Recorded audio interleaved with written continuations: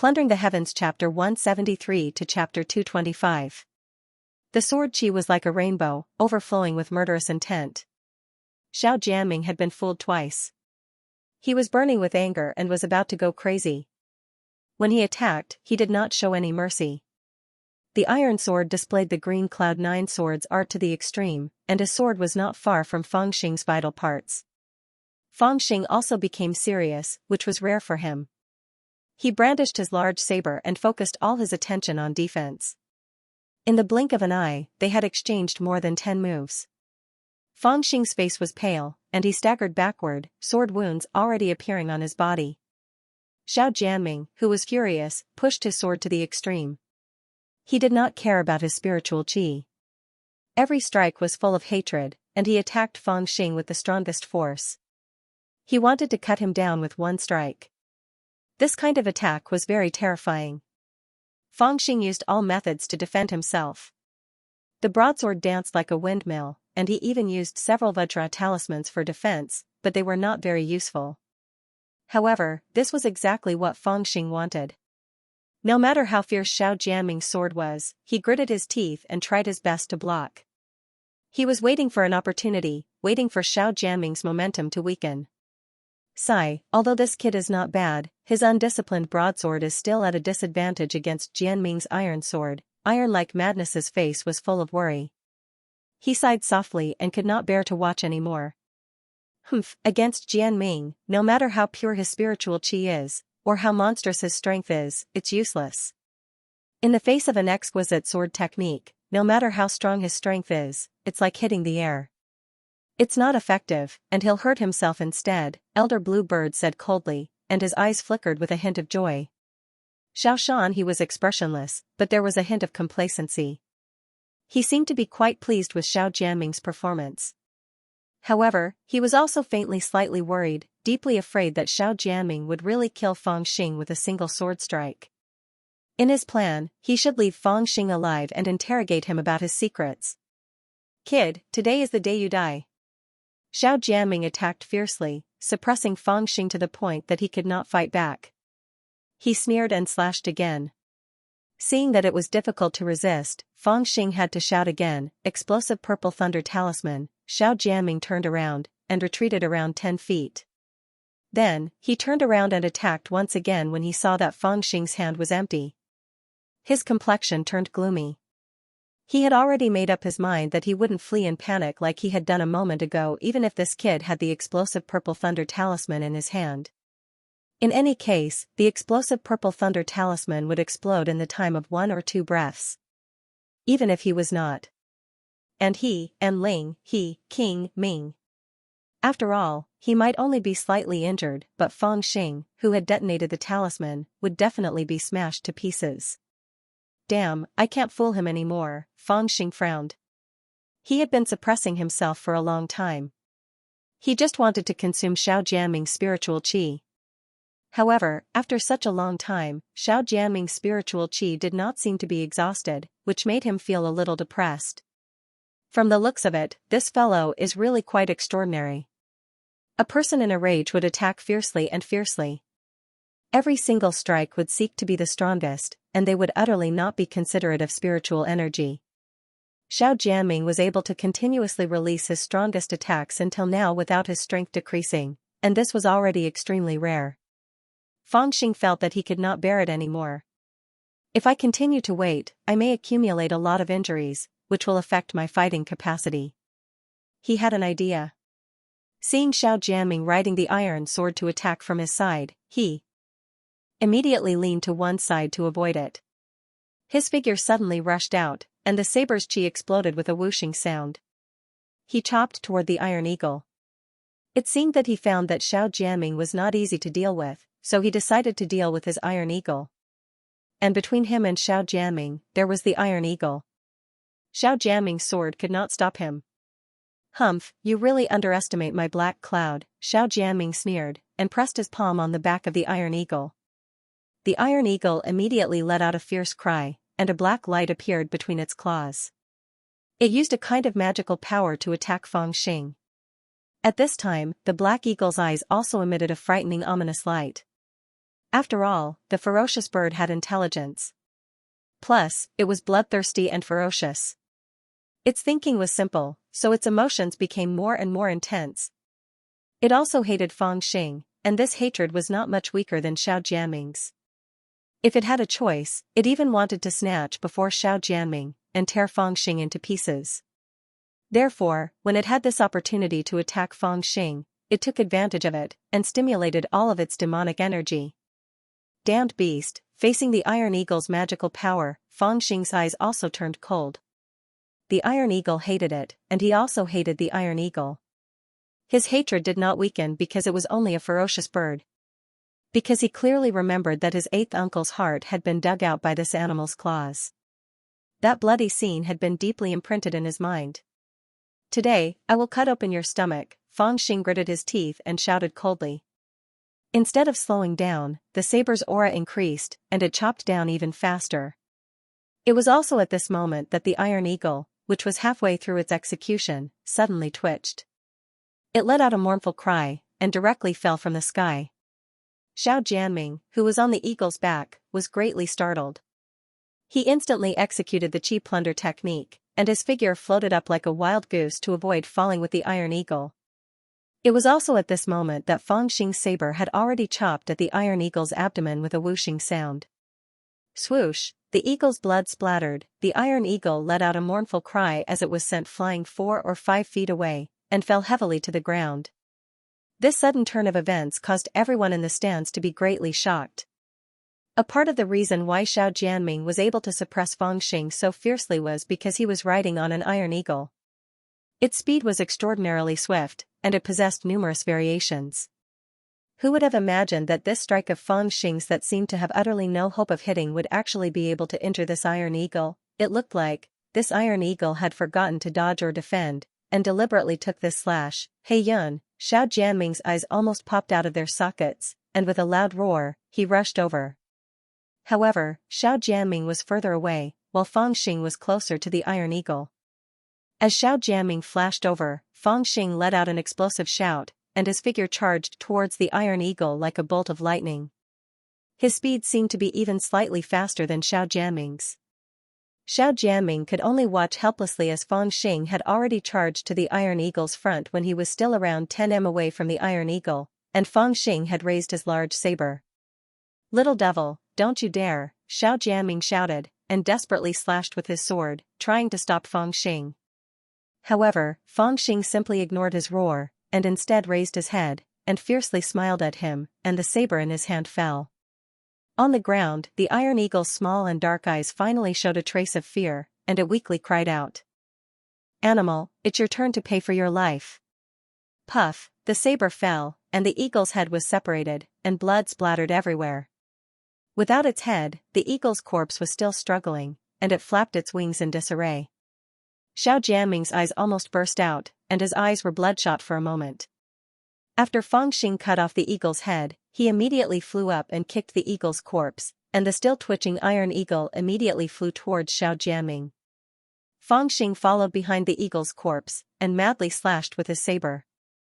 Hey Yun, at this moment, Xiao Jianming almost felt dizzy for a moment. The Iron Eagle had already followed him for 6 years, and could almost be regarded as his only friend. It was connected with his mind, and also a great help in battle. However, he did not expect that this little devil would actually cut off its head in front of him, although he knew in his heart that the Iron Eagle was already dead, but facing the twitching eagle's corpse flying towards him, Xiao Jianming still subconsciously wanted to catch it. However, just as he was about to reach out his hand, his heart suddenly moved slightly, and he resolutely retreated in a split second. Puff, and also at the moment when he retreated, the eagle's corpse exploded, and a saber light shot out from the blood mist. This saber was originally aimed at his chest, but because he retreated in time, the saber struck empty air. Hey Yun, Xiao Jianming looked at the scattered pieces of the Iron Eagle's corpse, and his expression was gloomy, and his palm lightly trembled. Damn, you ran really fast. Fang Xing's saber struck empty air, and he also sheathed his saber in embarrassment, and retreated a few steps. It was precisely these few steps that, intentionally or unintentionally, one of his feet stepped on the eagle's head. This time, the Iron Eagle's only intact head was immediately trampled by him. "Hee hee, little devil, you're amazing," Xiao Jianming said indifferently, his expression strange, as if he was crying and laughing at the same time. The only thing he was sure of was the murderous intent between his brows. "He Yun has followed me for 6 years, I did not expect that today, it would die under your saber. You really know how to create surprises." He took a step forward, and slowly walked towards Fang Xing, his iron sword slanted to the ground. "Did you do something to the Iron Eagle? Otherwise, why would its demonic aura suddenly become chaotic when it was using its supernatural power, and give you this opportunity?" Pressing forward step by step, Xiao Jianming's voice was low and sinister, and the murderous intent on his body became thicker and thicker. "Haha," Fang Xing laughed, and said, "I didn't do anything, I just fed it a pill yesterday." He spoke as if nothing had happened, but he purposely crushed the Iron Eagle's head, crushing it even more. Swoosh, the hatred in Xiao Jianming's eyes was thick to the extreme, and his murderous intent rose uncontrollably. "Sigh, this child is in danger," Qin Baoyan, the elder of Scripture Valley, sighed, and softly made his judgment. The others went silent as well as they felt the rage that was like a raging inferno on Xiao Jianming's body. Even iron-like madness felt helpless, feeling that he really could not understand Fang Xing's point of view. If you had the ability to compete with Xiao Jianming, then it would be fine, but the difference in strength was obviously too great. Under Xiao Jianming's attacks, you almost did not have the ability to fight back, so why did you have to kill his Iron Eagle? In this way, you completely angered him. Was this not courting death? As expected, you've done something to the Black Cloud, but I didn't realize it. It's my negligence as the master. Xiao Jianming's hand that was holding the iron sword suddenly tightened. His footsteps also sped up. "You've succeeded. You've successfully angered me. I don't want to kill you anymore. I want to cripple you. Then, I'll smash your bones one by one and cut off your flesh piece by piece. I'll use it as a sacrifice to the Iron Eagle. It has always liked to eat bloody food. If I bring your flesh and blood to its grave, it will definitely like it." When he said the last word, he suddenly shouted, and the iron sword swept out. "Hee hee, it's almost time." At this moment, Fang Xing laughed coldly in his heart, and his eyes glowed. The look in Fang Xing's eyes gradually changed. His plan was gradually coming to fruition. However, Xiao Jianming did not stop at all. He continued to force his way toward Fang Xing. His expression was cold, and his sword was like frost. The iron sword in his hand constantly transformed into an astonishing phenomenon, and a torrential power pressed down on Fang Xing. He felt that Fang Xing would not be able to hold on much longer. It was as if he could be cut down by his sword in the next second. All he needed was a little more force and another slash. "You are simply a pitiful person. You may be able to show off your abilities for a while with schemes and tricks, but in the end, you will still be defeated." With a cold voice, Xiao Jianming stabbed out with his sword. "Resist frost." Inside the frost phenomenon, Fang Xing's face was pale. He retreated repeatedly and was on the verge of collapsing. "You have always been like an ant on my fingertips. You are extremely cunning, but you can't escape the fate of being crushed to death by me." With a mocking voice, Xiao Jianming used daybreak light.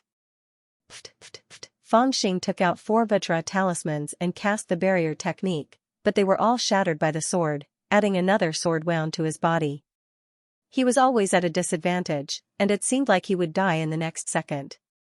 However, he never died, and he was still alive and kicking. Xiao Jianming was slightly impatient, and he shouted out in a ghastly voice, "Today, I'll let you understand the disparity between us." With a loud shout, his sword moved like lightning, and he used Enter the Ninth Heaven. The sword light swept toward Fang Xing like a waterfall. It was the most powerful of the Green Cloud 9 sword techniques, but it also consumed the most spiritual energy. When he felt that he could suppress Fang Xing, Xiao Jianming had not used this sword. He felt that there was no need to waste so much spiritual energy. At this moment, he also felt that something was off, so he decided to use the sword strike to kill Fang Xing with a single strike. It was also at this moment that Fang Xing suddenly laughed out loud. Facing Xiao Jianming's dazzling sword light, his face suddenly lost the solemn and frightened expression of Fang Xing, and his expression became relaxed.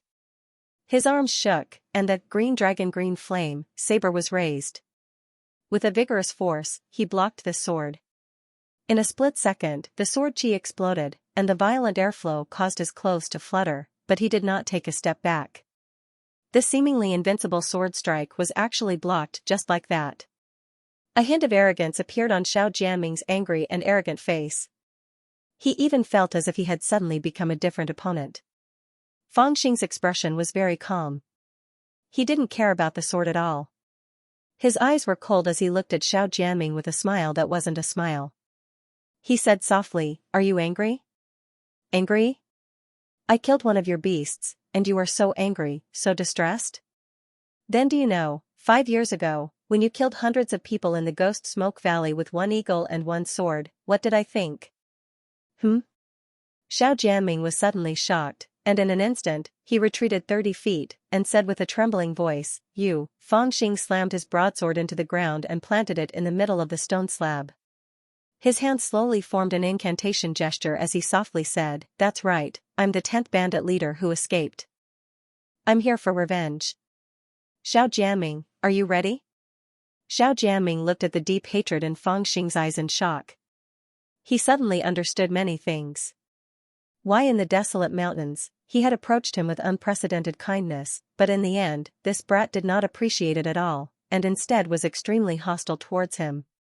And why this brat's cultivation was obviously lower than his, but he always felt an inexplicable sense of danger from him, so that's why, no wonder he could not find the 10th bandit leader who escaped from the Ghost Smoke Valley no matter what. It turned out that he was not the vicious adult that he had imagined, but only a 10-year-old boy. It turned out that he did not stay in Chushi at all, but quietly came to the Blue Cloud sect, and became his little junior brother. Where is that rare treasure? Countless thoughts flashed through Xiao Jianming's mind, and in the end, this was the sentence that came out of his mouth. What he had always been thinking about was the rare treasure that his uncle had mentioned, that was from the 9 coffins. It was a treasure from the upper realm that was refined from the memories of the cultivators from the upper realm. For this rare treasure, he had stayed in Chushi for 4 years, with those disgusting people from the pugilistic world, and killed no less than 1,000 people. He had used all methods, and even delayed his cultivation, but he still could not find the whereabouts of this rare treasure. That rare treasure is in my hands, do you want it? Fang Xing smiled coldly, and the seal was completed. With a whoosh, a pair of giant golden wings spread out from his back, and a dazzling sword aura appeared. "Come and get it." Swoosh, as he said that, Fang Xing had already taken the initiative to attack. The golden wings wrapped around his body, and he flew into the air, turning into a golden light. Swoosh, swoosh, swoosh, when he pounced, more than a dozen golden sword gleams had already condensed in the air, as if they were solid, and even collided in the air, making a sound similar to real metal colliding. It was slightly sweet, and it cut through the air, with a murderous aura. Green Cloud Sword locks the river. Xiao Jianming was shocked, and he quickly retreated, and his sword aura was unleashed. For the first time, he was on the defensive, because he felt an inexplicable danger. Swoosh, with a sword in the air, a great river seemed to appear in front of Xiao Jianming, and the river was locked by iron chains. The bright moon shone in the sky, and the iron chains were across the great river. Any sword aura or hostility was blocked by the great river, and was blocked by the iron chains. The defensive power of the Green Cloud 9 swords, River Lock, when this sword was unleashed, it was like an iron chain across the river, keeping the enemy away. Flutter, flutter, flutter, the sword gleams hit the iron chains, and they were all broken, destroyed in an instant. Seeing this, Fang Xing's eyes turned cold, and he secretly used the spell, and more sword gleams whizzed out. Swish, swish, swish, golden light flashed, and the sky was full of wing-like sword shadows.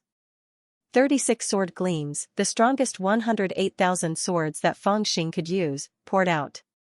Bang, the vision was shattered. In front of the sword gleams that could go against the waterfall and cut the bluestone into powder, the sword aura that Xiao Jianming had set up was instantly shattered, the iron chains were broken, the great river was stopped, and the vision in the sky was swept away. There were only 7 or 8 sword gleams left, and they flew toward him, whistling. Xiao Jianming was shocked, and he desperately waved his iron sword to block a few, but there were still 4 or 5 sword gleams that slashed his body. Swish, swish, swish, his white robe was torn, and blood splattered. Xiao Jianming flew out like a kite with a broken string. Although he had already used his spiritual energy to protect his body when the sword gleams hit him, he was still seriously injured. After all, this was not a spell, but a secret technique of the Rock Clan, the Demon Clan's mystic spell. Its power was so strong that even a Foundation establishment cultivator would have a headache. Who do you think I am? I am someone who wants to trample on the Fuyao Palace, and you want to snatch my things? Fang Xing roared, and he was not going to let him go. The two golden wings on his back flapped, and he flew up, and the sword gleams were like rain. Previously, Xiao Jianming rode the Iron Eagle to attack him from the sky. But now, he unleashed the 108,000 swords ability and began to suppress Xiao Jianming in the air. Swoosh, swoosh, swoosh, the feather-shaped sword gleams fell one after another. Like heavy rain, and like falling petals, it covered all the space within a radius of 10 feet. Xiao Jianming struggled to lift his iron sword, and he used the green Cloud-9 swords to block. But it was useless. Although he blocked a few swords that were aimed at his vital parts, his body suddenly had 7 to 8 more wounds. At this moment, his eyes were filled with fear, and he looked at Fang Xing, who was approaching him in disbelief. He almost couldn't believe that Fang Xing was so strong. This was like watching a cunning fox suddenly become a fierce tiger. A fox was a headache, but a fierce tiger was terrifying. At this moment, outside the 1,000 rocks, the Blue Cloud sect disciples all had their mouths wide open, and they were speechless. This little devil is actually suppressing senior brother Xiao. Is he going to win? What kind of spell is this? He obviously doesn't have a sword in his hand, so why is his sword aura so sharp? On the spectator stand, Xiaoshan he also suddenly stood up, and his eyes were cold. This is not our Blue Cloud sect's secret technique. Qin Xianhua also looked on in shock, and he guessed, why does this look so much like the secret technique of the Demon King that caused trouble in our Blue Cloud sect 300 years ago? Could it be that 300 years ago, when martial uncle Bai Qianzhong subdued that Demon King, he forced out its secret technique, and then passed it on to this little devil? No wonder this little devil dared to challenge Jianming, so he has this to rely on. Hateful little devil, so he really does have the Demon Clan's mystic spell, but he played me back then. Elder Blue Bird's eyes were filled with hatred, and he said coldly. Iron like Madness also murmured, this little devil has hidden quite well, he has never revealed anything. Everyone thought that they had guessed Fang Xing's true secret, and their feelings were extremely complicated. Although this Demon Clan's mystic spell could not be compared to the true inheritance of Bai Qianzhong, it was still a great help in battle. In terms of true power, the Green Cloud-9 sword spell could not be compared to it at all. The reason why Xiao Jianming was able to barely hold on was purely because the little brat's cultivation was too low. He was still unable to completely control this technique and bring out its true might. Moreover, Xiao Jianming had worked hard on the Azure Cloud-9 sword technique. However, even so, looking at the situation, Xiao Jianming was bound to lose. The elders, intentionally or unintentionally, all looked at Xiao Shanhe. They did not believe that Xiao Shanhe would let the only bloodline of the Xiao clan die on the stage, and they definitely wanted to save him. However, unexpectedly, Xiao Shanhe did not have the intention to forcefully stop the battle. Instead, he smiled coldly and said, ridiculous, this little devil really thinks that a mere Demon Clan's mystic spell that he has yet to master can defeat Jianming? His voice suddenly turned cold, and he shouted at Little Thousand Rock, Jianming, what are you waiting for? If you don't use that thing now, then when? Xiao Jianming, who was struggling on the Little Thousand Rock, suddenly heard this voice and was suddenly startled. That's right, how could I forget about that thing? As this thought flashed through his mind, he gritted his teeth and shouted, little devil, do you really think you can win against me? In the midst of his roar, he suddenly bit the tip of his tongue and spat out a mouthful of blood on the iron sword in his hand. Buzz, the iron sword was stained with his life's essence blood, and it immediately buzzed loudly. On the dark sword, a simple and unadorned rune appeared faintly. As it spun, an incomparably powerful aura was released from the sword. This aura was so dense that it covered the sky and instantly enveloped the entire Little Thousand Rock. This was already a power that surpassed the limits of a spiritual movement realm cultivator. The power of a foundation establishment realm cultivator. Iron like Madness was taken aback. He stood up and shouted, this is a violation of the rules, this is not his power. Sect Master Xianxia also frowned and looked at Xianxia. They were old and experienced, so they could naturally see that the power released from Xiao Jianming's iron sword was not his own, but a Foundation Establishment realm cultivator used a secret technique to seal it on the iron sword. Using Xiao Jianming's life's essence blood to unseal that power and release it, it was simply the power of a Foundation Establishment realm cultivator's attack, which was already classified as an external power. Without a doubt, the one who sealed this power was naturally Xianxia. Humph, didn't that little devil use talismans and magic tools to defeat Hua Wanya also rely on external power? Now that Jianming has unsealed the iron sword and released the power I gave him to protect himself, it is the same principle. This is giving him a taste of his own medicine. Xianxia coldly faced everyone's gaze and sneered disdainfully, otherwise, do you really think I would let Jianming take the risk? Okay, we admit defeat. Iron-like Madness knew that there was something wrong with Xianxia's words, but this was not the time to defend himself. He hurriedly stood up and said loudly. If it wasn't for the fact that the little thousand rock could only be opened from the outside with their combined strength, he would have already made a move himself. No matter how strong Fangxing was, it was impossible for him to survive a full blow from a Foundation Establishment realm cultivator. For this reason, he would rather admit defeat immediately. Unexpectedly, Xianxia laughed coldly and said unhurriedly, their battle hasn't ended yet. What's the rush? On the iron sword, a faint shadow appeared. Looking at its appearance, it vaguely resembled Xianxia. On this shadow, an overwhelming pressure that seemed to be real filled the entire lesser thousand rocks. In front of him, Fangxing was like a weak and pitiful lamb. He was suppressed by this overwhelming pressure that seemed to have the power to make his knees buckle and kneel on the ground. Xiao Jianming was covered in blood. He shouted fiercely, "Little devil, aren't you going to die in my hands?" At this moment, he was a mixture of fear and complacency, madness and excitement. In that short period of time, he really felt the strong killing intent of Fangxing. Even if he was very unwilling, he had to admit that he was afraid at that moment. Because he found that Fangxing really wanted to kill him and had the ability to do so. That terrifying and strange secret method made him feel an incomparably terrible pressure. He was surrounded by sword shadows and could lose his life at any time. The sword light was different from the sword chi of the green Cloud-9 swords that he had displayed. It was as solid as a real sword. Although Xiao Jianming was dispirited, he had to admit that Fangxing's fighting capacity had surpassed his at that moment. But fortunately, he still had a move. His uncle, Xianxia, did not hesitate to use his natal blood essence to seal an attack of the Foundation Establishment stage on his sword. This was a skill his uncle gave him when he left the Blue Cloud sect 5 years ago. After all, he was the only cultivator in his generation of the Xiao clan. His uncle couldn't let him go out alone without any protection. However, even he didn't expect that after 4 years of traveling and encountering so many dangers, he still couldn't break the seal. But now, he had to use it. A crazy pressure surged and fell on Fangxing. At this moment, Fangxing's skin was red, as if it was about to ooze blood. Underneath his skin, there was a faint light, as if there was a bright flame burning crazily on his skin. He was not suppressed and struggled to support his body.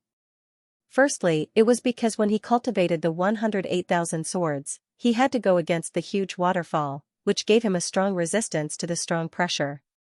Furthermore, after almost 4 years of training in the Samadhi True Fire, his body's strength had already far surpassed that of a normal spiritual movement realm cultivator. Even the pressure of Xianxia's Foundation Establishment middle stage was not enough to make him kneel. Today, even if you bring out your grandfather, I will still kill you. Fangxing roared. The golden sword wings on his back rolled up, and he charged at Xiao Jianming like a humanoid golden rock. Facing the pressure of a Foundation Establishment cultivator, he surprisingly chose to take the initiative to attack. Xiao Jianming didn't expect Fangxing to be so ruthless. He was startled and hurriedly brandished his iron sword. Boom, an unparalleled explosive power gushed out along with the sword aura, covering the sky and earth, unparalleled.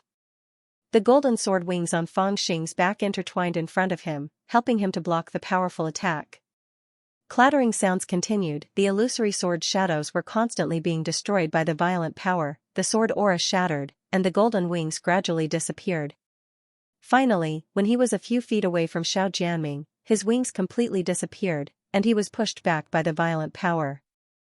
Fang Xing supported himself with one hand, and his body slid on the ground for nearly 10 feet. His face was pale, and his lips were scarlet red. Still too strong, the power of a foundation establishment stage is indeed not something that a spiritual movement stage can resist. Even if he cultivated the demon race's Shen formula, it still wouldn't work. In addition, his 108,000 swords only managed to cultivate 36 true sword lights, which couldn't even be considered as a minor accomplishment. In the end, he still couldn't successfully kill Xiao Jianming. Right now, his golden wings were broken, and his spiritual energy was exhausted. In a short period of time, he wouldn't be able to condense his golden wings again. Although his spiritual energy was pure, his cultivation was only at spirit formation stage 7, so his spiritual energy was far less than Xiao Jianming's. This was also the reason why he used all kinds of methods to provoke Xiao Jianming and didn't use 108,000 swords under his attack. He was exhausting Xiao Jianming's spiritual energy, and at the same time, he was looking for a flaw so that he could use 108,000 swords to kill his opponent. Because he understood that if they were to use their strongest attack, he wouldn't be able to hold on for too long. Originally, this plan was about to work, but he didn't expect Xiao Jianming to still have such a trick up his sleeves.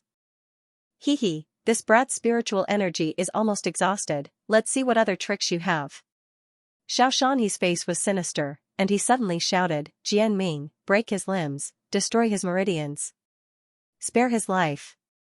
Iron like Madness, who was at the side, was furious. He jumped up and shouted, Xiao Shanhe, it's just an inner court battle, why are you so vicious?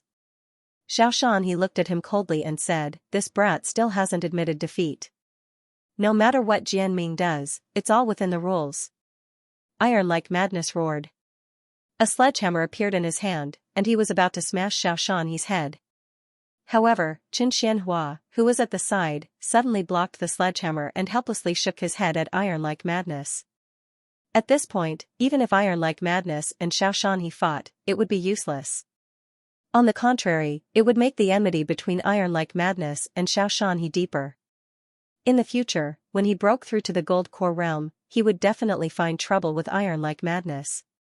Break his limbs, destroy his meridians, and spare his life? Xiao Jianming and the many thousand rocks heard his uncle's instructions, and a sneer appeared on his face. He stared at Fang Xing and said, I like uncle's arrangement very much. Brat, I want to turn you into a human stick and torture you day and night. Previously, Xiao Jianming didn't intend to spare Fang Xing's life. He just wanted to kill him immediately. However, at this time, victory was in his hands.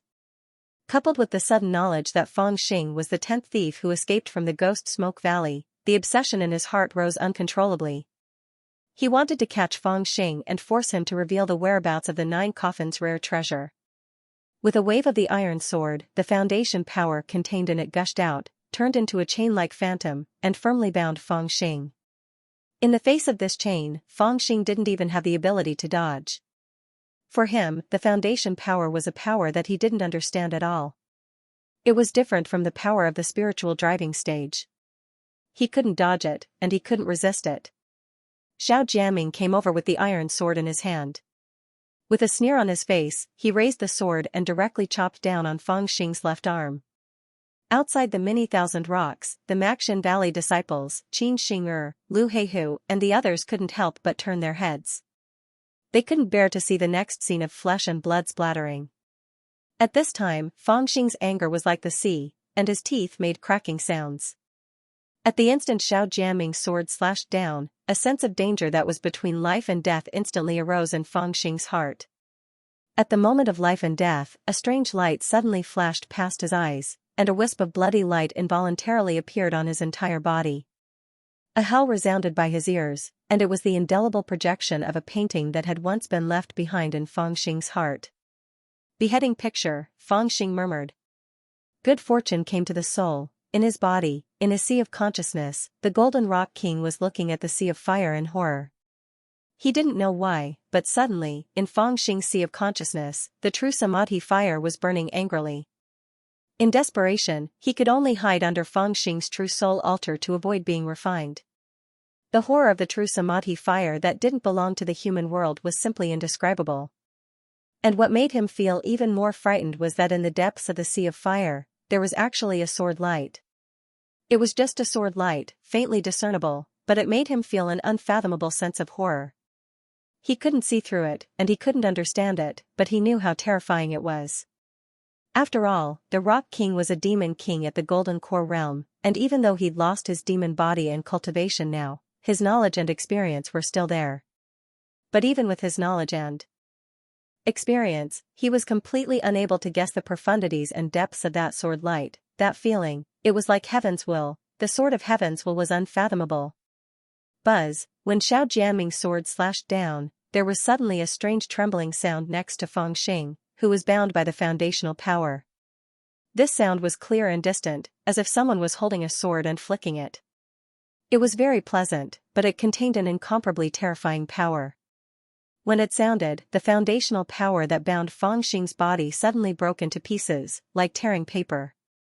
Even Xiao Jianming, who had slashed down with his sword, changed his expression greatly. He staggered a few steps back and looked at Feng Xing in disbelief. He felt that, on Feng Xing's body, there was a vague and unfathomable terrifying aura. Just this aura alone made him so frightened that he even had the urge to kneel down and worship. It was like facing heaven's will. It was ethereal and traceless, but its power was unfathomable. Heaven's will, that was an existence higher than immortals, so what if it was the foundational power, in front of heaven's will? It was as small as a mustard seed. Outside the small thousand rock, the expressions of Xiaoshan He and the others gradually changed. The higher their cultivation, the more they could feel the strange and terrifying aura on Feng Xing's body. Although Xiaoshan He couldn't tell what kind of aura it was, the crisis that emerged in his heart told him that it was very dangerous. Not good, Xiao Jianming, quickly retreat, Xiaoshan He suddenly shouted. He desperately wanted Xiao Jianming to open the small thousand rock from the inside and escape. Although this meant that Xiao Jianming had lost, he couldn't care less.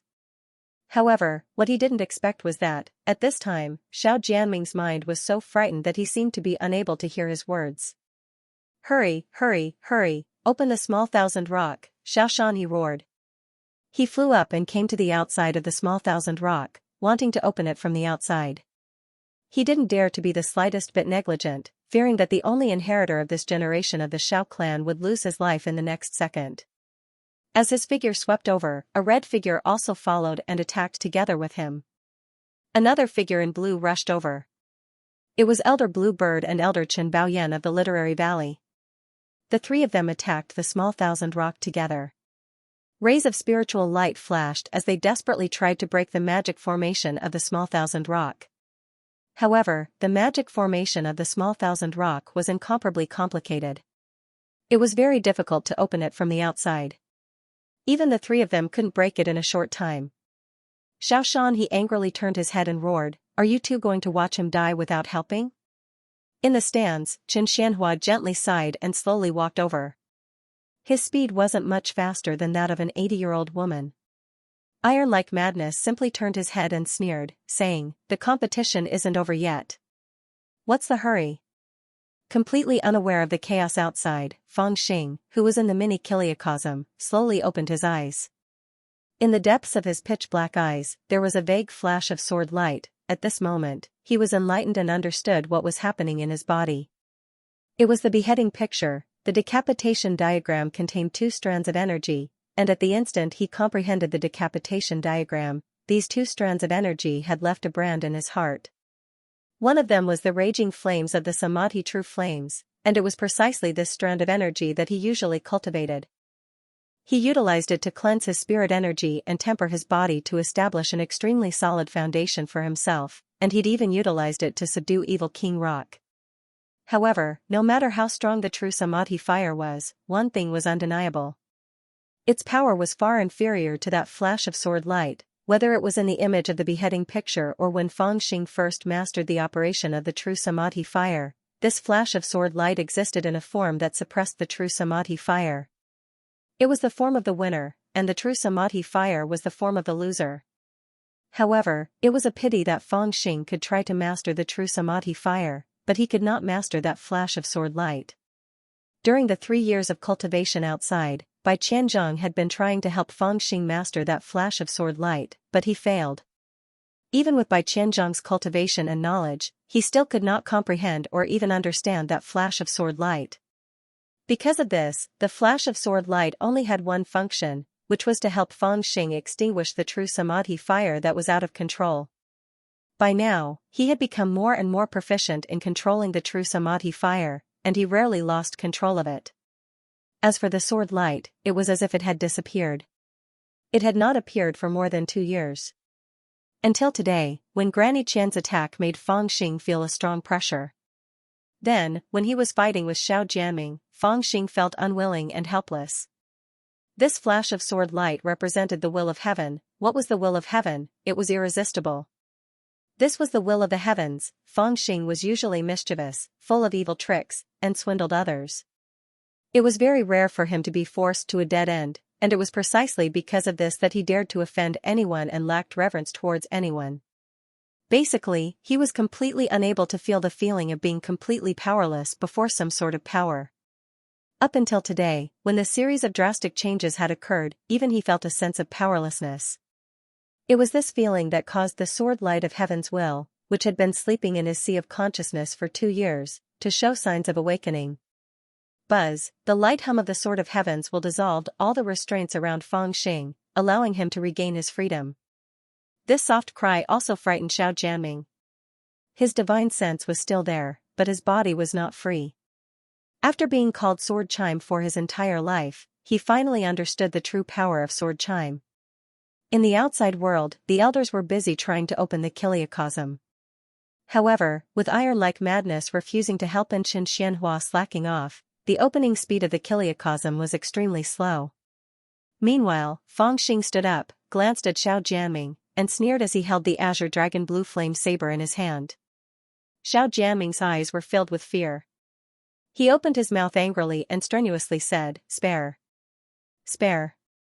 Spare me, spare you?"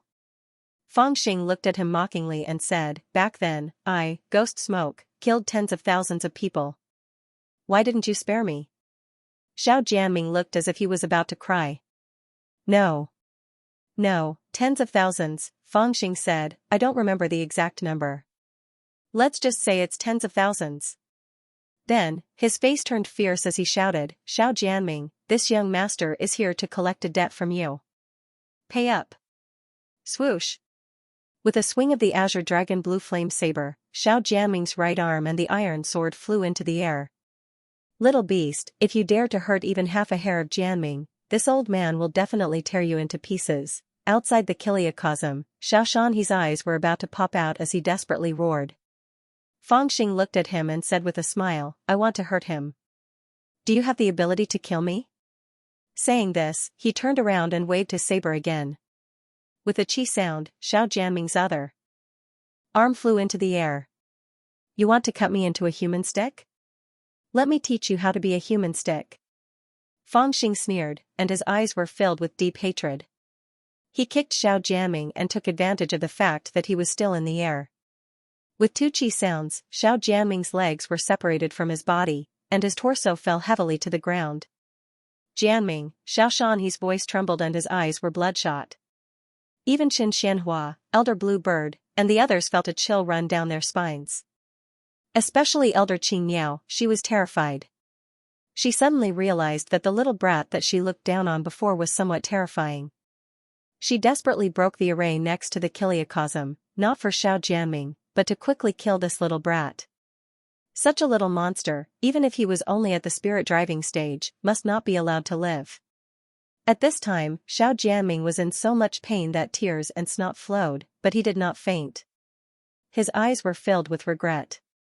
Spare me, he knew that he was already crippled, but he still wanted to live.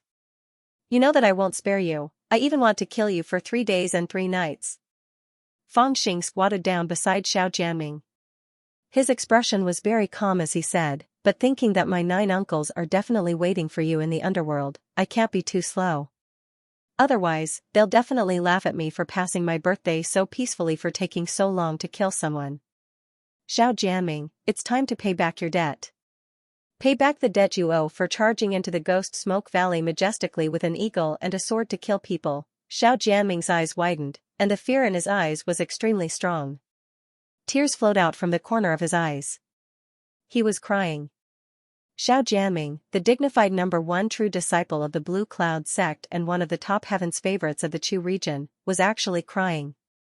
2 streams of tears flowed out from his eyes, but it was unknown whether he was crying because he was afraid, or because he regretted what he had done. A look of disappointment appeared on Fangxing's face as he said, "I thought you would be angry. When you killed the people of the Ghost Smoke Valley, you were so arrogant and cold, just like a high and mighty god. But when it's your turn, you only know how to cry." He slowly raised his fist and hatefully said, "Compared to those angry uncles of mine who fought with their lives against you, you are far too lacking."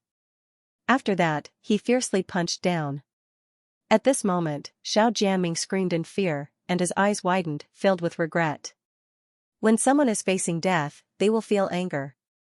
When someone is facing death, they will feel unwillingness.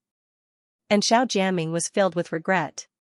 If he had listened to his uncle, and not fought with this little brat, if he had not been arrogant, and killed the many bandits of the Ghost Smoke Valley in one battle, if he had not listened to his uncle, and went out to search for the mysterious coffin treasure in the Chu region with just a few clues, then, perhaps, he could still live well, but, no matter how much regret, it could not stop Fangxing's fist from landing.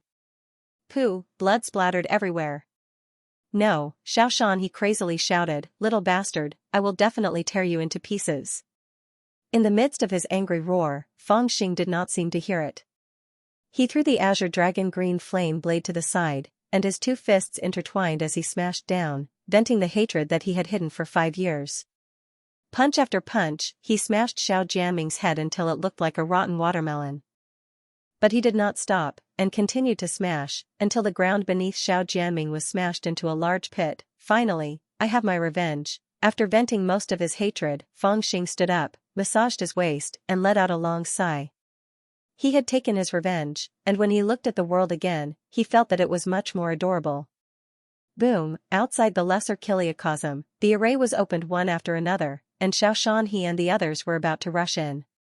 Xiaoshan he was incomparably angry, and he wanted to tear Fangxing into pieces, drink his blood, break his bones, and eat his flesh. He had never thought that just as his Xiao bloodline was about to rise, his nephew would actually be beaten into minced meat in front of his eyes.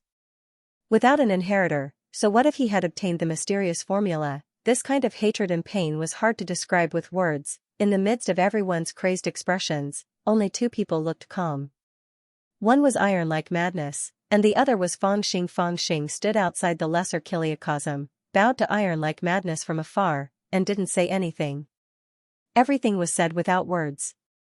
Then, he straightened up, put his hands on his waist, and pointed at Xiaoshan he and Qing Miao, who were about to open all the arrays of the Lesser Kiliacosm and rush in, and shouted, "You 2 old bastards, one sold out Uncle 11, and the other sold out Xiao Man. Remember this debt for me, and I promise that I will soon come back to settle it with you bit by bit, and collect it all together with interest. Little beast, this old man will kill you now." Xiaoshan he roared angrily, and didn't listen carefully to what Fangxing said. He attacked the last array of the Lesser Kiliacosm with all his might. Qing Miao's face was also sinister, and she tried her best to break the array of the Lesser Kiliacosm. Fangxing's words frightened her, and she absolutely wouldn't let him live. She must kill him. Seeing that the last array of the Lesser Kiliacosm was about to be broken, and she would soon be able to catch this little demon, suddenly, at this moment, there was a loud bang not far away, and 2 flames soared into the sky, mixed with the crackling sound of thunder and electric snakes. Then, the earth shook, and rocks collapsed, as if there was a huge earthquake in the Blue Cloud sect. Everyone looked back in shock, and they found that there were 2 flames soaring into the sky in the distance, and they went straight into the clouds. They were in the direction of the Vermilion Cloud Valley and the Mountain Valley. The fire was extremely fierce, and after it soared into the sky, it had already spread and burned into the mountain forest, burning fiercely, as if it had the power to destroy the Blue Cloud sect. "Ha ha ha ha, I'm just collecting interest today. When I come back, I will settle it with you all." Seeing the flames soaring into the sky, Fangxing knew that the Golden Crow had succeeded, and he laughed happily. Then, he took out a jade talisman. "You What did you do? Elder Qing Miao turned around and roared at Fang Xing. You will know when you go back, haha. Fang Xing laughed loudly, and after he poured the remaining spiritual energy into the jade talisman, the air around him suddenly became blurry, and countless talismans flew out of the jade talisman, covering the sky like a magic array. After a while, his whole person disappeared. This strange scene immediately stunned all the elders who were ready to risk their lives to enter the lesser Kiliacosm. That brat used a teleportation magic tool. After all, the people around the small Kiliacosm were all Foundation establishment cultivators, so they quickly realized the problem. With a loud roar, Xiaoshan he flew into the air. He opened his Dharma eyes and looked around. At this moment, he did not hesitate to use his spiritual power to cast his vision far away. Soon, he saw a ripple in the air above the barren forest on the west side of the Blue Cloud sect. A little brat's head appeared and fell down with a loud cry. Whoosh, a huge golden crow flew out from the crown of the tree near where the little ghost had fallen. It caught him and quickly fled. Brat, you still want to escape? Xiaoshan he glared at him and hurriedly chased after him on a blue cloud. The other elders were worried about the explosion just now and did not chase after him with Xiaoshan he. Instead, they hurriedly flew toward the valley. Sect Master Qin Xianhua glanced in the direction where Fang Xing escaped and also let out a long sigh. He flew up on a cloud and cast a spell to summon a dark cloud, causing heavy rain to fall to extinguish the fire. At this time, the fire caused by the explosion in Vermilion Cloud Valley and Mountain Valley had already spread to the surrounding forest. If they did not stop it in time, the entire Blue Cloud sect would be at risk of being burned down. All the disciples of the Blue Cloud sect also ran around to rescue their belongings and stop the fire from spreading. Inside, the fat Yu Sanliang stood under a pine tree and looked in the direction where Fang Xing escaped. He seemed to be crying and laughing at the same time. He vaguely remembered a scene in which the little beggar Fang Xing jumped and shouted at him, "I'll beat you, fat pig with ulcers on your head and pus on your feet. How dare you call me poor with your short stature and ugly nose? I came to the Blue Cloud sect to be your disciple because I think highly of you. Today, you have eyes but failed to recognize Mount Tai. Someday, I'll burn down your broken temple." This was the first impression that Fang Xing left on him. How could he have thought that this brat would actually do it? Not only did he kill Xiao Jianming, but he also burned the Blue Cloud sect. Just as Xiaoshan he rode a cloud to chase after Fang Xing, Elder Bluebird flew back to the sky above his Vermilion Cloud Valley anxiously. Looking at the messy Vermilion Cloud Valley, he couldn't help but feel anxious and quickly flew to his cave abode above the valley. When he arrived at the entrance of the cave, his heart couldn't help but turn cold. The door of the cave abode was wide open, and it was a mess inside. There were cabinets and shelves everywhere, as if they had been robbed. Qing Miao hurriedly went to the depths of the cave. There was originally an extremely secretive stone room here, and in it were various resources that Qing Miao had accumulated over the years of cultivation. It could be said to be all of her wealth. Now, the door of the stone room was suddenly opened. Qing Miao came to the door and looked inside. Instantly, she felt as if she was struck by lightning, and her eyes turned red from anger. She had cultivated for many years, and all kinds of rare elixirs and precious celestial devices that she had collected were all gone. For cultivators, skills and resources were indispensable. Now that she had just obtained the Xian formula from Fuyao Palace that could help her reach the Jindan realm, who would have thought that before she could be happy for half a day, the cultivation resources that she had accumulated over the years would be swept away by someone? Who is it? That brat has been in the Kiliacosm all this time. Who did this? Elder Bluebird was furious. She roared as she rose into the sky and chased in that direction. Just as she flew into the sky, an angry roar came from the direction of the Literature Valley. "Why did you rob my treasures too?" As for Fang Xing, according to the previous agreement with the Golden Crow, he directly activated the 10 miles teleportation talisman and fled to the sky above the forest in the west of the Blue Cloud sect. Before he landed, he saw the Golden Crow scuttling over from not far away and carried him away. Looking at the Golden Crow's happy and energetic appearance, Fang Xing knew that it had almost succeeded. He sat on its back and smiled. "How's the harvest?"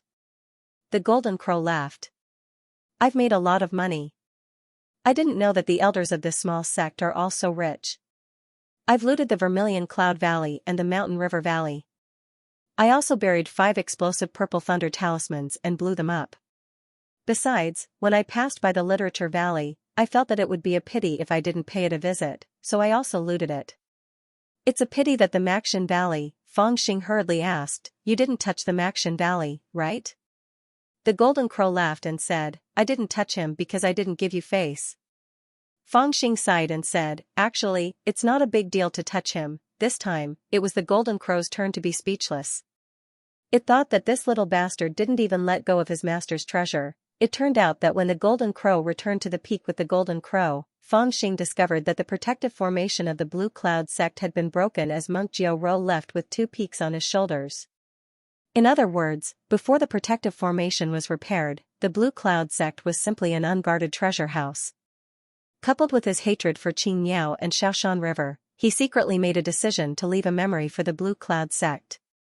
After making the decision, he didn't let the Golden Crow enter the Kiliacosm with him. Instead, he gave the Golden Crow 10 explosive purple thunder talismans and went to the Kiliacosm to fight against Xiao Jianming.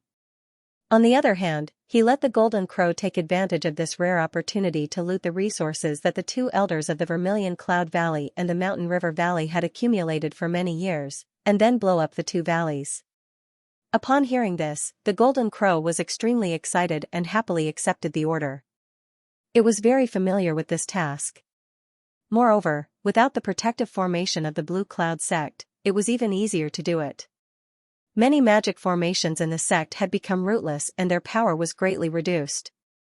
In front of the Golden Crow was like a cave opened wide. Not only did it sneak into the Vermilion Cloud Valley and the Mountain River Valley, but it also looted the treasure houses that Qing Miao and Xiaoshan River had accumulated for many years. It also buried 5 explosive purple thunder talismans in each valley and looted the Literature Valley. Then, it went to the place agreed with Feng Xing and waited. At the same time, it paid attention to the direction of the Blue Cloud sect. When it heard that chaos was about to break out, it directly detonated the explosive purple thunder talismans. In the end, the cooperation between the 2 went smoothly and they successfully made the biggest success in history. Qing Miao and Xiaoshan River were not so bad, but Chen Baoguan, the elder of the Literature Valley, felt a little wronged. What did he offend this little devil? Hey, that old guy is chasing after us. The Golden Crow noticed that there was a murderous green cloud chasing after it and smiled at Feng Xing. Feng Xing laughed and said, let him come closer. The Golden Crow was stunned and asked, why? Feng Xing cleared his throat and said, I can't beat him now, but I want to scold him a little. The Golden Crow was speechless. Wah, little bastard, I'm going to grind your bones into ashes. On the green cloud that was chasing after them, Xiaoshan River roared in anger. Feng Xing stood on the Golden Crow's back with his hands on his waist. He took a deep breath and shouted, grind your ass, you old bastard with the surname Xiao, do you think you can catch up with me? Come at me if you can, come at me. You're so distressed. That Xiao guy is your biological son, right? You had an affair with your sister-in-law, right? You're not happy that I killed him, are you? I'll wipe out your Xiao clan sooner or later. Xiaoshan River was furious. I'm going to kill you, kill your grandpa, you old bastard with a nose and eyes. That are neither eyes nor nose. Dogs must have peed on your ancestral graves to have given birth to a useless thing like you. You're so poor and you still want to cultivate? Go cultivate your grandpa. Oh, why is your face green? Was he angered by yours truly? Damn, how dare you release your sword energy to hit me? I'll pee on your face. Feng Xing, who was cursing, was suddenly struck by Xiaoshan River's sword. Although they were hundreds of feet apart, he was almost hit. He was so angry that he undid his pants and peed. A large amount of urine poured on Xiaoshan River's head and face. In his anger, Xiaoshan River didn't sense any danger and didn't pay attention to it. He was flying too fast, so he was sprayed on his head and face. At first, he thought it was poison, but then he realized that his mouth was a little salty. He was so angry that he almost spat out a mouthful of blood. Ah! Little bastard, you and I are irreconcilable, as Xiaoshan River roared. Feng Xing laughed. He spread his Golden Crow's wings and increased his speed to the extreme, fleeing quickly. Xiaoshan River was in the middle stage of Zhuji realm, but he was getting farther and farther away from Feng Xing. In the end, he disappeared. His anger was so indescribable that he was about to explode. He roared crazily in the air. "Elder Xiao, where did that little bastard go?" After half an hour, Elder Qingmiao also caught up on a cloud. Behind her, the true elder of the Blue Cloud sect, the elder of the Scripture Valley, followed. He looked like he wanted to cry but had no tears. "That little bastard's mount is so powerful. It escaped very fast." Xiaoshan River's face was gloomy, and his voice was a little hoarse. Elder Qingmiao said hatefully, "It seems that this little bastard was prepared. When we were watching the Battle of Lesser Thousand Rocks, his accomplice. Maybe that ugly crow sneaked into our valley and wiped out all the accumulated resources of my Vermilion Cloud Valley, your Mountain River Valley, and Senior Brother Chen's Scripture Valley. He even blew up our two valleys. Vermilion Cloud Valley and Mountain River Valley no longer exist." "What?" Even though Xiaoshan River was too sad and was already a little numb, he still raised his head in shock when he heard this. The most important thing for cultivators was resources. If all the resources were stolen and the ones that were not stolen were destroyed, then wouldn't it mean that after many years of cultivation, there was nothing left except for a Xian formula? It's absolutely true. I have already gone to your Mountain River Valley to see. There is nothing left, Chen Baoguan said with a bitter smile. His expression was uglier than crying. Before this happened, he couldn't believe that a little bastard of the spiritual driving stage would dare to rob 3 foundation establishment stage cultivators. Damn little bastard. No matter if it's in the sky or on the ground, this old man will not rest until you die, Xiaoshan River screamed wildly, and his voice spread far and wide. Elder Qingmiao's expression was also gloomy. She suddenly said, "No matter how fast this little bastard runs, it's not like we don't have any countermeasures." Xiaoshan River's bloodshot eyes suddenly looked at her. "What idea do you have? Say it quickly." Qingmiao smiled coldly and said, "Elder Xiao, have you forgotten that every inner disciple will leave behind a life lamp when they enter the sect?" This day became the darkest day in the history of Blue Cloud sect. Elder Bai and Elder Yu, who were in seclusion, were carried away by monk Jiu Ro and disappeared without a trace. As for the number 1 successor disciple of the sect, Xiao Jianming, he was beaten into a pile of meat paste by the head disciple of the Maxin Valley, Fang Xing. Not only that, after killing him, Fang Xing betrayed the sect and escaped. When he escaped, he also looted the 3 valleys of Qixia, Shanhe, and Shuan. If that was all, it would not be a big deal. However, he also used the explosive Purple Thunder Talisman to blow up Qixia sect and Mountain River Valley. The fire was so big that it spread into the mountains and burned more than half of the Blue Cloud sect. Black smoke filled the air and it was a miserable scene. It was hard to imagine that all of this was done by a 7th layer spirit formation disciple. The disciples of Blue Cloud sect were shocked, but they also admired this little demon. Did he really betray the sect and leave? Why don't you think about it? He beat Senior Brother Jianming into meat paste, how would he dare to stay? Sigh, I really didn't expect that Senior Brother Xiao Jianming, with his amazing talent, would lose to such a little demon. Countless similar discussions quietly spread throughout the sect. Spirit Cloud Valley, Su Lingyun's seclusion place. Because she was confined by Elder Qingmiao, she didn't leave the valley during this period of time.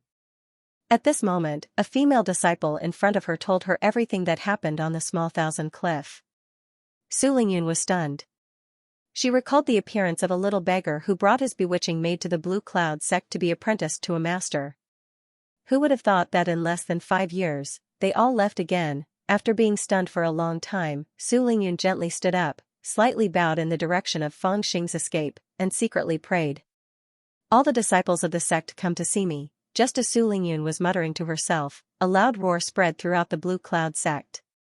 Not long after, the sound of thunder shook the heavens and earth. Su Lingyun's expression instantly changed. She'd already recognized that this voice belonged to her master, Elder Green Bird. Just half an hour ago, Xiaoshanhe had returned in a rage. Together with Elder Blue Bird, he had directly broken into the ancestral hall and, without any hesitation, seized the life lamp left behind by Fang Xing. Then, he had personally collected Xiao Jianming's mutilated body, which had already been beaten into a ball of rotten flesh. He had used a red sandalwood chopping board to set up a bill. Then, he had chanted and spat out 3 mouthfuls of blood essence. He had cast the most evil curse technique he had ever known in his cultivation career, using Feng Xing's life lamp as a guide to cast the evil technique. Soon, 9 strange black smokes condensed in the air, and faint ghostly wails and wolf howls resounded in the air. I, Xiaoxianhe, offer the flesh and blood of my nephew, Jianming, as a sacrifice. I'm willing to sacrifice 30 years of my lifespan to summon the 9 nether evil spirits, an awe-inspiring voice rang out. Xiaoxianhe did not hesitate to cast this forbidden curse that he would normally not dare to touch. In order to cast this curse, he spat out 3 mouthfuls of lifeblood essence, and each mouthful represented 10 years of his lifespan. A spirit movement stage cultivator had a lifespan of about 100 years, while a foundation establishment stage cultivator had a lifespan of 300 years. In fact, Xiaoxianhe was already more than 230 years old. Among the foundation establishment stage cultivators, he was considered old. His remaining lifespan was less than 70 years. Now, in order to curse Feng Xing, he did not hesitate to use the remaining 70 years of his lifespan to cast another 30 years. Ow! Ghostly wails and gusts of cold wind could be heard. 9 black smokes surrounded Xiaoxianhe's body and finally fell on the red sandalwood chopping board. On the chopping board, there were pieces of minced meat. It was Xiao Jianming, who was beaten to a pulp by Feng Xing. Now, he had become a sacrifice. Not long after, the black smoke surrounding the chopping board flew up again. On the chopping board, there was only a pile of broken bones. At this moment, Xiaoxianhe shouted, "Duo!" The curse was completed. The 9 black smokes immediately turned into 9 ferocious ghostly faces. They looked a little similar to Xiao Jianming. They opened their mouths silently and screamed in pain. Then, they rushed out of the main hall and escaped into the void. At this moment, Feng Xing's life lamp suddenly extinguished. It seemed that the true spirit that lit the life lamp inside had disappeared. Phew! Quick! Quick, send someone to follow the tormented spirit.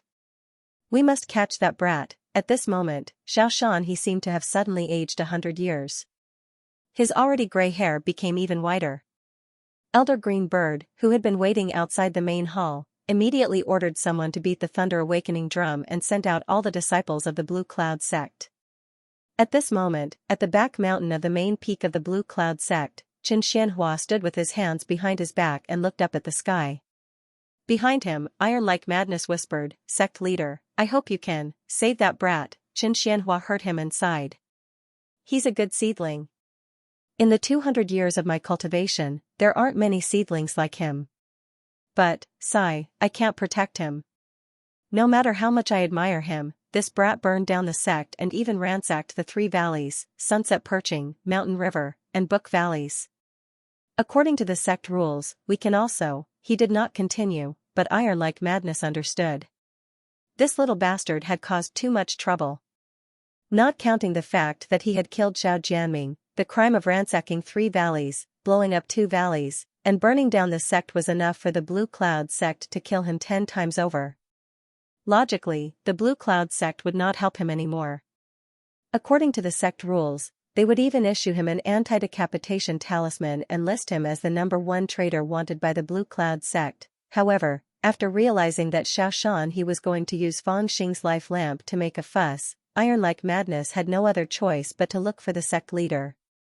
He had already realized that junior sister Green Bird had already walked together with Xiaoxianhe. Both of them were determined to kill Feng Xing, and he could not stop both of them by himself. The only one who could stop them was the sect leader, Xianxia. Hearing the sect leader say that, Iron Like Madness felt a little sad. He thought to himself, this brat has underestimated the Blue Cloud sect. Although it was a small sect, it was still a place of inheritance that had produced golden core experts. They had many strange and evil tricks. Waha, there's really so much? Isn't that a fortune? At this moment, Feng Xing had already escaped thousands of miles away with the Golden Crow. Seeing that there were no pursuers behind them, he felt relieved. Feng Xing could not wait to ask the Golden Crow to tell him the general income. He was a little stunned. Even he did not expect that the elders of a small place like the Blue Cloud sect would be so rich. They were simply super fat sheep, there were too many things, and even the Golden Crow could only recognize a small part of them. However, this small part was already a shocking fortune. For the time being, it was impossible to estimate the exact number, but if one were to use an analogy, Xianxia was still a country bumpkin, holding 20 to 30 taels of silver as a treasure, but suddenly, he turned into a big boss in the city. Let's make this clear first. This time I, Lord Jean, have made a great contribution. We'll split it 60 to 40. I'll take 60% and you take 40%. The Golden Crow was proud of himself as he negotiated with Fangxing. Fangxing rolled his eyes and said, "If I didn't attract everyone's attention, would you have succeeded?" "Alright, I won't take advantage of you this time." "Don't think about taking advantage of me either. Let's split it 50 to 50. We're fair." The Golden Crow was overjoyed and said, "Alright, it's a deal." Previously, when it split the profits with Fangxing, Fangxing always took the majority. Now that it could split the profits equally, it felt that it had made a profit. The two of them discussed and decided to find a place to land and split the profits. However, at this moment, Fangxing suddenly felt a chill in his heart. He turned around and looked in the direction of the Blue Cloud sect. He had a bad feeling in his heart. It was a sense of danger, as if there was an invisible danger approaching him rapidly, but he could not see anything. Something's wrong.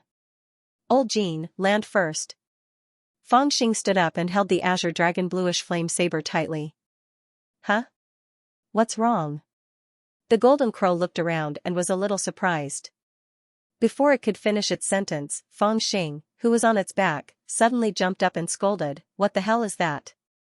The Golden Crow was startled and hurriedly looked back, only to see that the sky was still empty.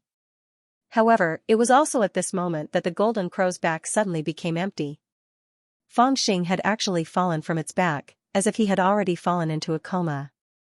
The Golden Crow was greatly shocked. It hurriedly swooped down and grabbed Fangxing's arm with its claws. It circled twice in the air and found a flat mountain peak to land on. When it looked at Fangxing again, it was secretly shocked. It could not help but feel a chill. At this moment, Fangxing's face was dark, as if there was a strange aura surrounding him. What's wrong? Poisoned? The Golden Crow was a little scared. It tried to find out what was wrong with Fangxing, but it could not find out what was wrong with him. Something's wrong. I'd better run away with this little brat. It's not safe here. The Golden Crow thought for a while and felt that they were still too close to the Blue Cloud sect. It should leave with Fangxing first. However, when it extended its claws to grab Fangxing's body, it shrieked and retracted its claws. Why is this guy so hot? The Golden Crow looked down at its claws and was shocked to find that its claws, which were almost impervious to fire and water, had a burning smell. At this moment, there seemed to be a faint flame burning under Fangxing's skin. Even his clothes were burnt. What should I do? Is this little brat going to die just like this? Should I take these treasures with me and run away? The Golden Crow was so anxious that it could not help but have evil thoughts. To be honest, the harvest this time was too great, and it wanted to keep it all to itself. Moreover, Fangxing's current situation was strange. It could not cure him, nor could it escape with him. Staying at this place was too close to the Blue Cloud sect, and it felt too dangerous. It could not help but want to leave Fangxing behind. However, after hesitating for a while, it gave up on this idea and thought to itself, compared to these trash, this little brat is the real treasure. If I want to do something big in the future, I still have to rely on him. While the Golden Crows were panicking, Fangxing had already sunk into his ocean of consciousness. This time was the same as when he was forced into the ocean of consciousness by Daphne. This time, he did not enter the ocean of consciousness of his own volition, but he was forced into it, because a strange force had broken into his ocean of consciousness. When he was on the back of the Golden Crows, he had already felt that something was wrong, but he did not expect it to come so fast. Before he could react, he was already entangled by the strange force. In the ocean of consciousness, Fangxing sat on a small altar with his legs crossed. Daphne stood beside him with his eyes wide open. Above the vast ocean of consciousness, 9 monsters were floating. They did not seem to have a real body and were formed by black smoke. They were ever-changing, sometimes taking the shape of a human, sometimes taking the shape of a terrifying beast. One of them even took the shape of Xiao Jianming from time to time, roaring soundlessly. Like a ghost of Xiao Jianming, it was extremely ferocious, flying back and forth above the ocean of consciousness. What are these things? What an idiot. Fang Xing turned around and asked Daphne, who was in a daze. Unlike these 9 monsters, Fang Xing and Rock King seemed to be extremely composed, and they watched as they circled and fluttered about in midair while letting out shrill cries, and ferocious attacks. They bared their fangs and brandished their claws, and their expressions were as if they were looking at 9 idiots. Daphne smiled helplessly and said, "Someone is trying to harm you with a curse." "Who did you offend?" Fang Xing snorted and said, "That's a lot. I estimate that there are at least 3 building foundation stage cultivators who want to kill me. If I count more, there will be a few big shots whose cultivation levels are unknown." Daphne sighed, and said, "Then it's no wonder. I've also heard of this kind of sorcery, and it's extremely unusual. If a foundation establishment cultivator used this sorcery, I'm afraid he would have to pay at least 30 years of his lifespan as a price. These 9 monsters are the spirits driven by the sorcery. Their shapes cannot be seen in the outside world, and they can only appear in the sea of consciousness. Hee, that person really hates you. He wanted to use this sorcery to directly attack your true spirit. No matter how many defensive magic tools you have, it would be useless." Fang Xing couldn't help but be surprised. 30 years of lifespan? Isn't that terrifying? Daphne smacked his lips and said, "Scary my ass. Even I can't hurt your true soul, so what do these little monsters have to do it? I feel that the building foundation cultivator is purposely giving you his cultivation." Fang Xing's eyes lit up, and said, "What do you mean by giving cultivation?" Daphne said, "That building foundation cultivator used 30 years of his lifespan as a price to invite these 9 tormented spirits. This means that if you can refine these 9 tormented spirits, then you'll get 30 years of lifespan for nothing. Of course, you won't be able to convert it into your own lifespan, but you can refine it into your own cultivation. For a spirit movement cultivator like you, it's very beneficial." Fang Xing laughed, and said, "That brother is too kind, I have to accept it." Daphne's eyes turned, and he begged, "Can we discuss something?" Fang Xing looked at him vigilantly, and said, "Don't talk about taking advantage of me." Daphne was speechless, and said, "I just want to ask you, can you give me a few of these 9 tormented spirits? It's not easy for this old man to be trapped in your sea of consciousness, and the samadhi true fire would burn me every now and then. Now that my true soul is pitifully weak, if I get burned by you 1 or 2 more times, I might be finished. Can you give me a few tormented spirits so that I can replenish my true soul strength?" Fang Xing then understood that Daphne was interested in these tormented spirits, and he pondered for a moment, and said, "Then how about this, you tell me how to refine these tormented spirits into my cultivation, and I'll give you a tormented spirit for you to devour?" Daphne said cautiously, "How about 2? Fang Xing stared, and the samadhi true fire in his sea of consciousness suddenly rose. "You're excited, aren't you?" Daphne was so scared that he shrunk his head, and said, all right, 1 it is." Fang Xing chuckled, and said, "Then tell me quickly, I'm not out of danger yet, I can't stay here forever." Evil King Dupeng roused his spirits and said, "Wrap them up with the samadhi true fire first. These 9 things are connected to the caster's aura, so it's possible for the caster to lock onto your location through them." Fang Xing said, "Damn, why didn't you say so earlier, old man?" As he spoke, his mind moved, and the samadhi true fire burned fiercely, wrapping the 9 tormented spirits within it. The 9 tormented spirits immediately went berserk, roaring soundlessly, and fought back with all their might. However, when the 9 tormented spirits came into contact with the burning samadhi true fire, they immediately convulsed in pain, and their bodies made of black smoke were continuously refined, turning into wisps of green smoke. Daphne did not dare to be long-winded, and began to explain in detail to Fang Xing. No matter how Xiaoshan he thought, he would never have thought that the curse technique that he used his 30 years of lifespan, and Xiao Jianming's flesh and blood as a sacrifice to cast on a spirit-driving stage cultivator, was almost completely ineffective on Fang Xing. These were simply 9 prey, and they were the kind that were locked in a cage. However, although they did not pose too much of a threat to Fang Xing, there were still some problems. Before refining these 9 tormented spirits, Fang Xing could not leave his sea of consciousness, and was completely unaware of the outside world. After all, these tormented spirits were different from Daphne. Daphne had his own consciousness, and knew what to do and what not to do, but these 9 tormented spirits were like madmen.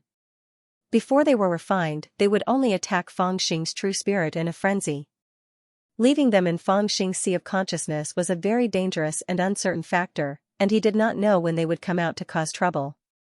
Then hurry up and refine them. This young master is still in a hurry to escape. After Fangxing asked Daphne about how to refine the tormented spirits into his own cultivation, he immediately began.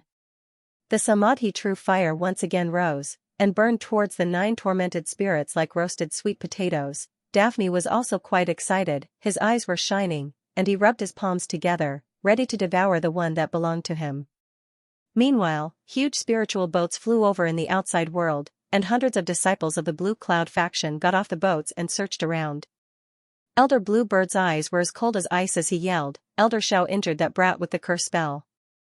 Through his aura, we have located him in this deep mountain that has a radius of thousands of kilometers. However, we don't know what method he used to hide his aura, so we can't find him directly. You guys enter the deep mountain immediately and search every inch of the mountain in groups of 3. Whoever can find that brat will be rewarded handsomely, and Elder Xiao, Elder Chen, and I will jointly guarantee that you will become a direct disciple of Blue Cloud sect, and you will have a meteoric rise." Direct disciple. This is a great opportunity. If we can become a direct disciple, we will have a meteoric rise. The disciples of the Blue Cloud sect rubbed their fists, beaming with joy, and excitedly entered the mountain forest. On the spiritual boat, Elder Bluebird's eyes were cold and sharp. She didn't know why Elder Xiao cursed that brat at the cost of 30 years of his lifespan. According to common sense, not only could he destroy that brat's true spirit, but he could also find him by locking onto his aura. However, when she followed his aura, she lost track of that brat's aura halfway. The only thing she was sure of was that the brat didn't go far, he was still in the forest within a radius of 3,000 kilometers. However, even if she was a Foundation establishment stage cultivator, it was impossible for her to search through this huge mountain forest. Therefore, she could only use the excuse of arresting the traitors of the sect. Apart from the disciples of the True Forging Valley, more than 600 outstanding disciples of the Blue Cloud sect were brought out. Using this stupidest but most effective method, they searched the mountain forest bit by bit. After all, even though that brat could hide his aura, he couldn't make himself disappear, right? While she guarded this place, Chen Baoguan guarded the other side of the forest. Once a disciple found the trace of that brat, he could send a message to Chen Baoyan and Chen Baoyan. Then, Chen Baoyan and Chen Baoyan could rush over on a cloud and kill that brat with their swords. At this moment, not far from the spiritual boat, Jinwu had used all the methods he could to hide Fangxing in a cave. Looking at his burnt feathers, he shook his head and lamented, "You're as hot as charcoal. I can't take you away. I hope you can wake up soon. Otherwise, I'll run away immediately if there's any danger." After saying that, he found a towering ancient tree with lush branches and leaves, squatted down on it obediently, and put the 1,000 Luo ghost mask on his face. After injecting spiritual energy into it, it also became breathless, and no one could discover it. The reason it was willing to brave this dangerous place and stay here to wait for Fangxing was because Fangxing had taught it the Great Ping Clan's secret flying technique, which allowed it to increase its speed to an astonishing degree. If it encountered danger, it could immediately use swift speed to escape. Even a Foundation establishment cultivator wouldn't be able to catch up to it. Otherwise, when it discovered it couldn't take Fangxing with it, it would have long abandoned Fangxing and fled by itself. Search with all your might. If you can find this little brat, you'll be promoted to a direct disciple. This is a once-in-a-lifetime opportunity. Now that Xiao Jianming was killed by this little brat has become a traitor. Senior Sister Lingyun is the only direct disciple in our Blue Cloud sect. If we can become direct disciples, we'll not only get lots of resources, but we might also be able to. Not long after, a few Blue Cloud sect disciples wearing green robes came over laughing. The person in the lead, while looking around, said excitedly, he seemed to be in a very happy mood and very happy. Someone beside him laughed and said, "Senior brother Xianzhao, you seem to be very happy that this little brat defected." The young man in the lead said with a smile, "I'll be even happier if we can find this little brat. However, someone might not be happy. don't you think so? Yu Sanliang, seeing your brother Yu. I know you have a good relationship with this little brat.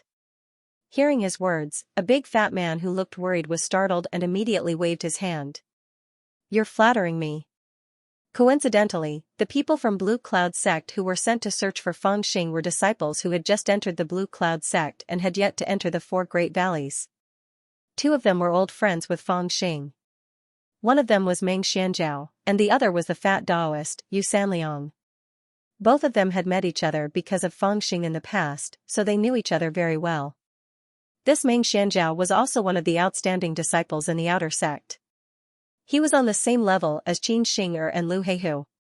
However, he was cheated by Feng Xing twice, causing him to be lacking in resources. Coupled with the shadow in his heart, his progress was even slower. As a result, he broke through to the 4th level of spirit formation 2 years later than Qin Xing'er and the rest, falling into the same realm as Yu Sanliang. And it was precisely because of this that he had always hated Feng Xing in his heart. However, with Feng Xing's sudden rise in power and his prominent status, let alone thinking about revenge, he didn't even dare to talk about his hatred to others. Normally, he was like a mouse, hiding his hatred and could only hide in the shadows and grind his teeth. He had originally thought that he would never have the chance to take revenge, but who would have thought that after Feng Xing's status rose to the peak, he would suddenly betray the sect, and he actually had the chance to search for him. This was a golden opportunity bestowed by the heavens. He even thought that if he could find Feng Xing, no matter what, he would stab him twice first. Because of Feng Xing, Meng Xianzhao didn't have the slightest good impression of Yu Sanliang. Furthermore, Yu Sanliang was only in the 4th level of spirit formation, while Meng Xianzhao had reached the 4th level of spirit formation not long ago. Thus, he didn't put him in his eyes. Of course, even though they said that, they didn't really think that they had any hope of finding Feng Xing. After all, this area was truly too big. Moreover, Elder Qing Miao had brought an entire 600 disciples with him. Being able to stand out among these 600 disciples and find Feng Xing was no different from striking the jackpot. The hope was truly extremely slim, and Meng Xianzhao was merely saying it to satisfy his craving. The 4 of them walked towards the cliff as they talked. One of them had sharp eyes and was about to go around the cliff when he suddenly exclaimed in surprise. He jumped up the hill and found a clump of weeds beside a bluestone. It was yellow and dry, and there were faint traces of being burned. The disciple rubbed it and asked, "Why would there be burn marks in this deep mountain?" The other disciples thought he'd noticed something extraordinary, yet when they saw it was only a small scorch mark, they instantly snorted disdainfully and said, "What can such a small scorch mark prove? Look at how shocked and deceitful you are." That disciple frowned and said, "Something's wrong. There's such a big patch of weeds and only this small patch is burnt. It's definitely not a mountain fire. Otherwise, the burnt marks would only be small patches. Who knows, it might be related to that brat. I say, let's spread out and search. After all, this is the reason why we entered the mountain. We mustn't let go of the opportunity when it's right in front of us." Hearing what he said, the other disciples also felt that it was reasonable. They nodded and spread out to search carefully. The golden crow, who was hiding on a tree not far away, secretly complained in its heart. It had already cleaned up the traces left behind when it dragged Feng Xing into the cave. However, it didn't expect that this small burnt mark would attract the attention of the Blue Cloud sect disciples. This was the result of Feng Xing's body being burnt by the high temperature when it put him down. At first glance, it was no different from ordinary weeds. Should I get rid of these guys? The golden crow pondered and was extremely hesitant. Now that its cultivation had increased by a rank, reaching rank 7, killing these disciples wouldn't be a problem. However, it was worried that when it killed them, the news would spread and attract the elders of the Blue Cloud sect. If that happened, not only would it harm Feng Xing, it would also put itself in danger. It had already made up its mind to protect itself and didn't want to take the risk. In addition, if it attracted the attention of the Blue Cloud sect disciples, even if it killed them, it still wouldn't be able to save Feng Xing. After all, Feng Xing's body was emitting a shocking amount of heat, so it didn't dare to touch him. Such a heavy burnt smell, just like magma. The few Blue Cloud sect disciples who were searching didn't find any extra traces, but they suddenly smelled a thick smell of gunpowder. The golden crow on the top of the tree was also shocked. It thought to itself, I can't help you now. It wasn't easy to hide you so well, but you have to make such a big noise. Aren't you courting death? In its heart, it understood that the heat on Fangxing's body had increased again, so much so that even the rocks were burnt, which was why there was such a thick smell. There's a cave here, the smell is coming from there. At this moment, Meng Xianzhao shouted excitedly. He waved his sword in front of him to protect himself and dashed into the cave. In the distance, the other 3 Blue Cloud sect disciples were shocked and quickly followed him. They were afraid that Meng Xianzhao would take advantage of them. After they dashed to the entrance of the cave, they immediately went in and shouted, Is it him? Before he finished his sentence, Meng Xianzhao's ecstatic voice was already heard, The heavens are on my side. Fangxing, you bastard, you still fell into my hands. It's really him. 2 of the 3 Blue Cloud sect disciples who followed behind immediately took out their communication talismans. They had already seen the depths of the cave. There was an unconscious person leaning against the cave wall, and the heat from his body was astonishing. He was like a huge pill furnace, and even the rocks around him were scorched. Fortunately, Fangxing was wearing a dharma robe that was impervious to fire and water. Under this heat, he could still maintain his clothes and did not let them melt. Otherwise, he would be exposed in front of these big men. These disciples didn't get carried away by the joy and immediately thought of informing Elder Blue Bird. After all, finding him wasn't considered a credit. Only the first one to inform Elder Blue Bird would be considered a credit.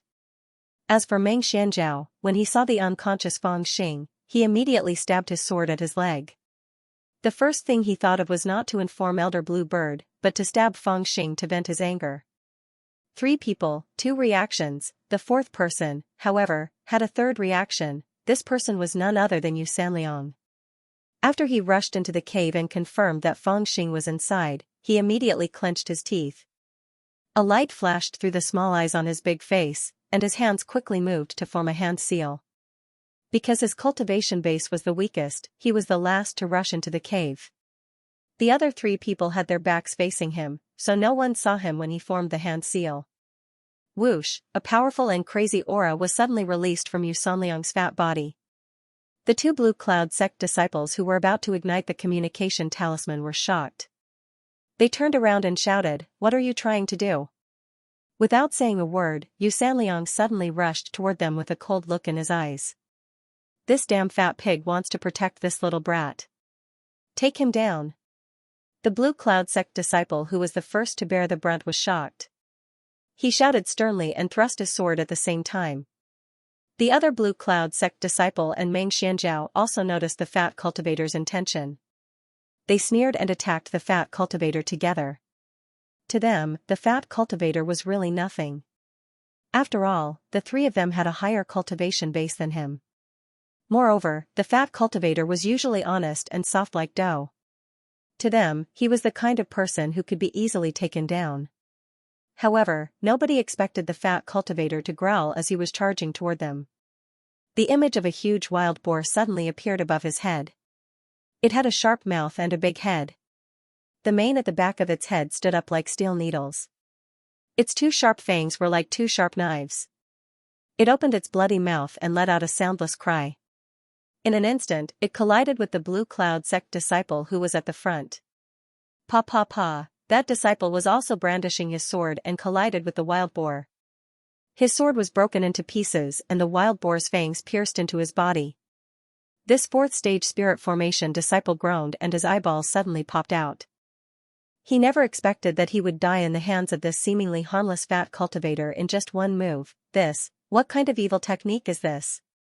The other Blue Cloud sect disciple and Meng Xianzhao were shocked at the same time and subconsciously shouted. They were very sure that what the fat cultivator used wasn't any of the 5 orthodox techniques of the Blue Cloud sect. And this power wasn't something an ordinary basic technique could achieve. After the fat Taoist killed one person, the wild boar illusion seemed to become more realistic, and its expression became even more ferocious. Without stopping for a moment, it charged towards the other 2 people and growled in a low voice, This is the art of spirit taming and beast taming. Junior brother Feng gave it to me. Boom, When the fat cultivator finished his sentence, he was already in the middle of the two. The wild boar illusion became even more ferocious. It headbutted another blue cloud sect disciple and bit off half of Meng Xuanzhao's arm. Then, it turned around and heavily stomped on the blue cloud sect disciple, crushing all the bones in his chest. He vomited blood and died. As for Meng Xianzhao, he was heavily injured. He staggered backward and suddenly fell beside Feng Xing. Don't come over, or else I will kill him. Meng Xianzhao suddenly noticed Feng Xing, who wasn't far away from him. He was so frightened that he immediately reached out to pull him, wanting to use him as a hostage. However, the moment he touched Feng Xing's body, he cried out in pain. His palm was already burnt and he hurriedly let go. At this moment, the fat cultivator took a step forward and the wild boar illusion appeared. It directly pressed against Meng Xuanzhao's chest and sent him flying. Puff puff puff, Meng Xianzhao was directly sent flying. All the bones in his chest were crushed. He vomited blood and died in the air. Only then did the fat cultivator let out a sigh of relief and put away the wild boar illusion. He wiped the cold sweat off his forehead and mumbled to himself, "This art of spirit beast taming is actually so powerful? Junior brother Feng is so good to me." Just when Xianliang revealed his ruthlessness for the first time in his life and used the art of spirit beast exorcism that Feng Xing gave him to kill 3 of his fellow sect members, not far away from the forest, 2 men in black robes were flying through the forest. Every time they passed by a blue cloud sect disciple, they would quietly hide in the dark and take a few glances at the other party before quietly leaving. Each of them was riding on a huge black bat. Their flight was silent. In addition to their tyrannical cultivation, one of them was at Foundation Establishment Realm while the other was at the peak of Spirit Formation 9th layer. Furthermore, they were carefully hiding their tracks, so the Blue Cloud sect disciples were unable to discover their tracks. Even Elder Blue Bird, who was guarding them from a distance, would not be able to discover them. Why is there the aura of my 100 beast sects, art of spirit beast manipulation? While they were flying, the Foundation Establishment Elder who was flying in front was slightly startled. The black bat turned around and flew towards the west. The Spirit Formation 9th layer man was also slightly startled, but he quickly followed. "Junior brother Feng, this is all I can help you with. Don't blame me for being cowardly, the people you've provoked are all amazing. Just a finger of theirs can kill you and me. I'll kill these people for you and carry their bodies outside. If anyone asks, I'll say that you killed them and then you can run in the opposite direction. Whether it's a blessing or a curse, it's all up to you." Xianliang gasped for breath for a while. Looking at the unconscious Feng Xing on the ground, he let out a long sigh and used a storage bag to store the 3 bodies. Looking at Feng Xing again, he shook his head and turned around to leave the cave. In his heart, he was also filled with fear. In fact, he had acted out of anger just now. Before he made his move, he did not expect the spirit-taming beast-taming art to be so powerful. 3 months ago, after he obtained this incantation, he began to study it diligently. He did not expect that when he cultivated the mountain and river guiding incantation, he, who found it extremely difficult, would cultivate this incantation of spirit taming and beast taming so smoothly. In less than 3 months, his spiritual chi had broken through the 4 meridians and 12 meridians, condensing into the tough and fierce spirit avatar. According to the incantation, he had reached the first great perfection. However, because it had been too smooth, he had not been very confident in this art. It was only when he succeeded in today's battle that he realized how powerful it was. After exiting the cave, he sneakily looked around and pulled a few withered vines to cover Feng Xing at the entrance of the cave. Then, he ran into the distance. However, he had only run a few steps when he suddenly heard flapping sounds above his head. A giant bat flew down from the sky. A voice on the bat shouted, "Fatty, stop right there. Did you use that spirit taming and beast taming art just now?" Although he did not see the person, the powerful aura of the person on the back of the bat suppressed him. The fat Taoist felt his legs go weak. He cried out, "Oh my God," and fell to the ground, rolling down a patch of grass. The person on the giant bat grabbed the air, and the fat Taoist's huge body was lifted up and pulled in front of him. It was only then that the fat Taoist saw the appearance of the person on the giant bat clearly. It was an old man who looked to be in his 70s or 80s. He was as skinny as a skeleton, and his eye sockets were deep. A light like ghost fire seeped out of them, carrying a cold murderous aura as he stared coldly at the fat Taoist's face. "I'm asking you a question. What's your name? Did you use that incantation of spirit taming and beast taming just now?" The fat Taoist was so scared that he almost peed his pants. He said with a trembling voice, "Junior. Blue Cloud Sect's Yu Sanliang, you're Yu Sanliang?" It would have been better if he had not heard this. Once he heard this, the skinny old man was shocked. His hand trembled, and he almost dropped the fat Taoist. "You're Yu Sanliang?" A loud roar came from the side, and a young man with a majestic figure rushed out on a giant bat. He shouted, but he was surprised and happy. He raised his hand, and a flash of a knife came slashing down at the fat Taoist. He shouted, "I've been looking for you for so long." The fat Taoist was shocked, and he instinctively thought of an idea. A virtual light shot out from the top of his head, and condensed into the shape of a huge wild boar. It was the adamantine spirit avatar that he had cultivated not long ago. With a roar, it pounced towards the majestic young man. This was a subconscious action.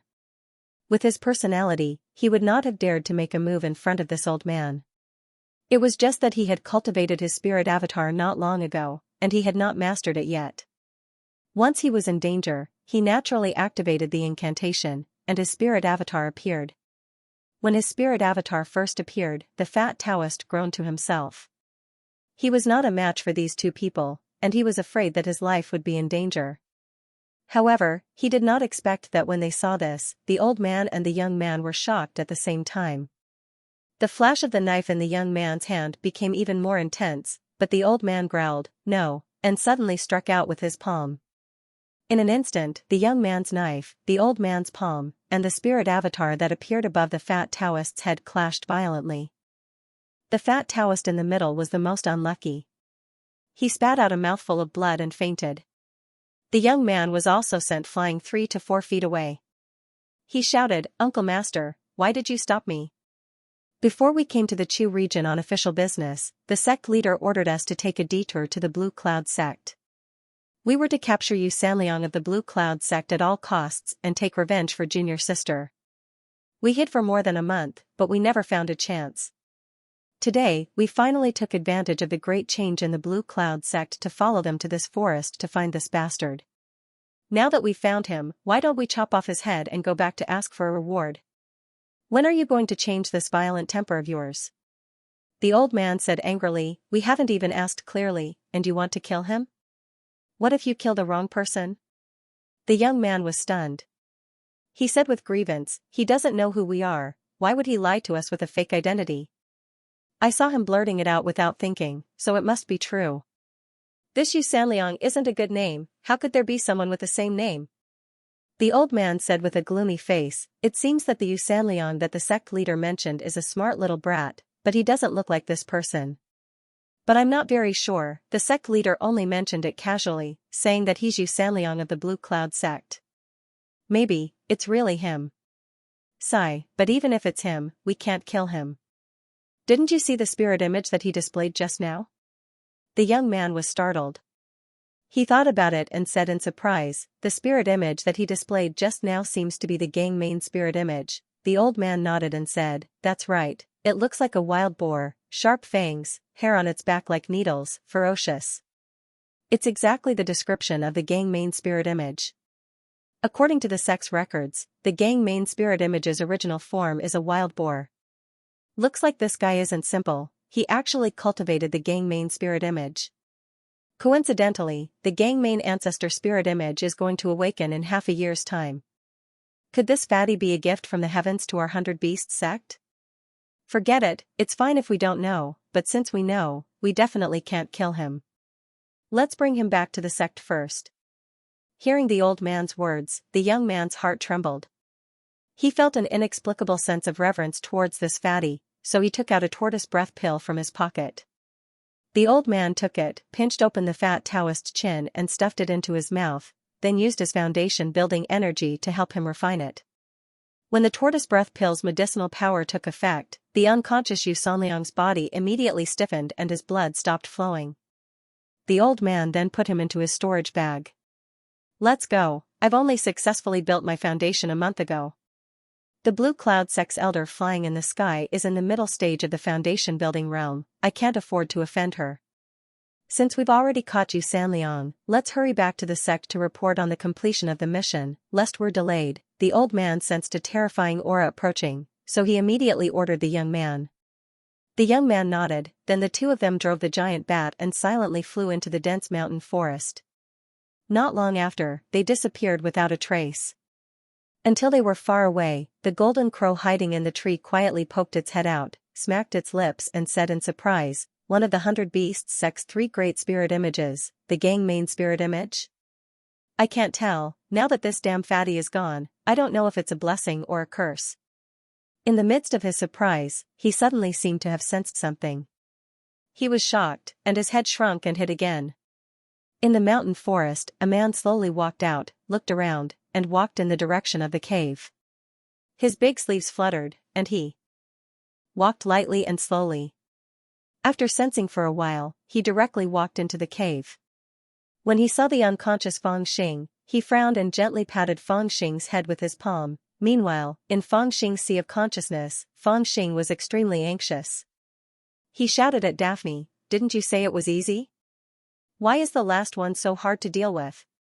It's like a goddamn immortal body, I can't refine it no matter how hard I try."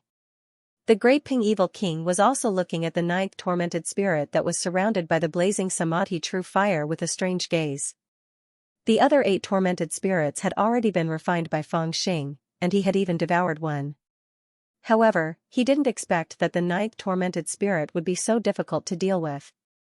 Every time Fang Xing refined a part of its body would recover, and even after fighting with it for a long time, it actually didn't show any signs of being refined. After careful observation, Daphne came to a sudden realization, and asked, "Did your opponent get your true life spirit?" Fang Xing was startled, and said, "When I entered the inner sect, I left a life lamp in the sect." Daphne sighed, and said, "No wonder, this tormented spirit is you, no wonder you can't refine it."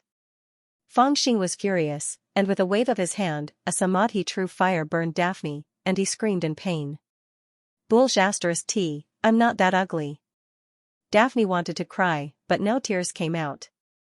It was not easy for him to convince this little rascal to let him swallow a tormented spirit to replenish some true life spirit, and this fire had refined a lot of it. He hurriedly explained, "I'm not saying you're a tormented spirit, I'm saying this tormented spirit was refined by merging the true life lamp with the true life lamp, so it's no different from your soul in nature, so it can absorb spiritual chi in your sea of consciousness, just like an immortal body.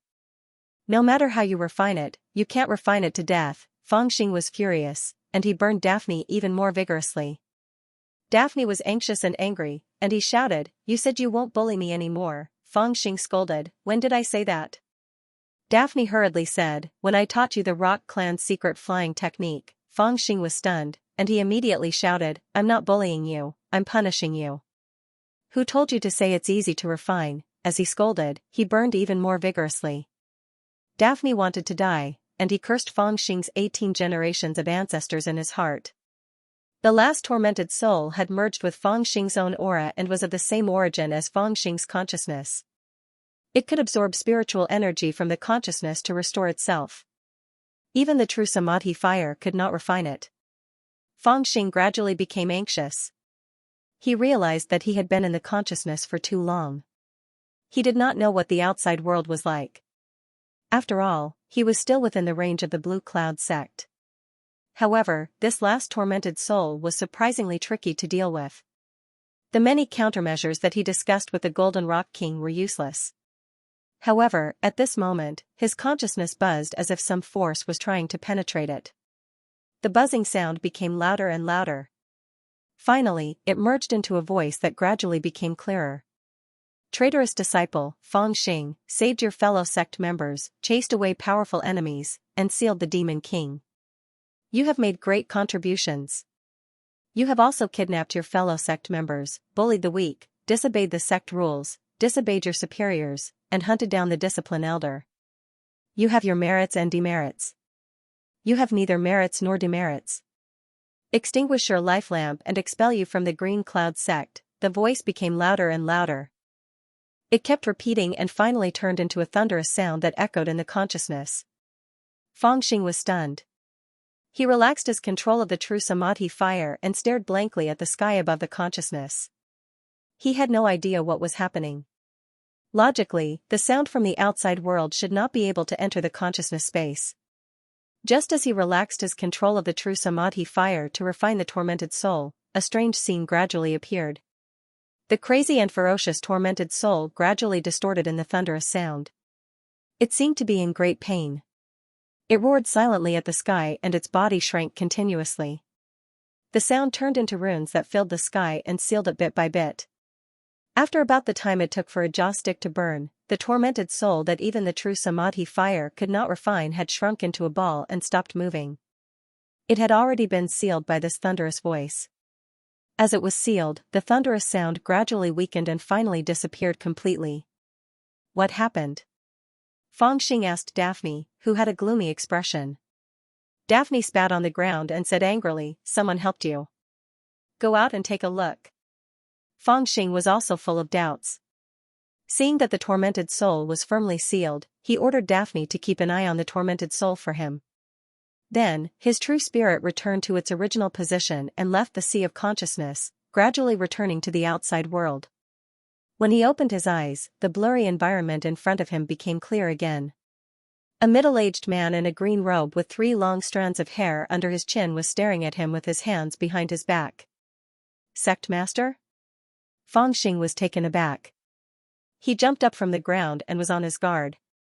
He did not expect that the person he saw when he opened his eyes would be the sect master of Blue Cloud Sect, Xianxia. However, after a subconscious shock, he quickly reacted. The great rock evil king said that someone had helped him, and the voice he heard in his sea of consciousness was indeed somewhat similar to this sect master Xianxia. Now that there was no one else around, the person who had helped him must be this sect master. He felt a little strange in his heart and did not know why he had helped him. "Follow me." Xianxia did not say much. After saying that, he walked out of the cave with his hands behind his back. Fangxing was startled. He realized that he had no hope of escaping from this late-stage Foundation Establishment Realm sect master, so he could only follow him. Outside the cave, Xianxia waved at a big tree and said, "You come too." Fangxing was stunned. He did not sense anyone there. As he was confused, he saw the top of the tree move. The sneaky great golden crow flew down from the tree. It flapped its wings and hesitated to escape. Fangxing let out a sigh of relief. He thought that this sneaky bird was loyal and did not abandon him. When he first woke up, he did not see the great golden crow by his side. He thought that the great golden crow had abandoned him and escaped. Xianxia looked at the great golden crow and sighed. "You may be fast, but you can't escape from me. Come here." The great golden crow hesitated, as if calculating something. After a while, it let out a long sigh and flew over. Xianxia led Fangxing onto the great golden crow's back. Then, he made a hand seal. His green robe fluttered even though there was no wind. Immediately, an invisible force spread out and covered the great golden crow and Fangxing. "Let's go," Xianxia ordered. The great golden crow realized that Xianxia had used some method to prevent others from seeing it. It was happy and boldly flew up. Under Xianxia's order, it flew quickly through the forest. After a few hundred miles, it went beyond the top of the tree and flew with all its might. After a few hours, it was far away from the forest where the disciples of Blue Cloud Sect were scattered. Only then did it land. "Sect Master, why did you save me?" Fangxing was not stupid. He could tell that Xianxia wanted to send him away from the area that Blue Bird had sealed. Only his late-stage Foundation Establishment Realm Cultivation could guarantee that he would not be discovered by Elder Blue Bird and leave the forest safely. Xianxia stared at Fangxing. After a while, he sighed. "Actually, I couldn't save you. I only helped you." Fangxing was slightly stunned and looked at him doubtfully. Xianxia explained, "Elder Shao used the life lamp that you left in Blue Cloud Sect to cast the art of curse that was passed down from the land of evil. Although I'm the sect master, he has the protection of Fuyao Palace. I didn't want to argue with him, so I didn't stop him. However, he wanted to kill you, and I didn't want to see you die just like that. So, I hurried over and cast the art of curse to find you. I've checked. Elder Xiao used 30 years of his life as the price to control 9 tormented spirits. You've already refined 8 of them.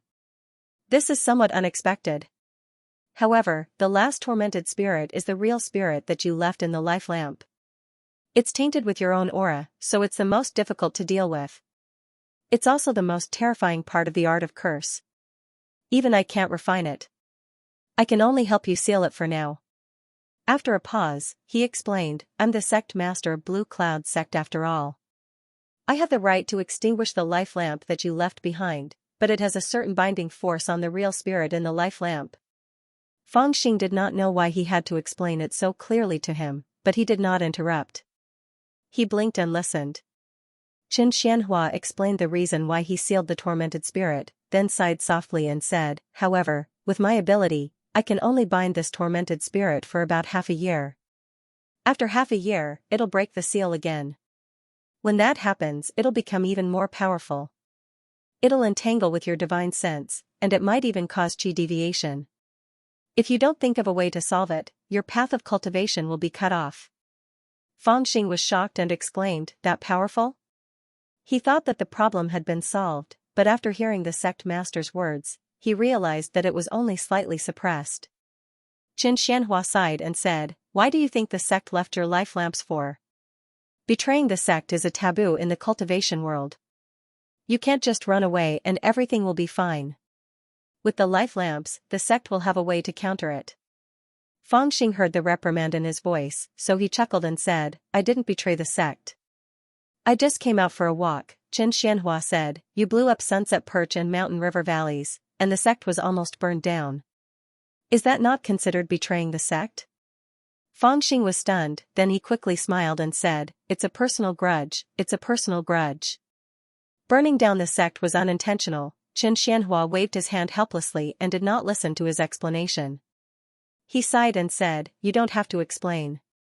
If you really wanted to destroy the entire Blue Cloud sect's foundation, I wouldn't have come to save you. In fact, I also understand that you pressured the Xiao uncle and nephew too much. You were forced to betray the sect, and it's my responsibility as the sect master. I can't even give you the position of the true disciple that I promised myself. However, Fangxing didn't dare to tell him that he'd long since planned to find an opportunity to kill Xiao Jianming and then betray the sect. So, he hastily went along with Xiao Jianming's words when he saw that Xiao Jianming was blaming himself. That's right, sect master. That guy surnamed Xiao isn't a good person. Xianxia glared at him and said, do I need you to teach me? These things are very complicated, and I don't have the patience to explain them to you one by one. I just want you to understand that if you are forced to leave the sect, I will announce to the world that you have betrayed the sect. However, in the eyes of me, the sect master, and the ancestral master of the Maxin Valley, you are still the true disciple of the Blue Cloud sect. Do you understand? I understand. I understand very well, Fangxing agreed readily. After pondering for a while, he could not help but ask, what does that mean? Xianxia was a little speechless. After a while, he said, it means that if you can really survive this and grow up in the future, don't forget the Blue Cloud sect's kindness in teaching you. Fangxing came to a sudden realization and said, no problem, no problem. I definitely won't forget. Xianxia could only sigh helplessly when he saw that Fangxing did not seem to be sincere. He did not know if he was right or wrong to bet on this kid. After hesitating for a moment, he sighed and said, I hope you can survive this ordeal and remember what I said today. This is all I can say to you. Sigh, I'm getting old, and the affairs of the world are complicated. I always feel powerless. Your master already has the intention to retire, and I also have the same thought. I'm not as good as you, always daring to think and act, he sighed and waved his sleeves. He turned around with his hands behind his back as if he was about to leave. Fangxing was shocked and hurriedly called out, you haven't told me how to deal with this tormented soul. Xianxia lowered his head and thought for a moment. He said, this tormented soul is of the same origin as you, so it's extremely troublesome to deal with it. I'm afraid that even a perfected one at the Golden Core realm would not be able to refine it without harming your divine sense. However, there might be someone who can help you deal with this tormented soul. That person is the Supreme Elder of the Ice Tune Palace, Senior Huqin. However, Sai, it all depends on your luck. Old Man Huqin? Feng Xing mumbled the name again, firmly remembering it in his mind. Qin Xianhua was about to leave when he suddenly thought of a question. He asked curiously, I also want to ask you a question. Feng Xing chuckled and said, Sect leader, please don't be shy. Ask away. Qin Xianhua hesitated for a moment and said in a low voice, Did Uncle Master Bai really pass on his inheritance to you? Feng Xing laughed heartily and said, He didn't pass down his inheritance to me, but he did teach me something else. However, these things aren't like what outsiders think they are. They're like seeds that are only useful to me, and others can't take them away. Even if they kill me, they can't. His eyes were clear and his expression was relaxed when he said this. He was serious and did not arouse any suspicion. Chen Xuanjue was slightly taken aback. He sighed helplessly and said, Forget it. I know Master Bai very well. There must be a reason why he doesn't want us to get our hands on it. I'm not a greedy person, so you don't have to worry. I have no intention of coveting your secrets. It's just that I'm a little curious after all this commotion. Feng Xing smiled and said, But there are some things I can teach you. Do you want to learn the demon race's profound battle tactics? Qin Xianhua smiled indifferently. Apart from the Golden Core formation dermic formulation, other cultivation techniques are basically useless to me. As he spoke, a green cloud condensed under his feet and he slowly flew into the sky. He let out a long sigh and flew towards the clouds. Feng Xing suddenly remembered something and shouted from below, Pass a message to me. I can't give that foundation establishment pill to senior sister Ling Yun, but tell her not to worry. I'll get her a few sooner or later. Oh right, I don't want it anymore. Xiao Jianming is also dead, so senior sister Ling Yun is the most likely to reach the foundation establishment stage in the Blue Cloud sect. Why don't you give that pill to her? Don't forget to tell her that I'm the one who gave it to her. Qin Xianhua, who was above the green cloud, was speechless and amused. He hurriedly circulated his spiritual energy and flew away. An hour later, on a mountain peak near the Blue Cloud sect, Qin Xianhua met an anxious Iron like Madness. He nodded lightly and said, I've helped that kid suppress the tormented soul. He won't have to worry about his life for the next half a year. I've also told him about the person who can help him resolve the tormented soul. However, whether or not he can solve this problem still depends on his luck. There's nothing we can do to help. Iron like Madness breathed a sigh of relief and smiled. As long as he doesn't die this time, it's fine. I'm full of confidence in this kid. Xiao Shanhe and Qing Niao have become arrogant after obtaining the Golden Core mystic technique. I think they've already caused a huge disaster. Qin Xianhua was slightly stunned. He smiled bitterly and said, You're that confident in this kid? Iron like Madness smiled and said, I'm confident in Master's Uncle Bai. Qin Xianhua nodded and agreed with Iron like Madness's words. In the end, he would help Feng Xing. This time it was also because Iron like Madness came to him and finally moved him with 2 sentences. The first sentence was, 5 years ago, this was just a little beggar who couldn't even enter the Blue Cloud sect. The second sentence was, he's willing to stand in front of Fuyao Palace for Master Bai's sake. This shows that he's a person who knows how to appreciate kindness. Qin Xianhua sighed, as if he wanted to say something. He opened his mouth, but in the end, he shook his head with a bitter smile. Tai Ruquang smiled and said, What does Sect Master want to say? Qin Xianhua said, When I helped this kid leave just now, I suddenly felt that letting him leave the Blue Cloud sect was like letting a ferocious tiger return to the forest. Iron like Madness spat and said, How can that kid be considered a ferocious tiger? He's just a piece of rat sh*t. Qin Xianhua was slightly stunned. He smiled bitterly and said, That's right. That's more appropriate.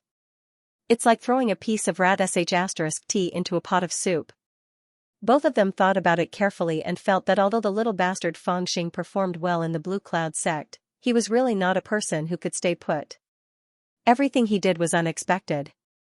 Especially when he killed Xiao Jianming and left, he did not forget to loot Elder Green Bird, Xiao Shanhe, and Qin Baoyan's accumulated wealth over the years. He even blew up Xianxia and Shanha valleys. In this small blue cloud sect, he dared to act so recklessly. It could be said that he was bold and committed outrages. Once such a guy was put into the turbulent world of cultivation, how would he act recklessly? Thinking of this, Qin Xianhua and Iron like madness even felt a chill run down their spines. At this moment, the rat sh*t that Qin Xianhua and Iron like madness were talking about were squatting on the ground and dividing the treasures with the golden crow. The treasures in 7 or 8 storage bags were poured out, forming a huge pile that looked like a small mountain. The man and the bird looked at each other with cold gazes. They were serious and serious. One for each person. 50-50. You have to follow the rules. You can't take it by force. It all depends on your eyesight. Those who are willing to concede defeat. The two rat sh*ts discussed the rules. Suddenly, there was a swoosh. The great golden crow's claws were as fast as lightning and it snatched a bottle of high-quality spiritual medicine. Then, Fangxing flew into a rage and took away an inconspicuous jade talisman with one hand. As soon as they started fighting, the man and the bird's eyes turned red and they picked up the good stuff. The great golden crow thought that it had been roaming the martial world for many years and had extraordinary eyesight. It was very fast when it picked up things. It only took a brief look to know which items were of high value and it quickly put them into its bag. However, it did not expect that Fangxing was even faster than it. His hands were as fast as lightning, and he kept picking up the good stuff. The golden crow looked down on Fangxing. It thought that this kid was competing with it in terms of numbers. As a technical person, it disdained to compete with him. However, it did not expect that Fangxing was also looking down on this stupid bird. Trying to compete with it in terms of eyesight was clearly asking for a beating. After a period of chaotic fighting, the huge mountain was divided into 2 small mountains, but there was still an excellent alchemy furnace left on the ground. The man and the bird both stopped and looked at each other seriously, as if they were using their minds to decide who this last piece of loot would belong to. It should belong to me, because I was the one who robbed it, the golden crow said seriously. Bullsh*t, if I didn't attract other people's attention, how could you have succeeded? Fangxing became even more serious. It should still belong to me, because I seem to have robbed too little just now. Bullsh*t, that's because you were too slow. It has nothing to do with me. The man and the bird started to fight, and neither was willing to give in. After fighting for a long time, the golden crow suddenly thought of something. Do you know alchemy? Fangxing was stunned. I don't understand. Do you understand? The golden crow said, I don't know either. Fangxing said, then why are we still fighting? The golden crow said, yes, yes, yes. Let's not fight anymore. Let's smash it and listen to the sound, bang, bang, bang. For a while, knives and stones were smashed. Even the best alchemy furnace became a pile of scrap iron. Fangxing and the golden crow heaved a sigh of relief. They looked at each other and smiled. It was like heroes cherishing heroes. However, if the green bird knew that the alchemy furnace it had painstakingly searched for back then had been smashed by someone to play with, it was unknown whether it would vomit blood. Haha, I'm relieved now. Where are we going next? The golden crow stretched lazily and smiled slyly. His eyes were already shining brightly. Fangxing chuckled and looked to the south. He said, to Bohai Kingdom. The golden crow was slightly shocked. Why are we going there? It had done a big job in Bohai Kingdom. The 100 Beasts sect was still looking for it, but it did not want to go. Fangxing smiled. Of course we're going to do something. Damn it, that damn fatty is a loyal friend and helped me solve the danger. Now that he has been taken away, I can't be so disloyal. Let's go to Bohai Kingdom and find a way to save him. Of course, the most important thing is to do something. I heard that there are many good things in Bohai Kingdom. Bohai country was located in the southeast of Chu territory. Due to the large number of demon beasts, it was also known as the Demon Country. Compared to Chu territory, Bohai country was relatively small and sparsely populated. The entire country was filled with barren mountains, making it difficult to farm. Due to the Cunlan Sea, fierce demon aura was carried by the sea breeze to the mainland, causing many of the wild beasts in Bohai country to transform into demons. Nearly 4,000 years ago, this was a country where the demon race gathered. Later on, the Nanzhan expelled the demons. The demons that gathered here were either killed or moved to the northern Lu province. Thus, there were only tens of thousands of demon beasts that had yet to transform into demons left. However, due to the large number of demon beasts, Bohai country became a huge demon core trading market in the cultivation world. All the cultivators in Nanzhan liked to come here to purchase the demon cores they needed. Whether it was a large number of normal demon cores or rare mutated demon cores, they could all be satisfied here. Thus, a large sect was formed here, the 100 Beasts sect. Of course, demon cores were not very useful to Foundation establishment cultivators, so most of the cultivators that came here were spirit-driving cultivators. Fangxing and the Golden Crow used 10 days to cross the vast Taihang mountain range and arrived at the giant city where the 100 Beasts sect was located, Sea Demon City. This was where the 100 Beasts sect was located. Different from the Chu territory's cultivation world which chose to establish their sect in the spirit mountains and rivers, the 100 Beasts sect's method of obtaining resources was to trade demon cores. Thus, they chose to build a giant city as the location of their sect. Moreover, because Bohai country was the sole power, there was no royal family. For mortals, the 100 Beasts sect was the royal family. The city was like a crouching lion, majestic and vast. The outer walls were built with huge black stones, and it was located in the middle of the mountains. The Bohai country had a lot of rain. Right now, it was a torrential downpour. Lightning streaked across the city like snakes, as if it was the might of the heavens. Meanwhile, the city sat in the rain, silent and unmoving, as if it was going against the heavens. It was truly a grand and extraordinary sight. Fellow cultivator, please rest for a moment. May I ask what your Dao name is and where you cultivate? In front of the huge city gate of Sea Demon City, a disciple of the 100 Beasts sect dressed in black asked with a smile on his face. Fangxing had just crossed the Taihang mountains on the back of the Golden Crow. Initially, the Golden Crow was unwilling to come here, but Fangxing made a deal with it. He promised that if the Golden Crow accompanied him on this journey, he would give the 1,000 Luo ghost mask to the Golden Crow. Only then did he drag the Golden Crow along with him. Now, the Golden Crow had thoroughly studied the 1,000 Luo ghost mask and even made some slight improvements to it. The 1,000 Luo ghost mask could also change its appearance, unlike before when it could only hide its breath. At this moment, it had already turned into a large rock with dull feathers. It looked inconspicuous. Yours truly is not affiliated with any sect, nor does he belong to any trade association. Am I not allowed into the city? Fangxing replied lazily, glancing at the disciple. You're a rogue cultivator? The Bohai nation's disciple looked down on him. His tone changed and he said coldly, 100 spirit stones allows you to enter the city, but you can only stay for 10 days. There were cultivators of all levels who came to the Sea Demon City.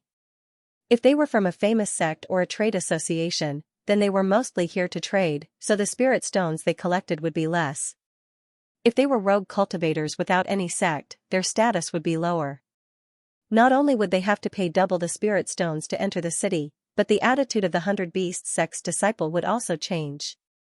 In the world of cultivation, power was very important, but rogue cultivators had the lowest status. Damn it, so expensive? When Fangxing heard this, he was a little dissatisfied. 100 spirit stones to enter the city was too much. The 100 Beasts sect's disciple's face immediately darkened. He shouted, if you think it's too expensive, you can leave. Also, watch your words. Don't cause trouble. While he was speaking, the mount he was riding let out a muffled roar, and with an awe-inspiring ferocity, it charged towards Fangxing. As a 100 Beasts sect's disciple, even if he was the lowest level disciple, he still looked down on rogue cultivators. Not to mention, Fangxing was still young and didn't look like he had a high cultivation. The 100 Beasts sect's disciple deliberately put on airs. When Fangxing heard this, he glanced at him and scolded, are you talking to your master Fang? As he spoke, a faintly discernible aura was released. It was deep and unfathomable. When he killed Xiao Jianming with his sword, he was already in the 7th spirit formation stage. After that, he refined Xianxia's 30 years of lifespan. His cultivation rose again and reached the 8th spirit formation stage. Late spirit formation stage? The 100 Beasts sect's disciple was shocked. When he looked at Fangxing again, his face had already changed. Even the demonic lion he was riding trembled and lost its ferocious aura. He had never imagined that this seemingly young brat would actually have such a cultivation base. The 100 Beasts sect's disciple was only in the 3rd spirit formation stage. Otherwise, he wouldn't have been sent to guard the gate.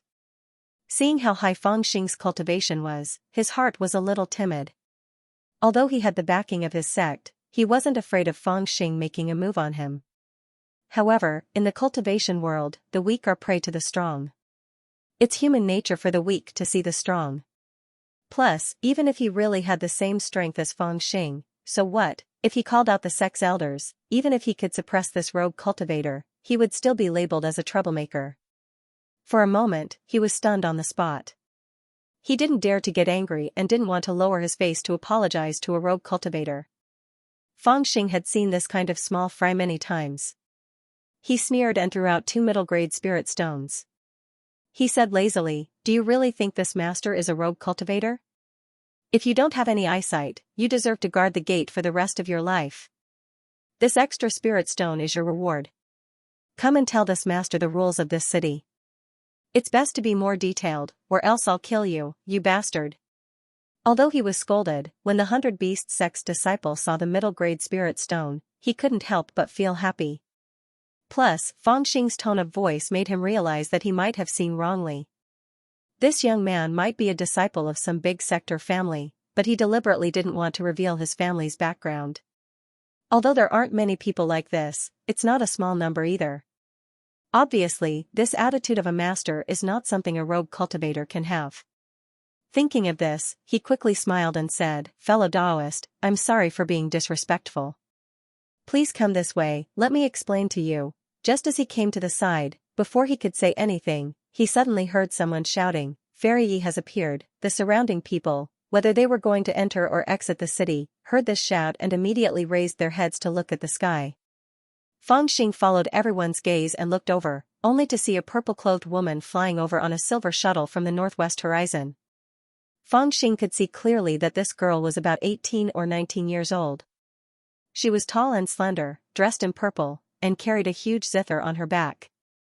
At this moment, the rain had stopped, and a ray of sunlight shone on her back.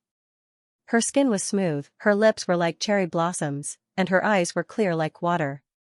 She was as beautiful as a fairy, but there was no expression on that almost perfect face. It was cold and arrogant like ice. When she arrived in front of the Sea Demon City, Yi Guin didn't even land. She directly flew into the city from the sky, leaving behind a glimpse. "Oh my god, this is the second time I see Lady Yi in 3 days. I'm so excited, sigh, if I can talk to Lady Yi in this life, I'll be satisfied." Graceful as a swan, graceful as a dragon, Fairy Yi is truly worthy of her title as a fairy. I want to recite a song for her. The girl had already entered the city, but the cultivators who were looking up at the beauty were still full of admiration. Amidst the praises, Fangxing also praised, "This girl is really not bad, look at that pair of long legs." The cultivators were furious and glared at Fangxing. Some people felt that this guy had insulted the fairy in their hearts and even had the thought of teaching this wild kid a lesson. Fangxing noticed the unfriendly gazes from the surrounding people. He immediately glared and released the aura of spirit formation 8th layer. Like a surging tide, he shouted, "What are you looking at? Do you believe that I won't dig out your eyes?" All the cultivators were speechless. Among them, there were people of all ages, but the highest cultivation was only spirit formation 6th layer. Yet, none of them were this brat's opponent. They could only swallow their anger and avoid his provocative gaze, pretending to yield. However, no one knew how they were cursing in their hearts. "Who was that girl just now?" Fangxing turned around and asked the disciple who was guarding the gate. The disciple of the 100 Beasts sect was also a bit indignant, but since he had already accepted 100 mid-grade spirit stones as a reward, he couldn't say anything. He could only advise, "Senior, please lower your voice. If others hear it, it will only cause trouble." That fairy is one of the three great geniuses of the Chu region, the genius of the Ice Sound Palace, Yi Guin. Rumor has it that she's already half a step into Foundation Establishment realm. It's not wrong to say that she's the strongest under Foundation Establishment realm in the Chu region. However, she's here as a guest in our 100 Beasts sect, preparing to bring our sect leader's daughter, senior sister Xiao, to the Ice Sound Palace to cultivate. Yi Guin, when Fangxing heard this, he chuckled. He had heard of this person before in the Blue Cloud sect. He knew that this long-legged person was on par with Xiao Jianming and Hou Guimen of the Great Evolution sect. They were all famous geniuses. However, since Xiao Jianming was already killed by him, Yi Guin, who was on par with Xiao Jianming, wouldn't be any better. Thus, he didn't really care about it and continued to ask about the rules of the Sea Demon City. After the time it takes for an incense to burn, Fangxing had more or less understood the rules of the Sea Demon City. He then gave the disciple another 10 low-grade spirit stones as a reward and said, "You're not bad. When I'm done with my business, I'll reward you when I leave." The disciple was overjoyed and thanked Fangxing. He even took out his own message talisman and told him that he wouldn't be on duty and would be at Fangxing's disposal. Fangxing was proud of himself and entered the city with Jin Wu. In his heart, he was thinking, the cultivation world is the same. If you have money and power, you're the boss no matter where you go. After entering the city, Fangxing went straight to the west side of the city. He found out from this disciple that Sea Demon City occupied a vast area of 10,000 miles. With such a huge city, even the 100 Beasts sect would find it hard to manage it. In addition, sects, merchants, and rogue cultivators from all over the place gathered in the city. They fought fiercely and were entangled with grudges. Some things couldn't be resolved, causing the order in the city to be somewhat chaotic. The city was divided into 5 cities. The middle city was where the 100 Beasts sect was founded and was the safest. The other 4 cities, the east, south, west, and north, were filled with people from all walks of life. Among the 4 cities, the west city was the most chaotic place. Murders and robberies happened frequently. The 100 Beasts sect turned a blind eye to this and allowed them to do as they pleased. As long as they didn't harm their interests, it was fine. However, Fangxing also understood that although the West City was chaotic, there were benefits to it. The place where people from all walks of life gathered had the most information, but it was a good place to gather information. Inside Sea Demon City, the buildings were tall and strict, but it was obviously dirty and messy. On both sides of the street, there were all kinds of pill shops, weapon shops, restaurants, inns, and even shops that sold books and techniques could be found.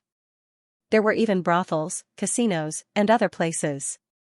Compared to the Blue Cloud sect, which mainly focused on cultivation, it was a bit more secular. Most of the people walking in the city were cultivators dressed in different clothes, and mortals were rarely seen. However, Fangxing carefully observed and found that the cultivators in Sea Demon City were at most around the 5th or 6th layer of spirit movement. Late-stage spirit movement cultivators like him were already very rare. Foundation Establishment realm cultivators were nowhere to be seen. This was normal. The 100 Beasts sect mainly dealt in exotic birds and monster cores. Those who could use them were mostly spirit movement realm cultivators. After walking one round on the street, Fangxing found a slightly better-looking restaurant and went in. He ordered a table of food and wine to slowly eat and drink. At the same time, he paid attention to the people around him. Soon, a rather coarse-looking bearded man attracted his attention. This person was at the 6th layer of spirit movement and had an evil aura around him. He was talking loudly with his 2 companions while drinking. Fangxing listened for a while and quickly learned that this person had a cousin who was an inner disciple of the 100 Beasts sect. He seemed to have a lot of information about the 100 Beasts sect. His identity was also respected by the other 2. However, the way they looked at others was like how wolves look at fat sheep. They didn't hide the greed in their eyes at all. With one look, it was obvious that they were in the same line as Fangxing. It's him. Fangxing secretly made a decision and shouted, "Waiter, I'm done eating, I'll pay up." As he said that, he threw a bulging storage bag on the table and lazily took out a mid-grade spirit stone to pay the bill. At the same time, he shouted, "Damn, the food and wine here are not bad. You can have the extra." When he said that, it immediately attracted the attention of the people around him. The Sea Demon City was already considered a city of cultivators, and the currency used here was spirit stones. The restaurant sold demonic beast meat and spirit wine, which were very expensive.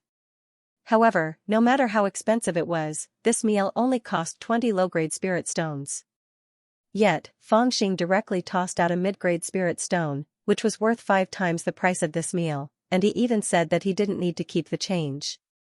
Instantly, his hedonistic attitude was completely revealed. Seeing that others were looking at him, Feng Xing fiercely glared at them and shouted, "What are you looking at? Want to fight?" As he said that, he released a trace of qi and looked at the crowd proudly. But this time, he controlled the release of qi and purposely suppressed it to a very weak level. Pfft, a fucking 4th layer spirit formation cultivator dares to be so arrogant. In the restaurant, several people sneered and looked at Feng Xing. They felt that this little bastard was simply courting death. Sea Demon City had all sorts of people, fish and dragons mixed together. It was not rare to see arrogant people, but it was very rare to see someone with such a high cultivation still so arrogant. Feng Xing was very proud of himself. Looking at his appearance, he seemed to think that he had scared the crowd. He picked up the storage bag and swaggered out. When he reached the street, he wasn't in a hurry to return to the inn. Instead, he wandered left and right. Intentionally or unintentionally, he slowly walked into a deep alley. Seeing that there weren't any shops here, he turned around and walked out. At this moment, a cold voice sounded, "Fellow cultivator, please wait. May I know how to address you?" The entrance of the alley was blocked by 3 tall figures. The one leading was the bearded man who sneered. Big brother, what can I do for you?" Feng Xing looked around and asked with a smile. "Haha, so it's a newbie." The bearded man laughed and walked forward with his hands behind his back. "I don't have any other business with you. I see that you have quite a lot of money. Coincidentally, I'm a bit short on money, so I want to borrow some spirit stones from you." The 2 people behind him also sneered and followed. Big Beard and the other 2 originally relied on slaughtering rogue cultivators who came to the Sea Demon City to buy beast cores to make a living. They naturally didn't dare to provoke those from the major sects and clans.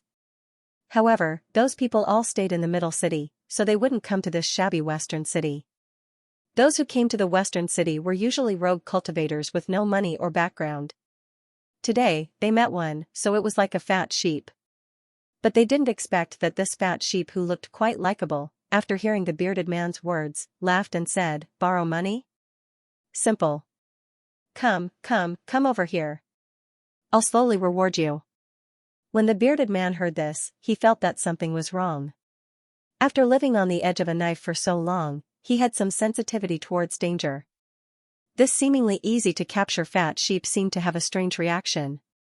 Not only was he not afraid, but he was also excited. This made him have a bad premonition and subconsciously wanted to retreat. However, at this moment, the seemingly harmless young man suddenly opened his palm and a strong gravitational force pulled him and his 2 companions over. With his spirit formation 6th layer cultivation, under this force, he couldn't resist at all. Swoosh swoosh, the young man restrained the troops, and a flying sword immediately slid out from his sleeve, streaking across the air like a frost scar. 2 streams of blood splattered.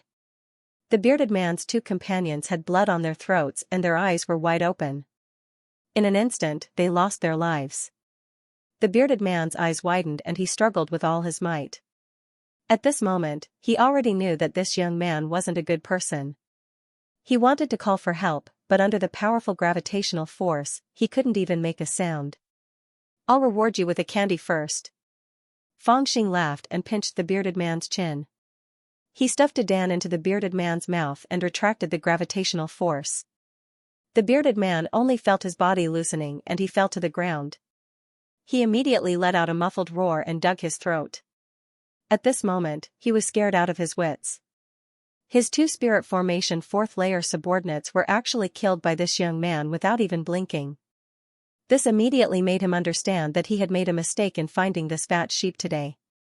This was simply a wolf in sheep's clothing. Plus, he didn't know what was in his stomach, but he knew it wasn't anything good, so he hurriedly spat it out. "I won't be able to spit it out." That Dan is called Mother and Child Devouring Heart Dan. There are two Mother and Child Devouring Heart Dan. You ate the Child Devouring Heart Dan, and I have the Mother Devouring Heart Dan in my hand. If I crush the Mother Devouring Heart Dan, the Child Devouring Heart Dan will sense it and awaken from your stomach. It will devour your blood and flesh. Furthermore, it likes to eat human brains the most. I reckon the first thing it will do when it awakens will be to drill into your brain and drink the marrow, Fang Xing's voice sounded. In his hand, he was playing with a waxy yellow Dan. This goo was a Dan he obtained from Xianxia in Vermilion Cloud Valley. It was specially refined to control people. It could be considered a rather sinister thing. There were a total of 7 pairs. Previously, he couldn't tell that the sanctimonious Xianxia would have such a thing. However, this kind of thing suited his appetite. It was very convenient to use it to do things. The man's face was pale. He tried to put up a strong front and said, You dare harm me? My cousin is. Fang Xing said, an inner disciple of the 100 Beasts sect, right? If it wasn't for that, I wouldn't have come to you. I heard you bragging a lot just now. It seems that you know a lot of information. I'll give you a chance now. Answer a few questions of mine. If you answer well, I'll help you neutralize the poison in this Dan. I'll even reward you. If you don't answer well, I'll chop you up and feed you to my big eagle. The golden crow, who had transformed into a big eagle with mixed feathers, glared at him with dissatisfaction and muttered, I don't eat it raw. The man heard that Fang Xing's tone didn't seem to be fake. In addition, his intestines began to hurt faintly, and a layer of cold sweat appeared on his forehead. He didn't dare to think of any tricks at the moment. He endured the pain and said, What do you want to ask? Fang Xing said lightly, During this time, did someone from the 100 Beasts sect bring back a person from the Chu region? He paused for a second and added, If you dare to say you don't know, I'll kill you and ask someone else. The man was shocked and hurriedly said, Yes, this matter is not a secret. It's already spread in the 100 Beasts sect. 2 days ago, Elder Moy brought back a man from the outside world. It's said that he's a genius. He's a good seedling for cultivating the steel main spirit form. He's already one of the top 3 candidates for cultivating the steel main spirit form. This matter has caused an uproar in the 100 Beasts sect. You'll know once you ask. Seeing that what he said matched up with what Golden Crow had told him, Fang Xing knew that this man wasn't lying.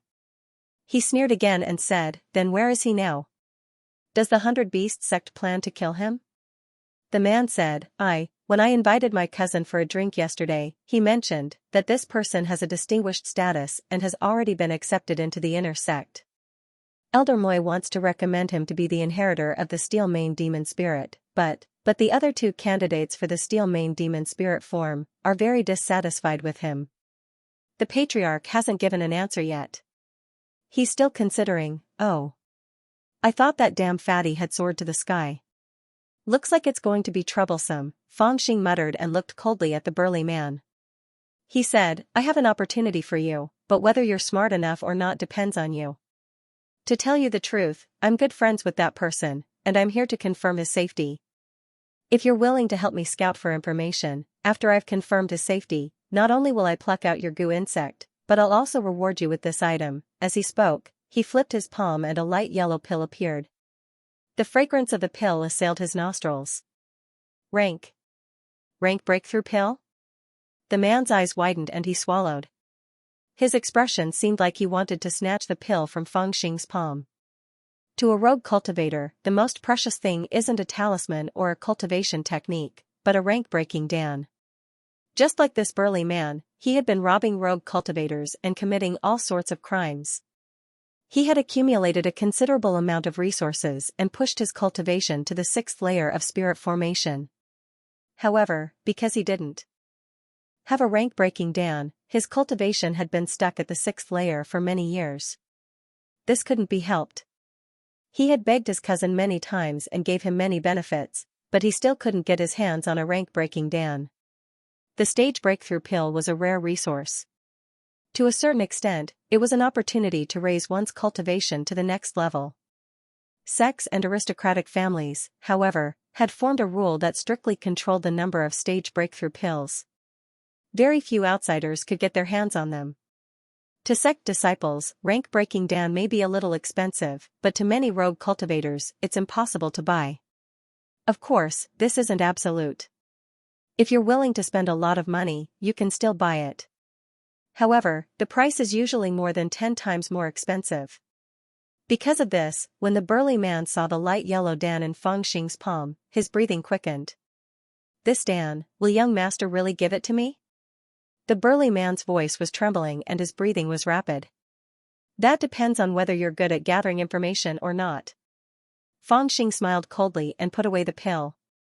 He said, this kind of lousy pill is nothing to me, but to you. He didn't continue speaking. He put his hands behind his back and looked up at the sky. The burly man didn't have the slightest hesitation. His eyes lit up and he said in a deep voice, I'm willing to serve young master. Fangxing smiled and winked. Don't call me young master, call me master. The burly man was startled and hurriedly said, I'm willing to serve master. Only then did Fangxing nod his head in satisfaction, and say, then go. Take this communication talisman. If there's any news, you can pour your spiritual energy into this talisman, and I'll naturally be able to hear what you say. Everything related to that fatty must be sent to me in a timely manner, and cannot be delayed. Oh, right, take care of these 2 corpses. I killed 2 of your subordinates, you don't have any objections, right? The burly man spat on the ground and said, well done. These 2 bastards have committed all sorts of crimes and should have been killed long ago. This time it was Fangxing's turn to be stunned. He bitterly smiled and said, what's your name? The burly man smiled and said, my surname is Zhang, and I'm the 7th in my family. You can call me Xianxia. Do you have any other instructions? Fangxing cupped his fists and said, no, I'm just expressing my respect for you. With that, he walked away in a daze. He was a little disappointed that he had suddenly met someone who was more thick-skinned than him. After leaving, Fangxing did the same thing and forced several other people who seemed to have some sources of information to help him gather information. After everything was done, he changed his clothes and lived in a secluded restaurant in the eastern city.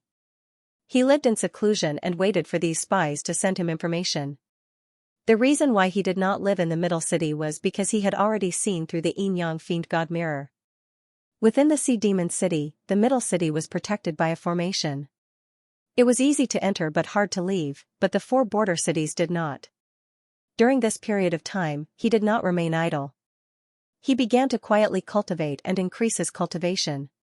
On the way here, he had already sorted through the resources he had plundered from the Vermilion Cloud Valley, the Mountain River Valley, and the Book Valley, and divided them according to their uses. Among them, the one he cared about the most was the 12 high-grade life spirit pills he had obtained from the Vermilion Cloud Valley. They were good items for increasing his cultivation. This kind of life spirit pill was refined by mixing several kinds of monster cores together. The medicinal power was boundless. For a spirit movement realm cultivator, it was simply a priceless treasure. He did not know why Qing Miao kept such a good thing, but did not give it to Su Lingyun or Xiao Man. She probably felt that these 12 life spirit pills were too precious and was unwilling to take it out. However, at this time, the 12 life spirit pills that she had kept for a long time were all given to Fangxing. It was just nice for Fangxing to increase his cultivation. After refining Shaoshan River's 30 years of lifespan, Fangxing's cultivation had already reached the early stage of the 8th level of spirit movement. These 12 life spirit pills were incomparably precious. It should be enough for him to reach the 9th level of spirit movement, but he should find some time to properly cultivate. In reality, it was also because Fangxing used the Samadhi True Fire to refine spirit qi, which consumed a terrifying amount of resources. If it was an ordinary cultivator, not to mention these 12 life spirit pills, just Shaoshan River's 30 years of lifespan would be enough for him to increase his cultivation from the 7th level of spirit movement to the 9th level of spirit movement, or even half-step into Foundation realm. To be precise, Fangxing leaving the Blue Cloud sect was also inevitable. Because as his cultivation increased, the Blue Cloud sect could no longer afford to raise a disciple like him. After staying in the city for 2 to 3 days, all the information from the spies had been sent back. This allowed Fangxing to have a rough understanding of the Fat Taoist's current situation. the fat Taoist could be said to have hit the jackpot. Even Fangxing did not expect that the ordinary 100 Beasts sect cultivation technique that he did not check carefully at that time would actually activate his special talent. The fat Taoist followed the records of the art of beast taming and easily cultivated the steel main spirit image. What he didn't know was that the technique he obtained was actually very particular about talent. The 100 Beasts sect's inheritance was unique, it was related to demon beasts. Within the sect, there were 3 powerful demon spirits. As long as one inherited one of the 3 demon spirits, his cultivation would increase dramatically and breaking through to foundation realm would be a piece of cake. The steel main spirit image that the fat Taoist cultivated was the technique that he needed to cultivate before inheriting the steel main spirit image. If he could successfully cultivate it, it meant that he had the talent to inherit the steel main spirit image. The 3 strongest demon spirits in the 100 Beasts sect were the 9-headed lion, Ing Dragon, and steel main. Now, the 9-headed lion was inherited by the 100 Beasts sect's sect master, while the Ing Dragon was inherited by the sect master's only daughter. The only one that did not have an heir was the steel main spirit image. Once it was inherited, it would soar into the sky and become the 3rd most powerful person in the 100 Beasts sect. Furthermore, the 3 demon spirits were not only related to one's position, but also related to one's foundation realm. The 100 Beasts sect's inheritance was unique. Because of the beast core business, the sect's disciples were not lacking in resources. Among the younger generation, there were a few outstanding disciples with decent strength. At a young age, they had already cultivated to the 9th spirit formation layer. However, the 100 Beasts sect did not have a foundation realm technique, nor did they have a pill master that could refine a foundation realm dan. As a result, within the 100 Beasts sect, foundation realm was an extremely difficult matter. However, these 3 demon spirits could allow a cultivator to successfully foundation realm, which was equivalent to 3 chances to foundation realm. The 9-headed lion and Ing Dragon had already been inherited, so the only chance was the steel main spirit image. Naturally, there were many people eyeing it. At the very least, within the 100 Beasts sect, there were 2 people that wanted to inherit this inheritance. One of them was the direct disciple of the 100 Beasts sect, Chu Zhaoyang, and the other was the son of the Bohai country's Qi clan, Qi Heng. The 2 of them did not cultivate the steel main spirit image, which meant that their talent in inheriting the steel main spirit image was not as good as the fat Taoist. If they were to forcefully inherit it, they would only be able to display 70% of the steel main spirit image's power. However, the fat Taoist managed to cultivate the steel main spirit image, which meant that he was fated with the steel main spirit image. As long as he diligently comprehended it, he might be able to display the full power of the steel main spirit image. Such a person would undoubtedly become a great help to the 100 Beasts sect in the future. However, the other 2 people had special identities. One was the direct disciple of the sect master and was extremely loyal. The other was the son of the Bohai country's noble family. He was rich and overbearing, and had deep connections. Even the sect master had to carefully consider them. Although the fat Taoist had already promised to stay in the 100 Beasts sect, he was still an outsider. The sect master still had some hesitation in his heart. This matter lasted until 7 days later, when there was finally a conclusion. The sect master of the 100 Beasts sect made a decision. He wanted the 3 of them to worship the Green Hill Tomb to determine the final inheritor. According to Xianxia, the Green Hill Tomb was a mysterious place in the Bohai country. At his level, it was impossible for him to get any accurate information. Fangxing did not say much. After he let him leave, he turned around and asked the Golden Crow. The Golden Crow had been in the 100 Beasts sect before, so he had a deep understanding of this place. He sneered and said, "It seems that your fat friend has been abandoned." Fangxing raised his eyebrows and said, "What kind of place is this stupid tomb circle?" The Golden Crow said, "I don't know what kind of place it is. I only know that this place is very important to the 100 Beasts sect. It has always been closely guarded by the people of the 100 Beasts sect. Every once in a while, the sect master will collect the blood of various strange beasts to worship the Green Hill Tomb. If he plans to use the Green Hill Tomb to decide which of the 3 will inherit the inheritance, he will undoubtedly use the blood sacrifice method. This depends on who has collected more precious strange beasts' blood. To put it bluntly, it's a competition of wealth. What does the fat Taoist have to compete with him? Fangxing was slightly stunned.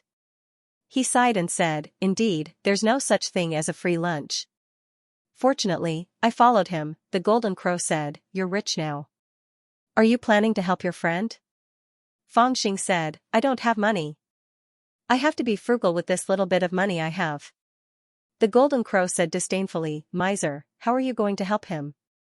Fangxing laughed and said, "There are 3 candidates in total. Wouldn't it be over if I just get rid of those 2? According to the Golden Crow, the Green Hill Tomb was the most mysterious and evil existence in Bohai country. Legend had it that it was a barren tomb that emitted demonic chi all year round. Some people even said that the monsters in Bohai country were born from the demonic chi emitted by it. However, there were very few people who had seen the tomb with their own eyes. The Hundred Beasts sect regarded it as their private property, saying that it was the tomb of the Hundred Beasts sect's founder and that no one was allowed to look at it. However, the Green Hill Tomb was indeed inextricably linked to the Hundred Beasts sect. The sect master of the Hundred Beasts sect frequently used the blood of various rare demon beasts to offer sacrifices to the Green Hill Tomb, and every single time he offered sacrifices, he would obtain a benefit. According to the rumors within the Hundred Beasts sect, there was an ancestor in closed-door cultivation within the Green Hill Tomb, and after he enjoyed the sacrifices of his descendants and juniors, he would be rewarded. However, the Golden Crow scoffed at this theory. According to its speculation, there was no living person in the Green Hill Tomb at all, and it was impossible. It suspected that it was only an ancient cultivator's cave abode. Using the blood of a mutant as a sacrifice could activate some of the formations in the cave abode and send out some spirit treasures, secret scrolls, and so on. Even the occasional remnant consciousness was only a fleeting shadow of the ancient cultivator when he was alive. Originally, the Golden Crow wanted to go in and take a look, but it was afraid of the gloomy demonic miasma in the tomb, so it gave up on the idea. This time, the Hundred Beasts sect's leader was really in a dilemma, so he let the 3 candidates pay respects to the Green Hill Tomb, hoping to receive a revelation.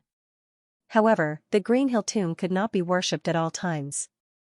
Usually, it could only be carried out during the full moon. It was just the beginning of the moon now, which meant that it would have to wait for at least another half a month before it could be carried out.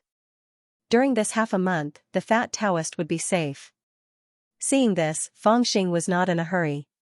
After instructing Xianxia to continue gathering information, he quietly left Sea Demon City and went to the nearby mountains. He found a hidden place, used his flying sword to grind the rocks, and dug out a cave. After that, he used a set of high-rank defensive magic tools that he looted from Xianxia to set up around the cave, and it became a hidden cave abode. Ordinary people would not be able to find it at all. Looking from afar, they would only feel that there was a thick fog here, and they would not be able to see the cave abode. Even if they accidentally walked close, they would be mysteriously led outside and would not be able to get close. This Hundred Beasts sect's inheritance is strange. Because there are many demon beasts in the Bohai country, and they have started a demon core business, they are not lacking in normal resources, which leads to a lot of spirit movement realm cultivators. However, the Hundred Beasts sect is lacking in cultivation methods. Therefore, if we only rely on the strength of the sect, only 3 people in every generation can successfully build their foundation. They are the people who inherited the 9-headed lion, Ying Long, and Gang Ho demon spirits. Currently, in the entire sect, there are only 2 foundation realm cultivators. One is the sect leader, Ying Ho, who inherited the 9-headed lion demon spirit, and the other is Elder Mo Yi, who accidentally obtained a foundation building pill and successfully built his foundation. However, if we are talking about spirit movement realm people, then there are too many. According to Jin Wu and Zhang Qi, there are at least 4 or 5 disciples of the 9th level of spirit movement realm in the Hundred Beasts sect. As for those of the 7th and 8th level of spirit movement realm, they are even more extraordinary. For me, they are still a bit of a threat. They did not lack resources, but they lacked cultivation methods. This was also the reason why the Hundred Beasts sect had such a strange inheritance. Since Fangxing had decided to help the fat Taoist, he had to make some preparations. Because of this, Fangxing began his real breakthrough. Now that he had accumulated a large amount of resources, he could focus on increasing his cultivation once again. Different from ordinary cultivators who cultivated qi day and night, Feng Xing usually only used spirit wine to maintain the abundance of spiritual qi in his body. Then, after accumulating enough resources, he would refine a large amount of them and rapidly increase his cultivation. Sitting cross-legged in the cave, Feng Xing took out the white jade box that contained the 12 life spirit pills. After opening it, 12 flawless jade white pills were neatly placed inside the box, emitting a medicinal fragrance. Above the box, there were even traces of spiritual light gathering, like a small spiritual cloud. With a sniff of the pill fragrance, the spiritual qi in one's body would faintly show signs of slowly rising. It was incomparably mystical. It is indeed a good pill. After refining this 12 life spirit pill, my cultivation should be able to reach the 9th level of spirit movement realm, right? Feng Xing thought for a while and chuckled. He picked up a life spirit pill and tossed it into his mouth like a jelly bean. Very soon, the vigorous medicinal power in his body dissolved and rushed into his meridians.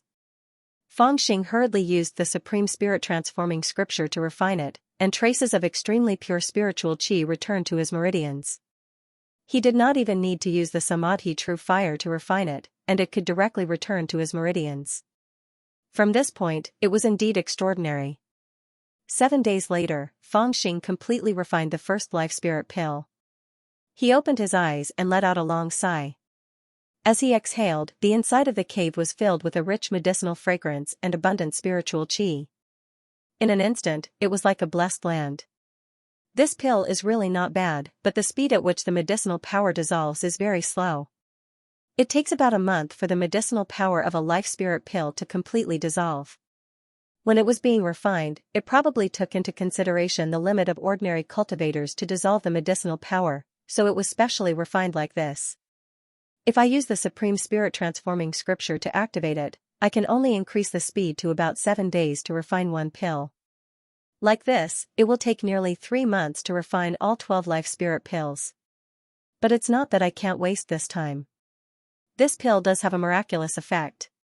When I completely refine these 12 life spirit pills, I can directly consider the matter of building my foundation. Feng Xing muttered to himself. He knew that he had indeed picked up a treasure. He flicked the second life spirit pill into his mouth and continued to refine it. While Feng Xing was focused on refining the 12 life spirit pills, within the sea demon city of the 100 Beasts sect, the arrogant Yiguin calmly looked at Xianxia and said, "Your father feels that your talent is outstanding and can't bear to see you buried in the 100 Beasts sect. Because you stay here, the highest you can achieve is building your foundation. He feels that you have hope of forming your gold core, so he wants you to join the Ice Sound Palace. Master has already agreed, which is why I came to pick you up. Why are you not willing to go with me?" The red-clothed Xiao was the little girl that was kidnapped by Feng Xing. Hearing this, she said in a low voice, "Senior sister, please forgive me. It's not that Xiao doesn't want to go. I just want to wait until the demon spirit inheritance is confirmed before I go," Yiguin calmly said. "It's just a demon spirit that can at most allow someone to build their foundation. What's there to confirm?" Xiao was silent for a moment, then said, "I just don't want that damn fatty to obtain the inheritance." Yiguin glanced at her and said, "Why?" Xiao said, "Because he is friends with Feng Xing of the Blue Cloud sect. I can tell that although he said that he and Feng Xing are irreconcilable enemies, he is actually a friend of Feng Xing. And that guy used to, Yiguin was slightly stunned, then she nodded and said, "So you hate that guy called Feng Xing? You're worrying too much. I'm afraid that this person won't be able to wait for you to kill him." Xiao was stunned. Her eyes had already turned red, and she said, "Why?" Yiguin calmly said, "Because I want to kill him." Xiao was greatly shocked. She raised her head and looked at Yiguin blankly. Yiguin said, "There's nothing that I can't tell you about this. There's no harm in telling you. Back then, my father was acquainted with the father of Shaoshan River's younger brother of the Blue Cloud sect's Mountain River Valley, who is also the man named Xiao Jianming. We owe the Xiao clan a favor. Xiao Jianming's father even died because of my father. Therefore, the Yi clan has always felt that we owe them a lot. And the uncle and nephew of the Xiao clan have also used this opportunity to ask for benefits from us many times. They even proposed to my father to betroth me to Xiao Jianming, but my master rejected them. However, because of this, the Yi clan felt even more guilty to the Xiao clan. We have always been trying to make up for it in other matters. The uncle and nephew of the Xiao clan have always accepted it calmly. They even once asked me to fake a fight with Xiao Jiaming to make him famous. Otherwise, do you think that he can really be as famous as me and Hou Guiming and be listed as one of the 3 prides of the Chu region with that broken iron sword of his? Heh, now that my father has passed away, the other clansmen can't control me anymore. I'm not willing to be acquainted with the Xiao clan anymore. Coincidentally, there was a huge change in the Blue Cloud sect not long ago.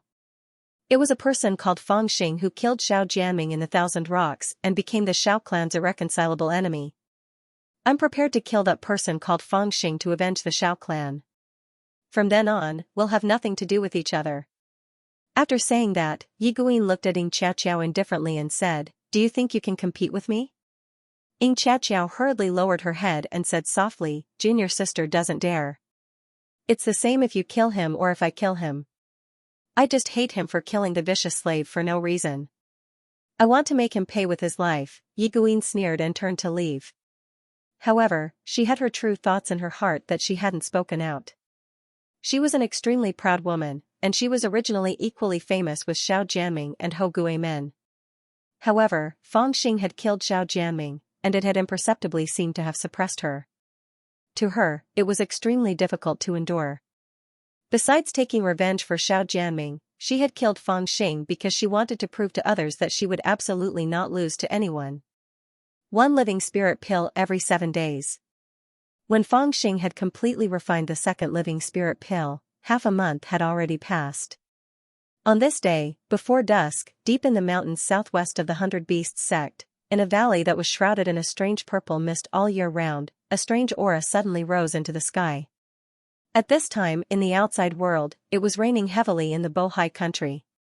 However, as this aura rose, the dark clouds in the sky strangely dispersed, revealing a bright moon in the sky.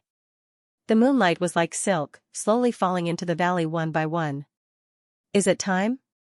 Fang Xing, who was cultivating in seclusion in the cave, suddenly opened his eyes at this moment. At this moment, a flapping of wings came from outside the cave. It was the golden crow, who had turned itself into a big bird with mixed feathers, rushing to the place where Fang Xing was cultivating in seclusion as promised.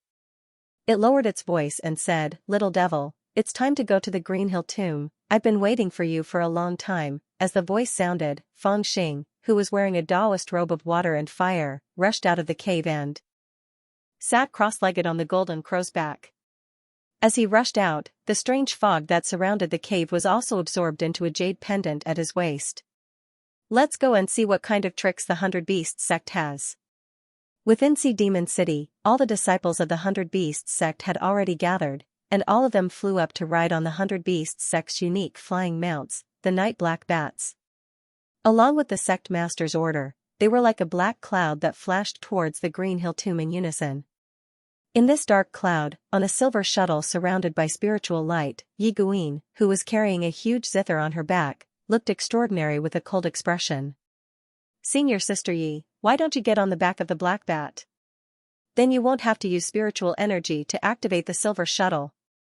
Xianxia obediently approached Yi Guin and carefully asked in a flattering manner. Yi Guin only lightly said one word, then increased the speed of the silver shuttle and flew forward. "Dirty."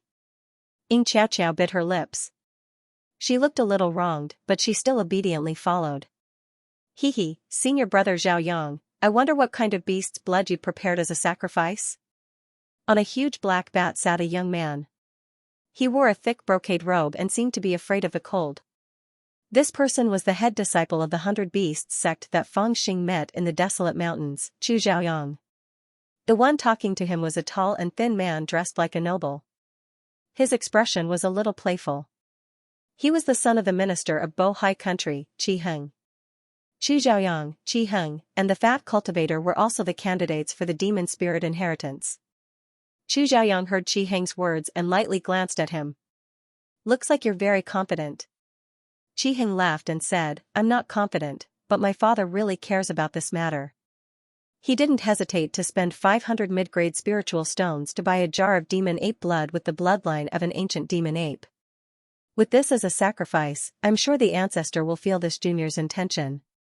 I wonder what kind of sacrifice senior brother Xiaoyang has prepared? Hearing the words ancient demon ape bloodline, Chu Xiaoyang's eyes flashed, then disappeared. He lightly said, I'm not like you, a son of a noble family with a strong foundation. I can't take out that much money. I only have a jar of ordinary 9th level demon beast blood. Haha, Qi Hing smiled and said, then senior brother Xiaoyang, your sincerity is not enough. Chu Xiaoyang lightly said, you don't have to worry about my matters. It's just that you seem to have forgotten that I'm not your only competitor. There's still a fatty over there. Speaking of which, he, who has cultivated the steel main spirit image, is the true demon spirit inheritor. Qi Hing glanced at Yu Sanliang, who was curled up on Black Bat's back, and sneered. A cold light flickered in his eyes as he said in a low voice, senior brother Xiaoyang, why are you joking? Even if this fatty has martial Uncle Moi's support, the sect master won't really let him inherit the steel main demon spirit. After all, even the sect master didn't manage to cultivate the 9-headed lion spirit avatar and forcefully inherited the 9-headed lion demon spirit. If this fatty inherits the steel main demon spirit and his cultivation surpasses the sect master in the future, where will the sect master stand? Coldly smiling, Qi Heng's eyes flashed as he continued, this fatty looks silly, but he actually managed to cultivate the steel main spirit image. This is really puzzling. Maybe he has some hidden demon barbarian bloodline. After I obtain the steel main spirit image, I'll definitely ask this fatty to come over and refine him into a human spirit pill. This way, I might even be able to absorb some of his talent. Hearing this, Chu Xiaoyang's eyes flashed with coldness. The 100 Beasts sect's inheritance was actually very strict. It had extremely strict requirements for bloodline and physique. However, the 100 Beasts sect was weak and there weren't any good seedlings for the 100 Beasts sect to choose from. Therefore, many disciples had to forcefully cultivate the techniques of the 100 Beasts sect. As a result, many people had some drawbacks. For example, Chu Xiaoyang himself had a deficit of blood and qi. His body was as cold as ice and he was extremely afraid of the cold. Even in the hot summer, he had to wear thick clothes or his body wouldn't be able to withstand it. As for this junior brother of his named Qi Heng, he was extremely crazy. Some people said that he secretly liked to eat human flesh and had already eaten no less than 100 people. Chu Xiaoyang didn't believe it before, but after hearing his words, he couldn't help but believe it a little. The fat Taoist crouched on the back of a black bat in front of him. He seemed to feel a cold light piercing towards him and couldn't help but shiver. He was riding on a bat with an old man. This old man was Elder Mo Yi, who brought him from the Chu region to the Bohai country. This person was also a disciple of the 100 Beasts sect. He didn't receive the inheritance of the 3 great demon spirits, but by chance, he obtained a foundation establishment pill from somewhere else and accidentally reached foundation establishment. Then, by chance, he discovered Yu Sanliang's talent and brought him back. During this period of time, he was also the one who recommended the fat Taoist to the sect master and became the one who guided the fat Taoist to join the 100 Beasts sect. This elder was a loyal person. He felt that since this fat Taoist had successfully cultivated the steel main spirit image, if he inherited the steel main demon spirit, his achievements in the future would definitely not be low. He might even surpass the sect master. After all, it was recorded in the 100 Beasts sect's ancient records that in the past, the 100 Beasts sect had to be able to cultivate a spirit image in order to inherit the demon spirit. However, as the 100 Beasts sect declined, they gradually stopped following this rule. The fat Taoist had just been captured and brought to the 100 Beasts sect, so how could he have the financial resources to purchase demon beast blood? The jar of demon beast blood in his arms was given to him by Elder Mo Yi. Although this was a jar of rank 9 demon beast blood, which was not bad, compared to Qi Heng, who had carefully prepared the demon ape's blood, and Chu Xiaoyang, who seemed to have secretly prepared something, the fat Taoist still had no advantage. However, since things had come to this point, he had to brace himself and continue. If he lost this qualification, he really didn't know what would happen to him. During this period of time, although the 100 Beasts sect treated him like an important guest, his days could be said to be miserable and anxious. In his heart, he didn't know how many times he had cursed Feng Xing. This little bastard, he really didn't know if he would cause his death or help him achieve a meteoric rise. However, Just as he was cursing Feng Xing, he subconsciously looked at the deep mountain forest under the moonlight. He thought to himself, although being friends with this little bastard often makes me face danger, I always manage to avoid it. Will I be so lucky this time? While he was thinking, the disciples of the 100 Beasts sect had already arrived in front of the valley that was surrounded by the strange purple fog. The leader of the 100 Beasts sect, who was flying at the front, waved his sleeves and shouted, "Quick!"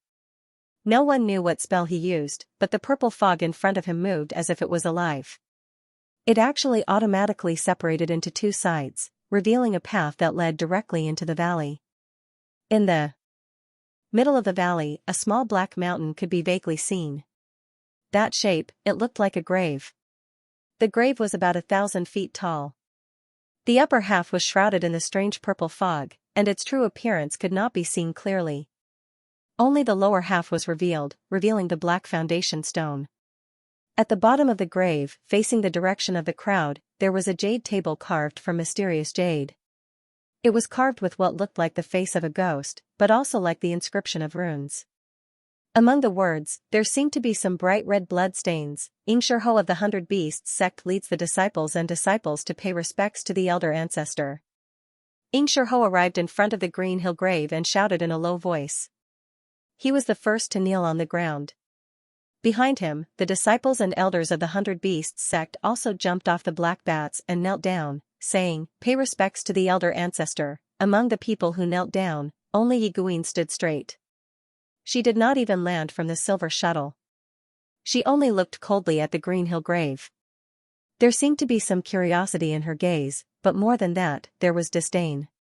She was extremely disdainful towards the so-called elder ancestor of the 100 Beasts sect. In her heart, only her master was a true powerhouse. "Unfilial Jr., I have brought a jar of the blood essence of a great foundation establishment demon for the elder ancestor.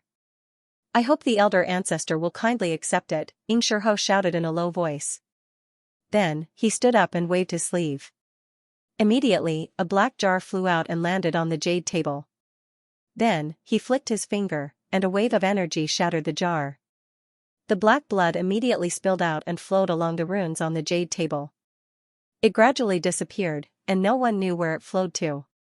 Everyone held their breaths and quietly observed the changes in the Green Hill grave that was shrouded in purple mist. After a while, there was a sudden hum, and the purple mist in midair changed. A ray of black light actually flew up from above the purple mist. Wrapped in the black light was a black pill. It spun and floated in front of Xianxia. A hint of joy appeared on Xianxia's face. He respectfully received the pill, bowed again, and called out, "Thank you, elder ancestor, you really do have some skills." Yiguin looked at it with rapt attention. She had already recognized that it was a superior pill consumed by a foundation establishment cultivator. It was extremely valuable. Her gaze involuntarily flickered, and she looked at the upper half of the Green Hill grave that was shrouded in purple mist. She seemed to be a little interested in the secret on it. However, after a moment of hesitation, she still dispelled the idea of going up to investigate. She had already seen that the thick purple qi was actually a strange miasma. It was extremely insidious, and she could not resist it with her cultivation. In addition, she had come here to observe the ceremony as an honored guest. Speaking of which, the 100 Beasts sect's willingness to let her in to observe the ceremony was also a sign of trust. If she instead wanted to probe into their greatest secret, it would seem too rude. "The ancestor has awakened. You can come forward and pay your respects. Whoever gets the most valuable reward will be the inheritor of the Steel Mane Demon Spirit." After Xianxia received the pill, he stuffed it into his sleeve and retreated to the side. Among the crowd, 3 people walked forward, each holding a jar. They were Chu Xiaoyang, Qi Heng, and the fat Taoist. The 3 of them looked at each other and hesitated. They didn't dare to step forward. In the end, Qi Heng sneered, stepped forward and said, "I'll go first." After that, he walked to the jade table and placed the earthen jar on it. After that, he took a step back and said in a clear voice, "Honorable ancestor, Junior Qi Heng, the son of the Qi clan of the Bohai Kingdom, respectfully offers you the blood of the demon ape that possesses the bloodline of the ancient devil ape." After saying a lot, he took a step back, took a deep breath, and smashed the jar. It's actually the blood of the demon ape that possesses the bloodline of the ancient demon ape. The Qi clan is really willing to pay a high price. It seems like they're determined to get the steel mane demon spirit. Brother Qi said 7 days ago that he's determined to get the steel mane demon spirit. It must be because of this jar of demon blood. The crowd began to whisper to each other. The 100 Beasts sect had dealings with demon beasts, so they naturally knew how precious the blood of the ancient demonic ape was. Ever since the demon race migrated north, there were very few demon beasts at the Foundation establishment stage in the Nanzhang continent. Some demon beasts with rare blood were hunted and killed by human cultivators. Even the 100 Beasts sect, which specialized in demon beast business, didn't have many. And this time, the patriarch had ordered them to find the blood themselves. Therefore, the possibility of them getting the blood was even smaller. The earthen jar was broken, and a strong smell of blood immediately spread out. They could even faintly hear the roar of a demonic ape. A phantom of a demonic ape jumped out of the blood and disappeared. It was extremely strange. The purple mist that shrouded the sky suddenly fluctuated strangely, as if something was about to fall. Everyone couldn't help but hold their breath and stare at the sky without blinking. After another 2 breaths of time, the purple mist suddenly swayed and an object fell out of it. Qi Heng was overjoyed. He hurriedly stretched out his hands and held the item in his arms. He could not wait to take it out for a closer look. It was a small token about the size of a palm.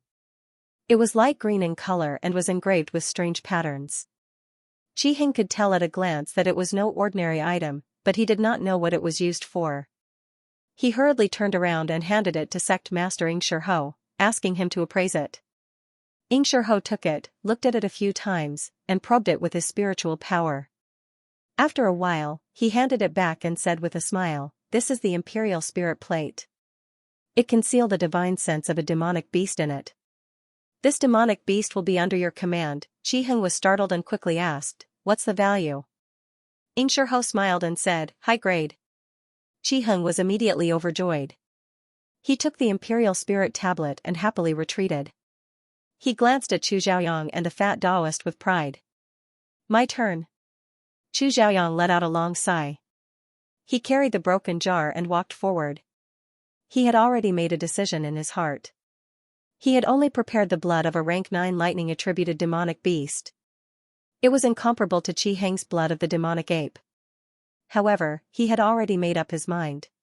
When he worshipped the ancestor, he would cut his palm and let his own blood essence seep in.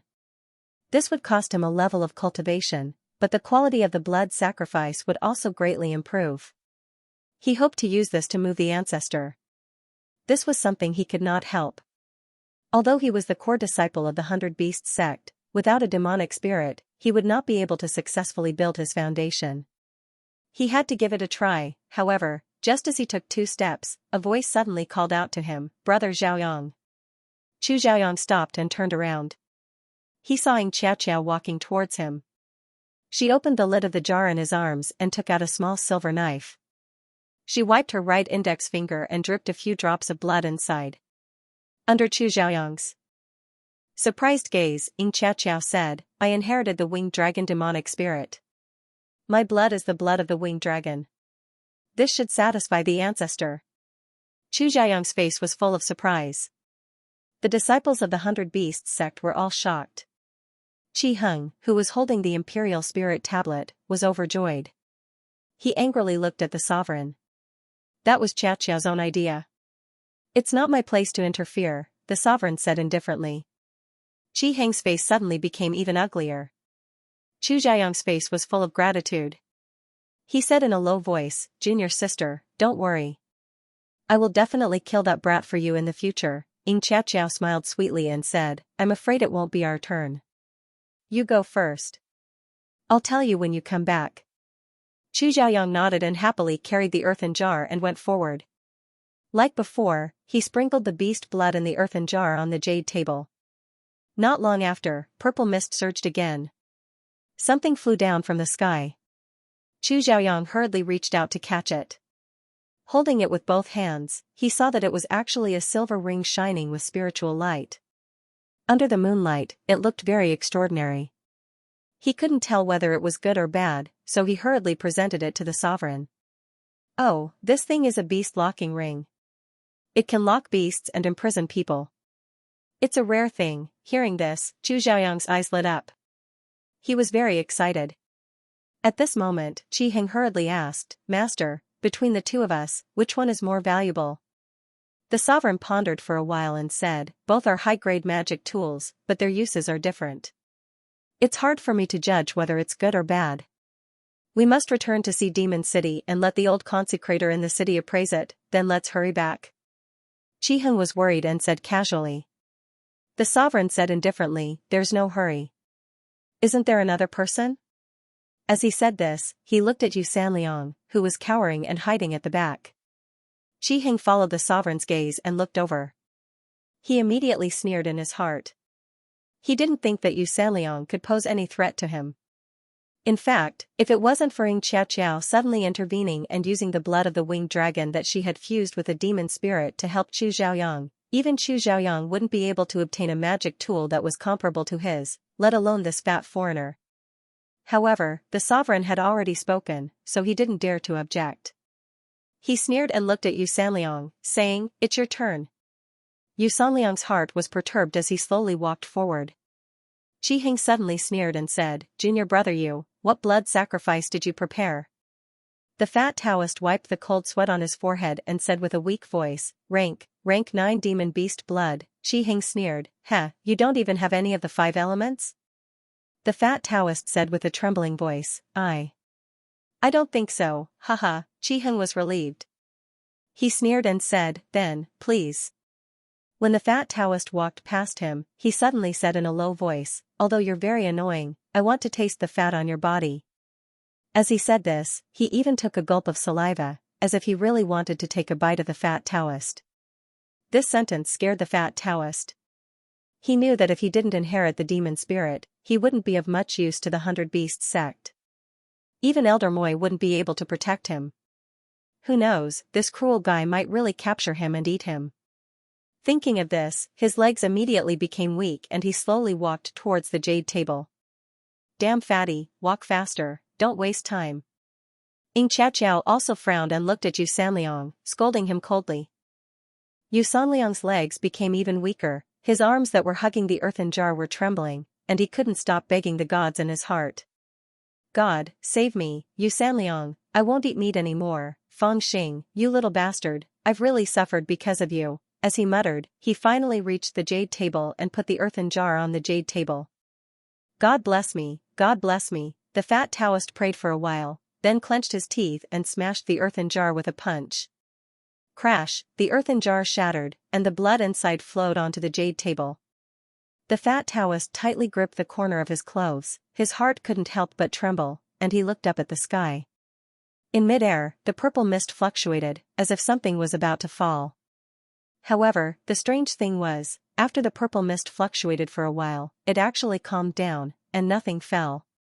The fat Taoist stared blankly at the sky, his heart was about to collapse. Haha, could it be that the ancestor doesn't even care about this offering, and didn't give any reward? Qi Heng's loud laughter rang out. The disciples of the 100 Beasts sect all had strange smiles on their faces, and looked at the fat Taoist with a smile that wasn't a smile. There was mockery and disdain in their eyes. Xianxia, on the other hand, laughed coldly, and felt relieved. At least the inheritance of the demon spirit wouldn't be obtained by this fatty. However, just when everyone thought that there wouldn't be any rewards, the purple mist suddenly surged violently again, and a faint shout could be heard. Who? Suddenly, a huge object fell from the purple mist. It looked like a huge rock, and it let out a strange cry. Pung! It heavily smashed onto the jade table. The disciples of the 100 Beasts sect were instantly stunned, and looked at the scene in front of them in disbelief. The thing that fell was a mixed golden eagle, and no one knew if it was dead or alive, but it fell quite hard. What? What kind of treasure is this? The fat Taoist was also shocked, and stared at the strange bird in front of him. At this moment, the purple mist suddenly surged violently again, and there was another strange cry. In midair, a humanoid figure with fangs and claws fell down, but it heavily smashed into the strange bird. The strange bird cried out in pain, but it came back to life. The person who fell from the back was not injured. He directly jumped up from the jade table, raised his head, and cried out in surprise, "Damn fatty?" Seeing this person, the fat Taoist's heart immediately collapsed. Speaking of which, Feng Xing had arrived 2 hours earlier than the leader of the 100 Beasts sect and the others. He had been cultivating in seclusion deep in the mountains and had rushed over with the Golden Crow when he sensed the first strange aura in the Green Hill tomb. The Golden Crow's original plan was to sneak in after the people of the 100 Beasts sect broke the seal of the purple mist. However, after staring at the purple mist for a while, Feng Xing said, "What are we waiting for? Can't we break the formation and go in first?" The Golden Crow was surprised. "Break the formation? Just the two of us?" Feng Xing took a few more careful looks and nodded with certainty. He said, "This purple fog that looks strange is actually a kind of miasma. It's very powerful, and it's mixed with the spirit designs around the valley, making it even more difficult to grasp. However, if we can resist the purple fog and break through the spirit designs, we can easily enter the valley." The Golden Crow stared at the purple mist and shook its head. "I won't touch this thing even if you beat me to death." Feng Xing looked at it with disdain. "You're such a coward, why are you boasting about your adventurous spirit?" The Golden Crow said angrily, "Does it matter? This purple mist is too strange. Even the Foundation establishment stage can't resist it, let alone us." Feng Xing chuckled. "The Foundation establishment stage can't resist it, but we might." "Not. I think you've forgotten something." The Golden Crow said, "What?" Feng Xing chuckled and poured out a pile of medicinal pills from his storage pouch, saying, "We're rich people." As he spoke, he squatted on the ground and began to pick through the pile of elixirs. He had looted all of Elder Bluebird's elixirs, and there was a wide variety of them. Just the antidote elixirs alone numbered in the hundreds. Some had names engraved on the porcelain bottles, while others did not. Even an ordinary alchemist would not be able to identify so many elixirs, let alone the Golden Crow. However, Feng Xing had no such considerations. After identifying the characteristics of the purple mist with the Yin-Yang Fiend God Mirror, he quickly searched through the pile of pills to find the antidote. In the world of cultivation, there were many poisonous mists of various attributes. In fact, the legendary elixir that could cure hundreds of poisons did not exist, and Feng Xing did not know how to refine elixirs, so he could not refine the right antidote on the spot.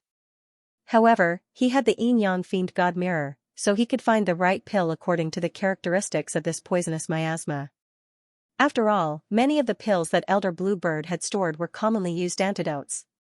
Although he might not be able to find one that could completely counter the characteristics of this poisonous miasma, it was not difficult to find one or two that could. Soon, he found a bottle. "This is it." Feng Xing swallowed one in his mouth and flicked the other towards the Golden Crow. The Golden Crow opened its mouth and held the pill in its mouth, but it muttered, "Is it useful?" Feng Xing did not bother to explain. He directly rushed into the purple mist, stayed for 2 breaths, and then retreated. He stretched out his hands and legs to show the Golden Crow that he was still alive and kicking. He smiled and said, "Are you relieved now?" The Golden Crow's eyes lit up. "It's really useful." "How can you know so many pills?" Feng Xing said disdainfully, "I'm actually a genius in alchemy. I just don't care about refining pills." The Golden Crow naturally did not believe him, but it was too lazy to argue with him. Seeing that Feng Xing took out the immortal binding rope, it took the initiative to stretch out its claws and let Feng Xing tie it up. Then, a human and a crow rushed into this strange formation. Just like in the desolate mountains, Feng Xing identified the 8 gates of the formation, and the Golden Crow quickly calculated and broke through the formation. They actually broke into this forbidden area. "It's here."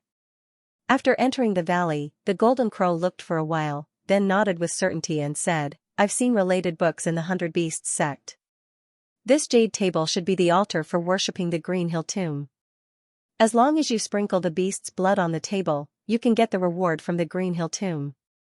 The more precious the beast's blood, the more generous the reward." Feng Xing came to the jade table and carefully observed it for a while. He said to himself, "It really looks like the center of a formation." He suddenly thought of something and said, "Sprinkle the beast's blood on it." The golden crow nodded and said, "It should be right. Unfortunately, we were not prepared and thought that we would leave after solving the problem." Fang Xing suddenly laughed and looked at it a few times. The golden crow had a bad premonition and became alert. It shouted, "Don't get any ideas about me." Fang Xing laughed and said, "I remember you said that your bloodline is very unusual? Little b*** starred, you even have ideas about your partner." The golden crow scolded angrily and turned to escape. However, its claws tightened and it was pulled back by Fang Xing. The golden crow was so frightened that it screamed with all its might. However, its strength was not as good as Fang Xing's, so it could not struggle and could only scream like a pig being slaughtered. After screaming for a long time, it was kicked by Fang Xing and scolded, "I've already received it, why are you still screaming?"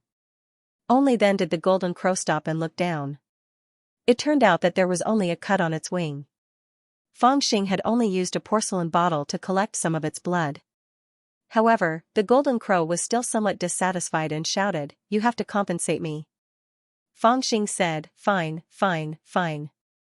If there is a treasure that falls later, it will belong to you." As he spoke, he came to the jade table and poured the blood from the bottle onto the jade table. He stared at the blood as it seeped into the runes. Not long after, the purple fog in the sky surged and a small bottle of medicinal pills fell. Fang Xing reached out and caught it. He looked at it and threw it to the golden crow. He said, "It's a normal chi replenishment pill for foundation building cultivators. It seems that the blood is a little less." The golden crow was scared and looked at him cautiously. However, Fang Xing did not pull it back. He looked at the thick purple fog in the sky thoughtfully. The golden crow knew that this little brat was more courageous than it was. It was afraid that he would have some strange ideas and advised, "I think the people from the 100 Beasts sect will be here soon. Let's go hide in the side so that we won't be caught." Fang Xing suddenly said, "If a treasure falls when we worship, it means that there are a lot of treasures up there." The golden crow was shocked and said, "Don't mess around, this is not a good place." According to the records of the 100 Beasts sect, there were at least 2 sect masters of the 100 Beasts sect who refined antidotes that could resist the poisonous miasma and went up to explore the secrets of the Green Hill tomb when their lifespans were about to run out. However, they never came back down again. That's why the 100 Beasts sect gave up on exploring. Fang Xing said, "What if it's because they are too stupid?" The golden crow said, "Just because you want to go up there means you are smarter than them."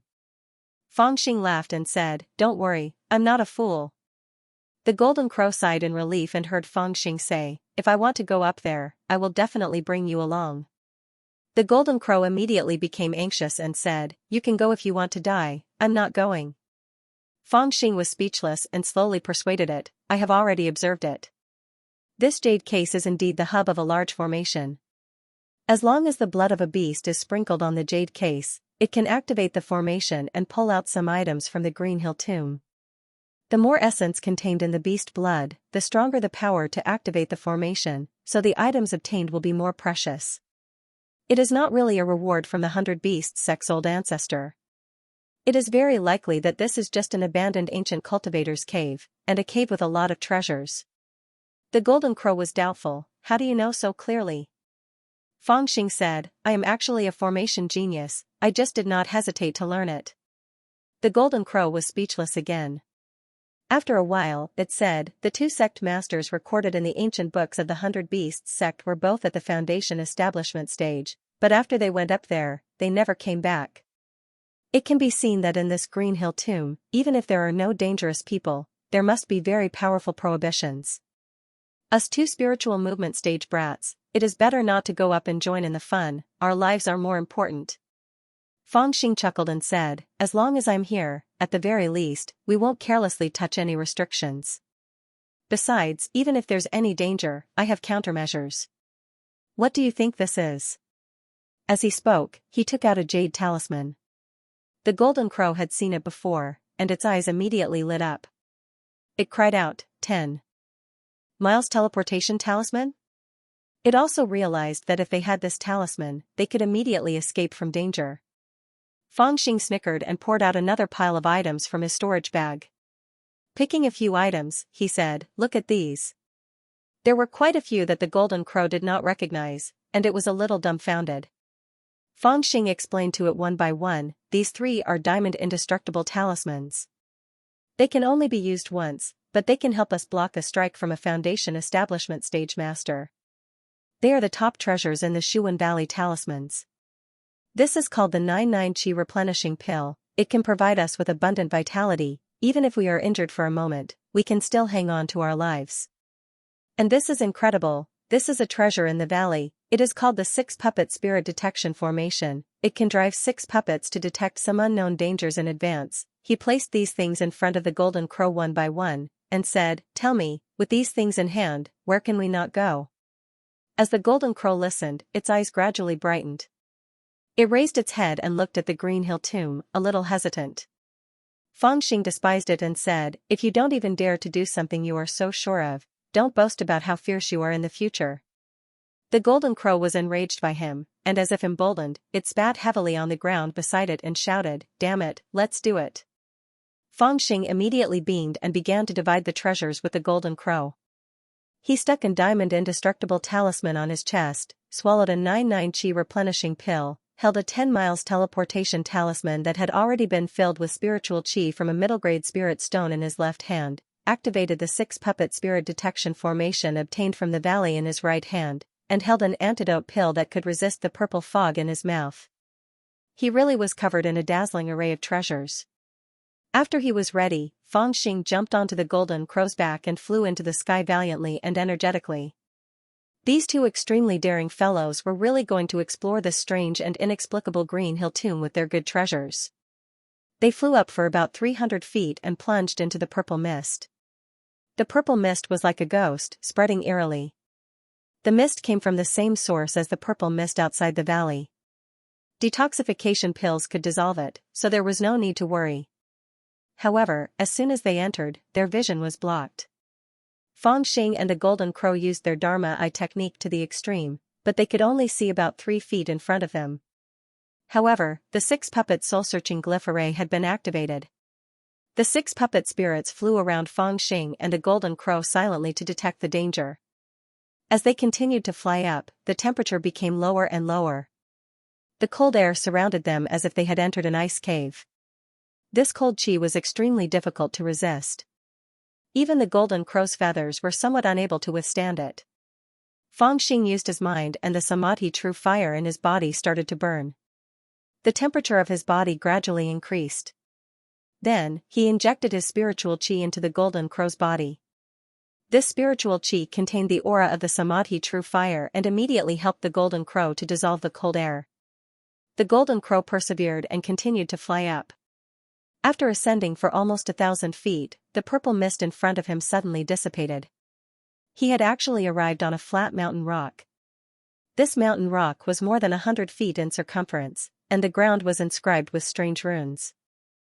The bluestone ground was covered with a layer of frost all year round, and on the mountain rock, there was a cave entrance that was more than 10 feet tall. There were a few difficult to discern ancient characters carved on the cave entrance, and it was simple and desolate. Cyan Moon, Fox Hill, Cyan Moon.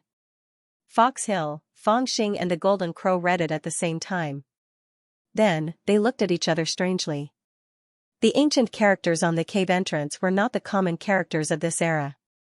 They were curious how the other party could recognize them. The Golden Crow said, "This is the language of the ancient demon tribe. I've learned it before. But how did you recognize it?" Feng Xing smiled and said, "I'm actually a genius at learning runes. I know all kinds of ancient characters. It's just that I don't want to learn them." The Golden Crow already knew that he had many tricks up his sleeve. Seeing that he was unwilling to tell, it did not ask. In fact, it was not difficult for Feng Xing to recognize a few characters of the ancient demon tribe. With a glance, he knew what they meant. "Let's go." Feng Xing jumped down from the Golden Crow's back and walked to the entrance of the cave. He carefully peeked inside and shouted, "Hello, is anyone there?" The voice reverberated and gradually spread into the cave. No one knew how deep it went. The Golden Crow was startled. It patted him with its wings and said in a low voice, "Do you think this is a visit? How dare you ask if there's anyone here?" Feng Xing turned around and scolded, "What do you know? If there was any danger inside, I would have scared them out." The golden crow blinked its eyes.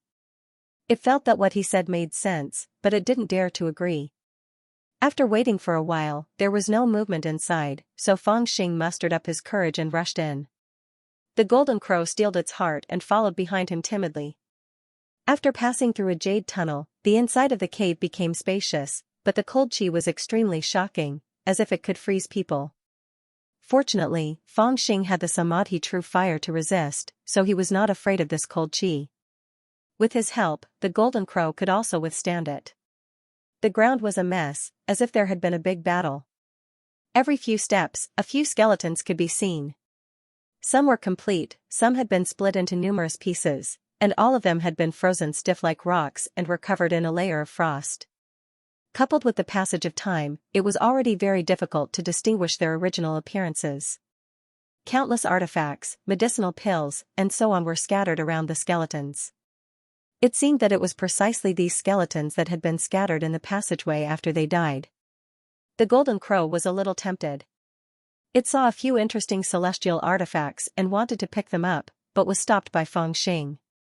He said, according to common sense, the things outside are all trash. The good things must be inside. Let's go in and take a look first. The golden crow felt that it made sense, so it urged him to go in. As they were walking, Feng Xing's expression suddenly changed. He waved his hand and said, "Stop." At this moment, a puppet spirit that was flying in front suddenly screamed. Its agile body stiffened in midair and turned into a ball of fire in the air, burning fiercely. "What the hell is this?" the golden crow cried in a trembling voice. Feng Xing narrowed his eyes and stared at the empty space in front of him. Gradually, a malevolent-looking female ghost manifested. She wore a white dress, and her black hair was disheveled, draping over her face. She kept struggling, her body twisting and turning in a strange manner. The puppet spirit was caught by her slender hand, burning in pain and turning into flames. "That is," the golden crow asked in a trembling voice, sounding panicked. "Forbidden ghost slave," Feng Xing called out the female ghost's name in a low voice. He used the yin-yang fiend god mirror, but he couldn't see through the female ghosts. Cultivation. Instead, he identified her name. It seemed that the female ghost was not a spiritual object, but an object. If it was a spiritual object, it would usually be identified based on its appearance and cultivation. "It's really this thing." When Feng Xing said the name, the golden crow seemed to have guessed it. It said in a panicked voice, "We are in big trouble today. I didn't expect that there would be such a ghost here. If I had known this, I would never have come in. Is this thing very powerful?" Feng Xing turned to ask the golden crow. He could see through the name of this thing with the yin-yang fiend god mirror, and even identified some of its functions, but he didn't know its origin. The golden crow said in a trembling voice, "Of course it's powerful. I've seen it in the ancient books of the demon clan. It should be a thing refined by an ancient magic spell. According to the legend, even a mighty person in the Jindan realm will be contaminated by the ghost chi if he is caught by her. His elixir light will be polluted and his cultivation will be half destroyed. As for ants like us, once we touch her, we will die." Feng Xing stared at the ghost slave for a while and said, "It seems to be stupid. Won't it be fine if we don't touch it?" He was not afraid. Judging from the name of the female ghost identified by the yin-yang fiend god mirror, it should be a dead thing. As long as it was a dead thing, there would be traces to follow. Therefore, there was no need to be frightened by her evil name. The golden crow was almost scared to tears by Feng Xing. It shouted, "It's easy for you to say. Do you think I won't touch it just because you say so?" Feng Xing said, "She moves sometimes and stays still sometimes. There seems to be a certain pattern. She moves according to the operation of the magic circle. Let me study it." He focused his eyes and stared at the front. At this time, the puppet spirit had completely turned into a puff of smoke in the hands of the female ghost. The twisted movements of the female ghost also stopped. She just stood there alone, motionless. There was a dim light on her body. Sometimes it paused for a breath, and sometimes it paused for a long time. "Don't look at it. Let's go back," the golden crow shouted. Before it finished its words, Feng Xing suddenly shouted, "Go." With a whoosh sound, two golden wings appeared on his back. With a flash of golden light, he turned into a flowing light. His whole body passed by the female ghost. The golden crow's claws were tied to him with the immortal binding rope. As he rushed forward, the golden crow was suddenly pulled over. When passing by the female ghost, the golden crow even felt that the female ghost's hair had brushed its mouth. It was so scared that its heart stopped for a moment. "Oh, are you scared to death?" Fangxing saw the stiff body of the golden crow lying on the ground motionlessly. He was also shocked and kicked it with the tip of his foot. "Wow. Little bastard, are you trying to kill Lord Jean?" The golden crow had not yet caught its breath. It was so scared that its golden feathers stood up. It jumped up and was about to fight with Fangxing. "Stop it. If you alarm the female ghost, both of us will die," Fangxing scared the golden crow in a low voice. The golden crow was so scared that it did not dare to move. Looking back, the female ghost did not respond. Fangxing was slightly relieved. It seemed that his speculation was right. Although this existence looked like a female ghost, it had lost its spirituality and was more like an object. As Fangxing continued to move forward, he gradually encountered more and more magic formations and inhibition spells. They were all strange and varied, all of them were strange and inexplicable. Fangxing even saw the corpse of an elderly man when he was about 1,000 feet deep into the cave. Judging from the frost on his body, this elderly man had died much earlier than the other corpses. According to Jin Wu's guess, he should be one of the headmasters of the 100 Beasts clan who had entered the cave earlier. However, this strange and inexplicable cave might be a place of death for others. But for the bold and careful Fangxing and the golden crow, they could easily deal with it. In addition, they had magic tools and talismans, so they were able to deal with all kinds of changes. They went all the way into the cave without any danger. Counting the distance, they were almost 3,000 feet deep into the cave. At this time, Fangxing and the golden crow suddenly saw that the area in front of them had suddenly opened up. A large empty space appeared in front of him. In the center of the empty space, there was a large hall that rose from the ground. It was as eerie as a ghost town, and it was already in ruins. At the entrance of the hall, there were 2 huge bronze doors that were half open. It was dark inside, and there were shadows moving in front of the door. There were actually countless black shadows kneeling on the ground. Looking closely, Fangxing and the golden crow were a little dumbfounded. Those kneeling in front of the hall were all corpses.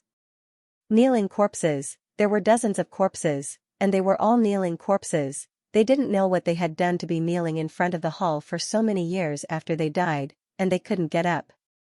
My God! The one at the front. Why does it look like the Fuyao Palace's first situ? The golden crow's eyes suddenly stared at the head of a person in the front row, and his eyes were filled with fear. Fuyao Palace's first situ? Fangxing was also shocked. Could it be that the one among the kneeling corpses was Fuyao Palace's first situ? And that one, wearing the infinite merit Xianxia. That's the attire of the Lingshan Temple's first seat. A dragon head and a human body, wearing a cloud-moving raincoat. Is that the Dragon Lord of the Kanglan Sea? The 7-star purple lotus platform, the 9 heavens imperial thunder crown. Even the master of the purple cloud palace is kneeling here? The golden crow recognized many of the attires that he was familiar with, and he called out their names one by one. Many important figures were almost scared to tears. Hearing so many distinguished names, Fangxing was also a little surprised, but he didn't panic. He slapped the golden crow's head, and scolded, "What are you shouting for?" The golden crow said with a sad face, "So many powerful figures are kneeling here. Aren't you afraid?" Fangxing said, "They were powerful figures when they were alive, and now they're just corpses. What's there to be afraid of?" The golden crow was speechless, and he really admired this little bastard's guts. When we were outside, I felt it too. All the strange phenomena were caused by the array's automatic operation. After entering, although there were some strange things, they were all dead and had no spirituality. There was nothing to be afraid of. Even the wild dogs outside were scarier than here. Wild dogs would be despicable and bite you suddenly. Dead things, on the other hand, were much more well-behaved and would not take the initiative to provoke you. Fangxing spoke clearly and logically, looking around without a care in the world. The golden crow opened its mouth and wanted to refute Fangxing's words, but it did not know where to start. It was also at this moment that a wave-like power suddenly surged around them. From all directions, it surged towards where they were. Feng Xing and the Golden Crow were shocked. They suddenly realized that the previously very calm Fox Cave Array had actually started to operate. As the terrifying power fluctuated, the 8 gates changed, life and death alternated, and danger lurked everywhere. "Let's go, the place where we are is about to become the Death Gate," Feng Xing was shocked. He pulled the Golden Crow and fled forward. The Golden Crow cried. "Out! Don't run in that direction," Feng Xing scolded. "Behind us is turning into the Death Gate. Do you want to be suppressed by the entire array's power?" As he scolded, he pulled the Golden Crow and fled quickly. The Golden Crow could not cry even if it wanted to. It cried out in despair. "But you are charging into the main hall now." It was unknown if Feng Xing did it intentionally or not, but he used the excuse of escaping from the Death Gate of the array to directly rush towards the half-closed main hall. He did not hesitate to pull the Golden Crow into the main hall. The moment they entered the main hall, an invisible and powerful force descended. In their ears, they seemed to hear a desolate and indignant sigh. "My Tao is immortal as long as it is not extinguished. If it is not extinguished, my Tao will exist forever." Who was speaking? Feng Xing's ears perked up. He scanned the main hall and activated the Yin-Yang Fiend God Mirror with all his might. However, he did not feel any vitality. As for that voice, other than the one he heard when he first entered the hall, he didn't hear it again. The Golden Crow crawled up from the ground. He wanted to cry but had no tears. "You bastard, you're simply a troublemaker. If I stay with you, I'll be killed by you sooner or later. I've made up my mind. Once I get out, I'll, It angrily rebuked Feng Xing for his crimes, but suddenly, its eyes lit up as it looked forward. In the main hall, there were also ruins everywhere, and the ground was cracked. It was a dilapidated scene. However, not far ahead, there was a large blood-red lotus flower in a large pond.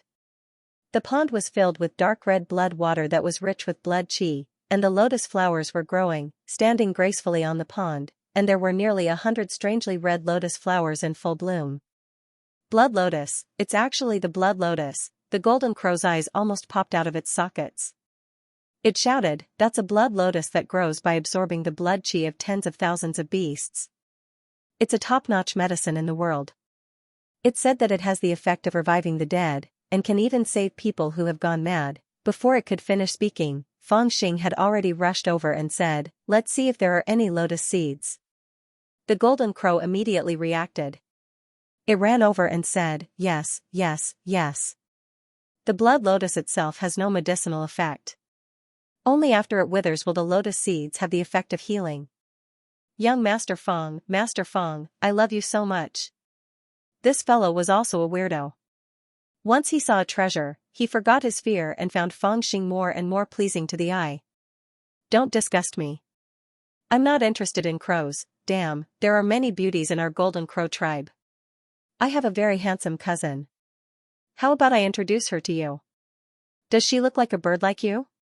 She's already cultivated a human face. She's beautiful, but she's too talkative. She's a chatterbox." As the two of them talked nonsense, they quickly searched the edge of the blood pool. They couldn't help but be shocked. What grew in the pool was a rare treasure in the world of cultivation.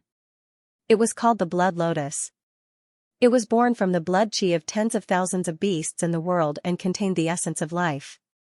When the flower fell, it would produce lotus seeds with miraculous effects. Legend had it that it could really revive the dead. It was said that an ancient almighty had once used a blood lotus to save his beloved disciple who only had a ghost left. He used the lotus roots as the bones, the lotus leaves as the flesh, and the lotus seeds as the soul. In the end, he cultivated into the lotus real body. His cultivation reached the heavens, and he became a great sage. The legend was too old, and no one knew whether it was true or not.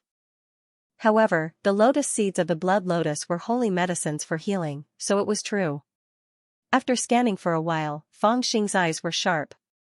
He saw a shriveled lotus seed in the lotus eye. He was overjoyed and hurriedly pulled it down. When he held it in his hand, he saw that there were 7 children on top of it. He was ecstatic. The golden crow also let out a cry and rushed over, wanting to snatch it from him. However, Fangxing stepped on it and looked at the bottom of the pool with a frown. Let me see, let me see. The golden crow was stepped on, but it didn't know how to be angry. It cried out greedily. Fangxing ignored it. His eyes were fixed on the bottom of the pool, as if he was stunned. However, when Fangxing pulled out the blood lotus and plucked the seed, he vaguely saw a person in the blood pool. The blood pool was filled with thick blood water, but it was possible to see through the blood water to see what was underneath. Fangxing saw that there was actually a very small child in the blood pool. When he focused his gaze on the child, the blood lotuses in the pool seemed to move away, no longer obstructing his vision. Fangxing could see the child's appearance in its entirety, and his heart ached a little. That child was only 2 or 3 years old. His eyes were slightly closed, as if he were asleep. His small body was like white porcelain, and was filled with a pure light. Even the pool of blood was unable to stain him in the slightest. What was even more terrifying was that the pool of blood was actually growing from his body. It was as if he was relying on his essence blood to grow and germinate. Such a small child was actually used as nourishment. What kind of bastard would do such a thing? It was rare for Fangxing to feel a trace of compassion. The lotus in his hand was a little hot. The child's expression was clearly blank, and there was no change in it. However, there was a faint pleading feeling coming from her body. It was a very strange feeling. It was not a spell, nor was it an illusion, but it directly touched Fangxing's heart, forming a restless force that kept tugging at his heartstrings, begging him to put the lotus back, not to snatch it away. Under this kind of force, Fangxing's expression was a little solemn, as if he had already been robbed. Sigh. After a long time, he suddenly sighed softly and said, "Little fellow, you're too pitiful. I'll return this lotus seed to you." As he spoke, he plucked a lotus seed from the lotus, and with a flick of his finger, he flicked it into the child's slightly opened mouth. Then, the guilt in his heart disappeared, and he put away the rest of the lotus seed with a clear conscience. Strangely enough, just as he put away the lotus seed, the pool full of blood lotuses returned again, and the shadow at the bottom of the pool could not be seen. Naturally, Fangxing could not see that after the little child held the lotus seed in her mouth, the corners of her mouth seemed to curl up into an aggrieved smile, and her body gradually grew. In an instant, she had turned into the appearance of a 16 or 17-year-old girl. She was slim and graceful, and her eyebrows were slightly furrowed. At the same time, there was a faintly discernible vitality rising in her body. "What are you doing? Every lotus seed is priceless, why did you throw it back?" The golden crow, who was being stepped on by Fangxing, shouted anxiously when it saw his action. Fangxing released it, showed it the lotus seed, and said, "There were 7 lotus seeds just now, how do we divide them? I'm a loyal person, how can I take advantage of you? Look, now there are 6 lotus seeds in total, is it easy to divide them?" As he spoke, he generously took 3 lotus seeds and handed them to the golden crow. The golden crow was stunned for a moment, and after a long while, it sobbed and said, "What a good brother." Fangxing waved his hand and said, "It's not a big deal." The golden crow continued to cry, "Why don't you give me that one?" Fangxing said angrily, "You want to take advantage of me? Do you believe that I'll trample you to death?" The golden crow was shocked. He hurriedly took the 3 lotus seeds and put them away in a secretive manner. "Look, there's something good over there." Fangxing looked around and suddenly saw another place. His eyes lit up, and he rushed over. At the end of the center of the hall, there was a dark golden dragon chair.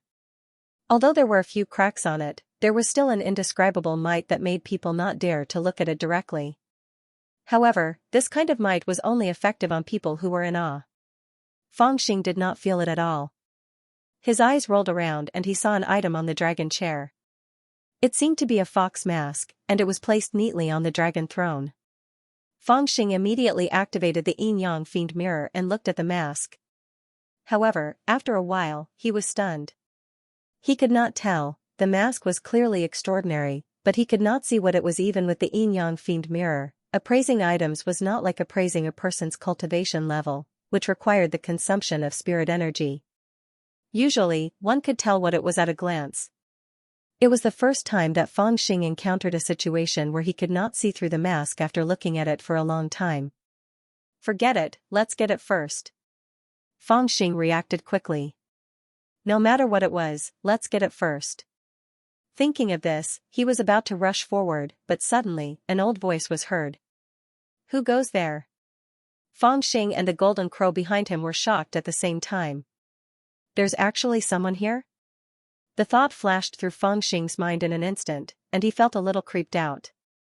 Before and after entering Qingqiu Mountain, he had been fearless no matter how many dangerous situations he encountered, mainly because he was well prepared and had the yin-yang demon mirror with him, which allowed him to seek fortune and avoid calamity. Everything was under control. But now, he suddenly heard a voice in this land of death. Perhaps it was not a human, but it was a living being regardless, an existence with intelligence. Who is it? A human, a ghost, a monster, or a demon? Come out for a stroll? After Feng Xing recovered from his shock, he quickly jumped back a step. He held the broadsword horizontally in front of his chest and shouted loudly. The golden crow cawed strangely as well, its eyes darting around as it prepared to flee at any moment. I am the Black Tortoise Saint. Where did you come from, you thief? The voice rang out again, immeasurably dignified. The sound waves reverberated throughout the hall. This time, Feng Xing finally found the source of the voice. It came from a stone tablet beside the throne, and there were also some things recorded in strange characters on it. However, there seemed to be a faint mist lingering on the tablet, and he could not see through it even with his Dharma eye technique. He only knew that there was something recorded on the stone tablet, but he could not tell what it was or what language it was written in. The one who spoke was a stone tortoise below the stone tablet, and it had awakened at some point. Feng Xing looked at the stone tortoise strangely, and after a long while, he said in surprise, "Did the tortoise speak?" The stone tortoise flew into a rage and barked, "You thief, speak nonsense. I am the Black Tortoise Saint, and you dare trespass into the immortal temple? What crime do you deserve?" Feng Xing took a closer look at it. The yin-yang godly demon mirror spun rapidly and appraised it again. He found that it was a steel stone tortoise. However, for some reason, it had awakened. It looked like a spiritual object, but also like a dead object. After a long time, the yin-yang godly demon mirror still couldn't see through its cultivation. Instead, it found that it was suppressed by a special steel suppression spell and couldn't move. This old tortoise can't move, so there's nothing to be afraid of, Feng Xing muttered in his heart. However, this stone tortoise had inexplicably appeared in this ghostly hall. Although it could not move, there might be something strange about it. Before he figured out its background, he did not dare to be presumptuous. His mind was filled with countless ideas, and his mouth followed the meaning of the stone tortoise's words and pestered it endlessly. What do you mean by breaking into the immortal palace? You didn't even close the door. The stone tortoise was stunned, as if it hadn't expected this little demon to reply like this. After a long while it shouted, the door to the immortal palace is always half opened for the fated, and there's naturally no reason for it to be closed. Little demon, like you entered without being invited, so you're a thief. Feng Xing's eyes lit up and he said with a smile, then I must be the fated one. The stone tortoise angrily shouted, nonsense. Do you have immortal palace's profound order? Feng Xing said, no. The stone tortoise said, if you don't have the token, you are entering uninvited, and entering uninvited is a thief. Feng Xing said, you invited a guest, right? People like me who break in on their own are the fated ones. The stone tortoise was speechless for a long time. After a long while it said coldly, little demon, you have a sharp tongue. I won't argue with you. I only want to ask you, after entering this hall, did you steal anything? Feng Xing clapped his hands and said innocently, how is that possible? I just came in for a stroll. These words were too fake. Even the golden crow, who was lying on Feng Xing's back, felt a bit annoyed. The stone tortoise was even more speechless. After calming down for a while, it said coldly, little demon, the fated one that the immortal palace is waiting for has already been chosen 1,000 years ago. Within 100 years, he will definitely come with the immortal order. Although I don't know who he is, he will definitely not be you. Everything in the immortal palace is also prepared for him. If you take anything, you will form karma with him. Be careful not to die under his sword in the future, Feng Xing said angrily, do you think this little grandpa is scared? The stone tortoise was even more speechless. After pausing for a while, it brought the topic back to its own thought. It said coldly, however, since you can come here alive with your spiritual body, it can be seen that you have some luck. I, the Black Tortoise Great Sage, will give you a chance. If you are willing to sign my blood contract and become my servant, there will definitely be a great opportunity for you. You will be able to move unhindered in the lower world. Go to hell, why don't you become my servant? Fangxing tested it bit by bit and found that the stone tortoise could indeed only speak. It was difficult for it to even move its neck, let alone move it. Thus, he became more courageous. In addition, this old tortoise actually wanted him to be its servant, which made him even angrier. He cursed and no longer paid attention to it. He rushed forward with large steps and opened his 5 fingers to grab the fox ghost mask on the throne. However, at this moment, the stone tortoise suddenly shouted coldly. In the main hall, there was suddenly an indescribable pressure that covered Fangxing. Fangxing saw from the corner of his eyes that the formation in the main hall was activated again. The 8 gates shifted, and the death gate suddenly appeared in front of him. If he tried to force his way forward, he would definitely barge into the death gate and be suppressed by the great formation. After a moment of shock, 2 golden wings appeared on his back. With a fierce flap in the air, he changed his direction and returned to his original position. The stone tortoise sneered. I only work for the Immortal Palace's inheritor.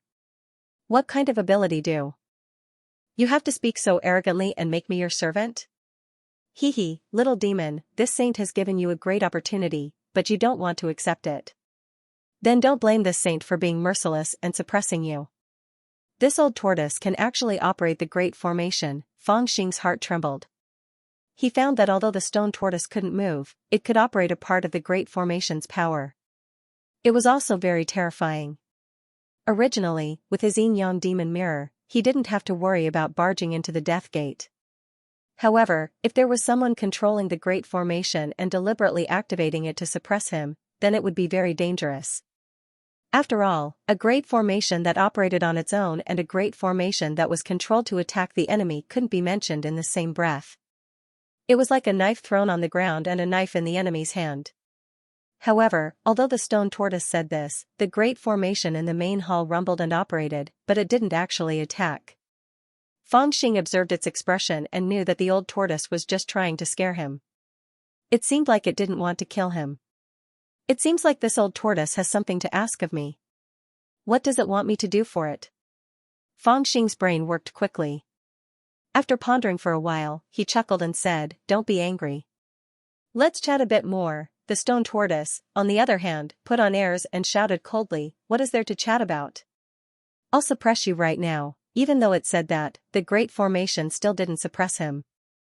Fangxing was even more certain that it didn't want to kill him.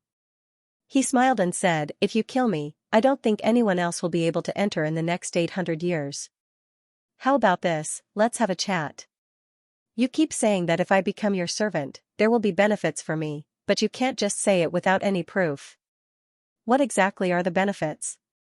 Tell me first." The stone tortoise was startled for a moment. Then, it shouted coldly, "If you become my servant, everything in the Immortal Palace, apart from the immortal pills and divine lotuses, can be used by you before the true inheritor of the Immortal Palace arrives." When Fangxing heard this, his eyes lit up. He pointed at the green fox demon face on the dragon throne and said, "Including this?" The stone tortoise gave the green fox demon face a look and thought, "This little demon seems to be quite clever. If I say that I can't give him the green fox demon face, he definitely won't obediently sign the blood contract. However, after waiting for so many years, this little demon has come in. I can't kill him. Forget it, I'll just agree to it. After signing the blood contract, he won't be able to go against my orders. I can just forcefully restrain him." When he thought of this, he said coldly, "Of course. However, after the Immortal Palace's inheritor arrives, the item must be returned to its owner." Fangxing laughed and said, "Of course.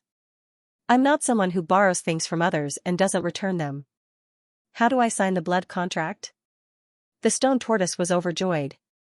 It opened its mouth and spat out a jade talisman, saying, "Drip your essence blood that contains your soul onto the jade talisman." So it's similar to the life lantern of the Blue Cloud sect. Fang Xing took a closer look at the jade talisman and used the yin-yang godly demon mirror to identify its use. It was similar to the life lantern, a type of contract talisman. However, it was much stronger than the life lantern. The life lantern of the Blue Cloud Sect's level had limited control over Foundation Realm cultivators. It basically had no control over Golden Elixir Realm cultivators and could be broken at will. However, although this jade talisman was similar to the life lantern, its control over it was much stronger. Perhaps even Yuaniing cultivators would be able to counter it. Little demon, what do you think? If you sign this contract, you'll be blessed with a great opportunity. From then on, you'll have a meteoric rise. The stone tortoise said coldly, tempting Fang Xing. Fang Xing pondered for a moment and suddenly said, "Let me think about it first." As he spoke, he sat down with his legs crossed and closed his eyes, as if he was seriously considering the offer. The golden crow behind him was a little anxious. It carefully kicked him, hinting that he should not agree. The stone tortoise noticed the golden crow's little action and scolded, "That damn crow, do you want to die?" The golden crow shrunk its neck in fear and did not dare to speak. On the other hand, Fang Xing closed his eyes for a moment and slowly opened them. He smiled and said, "All right, I agree." The stone tortoise was overjoyed and let out a sigh of relief. It opened its mouth and blew the jade talisman to Fang Xing, saying coldly, "Drip your essence blood on it." Fang Xing nodded. Under the anxious gaze of the golden crow, he cut his fingers and dripped a drop of his essence blood on the jade talisman. The stone tortoise was overjoyed. It released an invisible force and rolled the jade pendant into its stomach. Fang Xing took advantage of the time when the stone tortoise was checking the jade pendant. He rushed to the dragon throne and grabbed the green fox mask. Suddenly, he found that there was a shining jade booklet under the mask. He put it away and went back to where he was, signaling the golden crow to leave quickly. After the stone tortoise inspected the jade talisman, it confirmed that there was indeed Fang Xing's essence blood in the jade talisman. It knew that it was not a fake talisman and heaved a sigh of relief. It looked up and saw Fang Xing taking off his fox gear and walking away with the golden crow. The stone tortoise smiled and said, "Little demon, come back. Since you're my slave, there's something I need you to do. Go to the Kanglan Sea and steal the dragon ball of the current dragon king for me." "Alright, no problem." Fang Xing agreed loudly and sped up with the golden crow. The stone tortoise found it a little strange and shouted, "Put down the green fox mask, I have other instruments for you." "No need, I'll just make do with this one," Fang Xing agreed and started jogging with the golden crow. The stone turtle felt that something was wrong. It raised its voice and shouted, "Little demon, come back here." Fang Xing suddenly laughed and told the golden crow. The golden crow understood. It spread its wings and flew into the sky. Fang Xing quickly jumped onto its back. One human and one crow, they flew out of the hall at lightning speed. With the golden crow's current flying ability, 2 hurricanes appeared under its wings. With a swoosh, it flew out hundreds of feet. "Little bastard, you signed a blood contract and you still want to rebel?"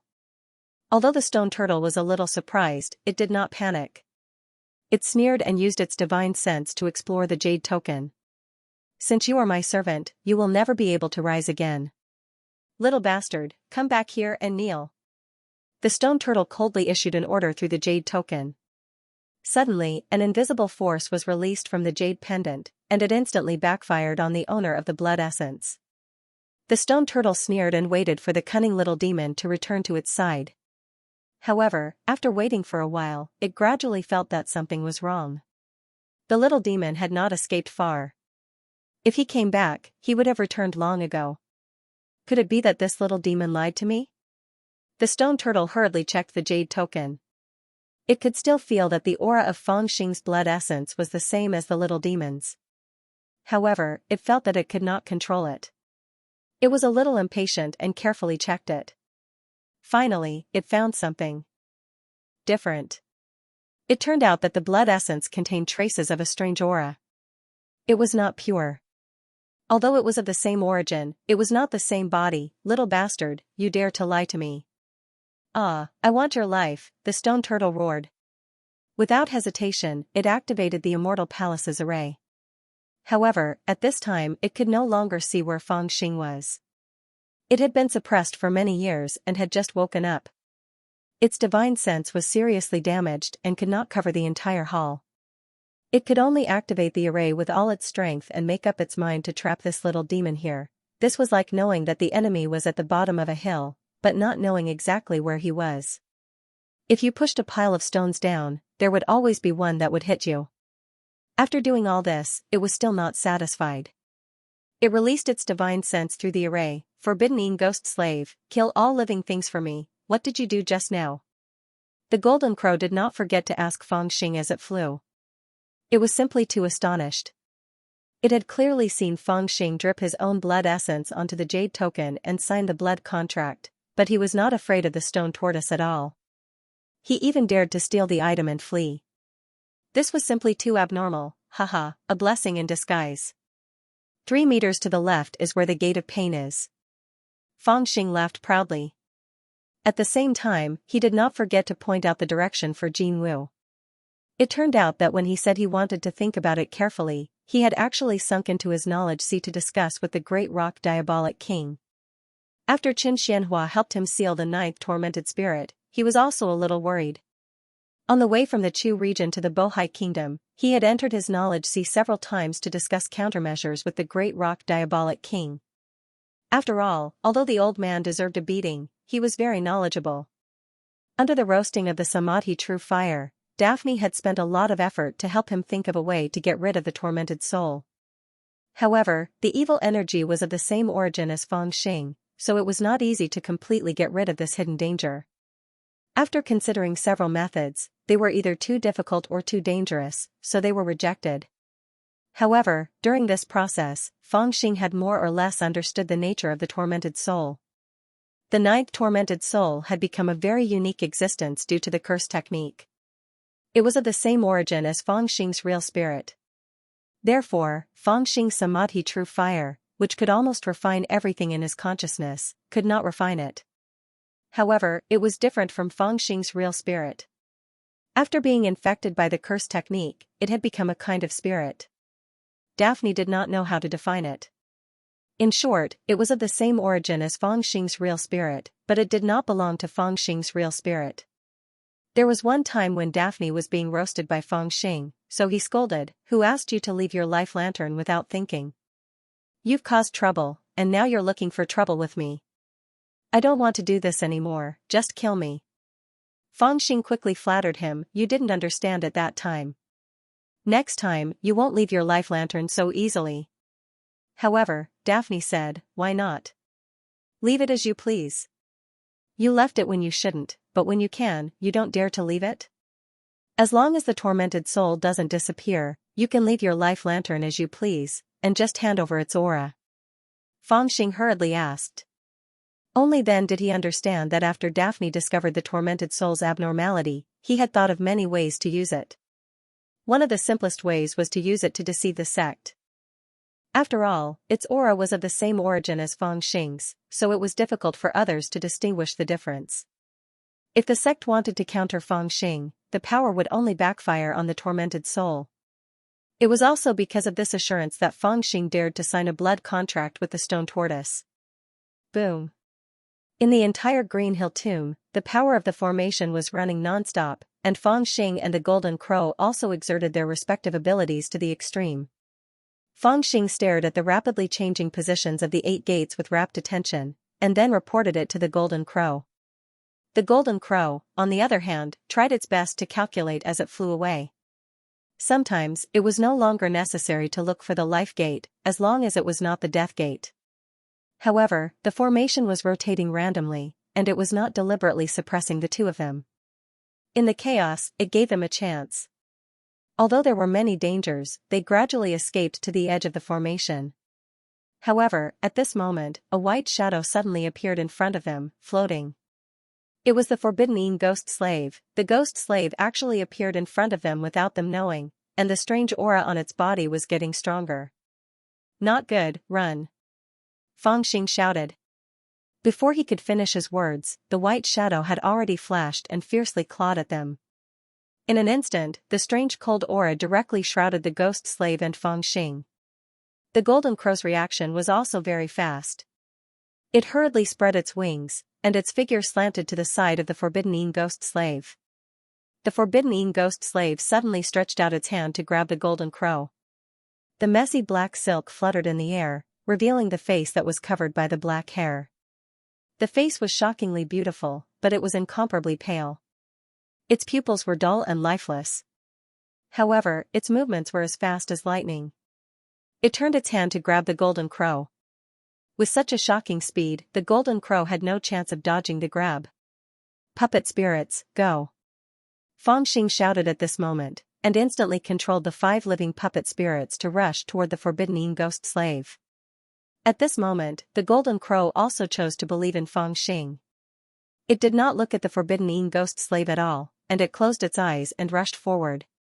Whoosh whoosh whoosh whoosh whoosh. The 5 puppet spirits all rushed toward the ghost slave, and one by one, they hit the ghost slave's hand that was grabbing them. Boom, boom, boom, boom, boom. As soon as it caught the ghost slave's slender and pale hand, the nightmare spirit immediately turned into a flame. In an instant, 5 flames rose one after another, but they were able to resist this grab.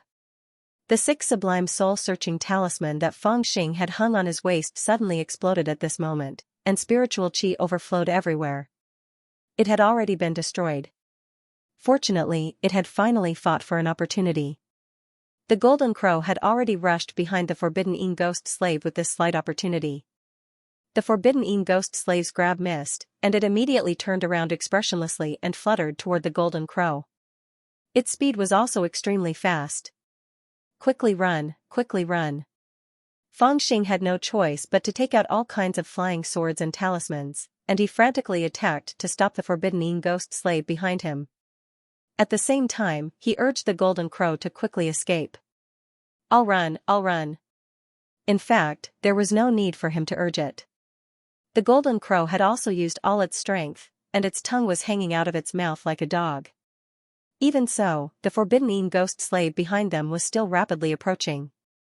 At this moment, in the direction that the 2 people in front of them had escaped, there were vague white shadows constantly swaying.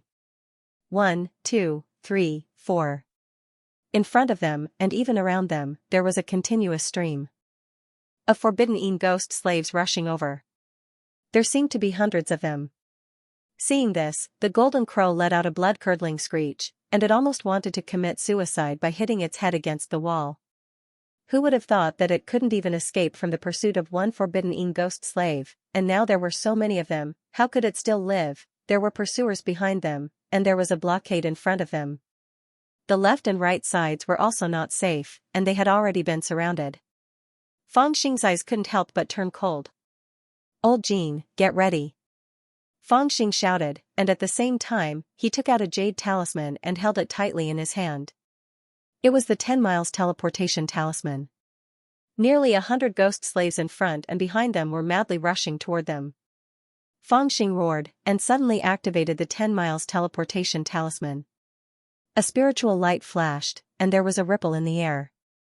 Feng Xing and the golden crow disappeared at the same time.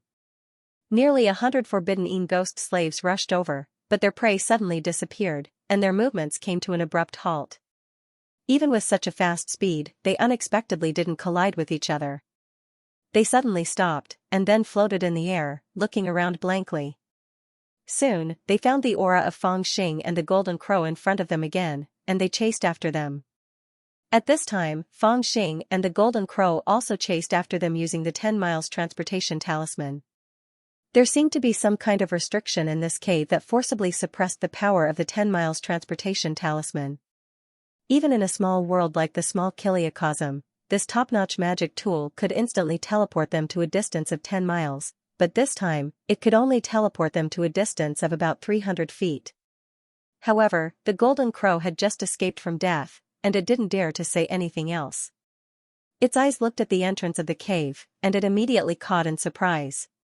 Even though it was as tired as a dead dog, it once again gathered its remaining strength and crazily rushed out of the cave. The forbidden ghost slaves behind it chased after it expressionlessly, and the distance between them kept decreasing. 300 feet. 250 feet. 200 feet. With a whoosh, the golden crow finally rushed out of the cave and swooped down. At this time, the fat Taoist was offering his blood sacrifice. His face was full of expectation, and he hoped that something would fall from above. Feng Xing and the golden crow fell onto the jade table and thought that they were out of danger. When they looked up, they saw the fat Taoist and immediately let out a cry of surprise. The fat Taoist, on the other hand, broke down in an instant. Although he was also wondering if Feng Xing, the little bastard, would appear again and help him out like before to solve his predicament, he did not expect Feng Xing to fall from above. You, before the fat Taoist could ask a question, Feng Xing's expression suddenly changed and he jumped up with a swoosh. He had faintly felt that in the purple mist above, there was a surge of dangerous breath. It seemed that the ghost slaves were chasing him. Oh, my friend, help me. As soon as he raised his head, he saw Xianxia, the sect master of 100 Beasts sect, standing there with a confused look on his face. Feng Xing let out a loud cry and charged towards Xianxia with the golden crow in his hand. Xianxia's cultivation base was naturally higher than his, but his reverence for the Green Hill tomb was too deep. When he saw Feng Xing falling from the tomb, he was surprised and fearful, not daring to attack him. Seeing him rushing over, he just leaned to the side and looked at him vigilantly. And Feng Xing did not intend to fight with him. He rushed past him and hid behind him. Xianxia was puzzled. When he was about to ask, he suddenly felt several extremely dangerous breaths. Buzz, having no time to think, Xianxia suddenly turned around and pushed out his hands. Above his head, a phantom of a 9-headed lion appeared and turned into a kind of barrier, blocking in front of him and roaring at the sky. It was also at this moment that a white-robed woman suddenly appeared from within the purple mist. Her aura locked onto Feng Xing, who was behind Xianxia, and she instantly pounced forward, grabbing at Feng Xing. However, she was an inanimate object and did not know how to be flexible.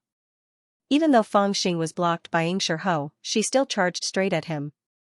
From the looks of it, she was directly grabbing at Xianxia. Xianxia felt the horrible breath on her body.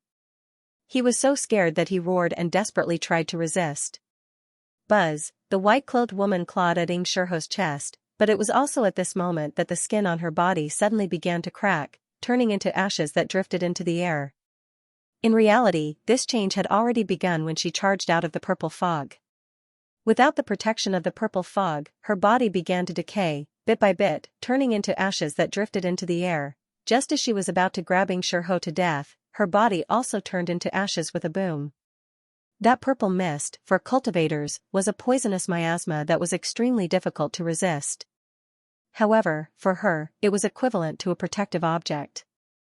Once she left the poisonous fog and appeared in the air, her body couldn't stop crumbling. At this moment, she had even broken through the barrier in front of Xianxia and was only a finger away from touching him. Xianxia was a foundation establishment cultivator, but at this moment, he was so scared that even his soul was trembling, and his body was covered in cold sweat. Elder Moy, who was not far away from him, was shocked and rushed over to check on his injuries. Whoosh, whoosh, whoosh, whoosh, except for the ghost slave who rushed out first, the other ghost slaves seemed to have sensed that something was wrong.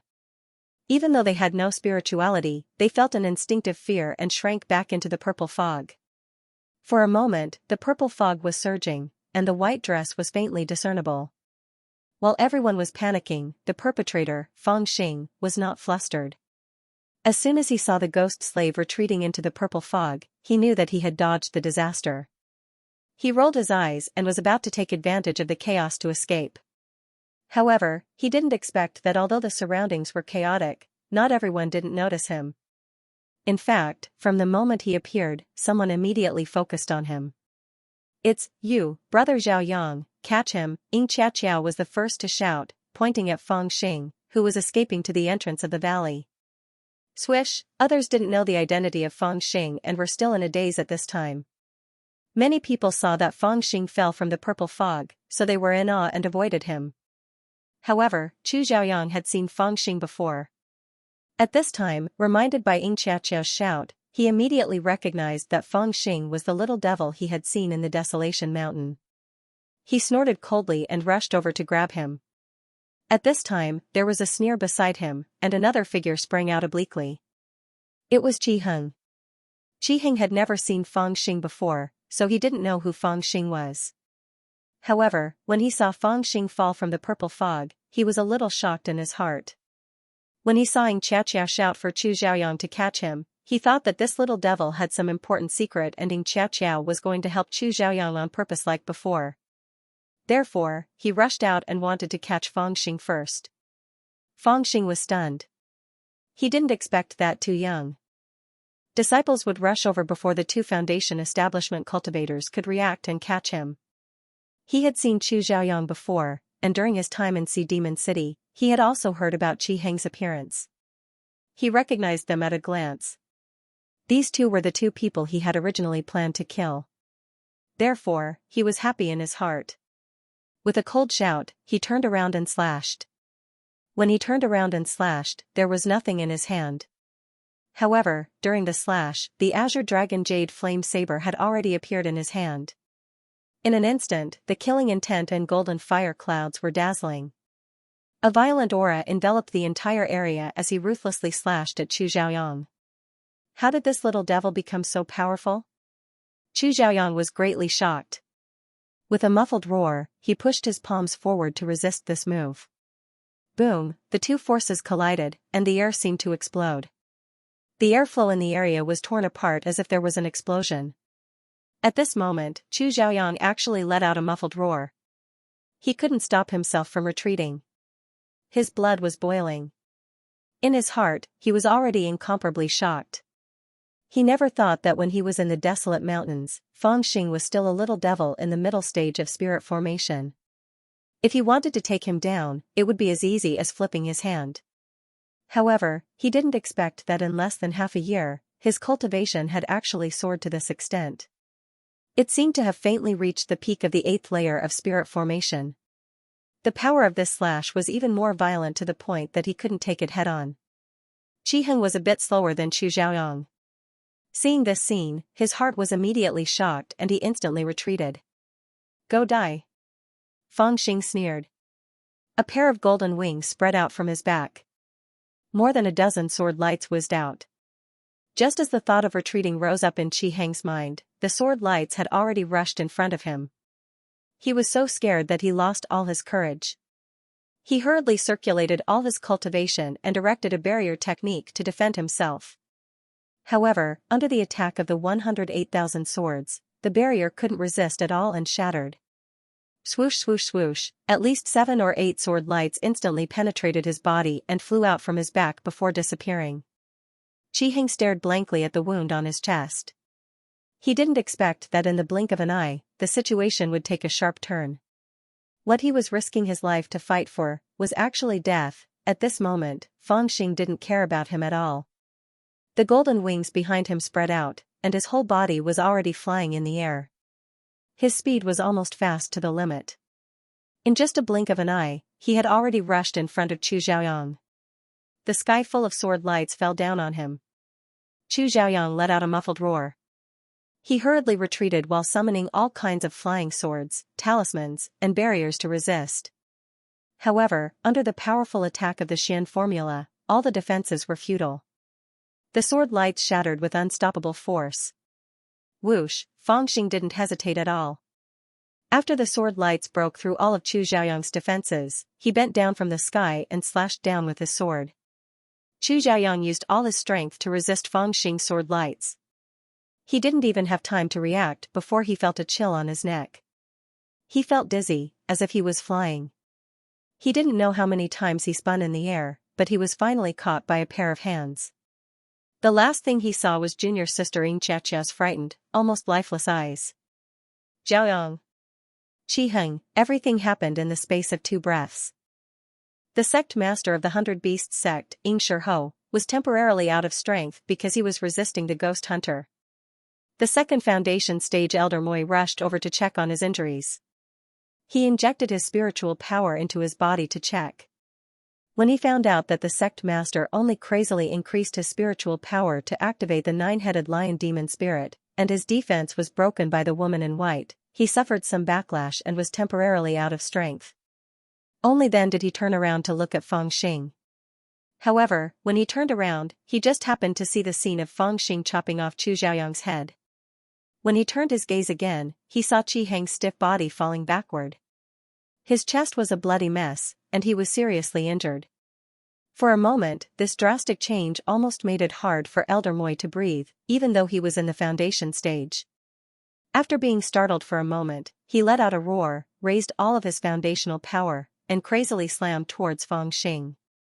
At this time, Feng Xing had chopped off Chu Xiaoyang's head. He laughed, spread his golden wings, and flew toward the golden crow. The golden crow also came to its senses at this time. It spread its wings and flew up.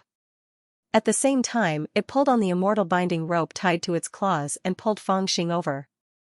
However, no matter how fast they couldn't be faster than Elder Moi's palm at close range. Boom, Elder Moi's palm force struck through the air and landed heavily on Feng Xing's back.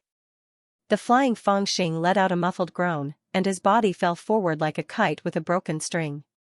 However, at the same time that Elder Moi's palm hit him, a golden light flashed across his chest, circled around his body, and disappeared in a flash. "Ah yes, little brat, you won't be beaten to death, right?" The golden crow was shocked. It didn't have time to check on Feng Xing's injuries, and it dragged him away with the immortal binding rope. In the distance, the fat Taoist was also stunned by this series of changes. In a hurry, the steel-maned spirit form flew out from the top of his head. When Xianxia saw this scene, she was stunned for a moment, and then she was overjoyed. The palm of a foundation stage hit him so hard. This little devil should be dead, right? While she was in a daze, the golden crow had already spread its wings and fled toward the entrance of the valley. However, the immortal binding rope on its claws pulled Feng Xing along as it fled in the air. "Ha ha ha ha, old man, I'll remember this palm of yours. I'll reward you with 2 palm strikes another day." Feng Xing, who was hanging in the air as if he were dead, suddenly flipped over and jumped onto the golden crow's back. He ran away laughing. Wow, the disciples of the 100 Beasts sect were in an uproar when they saw that the little brat was unscathed after taking Elder Moi's palm head-on. Those who had never seen Feng Xing before were already in awe of this young man who fell from the sky. They were even more terrified when they saw this scene. He fell from the sky, killed someone in front of 2 foundation stage cultivators, and escaped in an arrogant manner. Was this person an immortal devil? A strange sense of fear struck Xianxia's heartstrings, and she suddenly burst into tears. "Who is this person?" At this moment, a calm voice asked. It was Yi Guin. From the moment Feng Xing fell from mid-air, to the forbidden Yin ghost slave chasing after him, to when Feng Xing killed Chu Xiaoyang with a single slash, Yi Guin did not have any intention of making a move. Her expression was calm as if she was not involved in the matter. When Chu Xiaoyang's head flew towards her, she even took 2 steps back, unwilling to have his blood stain on her dress. Only now did she open her mouth to asking Xiao indifferently. "Senior Sister Yi." He's Feng Xing." Xiao was already crying so much that she looked unrecognizable. She barely managed to finish this sentence before her body swayed and she fell weakly to the ground. "He's Feng Xing?" Yi Guin was slightly startled. A cold look suddenly appeared between her brows. She pointed with her slender hand, and the silver shuttle was already in mid-air. Even she did not expect that the slippery ghost who dared to kill people despite being heavily surrounded was actually Feng Xing, whom she had always wanted to kill. That was really King dangerous. Fortunately, I had this adamant and unbreakable talisman to block it for me, or else I would have lost half my life. Feng Xing, who escaped while laughing, also felt a little guilty. He muttered as he peeled off a tattered and dull talisman from his body.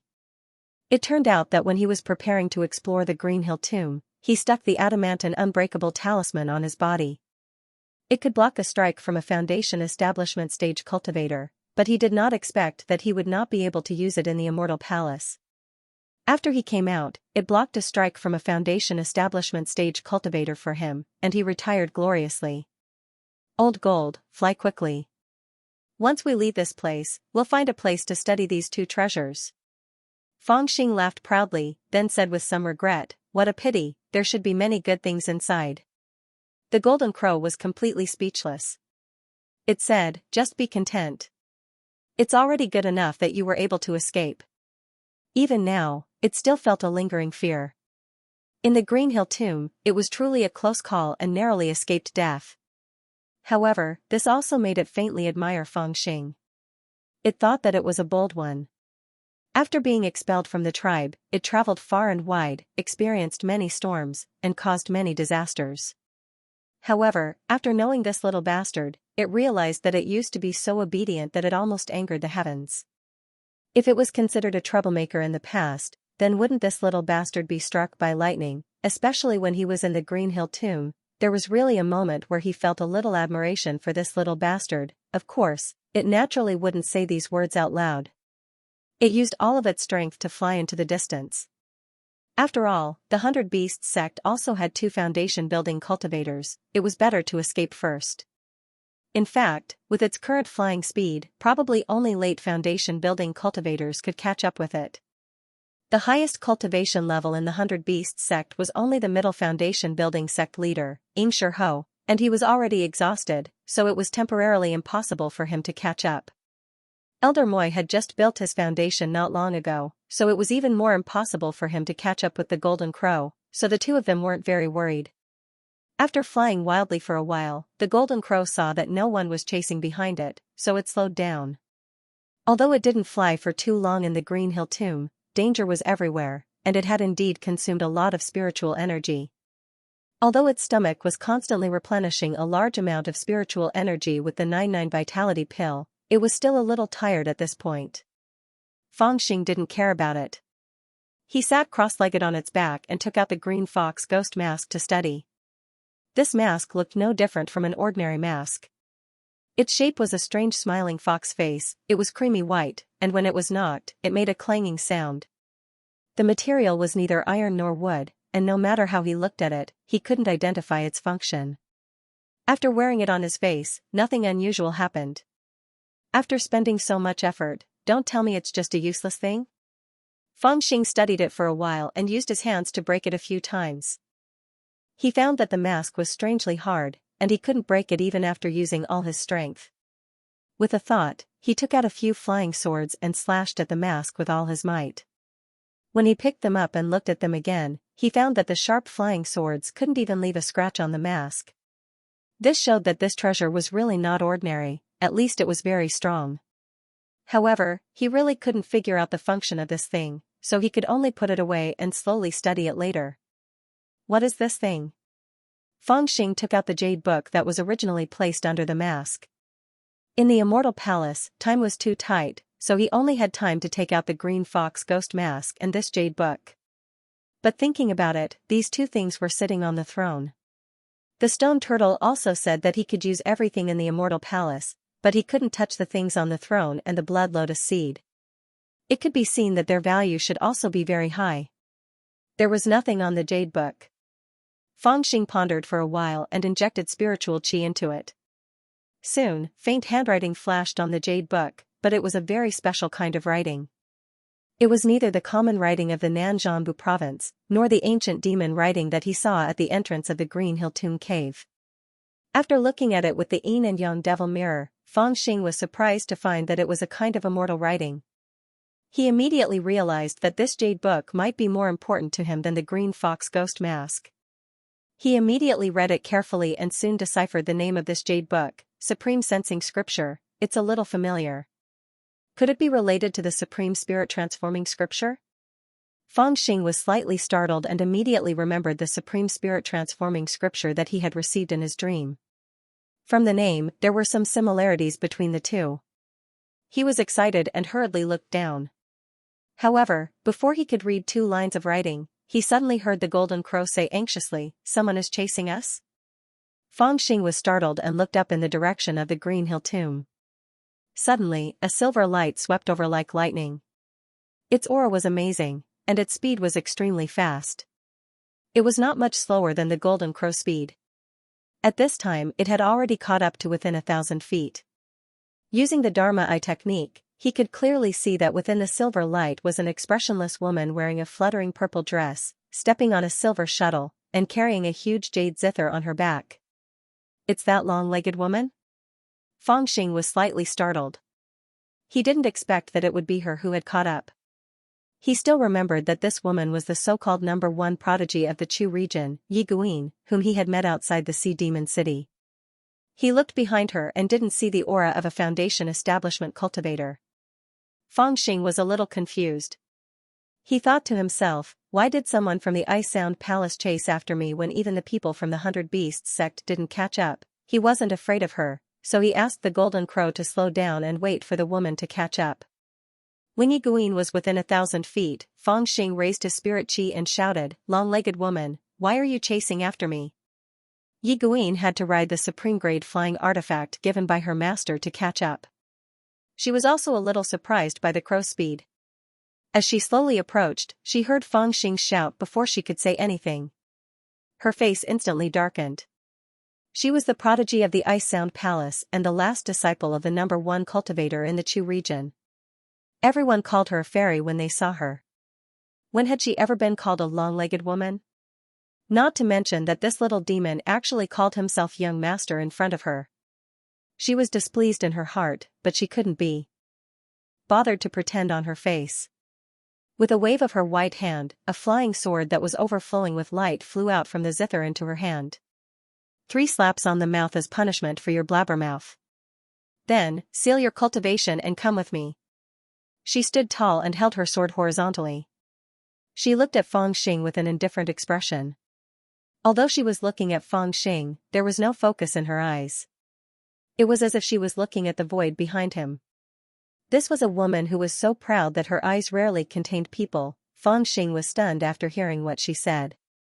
He was also considered arrogant, but it was rare to see someone this arrogant. "Are you talking about me?" He pointed at his nose and asked in disbelief. Yi Guin said expressionlessly, "Is there a third person here apart from you and me?" Fangxing let out a long sigh and said, "Why should I go with you?" Yi Guin said calmly, "There's no harm in telling you. I have ties with the Blue Cloud Sect Xiao clan. I heard that you killed Xiao Jianming, but Xiao Shan he couldn't do anything to you. So, I wanted to take this opportunity to capture you and send you to the Blue Cloud Sect. I can also use this incident to end my grudge with the Xiao clan. That's how it is. You can slap yourself now. If you're not convinced, you can also attack." So this woman knows the uncle and nephew of the Xiao clan. Fangxing came to a realization. He looked behind her in confusion. The blue sky was boundless, and there seemed to be no one following her. After looking for a while, Fangxing said suspiciously, "Long-legged woman, did you set a trap to seduce me?" Yi Guin's expression turned cold. "I'm the only one who came here." Fangxing was even more shocked. He looked at her and said, "Then what right do you have to make me seal my cultivation and go with you?" Yi Guin's eyes turned cold, and she said coldly, "Because if I use my sword, I can't guarantee that I won't accidentally kill you." Haha, Fangxing finally confirmed that this woman was serious. He laughed out loud and said, "How can a woman be so arrogant? How dare you?" Yi Guin was infuriated by Fangxing's laughter. She suddenly swung the sword in her hand, and an airy sword gleam flew towards Fangxing. She was not someone who liked to talk much. The reason why she was willing to give Fangxing a chance to seal his cultivation and go with her to the Blue Cloud Sect to ask for forgiveness was that she was curious as to why Fangxing fell from the Green Hill tomb. She just wanted to find out. However, this little brat was so insolent, as if he did not take her seriously at all. This instantly made her furious. Without saying anything more, she swung her sword, and a sword gleam slashed out. The sword chi was eerie and bone-chilling. It became bigger and bigger, and it was already 100 feet long when it reached in front of Fangxing. This sword directly enveloped Fangxing and the Golden Crow. Fangxing was also a knowledgeable person. Although he spoke lightly, he could tell that the sword light was extraordinary at a glance. With a shout, he focused his eyes, and the 108,000 swords immediately materialized behind him. 2 giant golden wings spread open, and dozens of golden sword shadows flew towards Yi Guin's sword light. At the same time, he held his saber in his hand and slashed at it rapidly. "What a good woman. Do you really think that you can defeat me just because your cultivation is higher than mine?" Ding ding ding, the 10 feet long sword aura collided with the dozens of golden sword auras. They collided fiercely in the air and shattered. For a moment, no one was able to do anything to the other. Seeing this, Yi Guin's expression slightly changed. She was already half a step into the Foundation realm. Her cultivation technique was strange and her spirit energy was pure. Even her master had said that with her current strength, it would be hard for her to meet an opponent in the spirit movement realm. Because of this, she did not put Fangxing in her eyes at all. She only thought that dealing with him was as easy as blowing off dust. With just this one move, she immediately discovered that Fangxing was not ordinary. Although she only used 30% of her strength in this attack, it would be hard for a normal spirit movement realm cultivator to receive it. But this brat easily received it and even had the strength to counterattack. A person with the cultivation of the 8th level of spirit movement realm could actually do this. Yi Guin felt that Fangxing had some ability. With a flick of the sword in her hand, an invisible force bounced out from the sword. Coincidentally, Fangxing's blade was blocked by this invisible force. Even under the suppression of this extremely powerful force, Fangxing was pushed back a few meters in the air. His expression was slightly startled as he thought to himself, this woman really does have some skills. Her strength is not below mine and her cultivation is one level higher than mine. After cultivating the Samadhi true fire, Fangxing's spirit energy was pure and he was invincible among those of the same level. Even if his cultivation was 3 or 4 levels higher than his, he would still dare to fight them head-on. Because of this, under the Qingqiu tomb, under the situation where there was a Foundation realm expert beside him, he still dared to injure them. Within 3 breaths, he killed 2 9th-level spirit movement realm cultivators with his blade and escaped arrogantly, but now, he felt a sense of pressure in terms of strength. Within the spirit movement realm, this long-legged person could be said to be the strongest person he had ever met. He originally thought that her strength was not much different from Xiao Jianming's. But looking at it now, Xiao Jianming could not be compared to her at all. Haha, long legs, you have some skills. Come, let this young master play with you a few more moves. Fangxing's heart was solemn, but his mouth was even more dishonest. He laughed out loud, and with a flap of the golden wings on his back, he had already flown into mid-air. He looked down from above and circulated his mystic technique. Suddenly, the sky was filled with dazzling golden light, and the earth-shattering golden light shot towards Yi Guin in a frenzy. The number of golden light continued to increase, and there were actually 60 to 70 of them. It looked like they were covering the sky and the earth. During this period of time, his cultivation had increased by quite a bit. From the initial 7th spirit formation layer to the 8th spirit formation layer, his 108,000 swords cultivation had also reached a new level. From the initial 36 sword lights, it had now reached 72. Now, he could easily activate dozens of sword lights, which was much stronger than when he was in the Blue Cloud sect. Although these sword lights are condensed from spiritual energy, their murderous aura is so sharp that they are no different from real flying swords. Yi Guin, who was standing on the silver shuttle, had a slightly solemn expression. Suddenly, she formed a seal with her left hand, and the huge zither behind her automatically flew up and hovered in front of her. Then, she focused her gaze, and her slender jade-like hand gently plucked the zither. The zither strings moved lightly, and immediately, a melodious and clear sound of strings slowly rippled out. Buzz, along with the sound of the zither, a formless but vigorous force was emitted from the zither.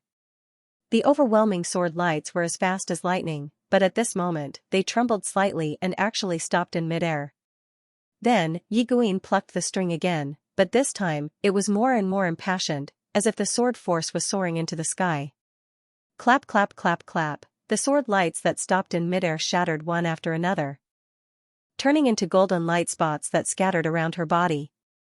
It was magnificent. You actually forced me to use the Phoenix Zither. It seems that Xiao Jianming did not die in your hands unjustly, Yi Guin said faintly. She raised her hand slightly and was about to pluck the 3rd string. High-grade profound weapon?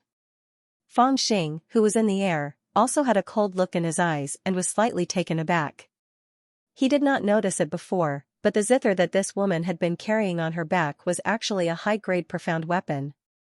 The so-called Xian artifact was a type of magical weapon that surpassed the highest grade of magical weapons. Only golden core stage cultivators could refine them. They were extremely powerful and mysterious. This jade zither was a top-grade Xian artifact. For him, who was only at the spiritual movement stage, the power of this profound weapon was simply unimaginable. Even if Yiguin could not activate the strongest power of the zither with her current cultivation, it would still be enough to make him suffer. No, I can't beat her. Fangxing's eyes immediately turned rapidly. He was unwilling to take such an obvious loss, so he directly prepared to escape. Seeing that Yiguin was about to pluck the third string, Fangxing hurriedly shouted, "Hey long legs, we don't have any enmity, why are we fighting to the death?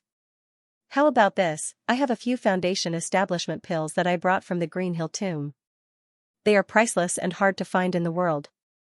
I'll give you half first, and we can be friends, sit down and talk about love." As he spoke, he grabbed 4 or 5 round pills from his storage bag and threw them at Yiguin.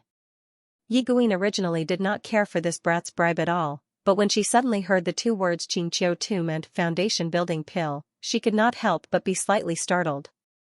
Her hand that was playing the zither involuntarily stopped, and she focused her attention on the few pills.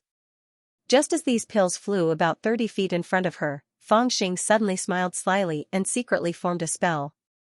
Explode. The 5 black pills suddenly flickered with spiritual light and exploded with a rumble.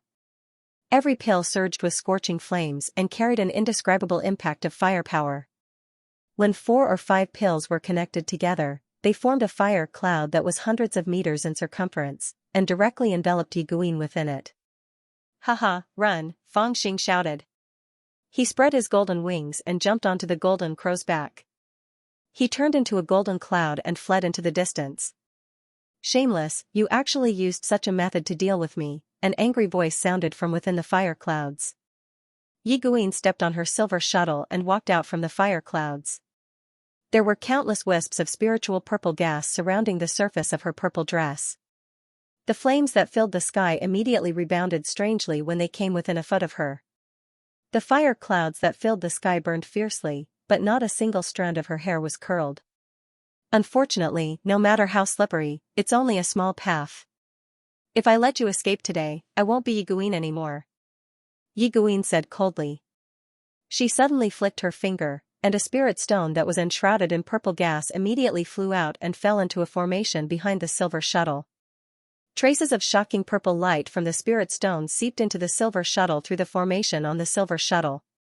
Then, with a thought, the silver shuttle immediately turned into a silver light and chased after the direction that Fangxing escaped in. It was like a silver bolt of lightning. That woman actually used a supreme-grade spirit stone to travel?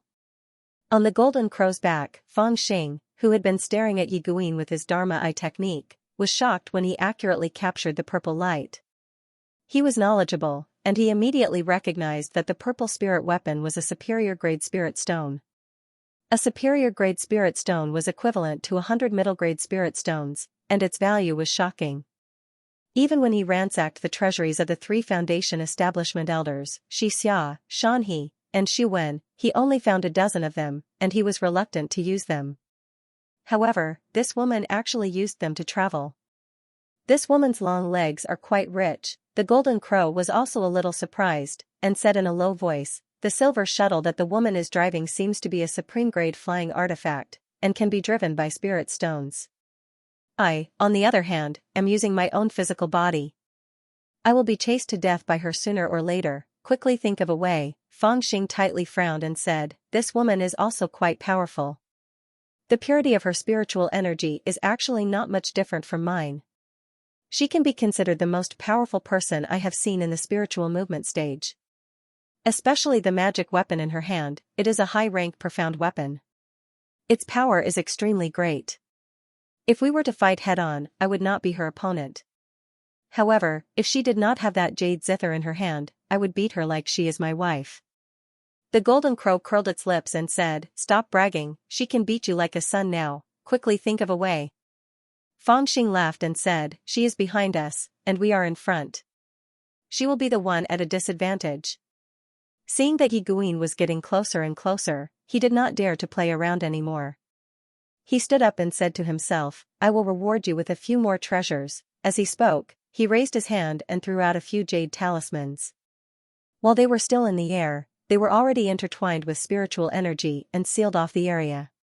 Then, Fangxing took out a few porcelain bottles from his storage bag, pulled out the stopper, and sprinkled them into the air. A dense black poisonous smoke floated towards Yiguin along with the wind, like a poisonous cloud. There are a lot of strange things, but unfortunately, they are useless against me. When Yiguin saw that Fang Xing kept throwing out some strange treasures, a hint of mockery appeared on her face. She stood on the silver shuttle, turned around, and placed the jade zither in front of her. She plucked it a few times, and on the jade zither, countless shocking auras instantly flew out along with the sound of the zither. In an instant, the restraining jade talismans were shattered, and the poisonous fog that filled the sky dissipated. At this time, Fang Xing had already escaped 300 feet away, and the invisible power in the sound of the zither could not hurt him. However, the clear sound of the zither made his expression change drastically, and his heart palpitated. He thought to himself, a high-grade profound artifact is indeed powerful. He was somewhat glad that he escaped without hesitation just now. This long-legged woman really had the capital to be arrogant. In fact, if it was just based on her own strength, he also had the capital to fight with her. However, with the profound artifact in her hand, their combat power was not on the same level at all. Facing the invisible power in the sound of the zither, Fang Xing did not even know how to resist. However, at this moment, he was also a little helpless. He had a lot of strange things in his storage bag, but one of the other party's items was equivalent to all of his. They were not on the same level at all. Sigh, there's no other way. I can only go to that place and try my luck. The golden crow also sensed the danger and let out a long sigh. Its eyes shone brightly, and it looked towards the southwest direction. One was riding a swift golden crow while the other was riding a flying magic tool. These two spiritual movement realm cultivators were even faster than normal Foundation establishment realm cultivators. In the clear sky, in the blink of an eye, a ray of golden light flew past. In less than 3 breaths of time, a ray of silver light followed. It dispersed a few wisps of clouds in the air, leaving behind a few traces of light that reflected the morning glow. It was quite beautiful. However, the curses that came from time to time in the air made this poignant scenery lose its color. *CK your long legs. I'm not your man, why are you chasing me? Damn brat, if you have the guts, turn around and fight. Don't use these dirty tricks, if you have the guts, throw away the zither. I will fight with you. This zither is a magic tool given to me by my master. I have been cultivating since I was young and most of my skills are in the zither. Why should I not use it? Bullying people with magic tools, what kind of ability is that? Have you not used many magic tools along the way? If you still have more, use them all. *CK, you still dare to chase after me. Do you believe that I will pee on your face again? Shameless brat, I will definitely kill you. After using the pee escape technique to scare Yiguin away, Fang Xing turned around and sat back. He was a little anxious. Along the way, he had used all kinds of methods. He even used the trick of taking off his pants. However, Yiguin was like a wild dog that stared at him fiercely. No matter what method he used, he could not scare her away. He could not beat her in a fight, nor could he escape from her. It was really a headache. Fang Xing also knew that if this continued, he would be the unlucky one in the end. After all, the golden crow was a living creature and would get tired. Even if he cultivated the secret technique of the Rock Clan, it would not last as long as a flying magic tool. The only way now was to go to the place that the golden crow told him to try his luck. Damn crow, are we not there yet? Fang Xing raised his head and looked into the distance. Almost there, damn it. I really can't take it anymore. The golden crow felt like its lungs were about to explode. It panted heavily as it called out to Fang Xing. Fang Xing's face turned cold and he said, "Fine, when we get there, run for your life. I'll fight her to the death." As he spoke, he clenched the Azure Dragon Jade Flame Saber in his hand and decided to fight it out with this woman. He wasn't a good-tempered person either. After being chased by this woman from night to day for an entire day, he had long been suppressing a bellyful of anger. Finally held on, after flying for another hour or so, the golden crow suddenly let out a low roar, feeling a little exhausted. Fang Xing was overjoyed. He hurriedly looked down and found that there were broken walls everywhere in the forest. It seemed that there was once a huge city here, but it had been destroyed. He didn't know how many years it had been, but now it had become a ruin in the mountains. Vines intertwined and wild trees grew, turning it into a ruined city. Everywhere was gloomy, and there seemed to be all kinds of ghosts floating around. "This is the place where you said there's hope to turn defeat into victory?" The golden crow used a lot of effort to transmit its voice. "That's right, this is where the Bohai kingdom used to be. Back then, there were countless demons in the Bohai kingdom, so they built a city here. However, the demons later migrated to the north, and this city was also destroyed in the flames of war. It has been more than 3,000 years now, and this city has been destroyed. However, there are still some incomplete formations inside. Whether you can make good use of them depends on you." Fang Xing sneered and said, "If I can't even grasp this opportunity, then I deserve to die." With a crack, the golden crow crushed a 99 vitality pill that it had been holding in its mouth and replenished a large amount of vitality. It once again raised a little spiritual energy and said in a low voice, "Whether it works or not depends on this time. Lure this woman over." As it spoke, it suddenly sped up and flew down towards the ruined city. On the other hand, Fang Xing stood up and put his hands on his waist. He angrily scolded Yi Guin, who was on the silver shuttle behind him. "Tch, did I sleep with you or peek at you bathing? Why are you chasing after me so relentlessly? No one wants you." Yi Guin was instantly furious, and she was fuming with anger. The silver shuttle suddenly sped up and chased after him. She was determined to capture this little brat, skin him, and pull out his tendons to vent the anger in her chest. However, just as she caught up, she saw that the golden crow, who seemed to be slowing down, suddenly dived into the desolate ruins below. She was slightly stunned. She was not stupid, and she felt a little surprised when she saw the human and the crow diving into the ruins. This woman has some brains. Seeing that she actually stopped, Fang Xing's thoughts immediately turned. He could not let this woman have time to prepare for the plan that he had discussed with the golden crow, or else it would very likely fail. Therefore, after thinking for a while, he came up with a new idea and saying, "Long legs, beautiful, angry like a ghost, caught and sold to a brothel, earning money like water for a night, little brat, I'll definitely tear you into pieces to vent my hatred for you for humiliating me." Yi Guin had never been humiliated like this before. She was so angry that her face turned green. She raised her hand and cast 3 golden talismans to protect herself.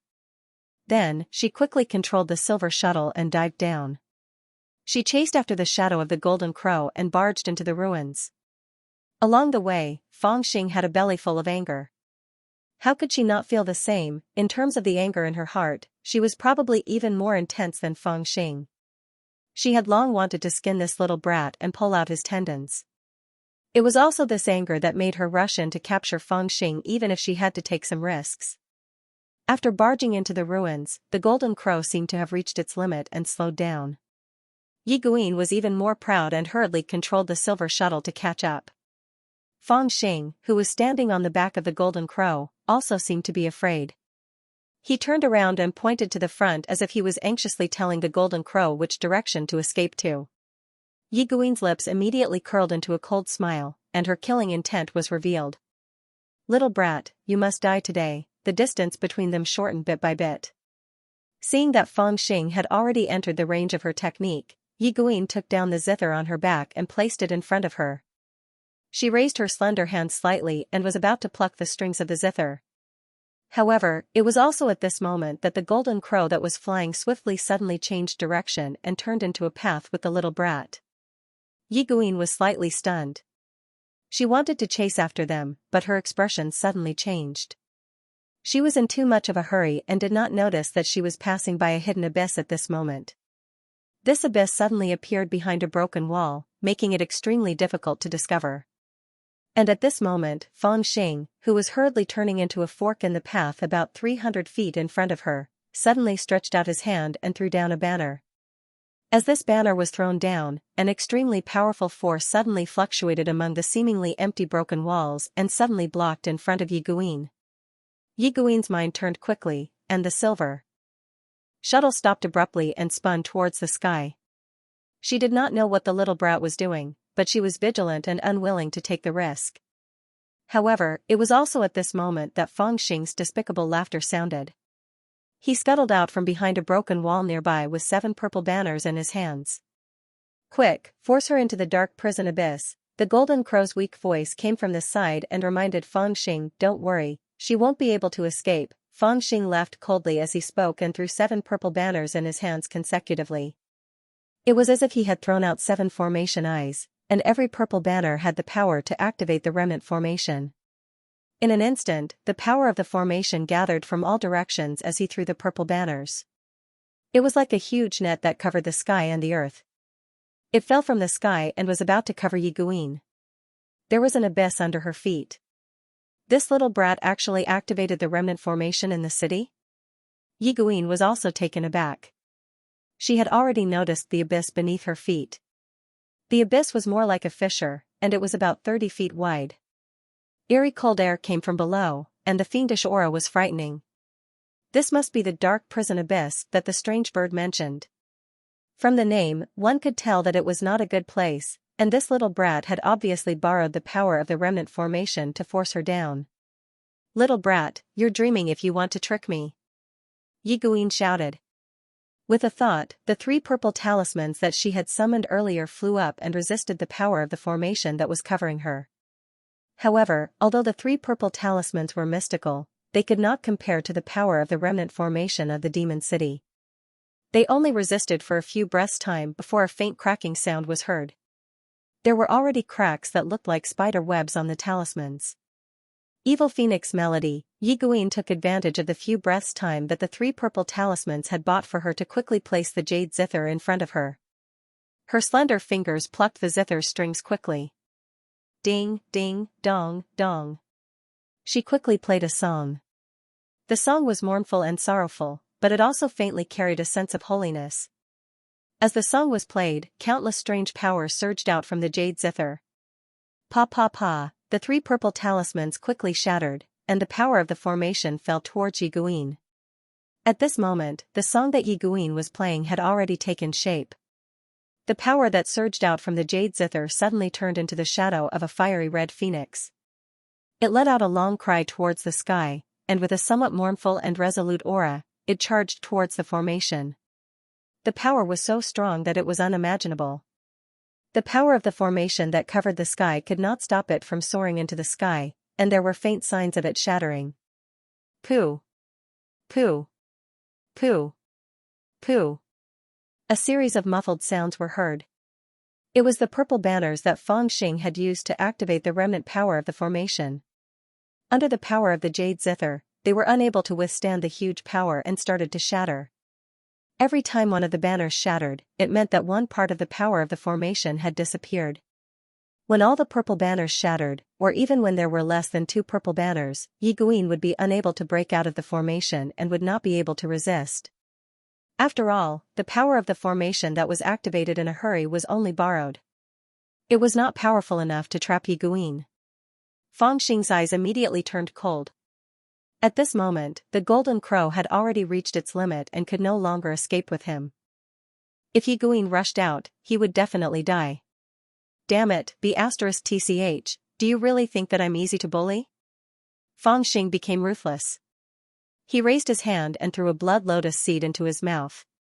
His eyes were filled with ferocity, and he pounced towards Yiguin who was in the formation. B*TCH, I'll take you for a stroll down there. As Fangxing roared, he flew into the formation and hugged Yiguin, who was playing the zither to resist the formation, in his arms. Yiguin activated the jade zither with all her might in an attempt to break out of the formation. However, she did not expect that Fangxing, who was outside the formation, would actually take the initiative to pounce towards her. In a moment of carelessness, she was hugged by him and coiled around his body like a monkey.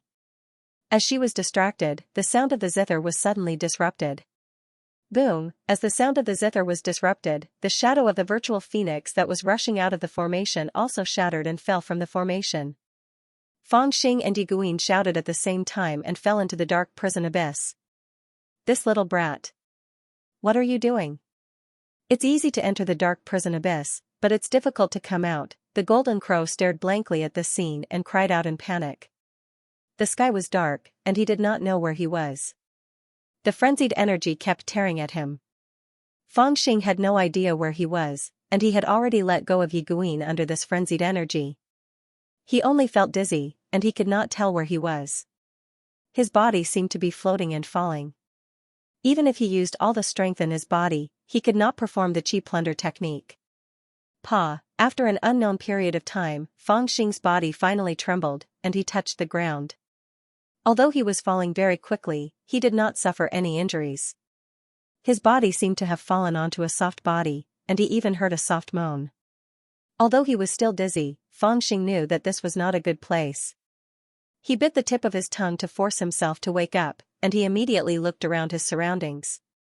This place seemed to be in a huge stone room. The light was dim, and the sky above was deep darkness, where no light could be seen. Below him was a hard, profound stone floor. Looking ahead, there seemed to be a few stone pillars that were as thick as millstones. The bottom was connected to the ground, and he did not know where the top led to. Looking behind him, a pretty face that was almost perfect also had a slightly confused expression, and her eyes met his. F*CK, B*TCH. Fangxing quickly jumped up and threw a punch. At the same time, the pretty face also had a cold expression. She clenched her teeth and kicked at Fangxing with her long leg. Bam! Bam! 2 crisp sounds and 2 muffled groans could be heard. The pretty lady had a black eye from Fangxing's punch, and Fangxing's chest was also kicked.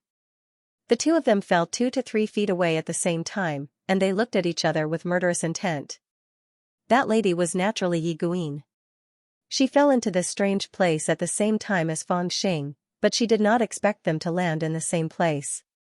She even became Fangxing's cushion, and helped to cushion his fall. Of course, when she saw Fangxing, she instinctively kicked him, and did not expect Fangxing to be so impolite and throw a punch at her. Little devil, I'm going to kill you. Yiguin, who had always been a loner and had never suffered any losses, gnashed her teeth in hatred the moment she saw Fangxing. She casually reached behind her with the intention of retrieving her profound weapon, the Phoenix Zither, but she instantly touched empty air.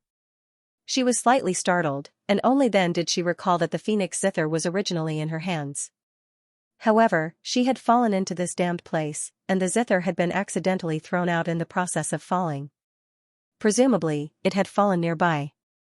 Thinking of this, she quickly looked around. Using the connection between her and the startling Phoenix Zither, she found that it had fallen about 7 or 8 feet in front of her. She gritted her teeth and wanted to rush over to grab the Zither. But at this moment, she suddenly felt her thigh tighten. The little ghost had actually pounced over and hugged her left leg tightly. He laughed viciously and said, "You lost the Zither, right? Let's see how you're going to show off now." Yiguin was enraged. She stomped her right foot and kicked at Fangxing's detestable smiling face. Fangxing was also enraged. He shouted, "How dare you hit my face?" He flipped his body and directly flung Yiguin up. Then, he pounced on her, and the shadows of his fists were like the wind, striking at Yiguin. However, he also realized that this was a once-in-a-lifetime opportunity for him. Without the jade zither in her hands, this woman was equivalent to a toothless tiger. He could beat both of them by himself, so he must not let her obtain the jade zither. Hateful! Yiguin gritted her teeth. She knew that the jade zither was not far away, but she was entangled by this little ghost and couldn't get away for a while. Moreover, this little ghost's fists were heavy and ruthless, and they were aimed at her vital parts. She didn't dare to take his fists head-on, and could only display her close combat skills. Just like the martial artists in the pugilistic world, she fought with Fangxing's moves as they came. She planned to force him to retreat before snatching the jade zither. However, she didn't expect that Fangxing, who grew up in a bandit's lair, would be skilled in martial arts. On the other hand, Yiguin was a prodigy from birth, and her cultivation in the later stages was mainly focused on spells. She wasn't good at martial arts. After exchanging a few blows, she had already suffered a few punches from this little ghost. If it wasn't for the fact that she was wearing a purple dress, which was a supreme-grade Taoist robe, she would have been severely injured. "Little ghost, I'm definitely going to kill you." Seeing that she couldn't defend herself, Yiguin could only let out a low grunt and activate the Taoist instrument on her. There were a few purple ribbons tied on her purple dress, and they looked like decorations. However, under the activation of her transcendence energy, the ribbons strangely floated up and wrapped around Fangxing's arms and legs like spiritual snakes, binding him tightly.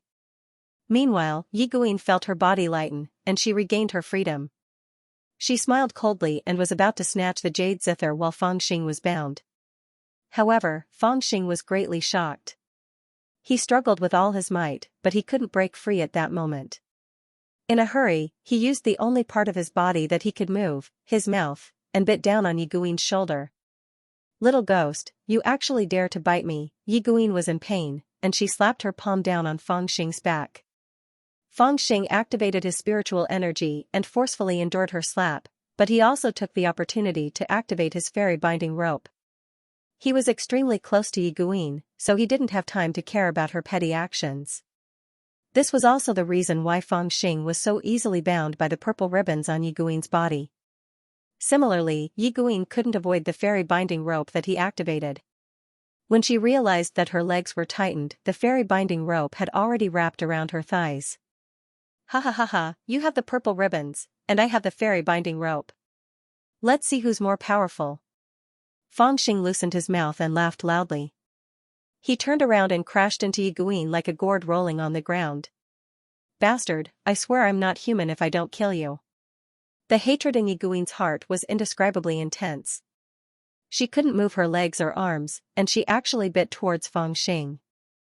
"Io, you actually bit me. Don't you have any shame?" Fangxing felt a pain in his shoulder. He realized that this crazy woman was actually learning from him, and he instantly shouted, "You bite me, I'll bite you too." He didn't hold back, and he also turned around and bit her. Let's see who had better teeth. One was the #1 prodigy below the foundation building stage in the Chu region, and the other was once one of the 3 true disciples of the Blue Cloud sect. Because they were both bound by the other party's artifact, neither was willing to let go of the other first, and they actually started biting each other without any regard for their image. They hissed and bit each other for a while, just like 2 ferocious dogs. "Little ghost, you actually dare to bite me there. Let go." Amidst the chaos, Yiguin's panicked voice suddenly sounded, as if she was at a disadvantage. "Pfft! Long legs, do you smell so good? You bite me, I'll bite you too." Fangxing let out wah wah wah wah noisily, biting a piece of soft meat and refusing to let go. Yiguin had already vented most of her anger after biting that little ghost a few times, and she calmed down quite a bit. Moreover, it was easy for a woman to be at a disadvantage when she fought with a man with her teeth. When she realized that this little ghost was merciless, she completely lost the will to fight him head-on. She was so frightened that she desperately shifted her body, and wanted to move to the side. However, Fangxing bit her tightly, and he was pulled forward by her body. You bastard, I'll kill you." Yiguin was ashamed and even had the thought of dying. Suddenly, she clenched her teeth and formed a hand seal that she would definitely not use under normal circumstances. As she formed the hand seal, a strange rune suddenly lit up on her purple dress, and it swam around like a spiritual snake. Then, with a loud explosion, the purple dress suddenly exploded, and purple shadows fluttered like butterflies. Fangxing and Yiguin were free at the same time. It turned out that Yiguin's purple dress was also an artifact. She was tightly bound by the immortal binding rope, and in her helplessness, she tore her purple dress apart. The immortal binding rope was bound to her purple dress, and when the purple dress was torn apart, the immortal binding rope was also torn apart. Yiguin took the opportunity to escape from the immortal binding rope. However, the purple cloud threads were one with the purple dress, and when the purple dress was torn apart, the purple cloud threads were also torn apart. Fangxing was shocked by this scene. Fortunately, he retracted his mouth quickly, or else all his teeth would have exploded. After calming himself down, he suddenly saw Yiguin in front of him, and laughed out loud. Yiguin lowered her head to take a look, and her face was filled with shame. After the purple dress was torn apart, she was only left with a doo-doo and a pair of underwear. Most of her sparkling skin was exposed in front of the little brat, and it was as clear as jade, as if there was a faint layer of gentle light. However, there were a few obvious teeth marks on this smooth skin, and they were caused by the little brat just now. "Little brat, I'll definitely kill you," Yiguin shouted with hatred. She was already 19 years old, but this was the first time that her body was seen by someone. In addition to that, Fang Xing's ghastly laughter made her even more embarrassed and angry. Hatred rose in her heart, and her killing intent was endless. She did not care about hiding anything, and flew towards the frightening phoenix zither. She wanted to take the zither and kill the little brat. When Fang Xing saw this, he immediately realized that something was wrong. He got up and was about to run away, but when he pressed his hand against the ground, he seemed to have pressed down on something. When he looked down, he saw that it was a white storage bag. He immediately realized that this was Yi Guin's storage bag. It was originally tied to her waist, but as her purple dress was torn apart, this storage bag also flew out, and he did not expect it to land in his hands. Haha, if you want to be naked, then stay naked, Fang Xing laughed out loud, picked up the storage bag, and rushed into the distance. Little brat, where do you think you're going? Yi Guin snatched the frightening phoenix zither, and when she turned around, she saw that Fang Xing had escaped. She hurriedly swung her long legs and chased after her. However, a golden shadow flashed behind Fang Xing, and 2 golden wings suddenly spread open. He flew into the sky with the speed of lightning. Haha, are you stupid? I can fly. Very soon, Fang Xing had already disappeared into the darkness, and his insolent voice could be heard from afar. Son of a bitch, come back here. When Yi Guin fell, she also lost her silver shuttle, and she did not have the time to look for it. However, she could not catch up with Fang Xing with her own movement technique, and the further she chased, the further she went. Not long after, Fang Xing had already disappeared without a trace, and she was the only one left in the darkness. Yi Guin had no choice but to return temporarily, and prepared to take out a set of clothes from the storage bag to change into. However, when she returned to the previous place, Yi Guin could not find her storage bag no matter how she searched in the torn clothes. A faint cold wind blew over, and Yi Guin, who was almost naked, was stunned, and felt chills all over her body. With her cultivation, this kind of cold air could not hurt her, but as a young girl, she felt a chill in her heart. What made her even more disappointed was that she had actually lost the thing in the storage bag. Hee B*TCH, I'll play with you slowly in this place full of prohibition formations. Fang Xing did not know how far he fled in a flash. In short, he could not even hear Yi Guin's frenzied cries anymore. Only then did he find a place to sit down and pant. When he was above the dark jail abyss, he had no other choice. Moreover, he recalled that the Golden Crow said that the dark jail abyss was heavily guarded and it was truly a dangerous place. So he took a risk and desperately pulled Yi Guin down to the dangerous place with him. Although it was a risky move, he had his own reasons. Firstly, if Yi Guin had rushed out of the formation, neither he nor the Golden Crow would have been able to escape. After all, this woman's phoenix zither was too powerful. In addition, this crazy woman had made up her mind to kill him, so there was no chance for her to surrender. After he carried this woman into the dark prison abyss, he could use the prohibition formations below to accompany her. After all, he had the yin-yang god and demon mirror, which could see through the prohibition formations and avoid danger. However, that woman might not have this ability. Moreover, Fang Xing had another plan at that time. The dark prison abyss was full of prohibition formations. After jumping down, both he and Yi Guin might be injured by the prohibition formations at the entrance of the cave. Hence, he kept the blood lotus seed in advance. If they were really in danger, he could swallow the blood lotus seed and use it to heal his injuries. No matter how serious his injuries were, he would still be alive, while the woman would die a tragic death. Of course, he didn't expect that this woman seemed to be so lucky. Neither he nor she was injured. He saved a blood lotus seed, but this woman was equivalent to picking up a life. She earned more than him. Oh right. Blood lotus seed, as Fang Xing was thinking, he suddenly thought of something. The blood lotus seed was originally in his mouth, but when he was fighting with the woman, he accidentally swallowed it. Io, that's a treasure. It's a pity to eat it. Fang Xing touched his stomach anxiously. He couldn't wait to take out the blood lotus seed. However, at this moment, there was a faint burning heat in his stomach, as if there was a volcano. That damned Supreme Spirit transformation scripture. I still had a chance to spit it out. Fang Xing wanted to cry, but no tears came out. He cursed and quickly got up to find a safe place to refine it. The heat he felt meant that the blood lotus seed had begun to be refined in his lower abdomen. He had to find a place to convert the essence of the blood lotus seed into his own cultivation. Otherwise, he would really waste this huge amount of medicinal efficacy. Originally, the blood lotus seed was only a healing medicine. Few people could use it for cultivation. However, Feng Xing had cultivated the Supreme Spirit Transformation scripture, so he could refine the huge blood essence contained in the blood lotus seed into his own essence. Then, he could use the method of refining essence into qi to convert this essence into his own cultivation. However, it couldn't be delayed. Otherwise, the essence would be lost in vain. Jumping up quickly, Feng Xing saw that there were many stone rooms on this stone path. He found one that looked very secretive and laid down a few restrictions at the entrance of the room. Then, he sat down cross-legged and held his breath.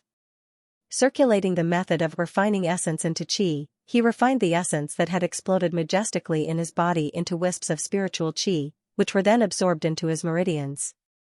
However, after cultivating, Feng Xing was surprised to find that the blood essence contained in the blood lotus seed was more powerful than he imagined. In his body, it was like a volcano, constantly spewing out amazing blood essence. This amazing medicinal efficacy was even countless times stronger than when he refined the purple mist orchid. The medicinal efficacy was amazing. In fact, to put it bluntly, this was also a matter of course. How precious was the blood lotus seed? It was a legendary healing medicine that could revive the dead and regenerate flesh and bones. It was precisely because of the huge blood essence in it that it had such a miraculous effect. It could be said that the amazing medicinal efficacy contained in such a blood lotus seed was comparable to the flesh and blood essence of a gold core cultivator. Ordinary people couldn't use the blood lotus seed to cultivate at all. Only a freak like Feng Xing who cultivated the Supreme Spirit Transformation scripture could convert the huge blood essence contained in it into essence, and then refine the spiritual energy that belonged to his own cultivation from the essence. Even so, in the process, a shocking amount of blood essence was lost. At this moment, Feng Xing was even enveloped within a large ball of red mist, causing him to be unable to discern his human form, and it was strange and terrifying. This kind of blood essence was terrifying for ordinary people, but for some existences, it was a good blood sacrifice tonic. Feng Xing, who was concentrating on cultivating, didn't know that after the blood-colored mist was emitted, there were some ignorant spirits floating over from the seemingly endless prison abyss.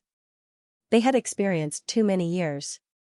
Although they had not dissipated, they only had some instinctive reactions and the most profound memory fragments from when they were alive. They didn't know the passage of time, but they were floating here forever. The power of blood essence was the most tempting thing for them. As one or two spirits came, more and more spirits gradually floated over. There were hundreds of them. The restriction that Feng Xing set up could stop humans, but it couldn't stop them. They floated in without any hindrance and scrambled to snatch the overflowing blood essence from Feng Xing's body. Gradually, this huge amount of blood essence could no longer satisfy them. No one knew when it started, but one of the spirits keenly felt that the blood essence in Feng Xing's body seemed to be more powerful. Driven by instinct, it hesitated for a moment and then pounced towards Feng Xing. It was a tiger-shaped spirit. From its shape, it could be seen that it was a tiger demon when it was alive. It opened its mouth silently and bit towards Feng Xing. Seeing this, the other spirits also rushed over, for fear that they would lose a little bit of blood essence. However, just when they were about to rush to Feng Xing, they suddenly seemed to feel a terrifying aura and dispersed. At the same time, Daphne, who was hiding in Feng Xing's sea of consciousness and suffering, also sensed something. When Feng Xing was improving his own cultivation, Daphne was always the most uncomfortable. After all, every time this happened, Feng Xing would always push the true samadhi fire to the extreme, and the whole sea of consciousness would be a blazing sea of fire. Even if the true samadhi fire didn't come for Daphne, it still made him feel extremely uncomfortable and tormented. However, he didn't dare to escape to the outside world because he was a wisp of real spirit. Once he reached the outside world, he would turn into ashes. Therefore, no matter how painful it was, he could only grit his teeth and endure it. At this moment, he sensed the aura of spirits in the outside world. Suddenly, his heart moved, and he flew out of Feng Xing's sea of consciousness. Since there was spirit aura in the outside world, didn't it mean that spirits could live in the outside world, and the reason why those spirits retreated was because they sensed Daphne's aura. Although the spirits entered the body to snatch blood chi, in essence, it was no different from Daphne's act of possession. It was just that Daphne lived in Fangxing's sea of consciousness in advance, so Fangxing's body had its aura. These spirits subconsciously believed that Fangxing had been occupied by the same kind, and it was the same kind that was stronger than them. Therefore, they cowered and scattered, not daring to come close. Whoosh, Daphne drilled out of Fangxing's skull and secretly sensed the surrounding environment. When he found that the surrounding environment could indeed accommodate his real spirit, he immediately heaved a sigh of relief and floated into the air. Where did this kid go? Why are there so many spirits here? The great Ping Evil King noticed the dense crowd of nether spirits around him, and he frowned slightly. Seeing that many spirits were cowering and retreating not far away, as if they were afraid of him and wanted to escape, but they were reluctant to leave the blood chi around Fangxing's body, Daphne sneered and said, I don't care about fighting with you for blood chi. Not letting you near this kid is also saving you. Otherwise, you would have been refined by the samadhi true fire in his body. Among the spirits, some were strong and some were weak when they were alive, but none of them was lower than the foundation establishment stage. Some of them were even stronger than Daphne when they were alive. However, after so many years, their strength had been lost, and their spirituality was gone, leaving only their instincts. As for Daphne, because he lived in Fangxing's sea of consciousness, his real spirit was condensed, and he was even touched by a trace of the samadhi true fire in the process of being roasted by Fangxing every now and then, so he was much stronger than these spirits. Oh, it's rare for me to come out, I have to leave quickly, Daphne pondered, but then he showed a slight hesitation, but I don't know where this damn place is. Although I can live, if I can't get out and I can't find the person to possess, I will still be trapped here. As time goes by, I will become a ghost like these spirits, drifting around, never to rise again. If that's the case, I might as well go back and stay here, but going back and staying here is not a solution. This kid has a bad temper. I have helped him so much, but he still scolds me. He doesn't know how to respect his master at all. I don't know if he wants to trap me here forever. Moreover, although the samadhi true fire in that kid's body is terrifying, it can help me condense real spirit without killing me. There are many benefits, but that would be too passive. When will it ever end? Daphne was at a loss for a moment. At this time, although he had regained his freedom, he did not dare to have any ill intentions towards Fangxing. The key was that he did not dare to provoke the Fangxing normally, and the Fangxing who was raising his cultivation was even more so. Because at this time, the samadhi true fire in Fangxing's body was also circulating at the same time, causing his entire body to be like a huge furnace. Provoking him was tantamount to drawing fire to oneself, and only a fool would do that. However, it was rare for him to be free, and Daphne was not willing to let go of this opportunity, so he immediately hesitated.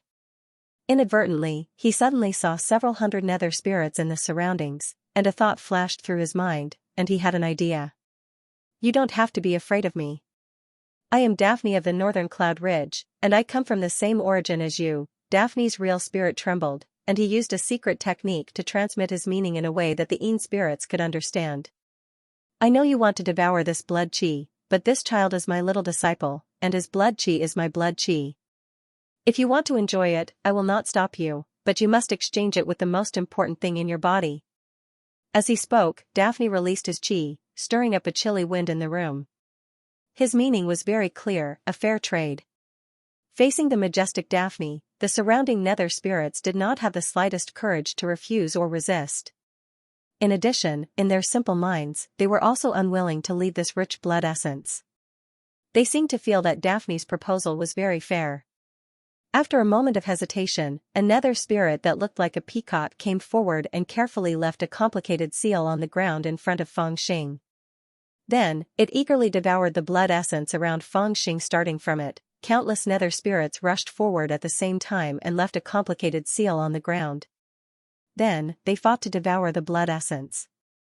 If this plan succeeds, my days in the future will be much more comfortable. The great rock evil king chuckled, feeling very pleased with himself. After an unknown amount of time, the overflowing blood essence in Fangxing's body finally subsided.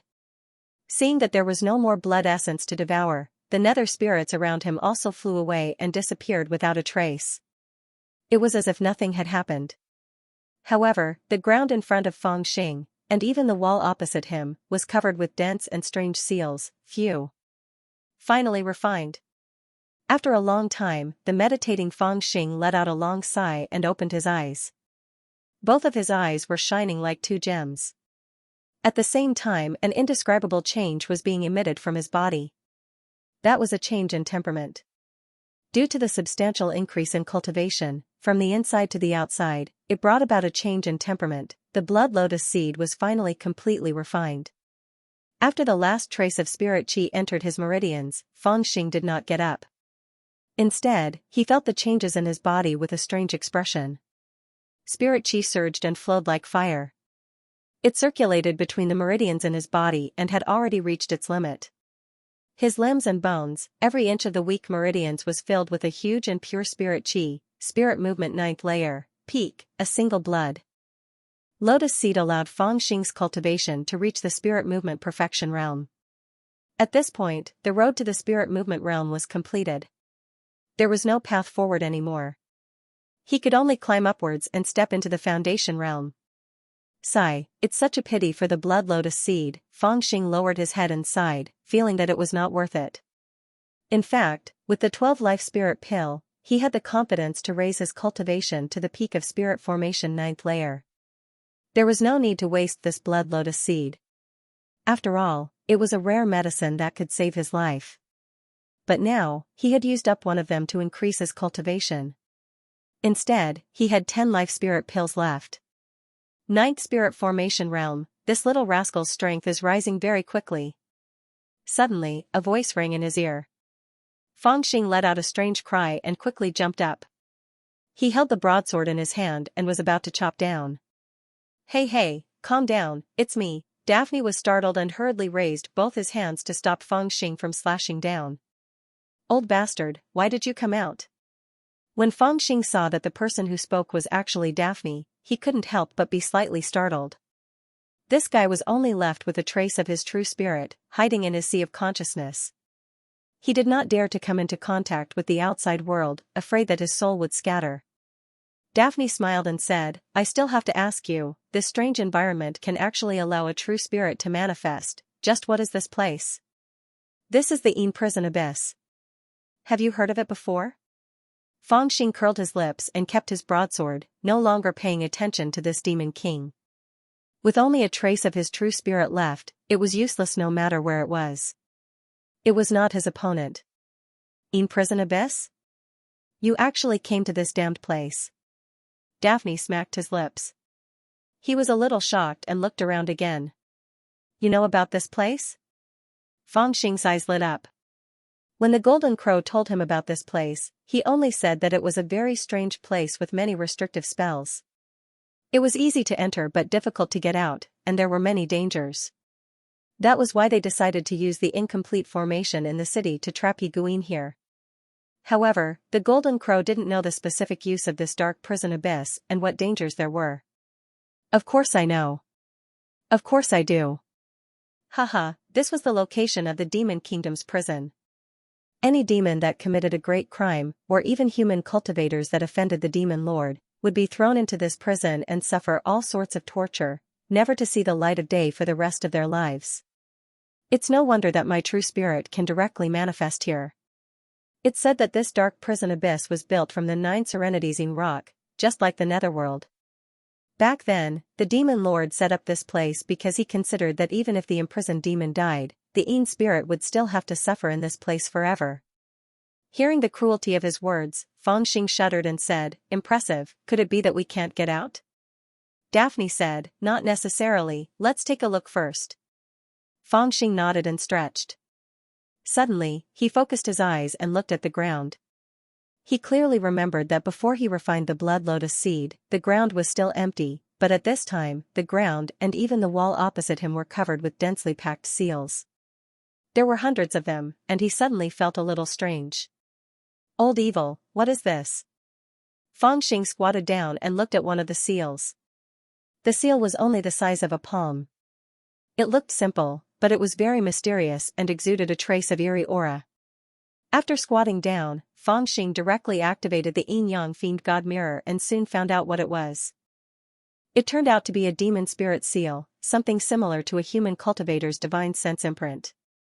It was similar to the life lamp that Fangxing left behind. Daphne didn't know that after Fangxing casually asked, he already got the answer. He said with some pride, "Hee, this is my gift to you. Little brat, there are no less than 300 demon spirit seals here, some strong and some weak. Some strong ones were left by Golden Core Demon Kings, and some weak ones were left by at least Foundation Establishment stage demon beasts. It's so rare." Fangxing looked for a while and said, "It can't be studied, and it can't be used to improve cultivation." "What's the use of it?" Daphne was choked by him. He paused for a while and said, "Nonsense, of course it's useful." Fangxing turned to look at him. Daphne said mysteriously, "Little brat, have you heard of the 10,000 spirit flag?" "What is it?" Fangxing asked in a daze. Rock King sighed and said, "I'm ashamed to speak of it, but this myriad spirit flag is an evil divine artifact invented by a great cultivator of your human race 3,000 years ago when the three territories were pursuing the demons. This person is ruthless and merciless, and he slaughtered a myriad of demons and extracted their souls to forcefully refine such an evil divine artifact.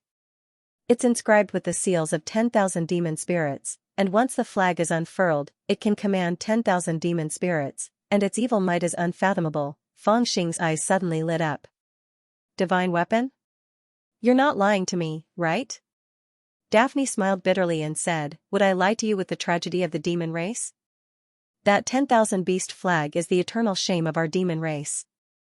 There is even a legend among the demon race that if anyone can destroy that divine weapon for our demon race, our 9 mountains and 18 caves, and all the other demon races will forever remember that person's great kindness and treat that person as our most distinguished guest."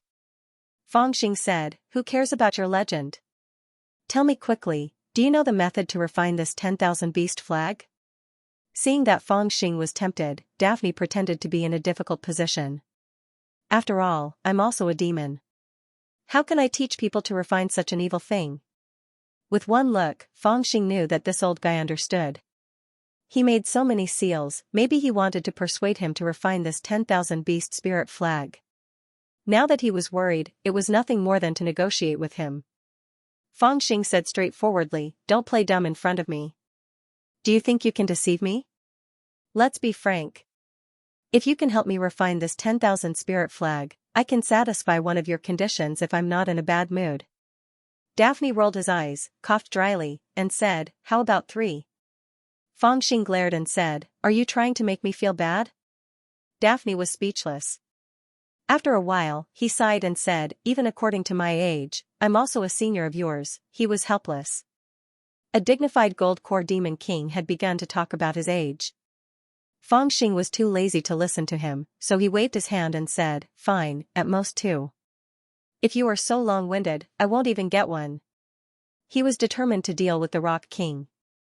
Even though the Rock King could appear here, it was no different from being in his sea of consciousness. When he left, the Rock King would surely enter his sea of consciousness obediently, unless he wanted to become a helpless spirit that wandered about here forever. It was even to the extent that it was impossible for him to wander about here forever. Along with the passage of time, he would gradually lose his intelligence, and in the end, he would become a spirit that only possessed instinctive reactions. Rock King nodded with satisfaction, and then he coughed dryly and said, Good. The first condition is that after I refine this myriad spirit flag for you, no matter how powerful it is, you absolutely must not have tasted it in the future and rashly harbor evil thoughts by casually hunting and killing living beings of my demon race to refine this flag. Cough, don't look at me like that. Even though I'm not a righteous person, I ought to consider for my fellow demon race. Fangxing nodded and said, "Okay, no problem.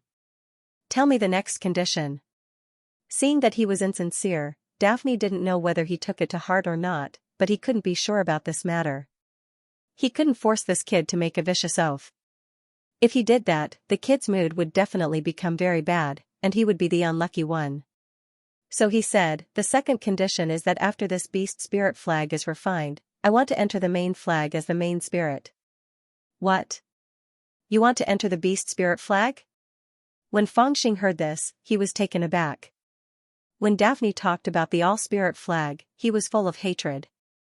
Fangxing thought that it was a torture to live in the all-spirit flag. Unexpectedly, this old guy changed the topic and wanted to live in the all-spirit flag.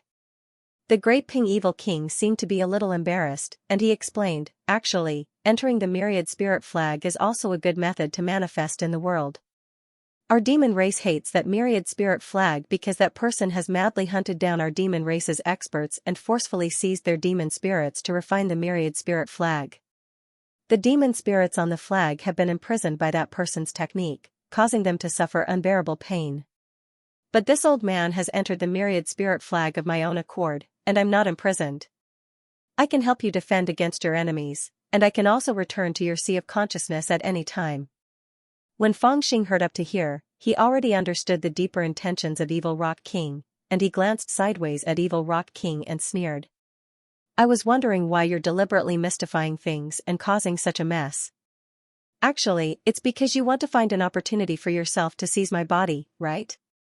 Being exposed, Daphne grinned and almost begged for mercy. You can't really let me stay in your sea of consciousness forever, can you? I promise you that within 3 years, no, within 10 years, I will concentrate on being the main array spirit of the all-spirit flag and will not possess you at will. Even if I have a good target and really want to possess you, I will discuss it with you in advance. What do you think? Fangxing said, you old bastard, you are very cunning.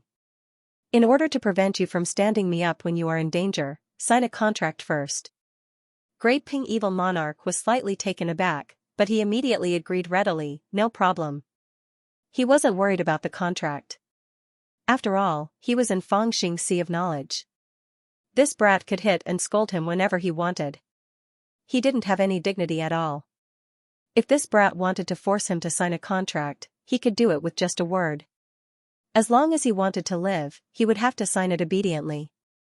Now that this brat was willing to agree to his conditions, he was already pleasantly surprised. The man and the bird quickly signed the contract. Daphne was also excited and taught Fangxing how to refine the all-spirit flag. While they were discussing in low voices, suddenly, a faint tinkling sound of a zither came from afar. The sound of the zither was extremely strange, and seemed to contain a hint of temptation. When they heard it, it was as if they were playing a lake in their hearts, causing them to sink deeper and deeper. In the end, they couldn't help but lose their consciousness, and couldn't help but want to follow the sound of the zither. Little guy, what's wrong? The great rock evil king was stunned for a moment before he called out in Fangxing's ear.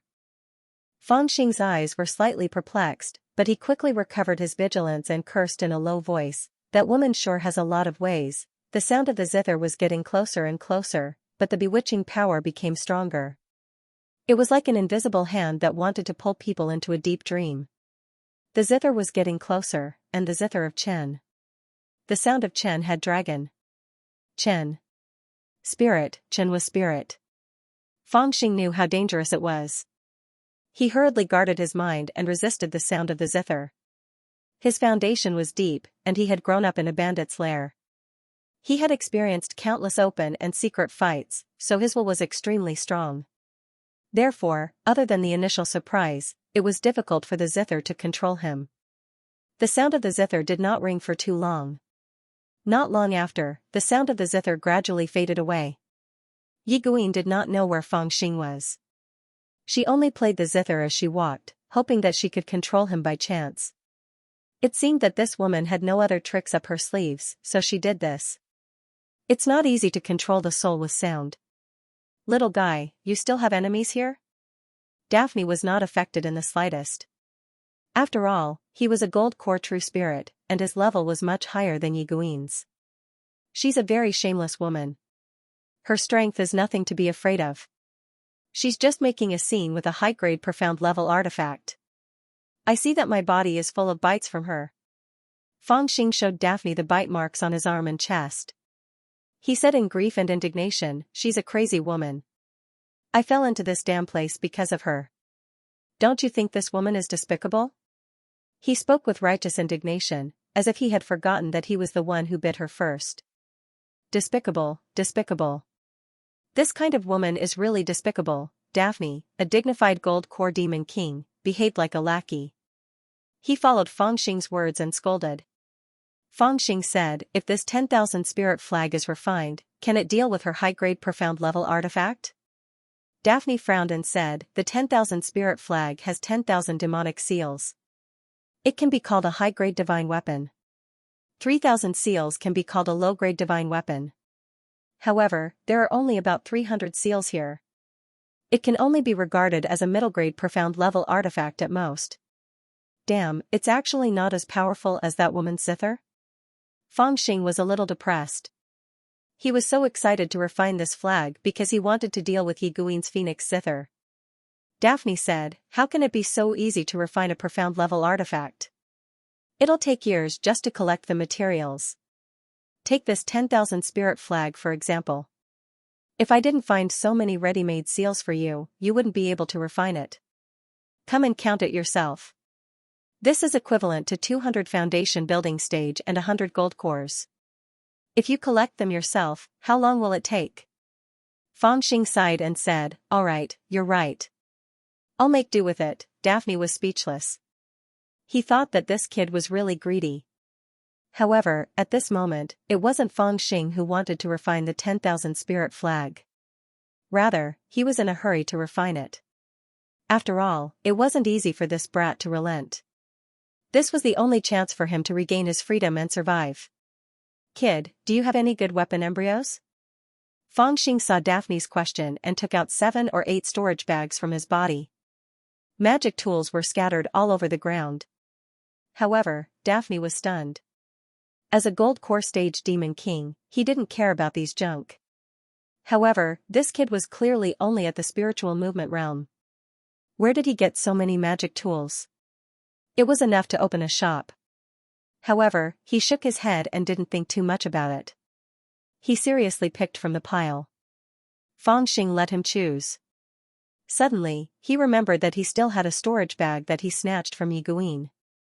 Then, he recalled how Yiguin was searching for him naked all over the place. He couldn't help but chuckle. He took out Yiguin's storage bag and prepared to see what good stuff was inside. However, he was stunned when he opened it. His saliva flowed out unknowingly. This mother of Kerr is indeed a rich woman. Fangxing suddenly realized that although Yiguin only had 1 storage bag, which wasn't as many as the 7 or 8 storage bags he had, her wealth wasn't any less than his. First of all, the space in her storage bag was huge. It was obviously a high-grade item. 1 storage bag was equivalent to 3 of his storage bags. Furthermore, there weren't many treasures inside, but there were many good stuff. There was an astonishing number of high-grade spirit stones. There were close to 100 pieces. The 2 flying swords were also top-grade spirit tools.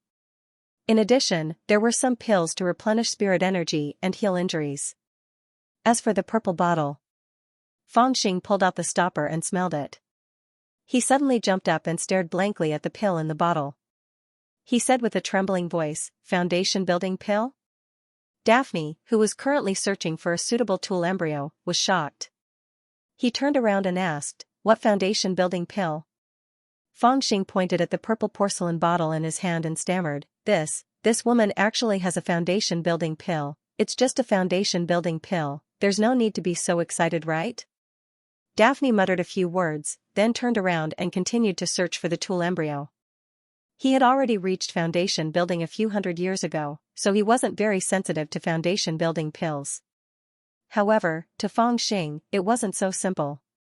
He was already so excited that he couldn't control himself. He never would have thought that this woman would have a foundation building pill in her bag. Mother of Kerr, was this woman so rich that she could take a building foundation pill and stroll around the world? I'm rich, I'm really rich. He was originally worried about where to find a foundation building pill after reaching the perfect spiritual movement stage. He didn't expect someone to deliver one to his door. However, he didn't know that while he was filled with joy, Yiguin was panicking and frantically looking for him.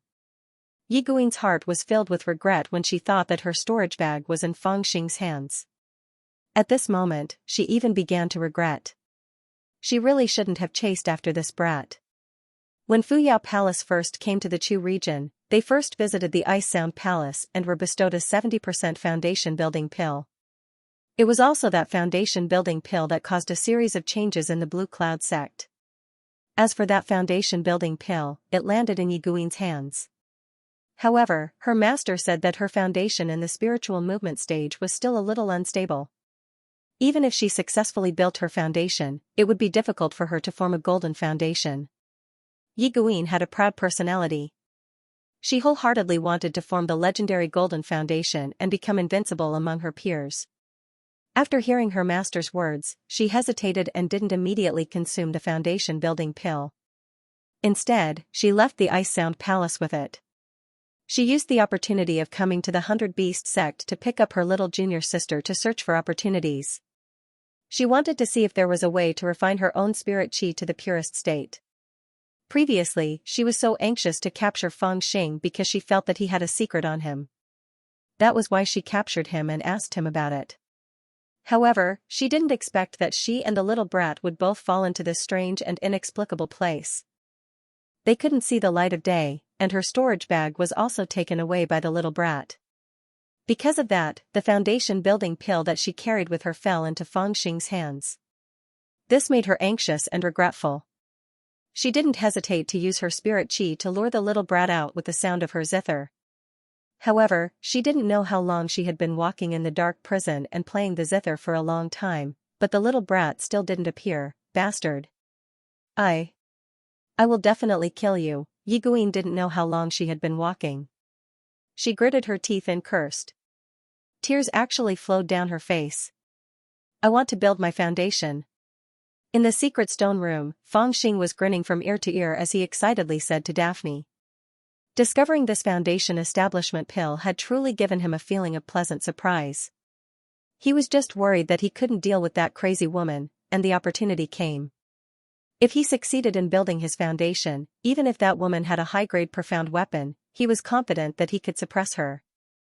There was a huge gap between foundation building and spiritual formation. After successfully building a foundation, one's strength and cultivation would be far behind that of a spiritual formation cultivator. If his strength increased, even if Yi Guin had a high-grade Xian weapon, he could still beat her up like his wife.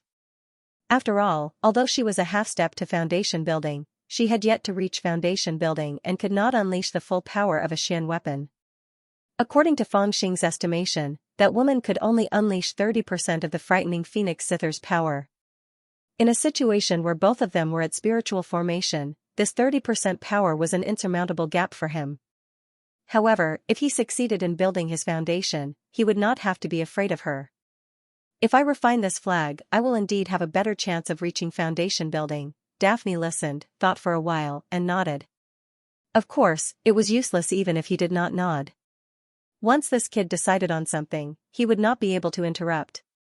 Let me return to your sea of consciousness first and protect you. The great rock evil king was in high spirits and recommended himself. You only have a wisp of your soul left, how can you protect me? Feng Xing looked at Daphne in disdain. Daphne was furious. I am a demon king after all. How dare you look down on me to protect you? Brat, don't look down on me just because I'm a wisp of true spirit. I have a lot of experience and knowledge in cultivation that you can't compare to. Let me ask you, since you want to reach foundation establishment, have you done what you need to do? Have you thought of all the escape routes? Do you have the method to deal with the tribulation? Feng Xing was instantly dumbfounded, and said, foundation establishment pills are still not enough? Daphne scoffed. What a joke. Foundation building is a major event in cultivation. How can it be settled by a single pill? Although the cultivation methods of the demon clan and the human clan are different, we have some understanding. In building a foundation, other than the foundation building pill, one also needs to clear one's mind, understand Tao, and cultivate. There are many things to pay attention to.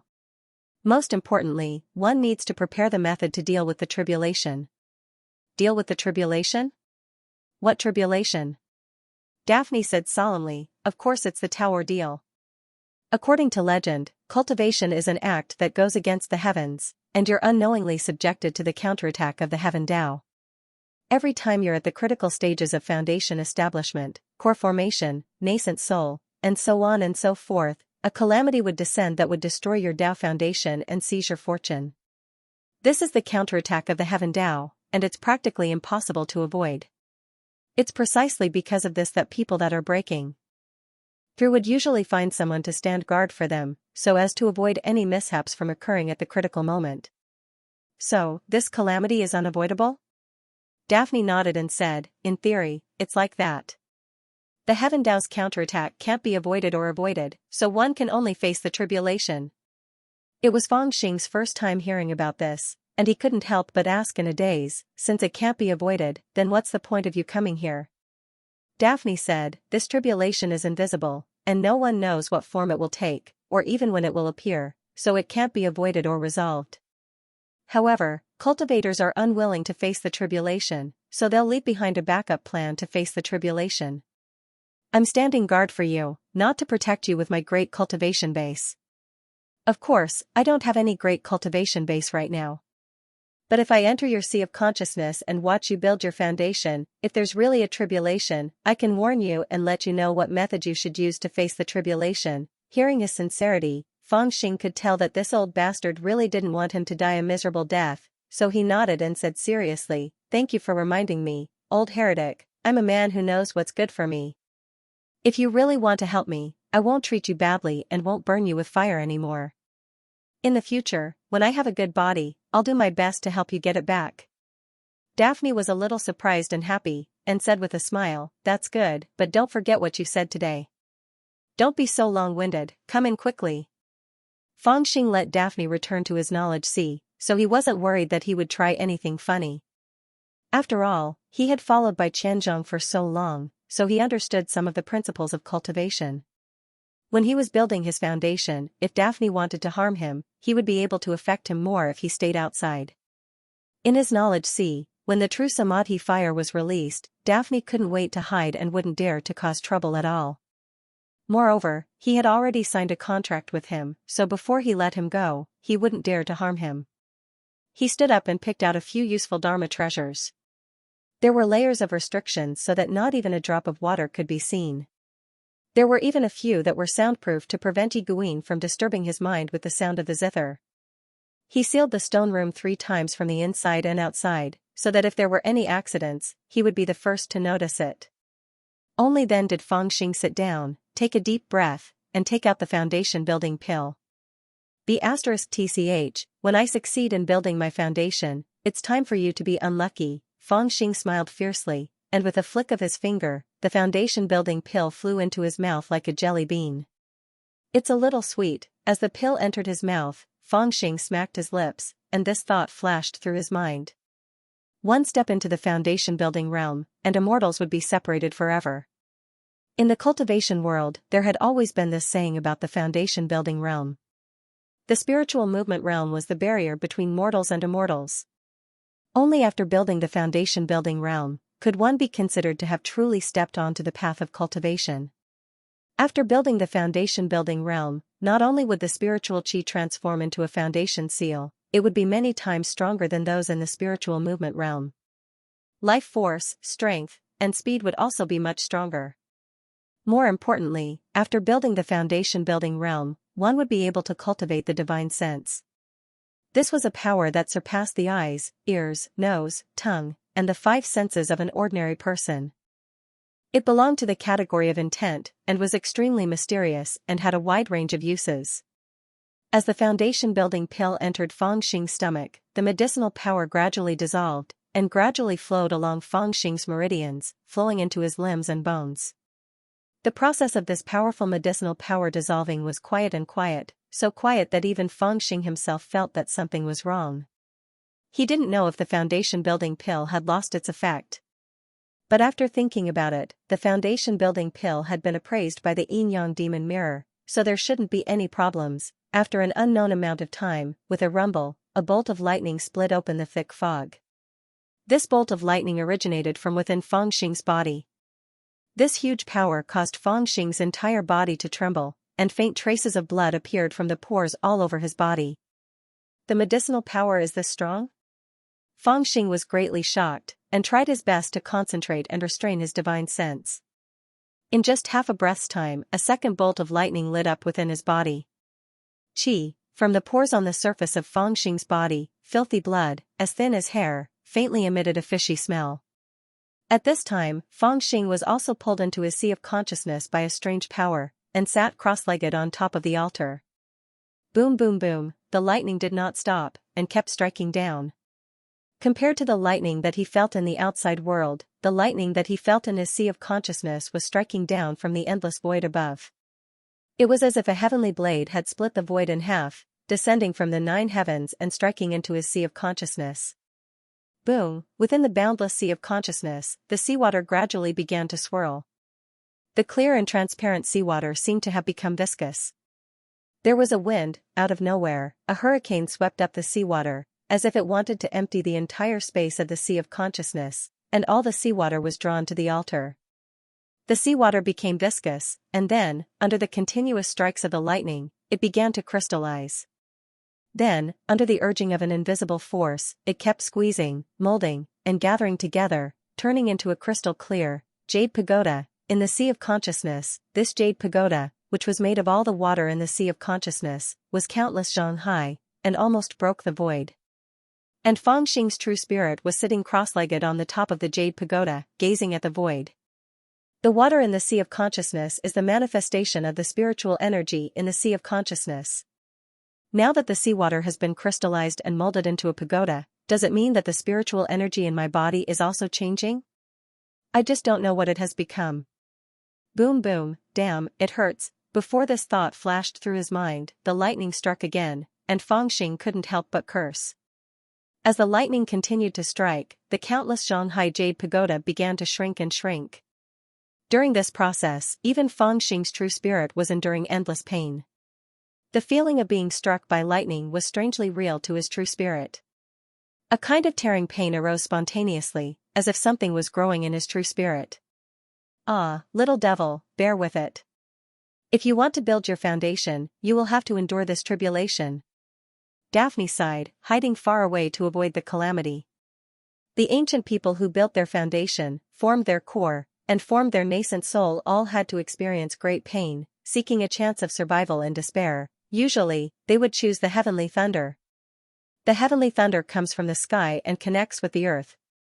It is violent in nature and contains the power of destruction. However, in the midst of destruction, there is a chance of survival. It lies between life and death, which is in line with the great Tao of destruction. The ancient cultivators searched for the opportunity to break through in the heavenly thunder. If they didn't succeed, they would seek death. Nowadays, the cultivators are lazy and begin to cherish their lives. They begin to search for any way to avoid calamity. They want to break through, but they are unwilling to bear the danger and pain that comes with breaking through. Little do they know that they have already walked the evil path. Back then, I accidentally received the ancient records in the mysterious coffin and understood this principle. Opportunity and danger coexist, and new life and death dance together. Building your foundation is to experience freedom in pain, and seek new life in death. The foundation building pill is like heaven and earth, and contains the power of thunder. You have to carefully feel this pain, and seek my ass. If you don't shut up and I succeed in building my foundation, you will be the first to be struck. Daphne's dignified and solemn voice kept ringing in his ears. He was extremely serious, but it immediately made Fangxing angry. It was already hard enough to be struck by thunder, and now he had to listen to this old feathered beast's long-winded chatter. How was he going to live? Daphne was also stunned, and he flew into a rage. He swung his sleeves in exasperation at Fangxing for failing to meet his expectations and scolded, "I didn't keep my knowledge to myself. I told you some of my comprehensions from back then, and you actually found it annoying? You want to cultivate the Tao? Cultivate the Tao my ass." As he spoke, he sat down indignantly and sulked by himself. At this time in Fangxing's sea of consciousness, the crystal jade pagoda had gradually shrunk. It was about 10 feet high, and its whole body was inscribed with complicated runes. This pagoda only had one floor, which symbolized that Fangxing's cultivation was at the first level of the foundation building realm. The second and third level of the foundation building realm was the early stage of the foundation building realm. The 4th, 5th, and 6th levels were the middle stage. The 7th, 8th, and 9th levels were the late stage. Above the 9th level was the time to form a golden core. The scattered thunder flowers were still flashing from time to time, and Feng Xing, who was in the pagoda, was also closing his eyes and comprehending. Although he was cursing, he was not a person who would not listen to advice. He was just subconsciously arguing with Daphne. In fact, he was listening to Daphne's words and comprehending them with his heart. The thunder light in his sea of consciousness was actually the manifestation of the medicinal power of the foundation-building pill. Every trace of medicinal power, every inch of the thunder light brought to him, he was carefully pondering and comprehending. In fact, cultivation was far from being as mysterious as it seemed to outsiders. People's enlightenment often began from personal pain. The operation of heaven and earth was inextricably linked to people, but people could not talk about the Great Way. The understanding of the way actually began from the changes in oneself. People were also a part of the Great Way, and only by understanding oneself could one use this as a foundation to look forward to the Great Way. The meaning of the foundation building was to understand oneself. The physical body was mysterious, and then began to understand the world and the Great Way. The foundation was stable, and the sound of the gods was illusory. In the distance, Daphne, who had been staring at Feng Xing's pagoda, gradually changed his expression. The glittering and translucent Dao pagoda, under the attack of the thunder and lightning, gradually changed its color from crystal clear to light green, then to crimson red, from crimson red to the color of a flawless white wall, and finally, a faint golden light appeared. Golden Dao Foundation? Daphne was taken aback, and there was some envy in his eyes. Although he knew that this little devil was extraordinary, he was still a little surprised to see that he had the potential to condense a golden Dao foundation. In the cultivation world, the foundation building realm was divided into 4 levels: gold, white, red, and green. If the accumulation during the spiritual movement realm was not enough and the foundation was barely formed, it would be a cyan foundation. The foundation would be unstable and it would be difficult to progress. Slightly better than the green Dao foundation was the red Dao foundation. It was already an extraordinary Dao foundation and had the hope of breaking through to the late stage of foundation establishment. Above the red Dao foundation, there was the white Dao foundation, which was said to be flawless. Only the geniuses of the sects and aristocratic families could hope to have it. However, above the white Dao foundation, there was a golden Dao foundation. It had already surpassed the Dao foundation of a normal heaven's pride cultivator. It had the vague appearance of a king and was a realm that everyone in the cultivation world chased after.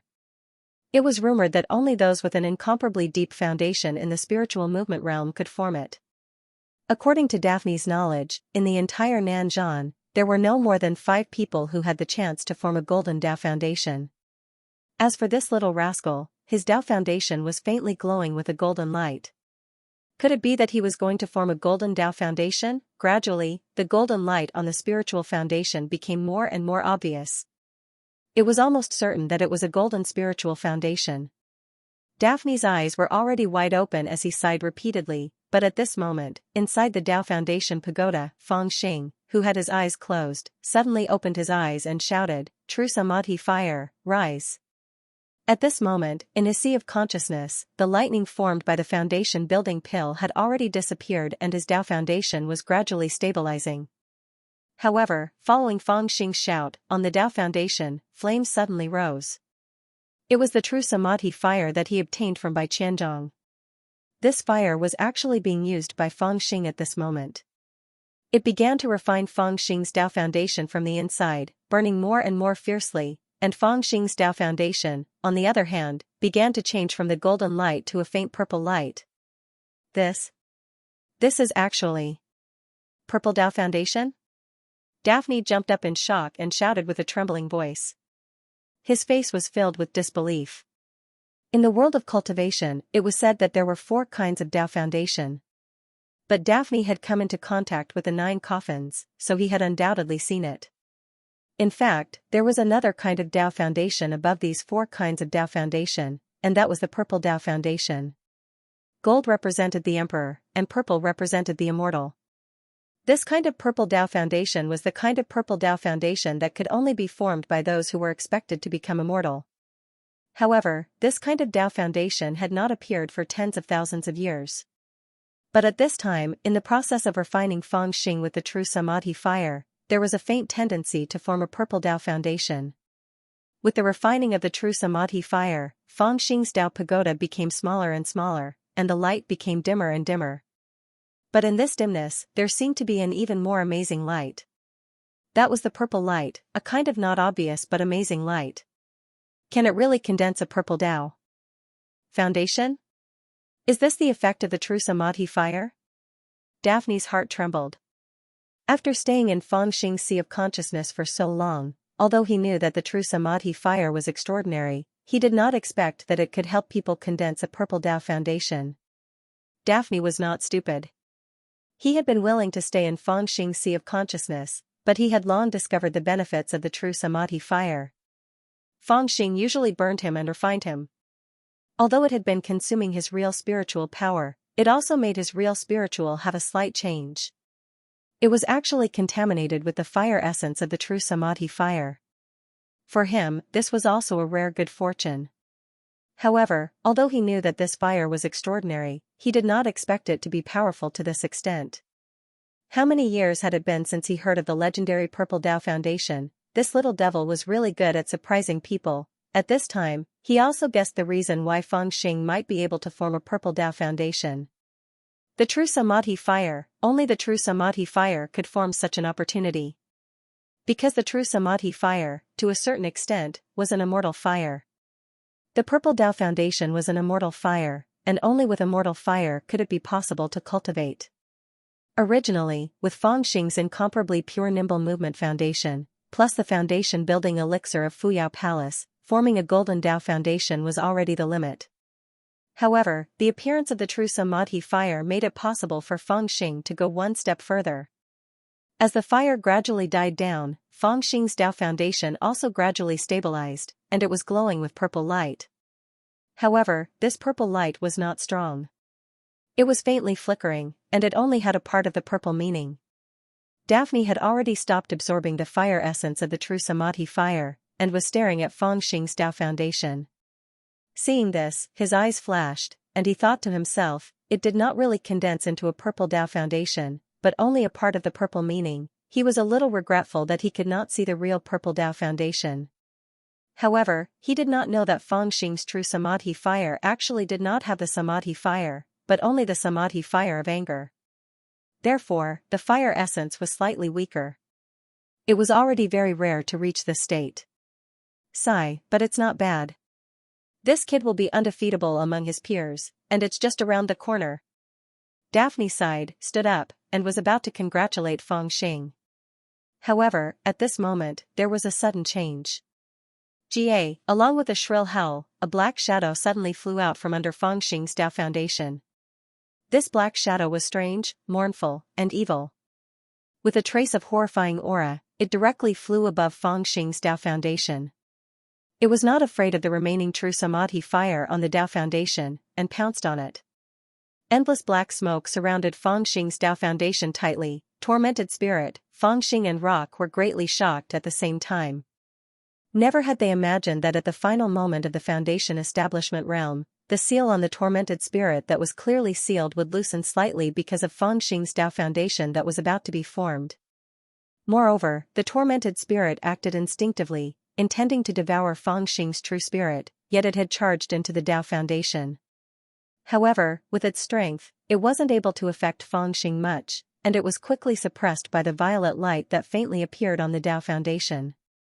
However, the filthy aura on it tainted the Tao foundation, causing the lustrous violet Tao foundation to actually gradually dim down. In the end, it actually turned black, like a jewel that was covered in dust, or a beautiful jade that was covered in dust. It's God's will. Why did such a thing happen to rush out? Could this be the kid's tribulation of Tao, and the appearance of Tian Bujiao's immortal foundation? Daphne sighed again and again. He was extremely annoyed. Although there was a tribulation of Tao, it did not know what it would be or when it would appear. Moreover, Feng Xing's Tao foundation had already taken shape. Even it thought that Feng Xing's tribulation of Tao would only appear after the foundation establishment was completed. However, it did not expect that the originally sealed tormented spirit would suddenly break free from the seal and suddenly counterattack. contaminating Fang Xing's Dao foundation. What's going on? Fang Xing, who was sitting cross-legged on the Dao pagoda, also flew out. He looked at the black Dao foundation in front of him and frowned. Daphne shook his head and sighed. It's that tormented spirit. This monster was originally sealed well, but I didn't expect it to rush out when you were about to complete the foundation establishment and contaminate your Dao foundation. Even I didn't have time to react. It looks like this is your tribulation of Dao. The so-called Dao tribulation was the tribulation of the heavenly Dao. It was invisible, unavoidable, and unstoppable. One could only face it. Fang Xing was in such a situation. Before he reached foundation establishment, he had checked the seal on the tormented spirit to make sure that there was nothing wrong with it. But just as he was about to complete his foundation establishment, a series of coincidences caused the tormented spirit's seal to loosen. It broke free and used the tormented spirit's qi to taint his Dao foundation. His Dao foundation, which was originally purple in color, had been tainted by the murderous aura and turned almost black. After understanding this, Fang Xing was a little annoyed and said with hatred, "Is there a way to solve it?" Rock King observed carefully for a moment, and then he shook his head and said, "Such a situation is extremely rare. After all, this tormented soul is of the same origin as you, and along with the growth of your strength, its strength will grow as well. The seal your sect master set up for it earlier won't be able to suppress it for long, so you should think of a way to kill it as soon as possible. Otherwise, no one can say for sure if a mishap might occur." Fang Xing was also a little helpless. He thought of Xianxia and gnashed his teeth in hatred. Previously, the sect master said that in the entire Chu territory, perhaps only an old man called Hu something Qin would have a way to deal with this tormented soul. I thought I still had half a year, but I didn't expect this D***MN Dao tribulation to be brought forward. Fang Xing frowned. It seemed that he did not have much time left. The tormented soul was still being suppressed, but it was no longer half a year like Xianxia had said. It could go haywire at any time, so he had to get rid of this tormented soul as soon as possible. After making up his mind, Fang Xing let out a long sigh and decided to get rid of that crazy woman as soon as possible. Then, he would leave this damned place. His spiritual sense returned and he opened his eyes. In an instant, Fang Xing felt that his body was very different. The spiritual qi that flowed in his body had disappeared and turned into spiritual power that was similar to strength. He did not need to circulate it anymore. If he wanted to cast any spells, he could mobilize the spiritual power with a single thought, and the speed was many times faster than when he was at spiritual movement. Furthermore, he clearly felt that there seemed to be an additional invisible force in his mind. The feeling of that force was like he had an extra eye, but it was more than just an eye. He knew in his heart that it was divine sense, the divine sense that only foundation establishment cultivators possessed. At this moment, Fang Xing could project his divine sense out to cover a distance of 10 feet with just a thought. Within a radius of 10 zhang, the cracks in the tiles, the dust, the shadows, everything was imprinted in Fang Xing's mind. It was as if he had seen it with his own eyes, or even touched it with his own hands. Under the sweep of this divine sense, even many tiny existences that he had not been able to detect before were now clearly seen. Furthermore, he did not need to use the Dharma Eye technique to see some ghosts and spirits that he normally could not see. The strength of their divine senses was the same. According to Daphne, people who have just reached the Zhuji realm usually can't project their divine thoughts so far. However, Fang Xing's purple Taoist root is much stronger than ordinary Taoist root. If his Taoist root wasn't polluted, it would be even stronger. With his Taoist foundation tainted, his strength was also affected to a certain extent. He was at least 30% weaker than he should be. No matter what, congratulations on successfully building your foundation.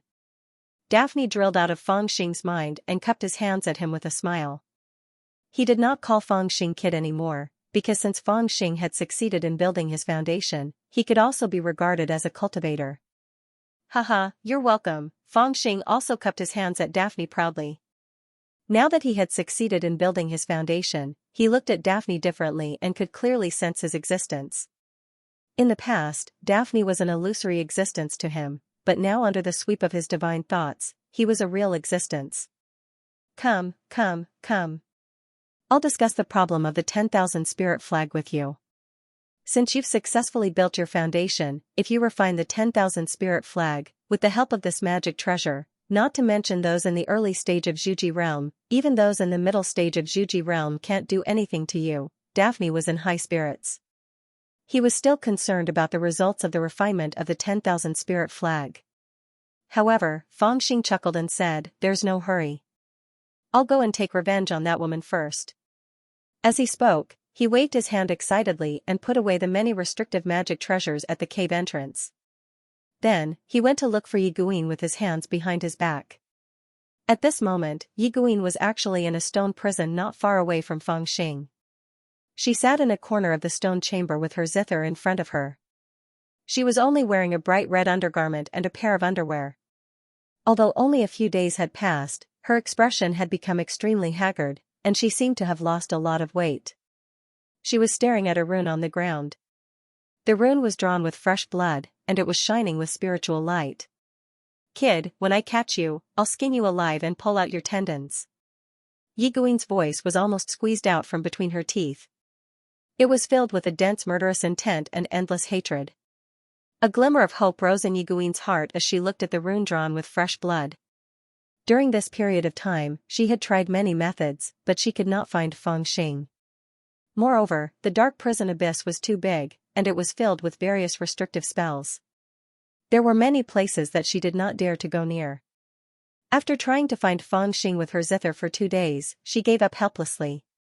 She did not know where Fangxing was, and she did not even know if Fangxing had left. Moreover, she had lost her communication jade talisman and other items. She only had a zither by her side, and she could not send any messages to the outside world in the serene and spooky land. She had no choice but to activate a secret technique and draw a secret rune with the blood of her cultivation. She released her aura to the outside world. This was already an extremely helpless method. She hoped that it could attract others to discover her and come to rescue her. For someone who had always been proud, this method was very difficult for her to accept. It was as if she had already admitted defeat to this kid. However, in her heart, she really felt very helpless. This was especially true for a young girl who was practically naked in this godforsaken unknown place. Yiguin was naturally not afraid of ghosts, but it would be a lie to say that she did not have goosebumps. Sob sob sob. I died so miserably. Just as Yiguin was quietly lost in thought, a gloomy voice suddenly came from the surroundings that were as silent as a grave. "Who is it?" Yiguin had goosebumps all over her body. She suddenly hugged the zither beside her and looked towards the direction of the voice in panic. "I am a ghost that has been trapped for 1,000 years. I have not seen a woman for a long time. I am so wronged." This voice was ethereal, strange, and hoarse. It made Yiguin's hair stand on end. A gust of chilly wind blew past. Suddenly, a strange shadow floated in from the entrance of the stone room. It was truly floating, and it was not a skim that a spiritual movement stage cultivator could achieve. That shadow was thin, floating, and had disheveled hair.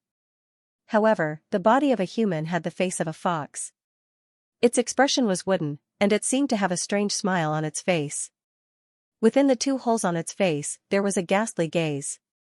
"Which demonic ghost is it?" Yiguin shouted loudly. Her voice was obviously weak. She waved her fingers randomly, and clanging sounds of the zither rang out, and strong winds howled.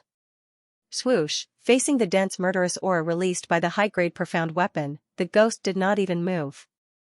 It just stood on the spot. When all the invisible force reached him, it seemed to be dispersed by the invisible force. It only turned into a light breeze that blew his hair. Then, his figure flashed, and he actually rushed in front of Yiguin in an instant. He stood face to face with her, and they could hear each other's breath. Facing the ghost face that suddenly appeared in front of her, Yiguin instantly collapsed no matter how courageous she was. Her womanly nature erupted at this moment, and her reaction was no different from other women. Scream, however, even she did not expect that this scream would actually scare the evil ghost so much that he retreated. In an instant, he retreated 30 feet away. He dug his ears and cursed, "Damn it, you scared me to death, brat, it's you." Yiguin recognized Fangxing's voice in an instant. She was anxious and angry, but most of all, she was furious. In fact, there was even a hint of joy in his voice. She was not happy that she had finally met this brat, but happy that this evil ghost was a human. She was afraid of the evil ghost, but not Feng Xingyu. How dare you pretend to be a ghost to scare me? I'm going to kill you, Yi Guin shouted with hatred. She waved her fingers continuously and plucked the strings of the zither. An invisible force flew towards Feng Xing. Haha, long legs, do you think you can do anything to me? Feng Xing laughed loudly in the face of the zither attack released by Yi Guin. He was very relaxed. After reaching the foundation building realm, the power released by the frightening phoenix zither was no longer as silent and traceless as before. Instead, it had become traceable. As long as one could capture the trajectory of the zither, one could dodge it or even defeat it. Therefore, in the face of the zither, Feng Xing only laughed. His figure flashed a few times like a ghost and he once again appeared in front of Yi Guin. Yi Guin was shocked. She was surprised by Feng Xing's speed. She instinctively pushed the frightening phoenix zither and collided with Feng Xing. In the past few days, Feng Xing had been bored to the point that his entire body ached. In addition to the fact that he had just successfully built his foundation, he had strength but no opponent to compete with. He felt a little unhappy and mischievous. Initially, he wanted to tease Yi Guin, but when he saw the zither, he recalled how this woman had chased after him all the way. Hatred welled up in his heart, and he directly flipped his palm and easily snatched the zither into his hand. He retreated to a distance of 30 feet and said with a smile, "Long legs, you used this zither to bully me. Today, I'll destroy this broken zither of yours. Let's see what else you can use to show off." As he spoke, he grabbed the zither with both hands and forcefully threw it against the stone wall beside him. Bang, he used all his true power, using the zither as a big stick, smashing the stone wall with a rustling sound, causing a large amount of dust to fall down. That's a profound level weapon bestowed by my master. Little brat, you dare to touch it? Yi Guin was stunned for a moment. Then, she charged forward even more crazily. This phoenix zither was given to her by her master when she officially became his disciple. Her master had once told her to cherish this zither for the rest of her life. Yi Guin had also said on certain occasions, as long as the zither exists, the person lives. If the zither is destroyed, the person dies. She always carried the zither on her back and rubbed it from time to time. Her dress could be stained with dust, but the zither could not be stained with dust. She really valued it more than her life. But now, this little imp was using the startling phoenix zither to smash the pillar. This kind of feeling was even more painful than when someone hit her with a zither. Damn, it's quite sturdy. Feng Xing forcefully smashed the stone pillar twice, but he was surprised to see that the zither was not damaged at all. Then, he saw Yi Guin rushing up and directly flew into the air. As he flew, he smashed the frightening phoenix zither heavily onto anything he could see. For a moment, the sound only caused the stone chamber to be filled with smoke and rubble to fly. The frightening phoenix zither emitted strange buzzing sounds from time to time. It was extremely unpleasant. Meanwhile, Yi Guin chased after him crazily. She was anxious and distressed like a lunatic. "Brat, give me back my zither," she yelled in a frenzy. She didn't have the aloof and indifferent demeanor she had in the beginning. Instead, she seemed like a crazy woman. However, Feng Xing's speed was originally faster than hers. Now that he had successfully built his foundation, he looked down on her even more. Yi Guin was so angry, but he was even happier. As he laughed, he smashed the phoenix zither in all directions. What caused Feng Xing to be slightly depressed was that this startling phoenix zither was indeed a profound weapon and was crafted from 1,000-year-old phoenix paulownia wood. It was even sturdier than ordinary dark steel. After smashing it for a long time, he only saw some dust on the zither and not a single one of the zither strings was broken. He immediately became slightly depressed and wanted to casually stuff it into his storage pouch, but to his surprise, he discovered that the zither actually couldn't be stuffed into his storage pouch. No wonder this woman always carries her zither on her back. Feng Xing saw that he couldn't destroy it, so he casually picked up the zither. "Little demon, give me back my startling phoenix zither, give me back my foundation building pill." At this moment, Yi Guin also rushed towards Feng Xing as if she had gone mad. Stinking bitch, without your zither, you still want to throw a tantrum in front of me? Fangxing flipped his hand and slapped Yi Guin's ear. Yi Guin's body immediately tumbled backward and flew out like a kite with a broken string. You actually dare to hit me? Yi Guin covered her face and was immediately stunned.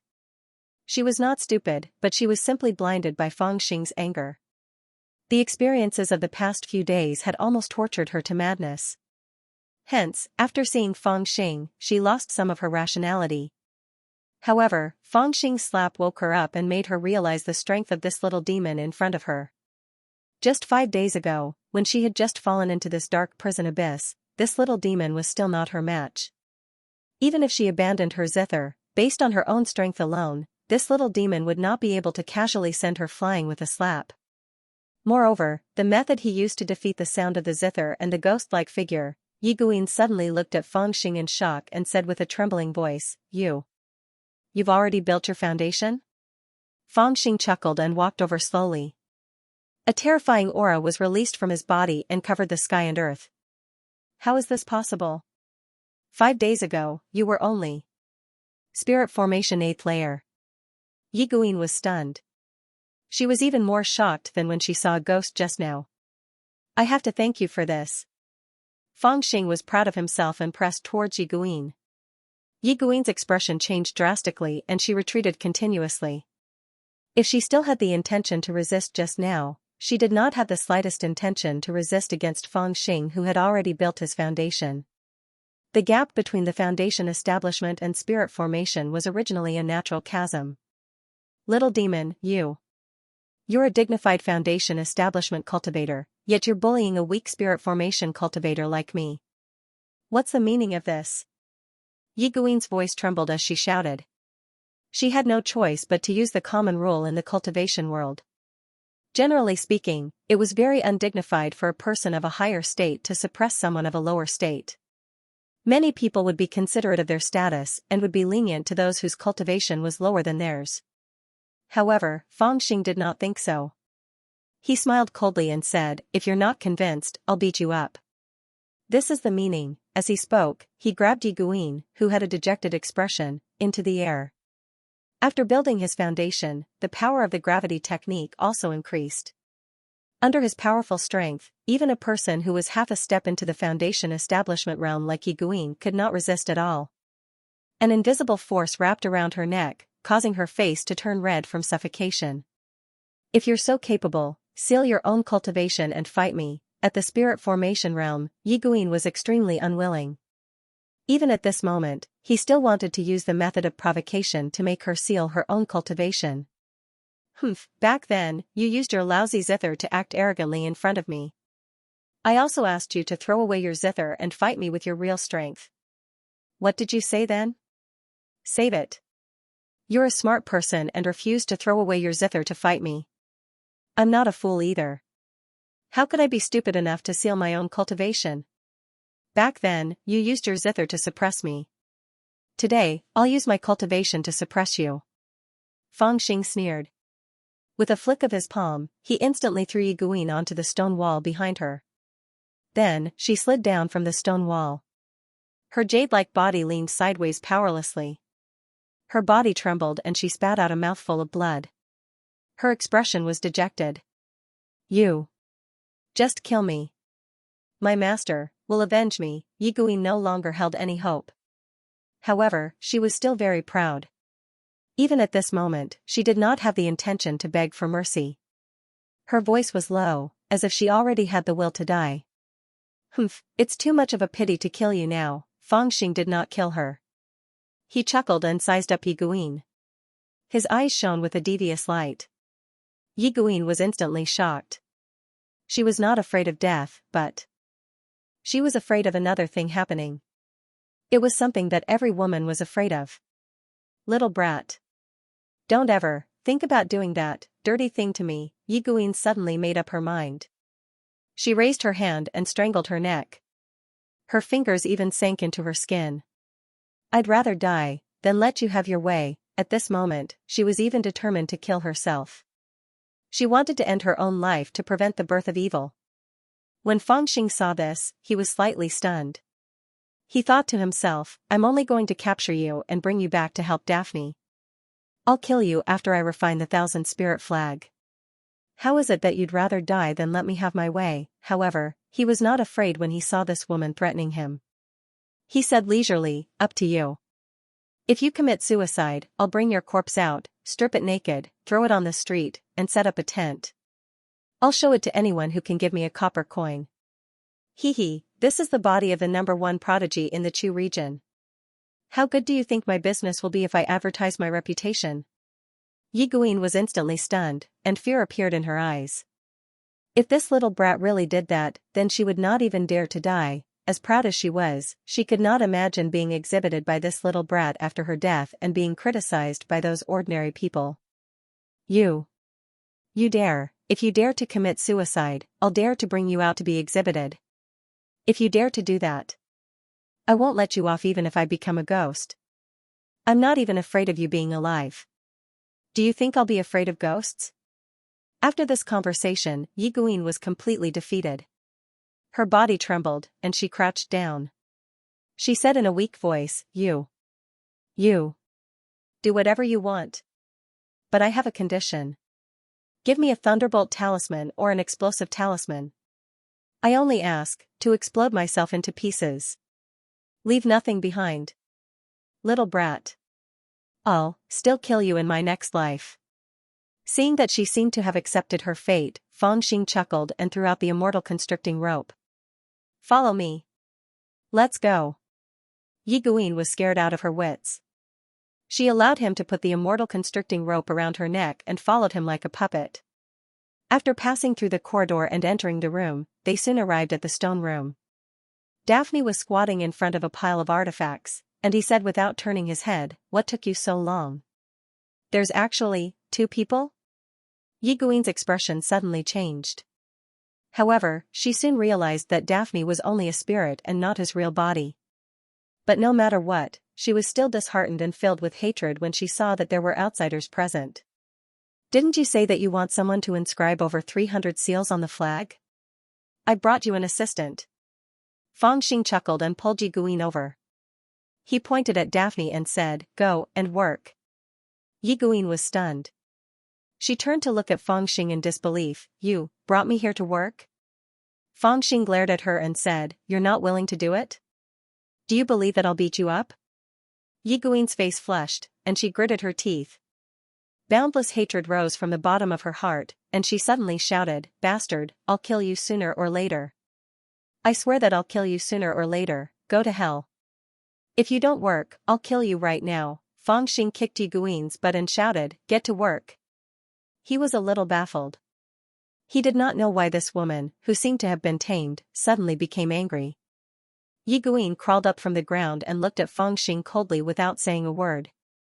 Fangxing glared and said, What are you looking at? Yi Guin's voice seemed to be squeezed out from between her teeth, Give me a robe, I'll work for you. Women are so troublesome.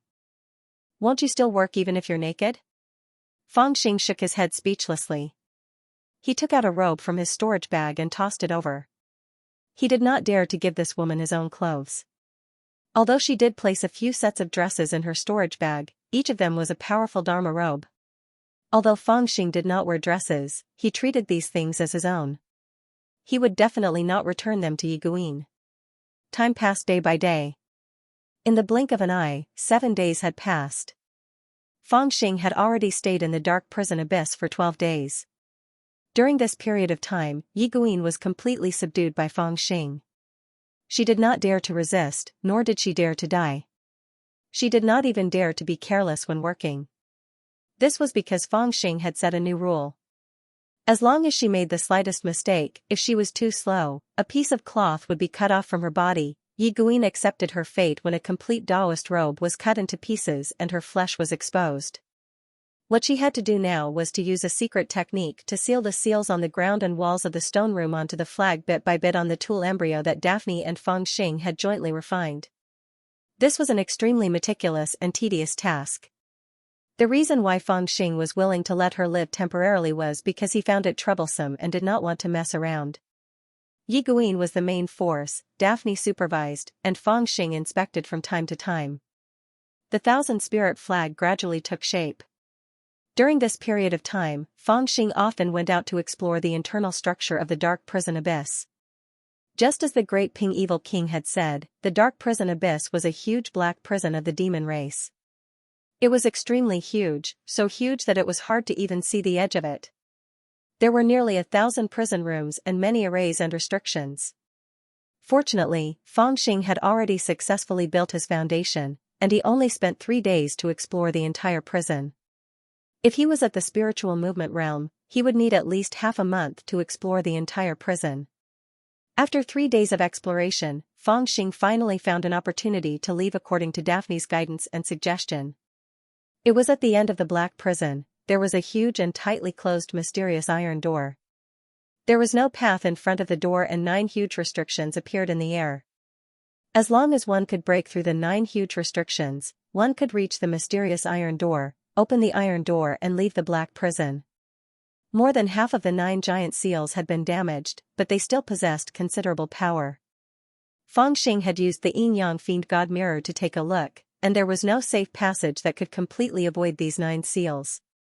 Now, if he wanted to rush to the Iron Gate, the safest route would be to withstand the 3 restrictive spells. According to Daphne's speculation, this was already an extremely lucky result. In the past, the Yin Prison Abyss not only had 9 complete Taoist prohibitions, but there were also 2 Gold Core Realm Monster Kings guarding outside the Xianmen Gate. They could adjust the order of the Taoist prohibitions at any time or enhance the power of the Taoist prohibitions. Not to mention Fangxing, even a cultivator at the peak of the Gold Core Realm could not break the Taoist prohibitions and rush out from the outside. But now, he only needed to rush through 3 incomplete restrictions, and the danger was less than 1% of what it used to be. Of course, even so, with Fangxing's early-stage foundation establishment realm cultivation, it was still very dangerous for him to force his way through. Therefore, Fangxing also made up his mind to wait for the 10,000 spirit flag to be successfully refined before breaking through the restrictions. Time flew by, and another 10 days passed. Fangxing, who was lying lazily in the corner and studying the supreme sensing scripture, finally heard Daphne's exclamation of joy and knew that the 10,000 spirit flag had been successfully refined. He put the supreme sensing scripture into his storage bag and flew over. On the ground, there was a black flag that was more than 10 feet long and the size of a millstone lying quietly on the ground. At first glance, the flag looked very ordinary, and there were complicated patterns engraved on it. But if one looked closely, they could see that the patterns were actually seals. With so many seals combined together, the flag had a trace of a strange aura. If one looked closely, they would feel that their whole body would be sucked into the flag. Hee hee, little devil, it's your turn to complete the last step. Daphne chuckled and suddenly flew out, his figure hidden in the flag. Then, the whole flag suddenly flew up. Fangxing reached out to hold the flag's handle and immediately felt hundreds of faint auras connected to him through the flag's handle. He only needed to move his mind, and he could control any of the hundreds of auras as if he was controlling his own power. Fangxing calmly used the Yin-Yang Fiend God Mirror to appraise it. He did not find anything strange, and his mood instantly improved. Spirit gathering. He waved the big flag and pointed to the void. In an instant, a chilly wind rose from the ground, howling and disturbing people's hearts. In the passageway of the dark prison, as he activated the 10,000 spirit flag, there were countless Yin spirits rushing over from all directions. They rolled like a tide and flew into the black flag. The scene was very strange, but Fangxing knew that this was the last step to refining the 10,000 spirit flag. The reason why the 10,000 spirit flag had such a strong power was that it could control the power of the demon spirits through the flag. Therefore, it was necessary to collect the demon spirits that had left a seal on the flag. There was a special array engraved on the flag, so that even if Fangxing left this place, the demon spirits would still be protected by the array. When attacking the enemy, Fangxing needed to protect the flag with all his strength. As long as the seal on the flag was not destroyed, the demon spirits that were controlled by him would not die. To put it bluntly, with this flag in hand, Fangxing would have more than 300 demon spirit soldiers to control. However, this flag also had a weakness. In order to unleash its power, it required a large amount of blood sacrifice. After all, the Yin spirits were only a wisp of soul and did not have a physical body. Therefore, when the 10,000 spirit flag was activated, it would only form the illusion of hundreds of demon spirits attacking. Unless the opponent was too weak and Feng Xing directly controlled the demon spirits to sweep away their souls, it would be very difficult for the demon spirits to pose too much of a threat to the opponent. Unless there was a large amount of stored blood sacrifice. Through the consumption of blood sacrifice, these demon spirits could temporarily condense into a physical body and unleash greater power. This was the reason why the flag was strange. Under certain circumstances, it did not need to consume the cultivator's own power to control it. For example, on the battlefield, when facing an army of hundreds of thousands, Feng Xing only needed to wave the 10,000 spirit flag to kill a portion of the soldiers, and then accumulate a portion of the blood sacrifice. The 10,000 spirit flag that had obtained the blood sacrifice would possess even greater power, and it could kill even more enemies and accumulate even more blood sacrifice. In this way, Feng Xing would be able to annihilate an army effortlessly. Haha, it's convenient. In the future, this will be my weapon when I enter the Foundation establishment realm. Feng Xing laughed and seemed to be very satisfied. After saying that, he turned his gaze and suddenly looked at Yi Guin, who was beside him. Yi Guin, who had been silent, suddenly turned pale at this moment. You still want to kill me after all? Her chest rose and fell, and there was a hint of panic in her tone. No one could be unafraid of death forever. When she first faced Feng Xing, she indeed had the will to die, but at that time, she was frightened by Feng Xing's despicable methods and didn't dare to die. Later, after so many days, her will to die had disappeared, and she longed to live. If you were me, would you spare me? Feng Xing looked at Yi Guin with a faint smile. Yi Guin's eyes flickered, and she did not speak. They were both smart people, and there was no need to tell some lies. If she had captured Feng Xing back then and interrogated Feng Xing about his secrets, she would definitely send him to the hands of the Blue Cloud Xianxia family, where he would probably suffer a fate worse than death. At that time, she did not care about Feng Xing's life at all. At this moment, she did not dare to hope that Feng Xing would spare her. On the account that you have been my servant for so long, I will bring your corpse out and bury it outside, so that you will have a chance to reincarnate. Feng Xing said seriously after pondering for a moment. He was indeed showing mercy. Otherwise, if he killed Yi Guin here, her spirit would not dissipate, but it would wander here for the rest of her life. Actually, when faced with such a beautiful woman, he also felt that it would be a pity to kill her. However, he had to kill her. Since they had already become enemies, there was no reason to leave her roots untouched. He took a step forward and was about to slap Yi Guin's head and send the #1 prodigy of the Chu region to the next world. Yi Guin could not resist this slap at all. Without her zither, she was not a match for Feng Xing. Moreover, Feng Xing had already built his foundation. At this moment, in front of Feng Xing, she was as weak as an ant. As the slap approached, Yi Guin closed her eyes in despair, and a tear seemed to fall from the corner of her eye. At this moment, no one knew whether she was crying because she regretted pursuing Feng Xing back then, or because she was crying out of fear because she was about to die. However, Feng Xing's slap did not really land. Just as his slap was about to land, a shocking aura was suddenly released from Yi Guin's body. This aura was hidden in Yi Guin's body, and even she did not know it herself. Once the aura appeared, Yi Guin was pushed back by this aura and fainted. This hidden aura charged into the void in an instant, and the figure of an old man appeared in the void. He was dressed in a dirty black robe and had a white beard. He stood in the void with his hands behind his back, and his eyes were like lightning as he looked at Feng Xing. Feng Xing was alarmed by this aura, and he suddenly flew 10 feet away. He wrapped the 1,000 spirit flag around his body and carefully defended himself. Friend, where it is possible to forgive and forget, one should forgive and spare my disciple's life. The shadow spoke calmly. The illusory figure spoke indifferently. There was no anger in his voice, yet everyone could faintly feel that he could not be defied. The divine will projection of a golden core cultivator, Feng Xing did not dare to act rashly, and he was secretly shocked. He had already discovered that this aura was the aura brand of a golden core cultivator, and it was hidden in Yi Guin's body. Usually, this aura was deeply hidden, and even she did not know it herself. However, when she was faced with a power that could harm her life, and she was in a life-and-death crisis, this aura was activated. The shadow of the old man was like the void, and he could talk to the enemy beside Yi Guin. When he captured Yi Guin back then, he did not intend to really kill Yi Guin, so he did not alarm this aura. It was only now that he wanted to kill her, and he did not hold back when he slammed his palm down, but it also caused this change.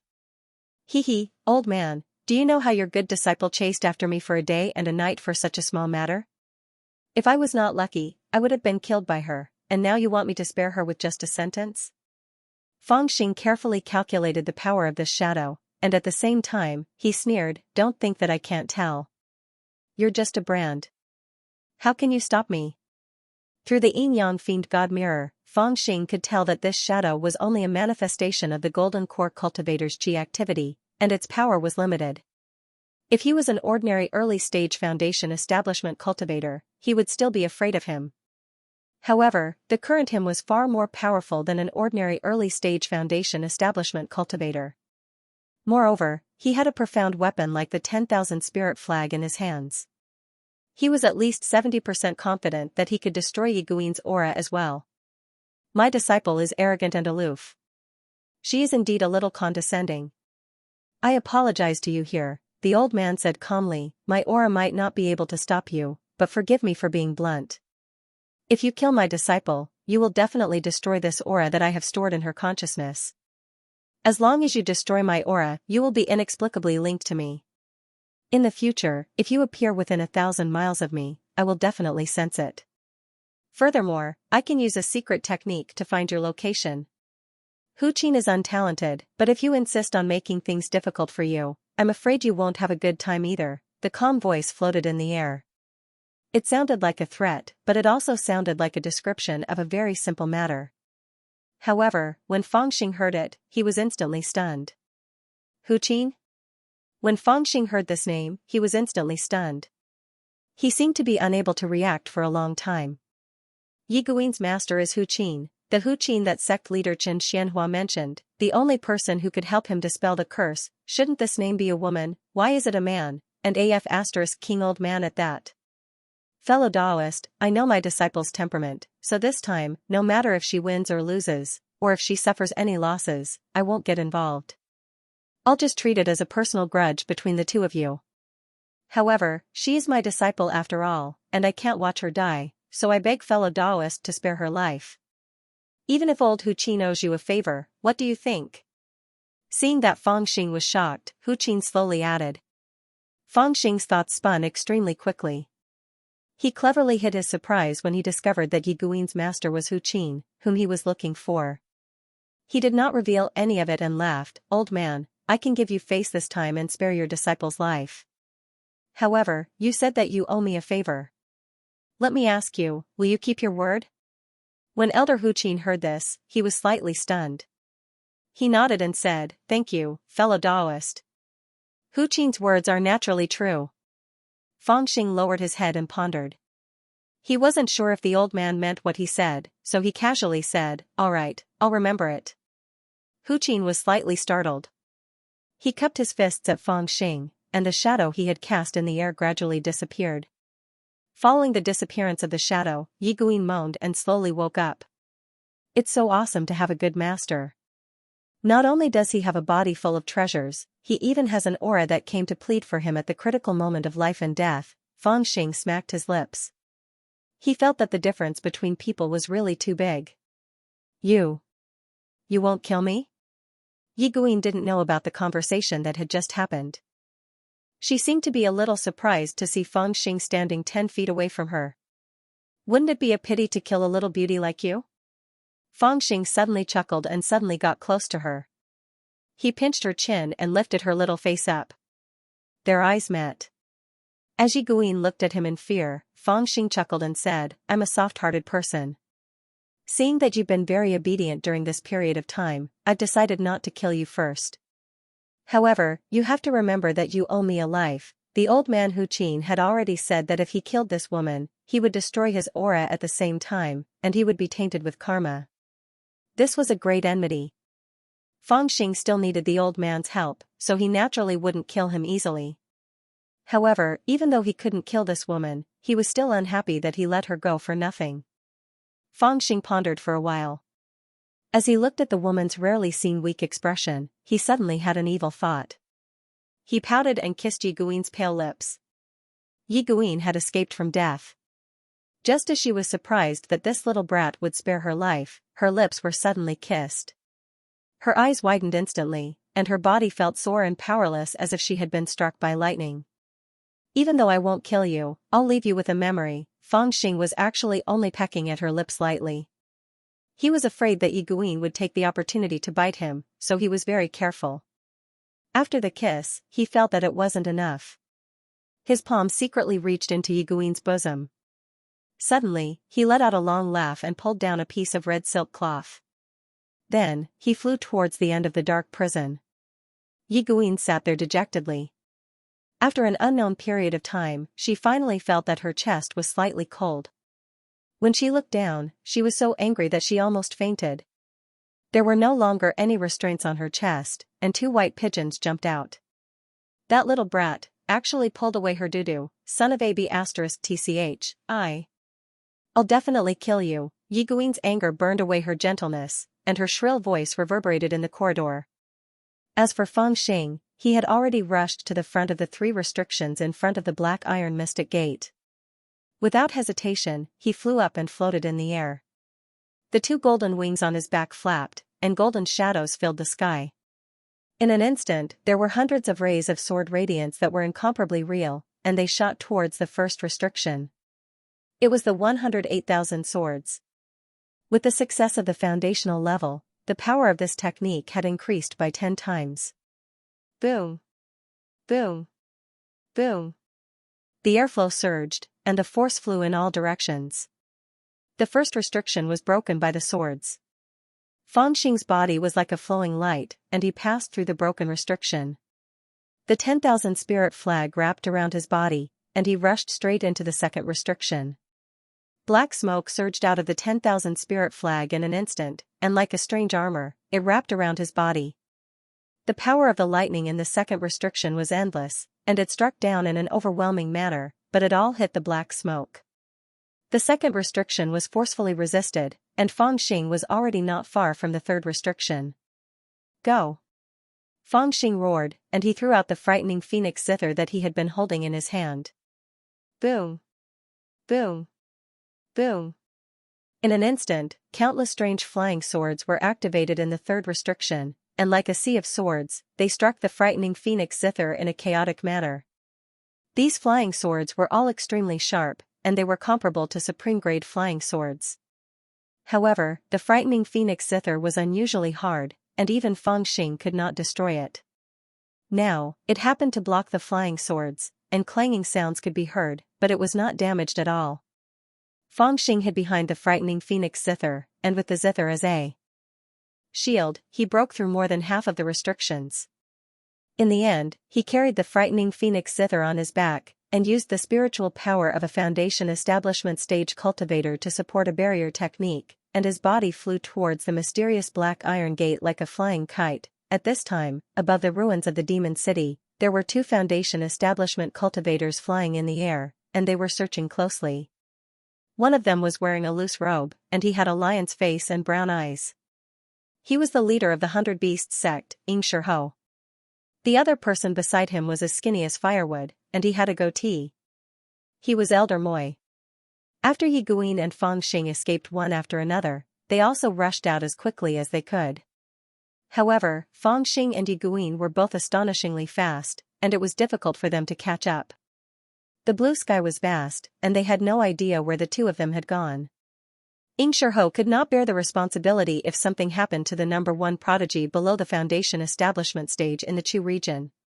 He was filled with panic, and he sent out all the members of the 100 Beasts sect to search for them.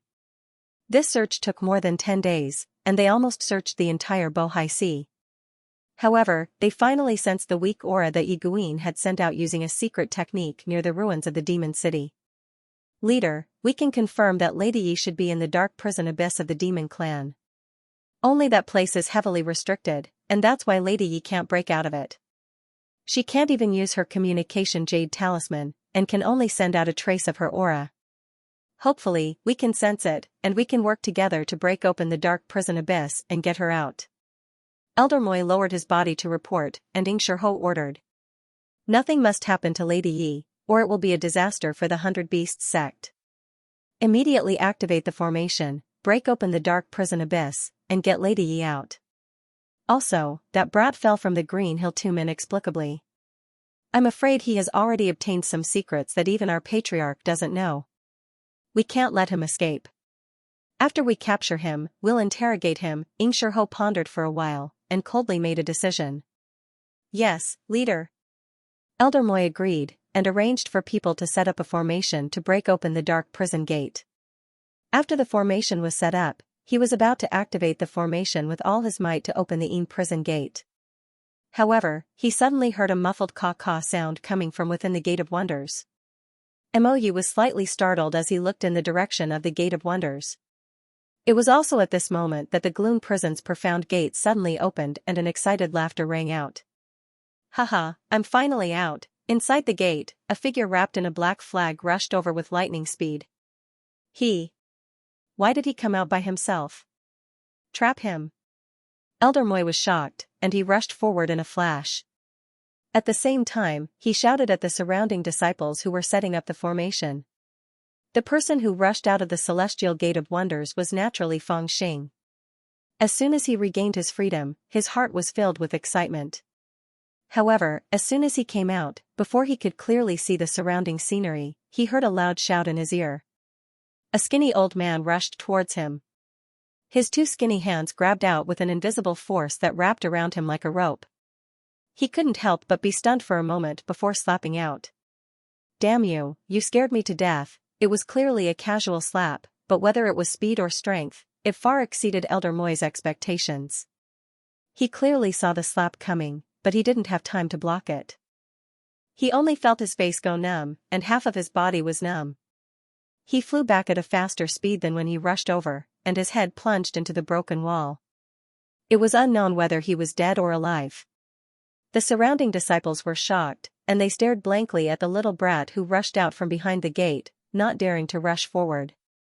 Elder Moi, who was clearly at the Foundation establishment stage, was actually sent flying by a slap from him. What was this little brat's cultivation? Even Fangxing was a little surprised. He felt that Elder Moi was too weak to take a beating. In fact, luck played a big part in Elder Moi's success in building his foundation. His foundation was basically sloppy, and he accidentally succeeded with a foundation building pill he obtained by chance. His Taoist foundation was only cyan, and even among cyan Taoist foundations, it was considered low-grade. Fangxing, on the other hand, had almost formed a purple Taoist foundation. Although he was contaminated by the tormented spirits, his essence was much higher than Moi's. The most important thing was that Elder Moi still thought that Fangxing was just a quick-witted person. When he attacked, he was slightly careless and only used half of his strength. Therefore, it was no surprise that he was sent flying by Fangxing's slap. Brat, you're finally out. I've been waiting for you for a long time. While Fangxing was in a daze, a sudden roar came from above his head. Xianxia rushed over like lightning and slapped down with his palm. The phantom of a 9-headed lion loomed above his head, and the power of his palm covered an area of 300 feet. F*CK, a 5th-tier foundation building cultivator, run. Fangxing was startled. He was still a little afraid of the master of the 100 Beasts sect, who was in the middle stage of the foundation building realm. When he saw the palm coming, he immediately shook his back and a pair of golden wings appeared on his back, and he flew away like lightning. Xianxia was also a little surprised by the brat's speed. However, he wanted to force the brat to reveal the secret of the Green Hill tomb, so he naturally wouldn't let him go. He roared and chased after Fangxing.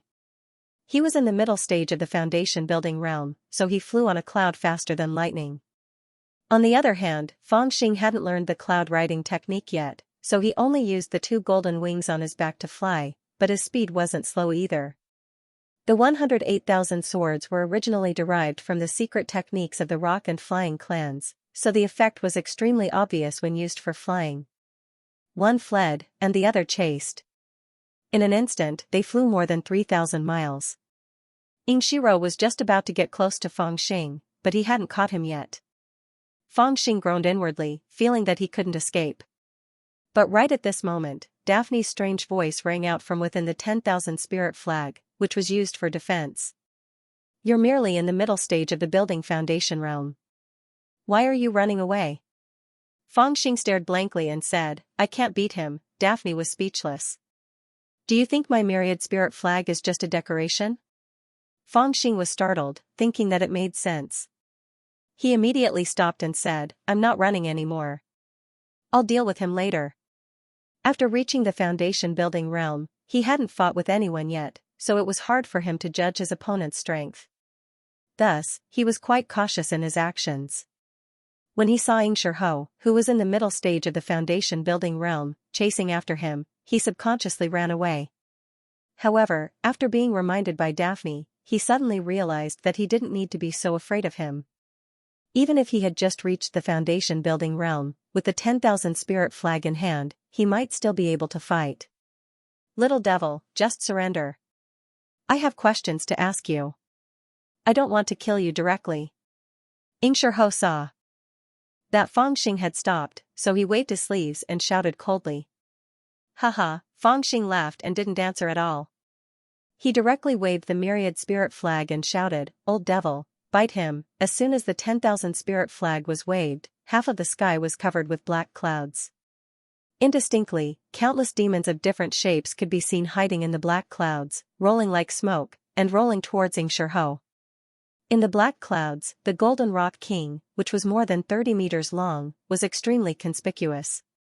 It floated in the black clouds with bursts of fierce power, like a vicious shark swimming in the waves, which made people shudder with fear. This rock was the manifestation of the great rock Diablo's true spirit, and it possessed shocking might. Little bastard, I'm a demon king after all. Watch your words. Bursting with fierce power, Daphne, who was rushing towards Xianxia, didn't forget to look back and shout at Fangxing. Fangxing chuckled and said, next time, watch out. Old devil, get him. While they were talking casually, Xianxia's face suddenly changed. A demonic cloud came, which made him, a middle-stage foundation establishment realm cultivator, feel a chill on his back. It was inexplicably strange. He hurriedly roared and urged his demon spirit.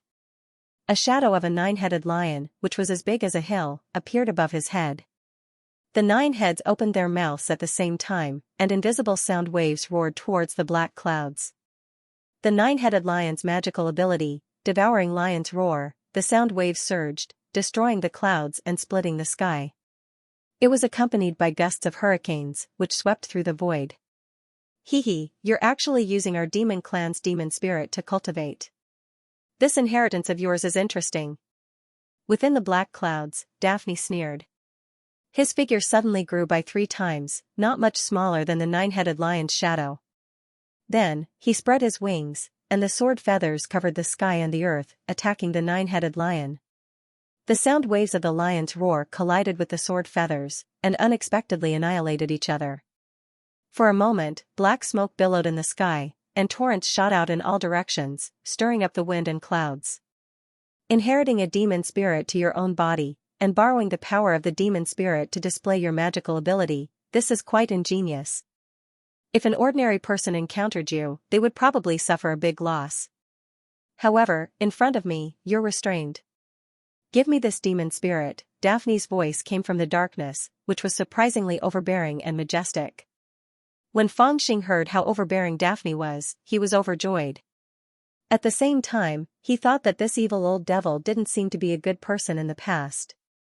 His "give me this demon spirit" was said so naturally, and it was obvious that he had done this kind of thing before. Xianxia and the evil king's magical ability, which had always been successful, unexpectedly failed. He was greatly shocked, so he didn't hesitate to use his spiritual energy to crazily urge the 9-headed lion demon spirit to fight the billowing black smoke. At this time, he didn't even have time to pay attention to that little devil, Fangxing, surrounded by hundreds of demon spirits. Even if he was a dignified middle-stage foundation-building cultivator, he was already somewhat powerless. What was even more terrifying was that the rock in the black clouds was extraordinarily powerful. Logically speaking, the power that this 9-headed lion demon spirit, which he had cultivated for nearly 100 years, could display was indeed stronger than the demon spirit in the 10,000 spirit flag, which had just been successfully refined and hadn't even been contaminated by a bit of blood. However, with a monster like Daphne, the pressure on him doubled. He vaguely felt that he couldn't resist, so he could only use all his strength to desperately attack. Little devil, this person's strength is not bad, and we haven't enjoyed the blood sacrifice, so our strength is greatly limited. In fact, we're not his opponent. However, the demon spirit technique that he cultivates is restrained by the 10,000 spirit flag, which is why we can barely resist. However, if we continue to fight like this, I'm afraid that no one can do anything to the other. You also have to help subdue this person. The 9-headed lion demon spirit in his body is actually an ancient demon clan's Yuanying demon spirit. Since we've encountered it, we can't let it go. We must seize its seal and seal it on our 10,000 spirit flag. While Xianxia was a little panicked, Daphne also quietly transmitted his voice to Feng Xing. It seemed that this old guy wasn't as confident as he appeared. Well, I thought it was none of my business. Standing aside to watch the fun, Feng Xing curled his lips and contemptuously said to Daphne, "It's not that I want to criticize you, but as a Gold Core Realm Demon King, you can't even deal with a Middle Stage Foundation Establishment Realm Cultivator. Do you know what shame is?" Daphne was so angry that he scolded, "When I had a demon body, I was a Gold Core Realm Cultivator, but now I'm just a demon spirit, and I haven't enjoyed the blood sacrifice at all. I can trap a Middle Stage Foundation Establishment Realm Cultivator for you with the help of the 10,000 spirit flag. What are you dissatisfied with? Do you know that if it was someone else, they would need to use their own blood essence as a guide and consume their cultivation to drive a profound artifact like the Myriad Spirit Flag? But I've taken control of this flag, and you control it while I drive the spirits. This has saved you a lot of trouble, but you actually..." Alright, I'm sure it'll be a piece of cake." Feng Xing ignored evil King Dupang's nagging and quietly loosened the Myriad Spirit Flag, letting it float in the air on its own, while he secretly crept towards Xianxia's back.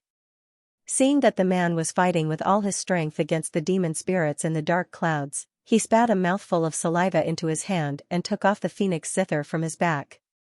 Holding the narrower end of the zither with both hands, he rushed over at lightning speed. Having practiced the 108,000 swords technique to a certain degree, his speed was extremely amazing in a short distance. In addition, Xianxia had no time to deal with him, so he immediately sneaked behind Xianxia, waved the phoenix zither, and knocked on the back of Xianxia's head. It was a dignified upper-grade magical weapon, but he used it as a big stick. Xianxia, who was fighting fiercely with the demon spirits in the 10,000 spirit flag, suddenly felt someone attacking him from behind. Before he could react, he felt the back of his head shake violently. He was stunned by Feng Xing's stick, and the 9-headed lion demon spirit, which was driven by him, immediately became stagnant. Daphne laughed loudly. Countless demon spirits rushed up like a tide and rolled him up. "How is it? My stick is still the best, right?" Feng Xing carried the phoenix zither, feeling very proud. Daphne's face was a little dark. This was his first battle as a greenhorn. He didn't expect that he would not be able to defeat a Middle Stage Foundation Establishment Realm Cultivator, who was restrained by the 10,000 spirit flag. Instead, he succeeded with the help of this little brat. Not only that, this little brat did not rely on his real ability, but he knocked him silly with his stick. Wasn't this deliberately embarrassing him? Let's go, suppress this guy and force him to brand the 9-headed lion seal on the 10,000 spirit flag. Daphne vented his anger on Xianxia and kicked him angrily. He was interested in the 9-headed lion demon spirit of Xianxia, because he had already seen that this 9-headed lion demon spirit was the ancient Yuanying demon spirit, which was essentially no different from the demon spirit sealed on the 10,000 spirit flag. However, he didn't know what method the 100 Beasts sect had used to pass down this demon spirit from generation to generation, and they had refined their own divine thoughts into one. In this way, they could use part of the magical powers of the 9-headed lion demon spirit, and even obtain some demon clan inheritance hidden in the divine thoughts of the 9-headed lion demon spirit. It was indeed a mysterious method, and he was very interested in studying it. Of course, another reason was that if the seal of the demon spirit was sealed on the 10,000 spirit flag, then as the main spirit, he would have a Yuanying demon spirit as his subordinate, and his strength would be much stronger. If you know what's good for you, hand over the seal of the nine-headed lion demon spirit. Fangxing approached Xianxia and shouted fiercely, as if he was going to rob him. Little brat. You have the ability to possess such a godly weapon. I admit defeat. But if you want to steal my demon spirit, you can't. I'd rather die a horrible death than let my 100 beasts sex inheritance end. Xianxia was suppressed by the demon spirit and couldn't move, but his tone was very tough. At this moment, he was shocked and terrified. Who would have thought that this little brat would succeed in building his foundation? Even if he succeeded in building his foundation, he wouldn't care. A mere early-stage foundation was nothing in his eyes. But where did he get such a powerful profound weapon from? His 100 beasts sex inheritance was to fuse the demon spirit with his soul. This 10,000 spirit flag, on the other hand, sealed the demon spirit and used it to control it. It had an innate suppressive effect on the demon spirit. It could be said that it had restrained the demon spirit from its roots. However, at the beginning of the fight, although he was restrained, he also realized that this 10,000 spirit flag only had demon spirits, but it couldn't display its true strength. He still had the strength to fight it. More importantly, he felt that this flag could control hundreds of demon spirits, and was really in cahoots with the 100 Beasts sect. Driven by greed, he didn't escape when he sensed danger. If it was just defending against the 10,000 spirit flag, Xianxia felt that he had a chance of winning. But who would have thought that when he was fully focused on defending against the demon spirit inside the 10,000 spirit flag, he would be hit on the back of his head by this little brat? Shouldn't he be using all his strength to control this kind of weapon? Why did he have the strength to sneak attack me from behind? His confusion caused the sect leader to be knocked unconscious with a single strike of the club and then captured. But no matter what, he had fallen into the enemy's hands. He had no other choice but to fight to the end. The nine-headed lion demon spirit was one of the 3 great demon spirits passed down from generation to generation in the 100 Beasts sect. Naturally, he wouldn't give it to someone else. Oh, a tough one. Hee, you care so much about the 100 Beasts sect's inheritance? Do you believe that I won't go back and kill that old foundation building man, then kill your daughter and all the disciples of the 100 Beasts sect? I'll make sure that the 100 Beasts sect's inheritance ends. When that time comes, let alone one demon spirit, even if you have 100 demon spirits, what's the use? Fangxing threatened him fiercely with ease. Hearing this, Xianxia's eyes lit up and he shouted, You dare? Fangxing said nonchalantly, Don't tell me you don't know who drew your daughter's face? Xianxia was speechless. His daughter had suffered such a great loss, so he naturally knew it in his heart. Thinking of all the things that this little demon had done, Xianxia no longer doubted whether this little demon was vicious and merciless. Thinking of this, his heart couldn't help but tremble. This brat really had the ability to destroy his 100 Beasts sect. Although he was only at the early stage of the Foundation establishment realm, with the 10,000 spirit flag, who in the 100 Beasts sect could be his opponent? What do you want? Xianxia's voice trembled with fear and helplessness, as if he was begging. Fangxing chuckled and said, First, obediently hand over the 9-headed lion's demon spirit seal. Since my family's old evil has taken a liking to it, then it's ours. Second, you bastard actually dared to chase after me. You must take out money to atone for your crime. Third. That's right, I have a damned fatty friend. I'm telling you, he's under my protection. Xianxia wanted to cry, I don't dare. You're talking about that Xianxia, right? This man has successfully cultivated the steel main spirit avatar, and is qualified to inherit one of the 3 great demon spirits of the 100 Beasts sect. His future achievements will definitely surpass mine. Furthermore, my daughter Xianxia has already decided to join the Ice Sound Palace, and my 2 favorite disciples were killed by you. This Xianxia has already been decided to be the successor of the 100 Beasts sect. Hearing this, Fangxing suddenly thought of something and was slightly startled. In fact, Xianxia's words weren't accurate. After Fangxing killed Qu Zhaoyang and Qi Heng, he suspected that Xianxia was colluding with Fangxing and had already locked him up. But because Xianxia's talent was extraordinary, he didn't kill him immediately. However, now that he had fallen into the hands of this brat, how could he dare to speak the truth? He could only mention Xianxia's position as the successor, hoping that this brat would let go of his 9-headed lion demon spirit. Furthermore, he purposely mentioned that his daughter had already joined the Ice Toon Palace, in order to use the name of the Ice Toon Palace to deter this brat, in case he really did harm to his daughter. However, he didn't expect that after hearing his words, Fangxing seemed to realize something and fell into deep thought. Xianxia didn't dare to disturb him and waited for this kid to make a decision with a terrified expression. After a long time, Fangxing suddenly raised his head and looked at Xianxia. "You said that your daughter will join the Ice Sound Palace?" Xianxia was startled and hurriedly said, "That's right, the Ice Sound Palace's Grand Supreme Elder, Elder Hu Qin, has recently been tempted and wants to take in a few more disciples. My daughter Xiaoqiao has already confirmed that she will be his disciple." "Oh right, Miss Yiguin, this time you came to the Bo High Kingdom to take my daughter to the Ice Sound Palace. Young senior, you don't want to go against Elder Hu Qin, do you?" "Elder Hu Qin?" Fangxing's eyes lit up even more as he fixed his gaze on Xianxia. Xianxia's hair stood on end from his stare and he said in a trembling voice, "Senior, please spare my life." Fangxing slapped his head and scolded, "My ass, I'm only a few years older than your daughter. If you want to flatter me, you can just call me Uncle Fang. If you call me senior again, I'll slap you. However, sect leader, I suddenly feel a sense of admiration for the legacy of your 100 Beasts sect. I wonder if your 100 Beasts sect has any plans to recruit disciples." Ha ha ha ha. The sect leader of the 100 Beasts sect felt his hair stand on end from Fangxing's laughter and he said in a low voice, "What? What do you want?" "From me, just say it." Fangxing chuckled and said, "It's nothing much, I just want to join your 100 Beasts sect." When he said this, not only was Xianxia stunned, even Daphne was stunned. An hour later, Xianxia returned to the ruins of the demon city with a gloomy face. All the disciples gathered around him, even Elder Moi, whose mouth was crooked and face as pale as gold paper, was carried up. That slap did not seem to be light. A dignified elder of the Foundation establishment stage, the second in command of the 100 Beasts sect, could only be carried away. It was unknown how long it would take for him to recover.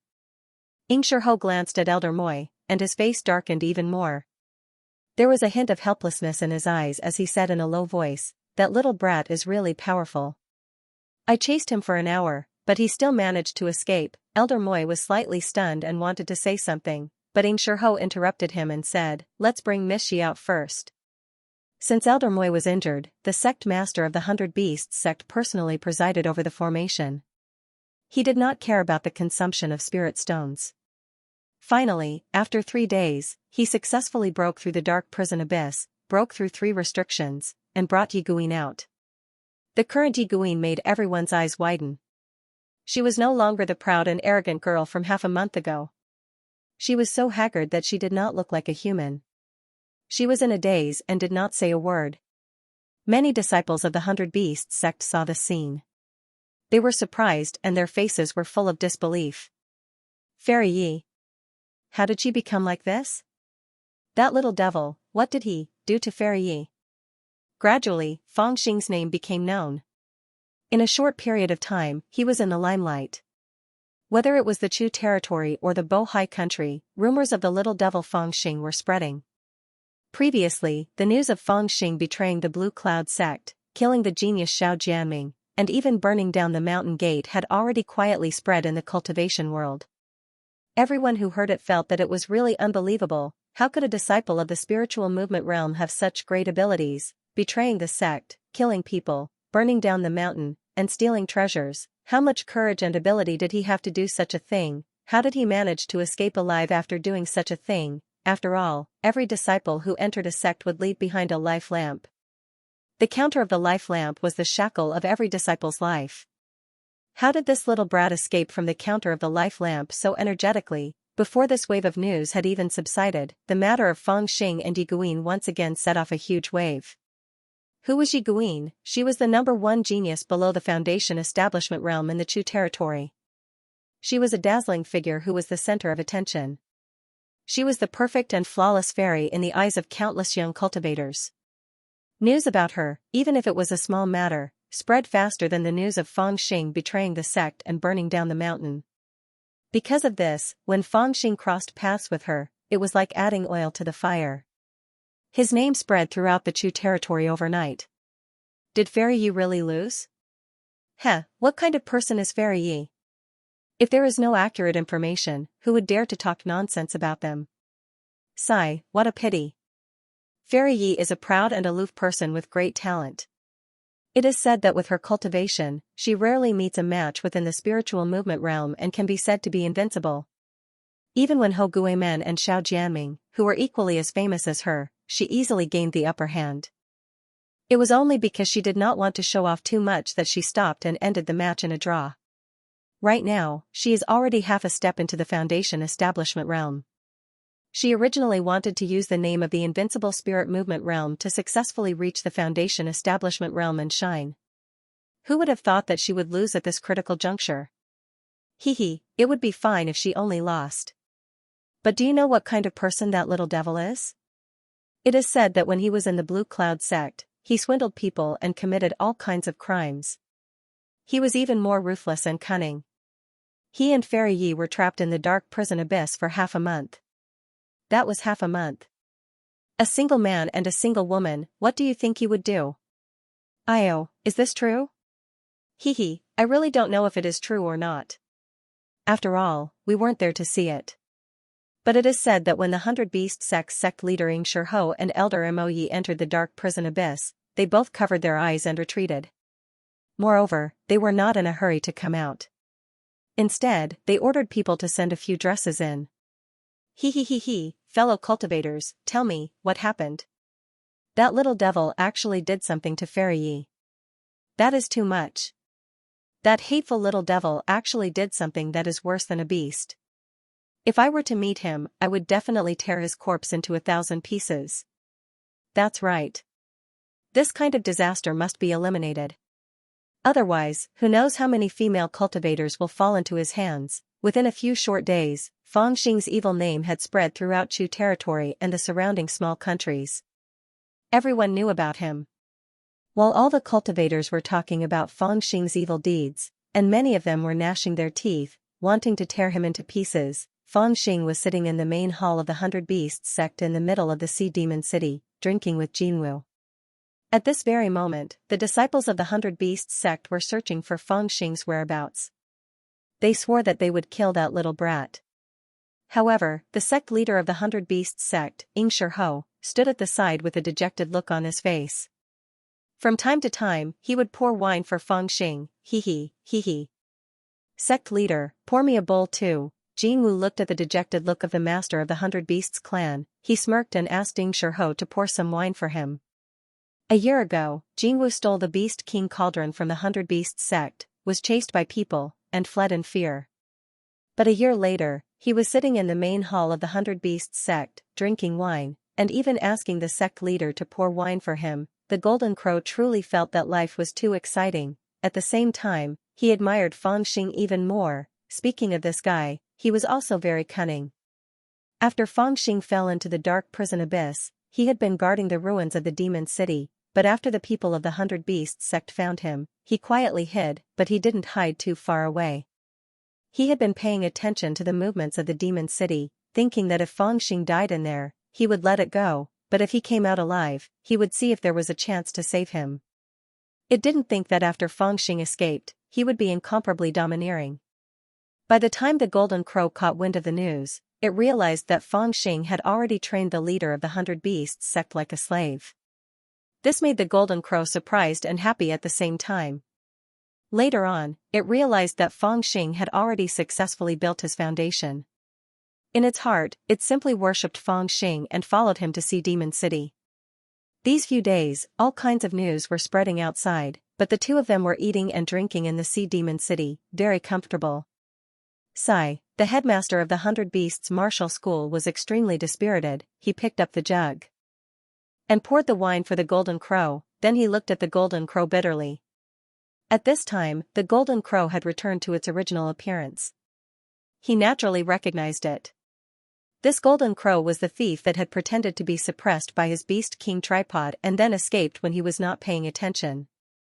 It had even stolen the Beast King tripod. However, he did not know how it had mixed up with this little devil. He didn't dare to ask, but he had a vague feeling that he had been too unlucky recently. Did the long-legged woman leave? Fangxing thought of something and turned to ask Lion's Roar. Xianxia hurriedly replied, Fairy Yi left yesterday. She was supposed to leave with Xiao when we were ready. But after what happened, she only left a mysterious ice token as proof for Xiao to go to the Ice Sound Palace to be apprenticed to a master. Then she left alone. There have been a lot of rumors recently.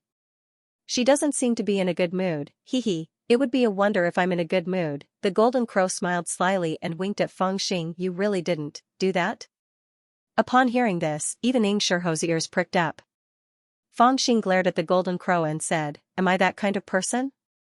The Golden Crow rolled its eyes and said, I think so. Fangxing looked at it with disdain and said, You underestimate me too much. Let me tell you clearly, I will rob anything in my life, but not this thing. When I was very young, fourth uncle wanted to teach me to be a rapist. When I was about to learn, ninth uncle came and told me that because fourth uncle was too ugly, no woman was interested in him, so he became a rapist. Someone as handsome as me will have a lot of women in the future. What can't I find? I don't have to do such a useless thing. The Golden Crow was stunned. You believe it? Fangxing said proudly, Of course I believe it. Have you seen anyone more handsome than me? The Golden Crow said disdainfully, You're not handsome. Fangxing was furious and shouted at Xianxia, Master, you're the judge. Am I handsome? Xianxia broke out in cold sweat and said, Handsome, you're like a jade tree in the wind, with an imposing appearance, as beautiful as a flower. At the same time, he thought, You're not handsome. No wonder you're the master. You have good taste.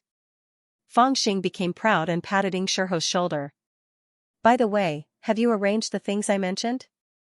Xianxia focused and replied solemnly, They're ready. He took out a set of clothes from his storage bag and placed it in front of Fangxing. Fangxing sighed and got up to change into the clothes. It was the uniform of a servant disciple of the 100 Beasts sect. He looked around and muttered, So ugly. I'm getting worse and worse. I can't believe I have to be your daughter's servant. Xianxia was speechless. He thought, You put a knife to my neck and forced me to agree.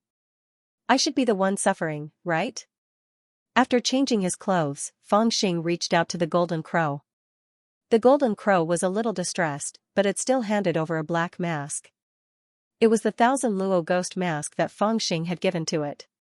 Originally, it couldn't bear to part with this treasure that could change its appearance and aura.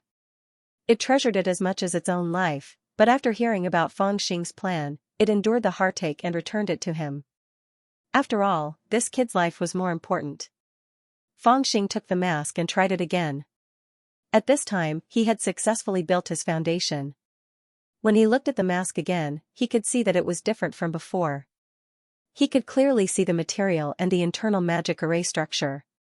However, even so, he still couldn't see through the mask. It was clearly a mid-tier magic tool, but because of its exquisite craftsmanship, it could resist the divine sense of an ordinary cultivator in the middle stage of the foundation establishment realm. Now that his cultivation had improved, his vision had also improved. Fangxing could see that the creator of the 1,000 luo ghost mask must be a top-notch master of blacksmithing. However, he didn't know why it was left in the magic tool pavilion of the Blue Cloud sect until he found it. On the inside of the mask, there were 2 small words 1,000 luo engraved between the eyebrows. Maybe that was the name of the master of blacksmithing. After checking it, Fangxing put the mask on his face and channeled his spiritual energy into it. Not long after, the mask disappeared and he became another person. He was still 15 or 16 years old. He had thin lips and long eyes. He was thin and pale. He looked ordinary, but his eyes were still shining. Do I look like you? Fangxing proudly raised his head at Xianxia. Xianxia was slightly taken aback by his appearance. After a long while, he sighed softly and nodded, saying, If I hadn't known earlier, I really wouldn't have been able to see any flaws. In fact, even if I knew it was you, whether it was your aura or your appearance, I couldn't see any flaws. Your divine transformation technique is really powerful. Oh, right, you have to restrain your gaze a little. Jingwu interrupted, the eyes are too bright. If you are familiar, you will probably be able to recognize it at a glance. Fang Xing was speechless and sighed, it's hard to change the nature of a hero. Xianxia was not in the mood to listen to their jesting. He sighed, young Master Fang, the person you are pretending to be is called Xiaojiu, a servant of the beast supervisor. He is one of the 5 servants who will go to the Ice Tune Palace with Xiao. After Xiao becomes a disciple, she will stay in the Ice Tune Palace to serve Xiao. She can indeed sneak into the Ice Tune Palace. However, her identity is too low, so I'm afraid it won't be good for you. Fang Xing chuckled and said, don't worry about that. I have my own plan. I understand. Xianxia paused for a moment and said hesitantly, but... Little Senior Fang, Xiao is my only daughter after all. I beg you. No matter what you're going to do at the Ice Tune Palace, please don't implicate her. When Fang Xing heard that, he laughed and said, don't worry about that. Who knows, I might even help her. Xianxia put on a bitter face and thought, my daughter will enter the Ice Tune Palace safely. I don't expect you to help me. It turned out that when Fang Xing heard that Xiao was going to enter the Ice Tune Palace, he had an idea. His Taoist foundation was tainted by the evil spirits, so he had to solve this problem as soon as possible. However, sect leader Qin Xianhua said that the only person in the Chu territory who could solve this problem was the elder Hu Qin of the Ice Tune Palace. However, before he could think of a way to persuade this old man, he had to fight with his last disciple. After a fierce battle, although he had gained a lot of advantages, he had also become enemies. At that time in the dark prison abyss, although he had shamelessly asked for a favor from the elder Hu Qin's shadow, Fang Xing was not confident that he could make the elder keep his promise in the face of a powerful gold core realm cultivator. Naturally, he would not foolishly go to the elder's door. If the elder turned hostile and ignored the favor, and instead wanted his life, wouldn't he be walking right into a trap? Because of this, it was not wise to go to the elder's door to seek treatment directly. Therefore, Fang Xing came up with this idea. He would use the opportunity of Xiao becoming his disciple to sneak into the Ice Tune Palace. He would first investigate and then look for a way to resolve the evil spirits in his body. He had already discussed it with Daphne. If the elder Hu Qin really had a way to resolve the evil spirits for him, there were only 2 possibilities. One was that the elder had a special cultivation method that could restrain the evil spirits, and the other was that he had a magic weapon that could help Fang Xing resolve the evil spirits. Fang Xing's idea was simple. If there was a corresponding cultivation method that could resolve the evil spirits, then he would steal it. If there was a magic weapon that could resolve the evil spirits, then he would steal the magic weapon. All in all, this trip to the Ice Tune Palace was imperative. However, the Ice Tune Palace had a gold core realm cultivator who still had a long life left. It was much more powerful than the Blue Cloud sect and the Butterfly Fantasy Valley. It was known as the #1 sect in the Chu region. Not to mention stealing the magic weapon, even sneaking into the Ice Tune Palace would not be an easy task. Therefore, it was very necessary to use such an identity to sneak in. It just so happened that Xianxia had fallen into his hands, so he came up with this plan. Now, under the coercion of him and Daphne, Xianxia had already branded the seal on the 10,000 spirit flag. His divine sense had already merged with the demonic spirit. Branding the demonic spirit seal was equivalent to controlling him. Therefore, Fang Xing was not afraid that Xianxia would try anything funny. Of course, in return for his help, Fang Xing left the 9-headed lion demonic spirit on him and did not forcibly take it away. The departure date was set to be 3 days later. Fang Xing hid in the 100 Beasts sect for the time being and waited to depart. During this period of time, he had not been idle. He had inquired about all the news about the old man Hu Qin and found that this old man was quite a legend. It was said that he started from a humble background. He was originally an old man who walked the streets and performed as a street performer. He was poor for half of his life and accomplished nothing. However, when he was 60 years old, he accidentally obtained the inheritance of a rogue cultivator, and since then he stepped onto the path of cultivation. He was an old man who was already over 50 years old. He had no foundation, no resources, and no master to guide him. However, he relied on the middle-grade cultivation method left behind by the wandering cultivator to cultivate. He rose to the sky and became famous in the Chu region. Later, he entered the Ice Sound Palace as a foundation establishment cultivator and slayed demons. His reputation grew day by day. He became the palace master of the Ice Sound Palace for 100 years before he grew tired of worldly affairs and retired from the world. Now that 100 years had passed, the name of the elder of Huqin had not been forgotten. Instead, he became more and more mysterious. The title of the #1 cultivator in the Chu region was also called during this period. His status was noble. There were rumors in the cultivation world that even when the people from the Fuyao Palace came to the Chu region, the first place they went to was the Ice Sound Palace. When they visited the elder of Huqin, they greeted him politely and did not rely on their status. The elder of Huqin rarely accepted disciples in his life. The Ice Sound Palace grew stronger day by day. Although it was still one of the 3 major sects along with the Blue Cloud sect and the Great Chaos sect in name, in reality, it had already surpassed the other 2 sections. There were countless talented disciples in the Ice Sound Palace, but in the past 100 years, he had only accepted 3 disciples. His first disciple had already become the current palace master of the Ice Sound Palace. His second disciple was a prodigy of the generation, but later died in a battle. His third disciple was the #1 prodigy of the Chu region, Yi Guin. In this way, Xianxia could be said to have reached the sky in a single step by becoming his disciple. Just the title of being the disciple of the elder of Huqin was many times better than her current status as the little princess of the 100 Beasts sect. However, after listening to Ing Shiho's explanation of why Xianxia was able to become the disciple of the elder of Huqin, Feng Xing felt a little strange. It turned out that the reason Xianxia was able to enter the Ice Sound Palace was not because Ing Shiho had found a way.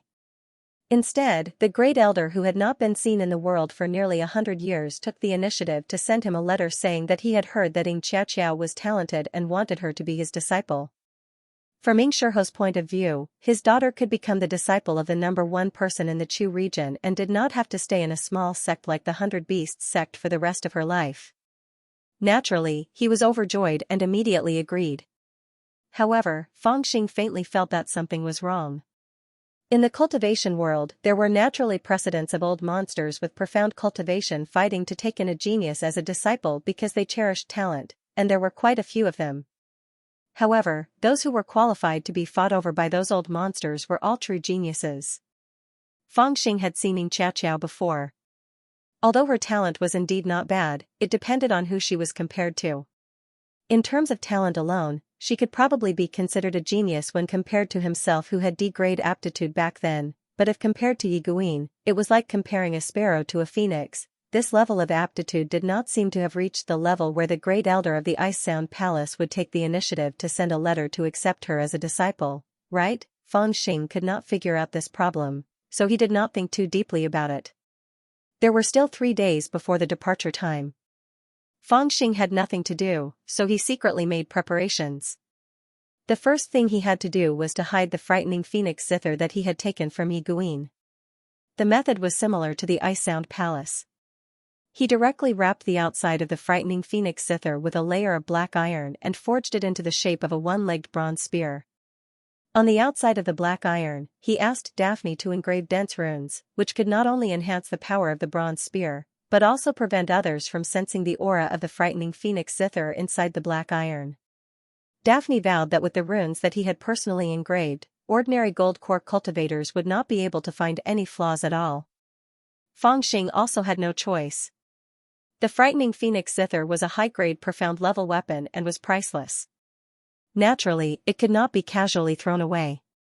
However, this treasure could not be put into the storage bag, so he could only use this method to carry it on his body. After that, Feng Xing forced Ing Shiho to open the 100 Beasts sect's spirit vault and plundered a lot of good things to use for cultivation. Now that he had successfully built his foundation, the cultivation resources of the spiritual movement realm were basically useless. He could only start gathering resources again. Although he had looted the valley of the 3 foundation establishment realm cultivators and obtained some pills and high-grade spirit stones for foundation establishment realm cultivators, it was far from enough. After all, his foundation was solid. Although his Tao foundation was tainted by the evil spirit, its essence was still there. It was a purple Tao foundation that was countless times better than ordinary cultivators. The pills and spirit stones for ordinary foundation establishment realm cultivators were not of much use to him. They could only replenish some of the spirit energy that was consumed on a daily basis. If he wanted to condense the second layer of Tao Foundation, he would need a large amount of high-quality resources. Of course, the regretful thing was that the 100 Beasts sect did not lack resources for spiritual movement realm disciples, but the resources suitable for Foundation establishment realm cultivators were not abundant. Fangxing plundered Xianxia's entire treasure vault until Xianxia could not bear to look. In the end, Fangxing was not satisfied with what he obtained. He felt that it was only SOSO, but it was better than nothing. In short, one of them called the other a robber and the other a pauper. Fortunately, 3 days passed in a flash. This little devil was finally about to leave. On the morning of the third day, all the disciples of the 100 Beasts sect gathered in the middle city to send off Xianxia. On the square of the middle city, there was a 30-meter-long magic boat parked. It was an artifact for Fangxing and the others to go to the 100 Beasts sect. Although it was only an intermediate artifact, it was wide and comfortable. After all, the distance between Bohai Country and the Ice Sound Palace was not close. Even Foundation establishment realm cultivators were not willing to fly on the clouds. Riding an artifact like this was more comfortable and didn't require any spiritual energy. Xianxia and Elder Mo Yi, who was in charge of escorting them, as well as the servants who were going to follow Xianxia to the Ice Sound Palace, boarded the boat one by one. Including the little 9 that Fangxing was pretending to be, there were a total of 5 servants. 2 of them were old women who were in charge of taking care of Xianxia. The other 3 were servants who were in charge of feeding the birds, cleaning, and purchasing. Fangxing's duty was to feed the birds. In other words, after entering the Ice Sound Palace, he would be in charge of feeding the spirit birds for Xianxia. Before arriving at the Ice Sound Palace, he didn't have to worry about it. The spirit birds were already fed with turtle breath pills and were placed in his storage bag. "Father, Xianxia is going. Take care." Before leaving, Xianxia bowed to Xianxia, the sect master of the 100 Beasts sect, and said softly. After experiencing the tragic death of Chu Xiaoyang in front of her, the little girl's temperament changed greatly. She changed from a mischievous person to a taciturn person. Even though she was about to bid farewell to her father, her expression didn't change much. "Okay, Xiao, when you go to the Ice Sound Palace to become a disciple, you must listen to Elder Mo Yi." Xianxia also sighed and instructed Xiao. Then, he looked at Fangxing with a pleading expression. Fangxing rolled his eyes and pinched his nose as he turned around. "I'm just going to enter the Ice Sound Palace, but this guy is acting like I'm going to kidnap his daughter. So annoying." "Sect Master, we're leaving now." Elder Mo Yi bowed to the sect master of the 100 Beasts sect and yelled as he activated the spiritual source on the spiritual boat. The spiritual boat rose into the sky like a huge palace and flew into the distance. The disciples of the 100 Beasts sect bowed to see them off. Clouds floated for tens of thousands of miles, and strong winds blew in their faces. The scenery of the mountains and rivers on the ground flashed by quickly. Flying for cultivators was sometimes boring. After all, the land was too big. Even with Red Sparrow's amazing speed, it would take her almost a month to get to the Ice Sound Palace in the north of the Chu region from Bohai Nation. It was quite boring. Fangxing felt bored, so he sat on the back of the spiritual boat all day, holding his head in his hands, drinking wine from time to time, and gazing at the clouds and sunset glow in the sky. "Ah, life is so sad." As he watched, Fangxing couldn't help but feel sad, and he looked up at the sky and sighed. She felt that she had already reached the Foundation establishment stage and should be roaming the pugilistic world with the Golden Crow, robbing people everywhere. But now, she was forced to disguise herself as someone else's servant and go to that damned Ice Sound Palace to beg for treatment. "What's so sad about your life?" A faint voice sounded, and a red figure appeared on the other side of the boat. It was Xianxia. She had changed back to the pretty red dress that she wore when Fangxing first met her. The scars on her face had healed, and her cheeks were as smooth as porcelain. However, the mischievous expression on her face was gone. She looked sad and gloomy as she gazed at the clouds and sunset glow outside the boat. She was depressed in the cabin and came to the back of the boat to get some fresh air. Then, she happened to hear Fangxing's wail. In Xiao's eyes, the saddest part of her life had begun after she met that little demon. What was there to be sad about with this servant who drank wine behind the spiritual boat? She asked casually. Fangxing had noticed Xianxia a long time ago, but he didn't want to talk to her. He rolled his eyes and said lazily, "Anyway, it's more sad than you." When Xianxia saw that the servant was ignoring her, she felt a little fresh in her heart. She gently leaned on the side of the ship and lightly said, "What do you know about sorrow?" "Do you know? My most loyal slave and brother Zhao Yang, who loved me the most, were both killed by a vicious little devil. Every night, I have nightmares. My dreams are filled with that little devil's laughter. Every time I wake up, I'm covered in cold sweat. I always wanted to kill that little devil. I wanted to dismember his body into 1,000 pieces, but..." At this point, she was slightly stunned as if she couldn't react. Normally, no matter how others tried to comfort her, she wouldn't say these words. Why did she say them in front of this servant who didn't know how to be polite? Hearing this, Fangxing was stunned. He quickly turned around and said earnestly with a solemn expression, "Little sister, this isn't right. You must learn to let go of your hatred." Xianxia was stunned. She didn't expect him to say this to her. She sneered and said, "Why?" Fangxing said seriously, "Because if you don't let go of your hatred, your life will be more sad." It was rare for Fangxing to persuade Xianxia to let go of her hatred. He didn't have the habit of leaving trouble for others. When he heard that Xianxia hated him so much, his hands trembled and he almost threw her off the spiritual boat. However, when he thought about it, he still had to rely on this little girl to sneak into the Ice Sound Palace, and her father was already his man. Therefore, it was better to persuade her to let go of her hatred. Xianxia was furious when Fangxing told her to let go of her hatred. The question why was already filled with rage. However, when she heard Fangxing's answer, "Otherwise, you will be even more miserable," she was slightly stunned and said subconsciously, "That little devil has already caused me so much trouble. How can he make me even more miserable?"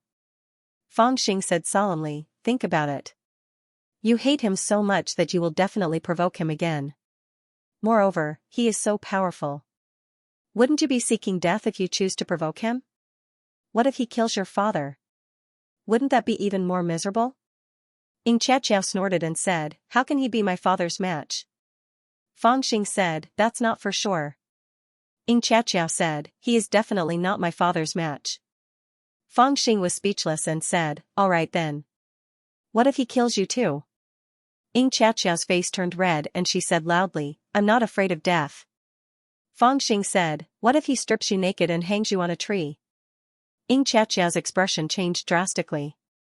She said in shock, "How? How can he do something so outrageous?" Fangxing said, "You are the one who provoked him. Whatever he does is not outrageous." For a moment, Xianxia felt speechless. A sense of helplessness rose from the bottom of her heart. In reality, the girl's thoughts were extremely hard to guess. The first time she suffered a loss at the hands of Fangxing in the desolate mountains, she naturally hated Fangxing to death. The second time, that little devil descended from the sky and chopped off the head of the extremely powerful Chu Xiaoyang in her heart. That head just had to fly into her hands. Blood sprayed all over her body, but it also made her feel a deep fear. When other people advised her, they would always say that she should cultivate properly so that she would be able to kill that little devil in the future. But in Xianxia's heart, she was extremely afraid of that little devil. When she unintentionally said those words just now, the first part was about how much she hated Fangxing, and the but at the end. What she actually wanted to say was that she hated him so much, but as soon as she thought of him, she would be scared to death. Even the thought of avenging Zhaoyang Gij couldn't rise up. This was the true sorrow. Right now, Fangxing only said that he was powerful and advised Xianxia to give up the idea of avenging him. But this was exactly what Xianxia was thinking in the deepest part of her heart. But, in the end, it was still the girl's self-esteem. After staring blankly for a moment, she said angrily, "Why are you speaking up for him?" Fangxing said, "In all honesty, I'm doing this for your own good." In his heart, he thought, "If it wasn't for your own good, I would have thrown you down a long time ago." For my own good? Xianxia stared blankly for a moment. She felt that this servant's manner of speaking was extremely serious, and her heart actually felt slightly warm. She slightly turned her face away and suddenly stretched out her hand to grab Fangxing's wine gourd, saying, "Give me your wine." Fangxing couldn't bear to part with it. This was the spiritual wine that he had concocted himself. With a wave of his hand, he slapped her hand away and said, "Little girl, why would you want to drink wine?" Xianxia glared at him with her almond-shaped eyes and said, "I'm your young miss and you're actually calling me a little girl. Why aren't you giving me wine?"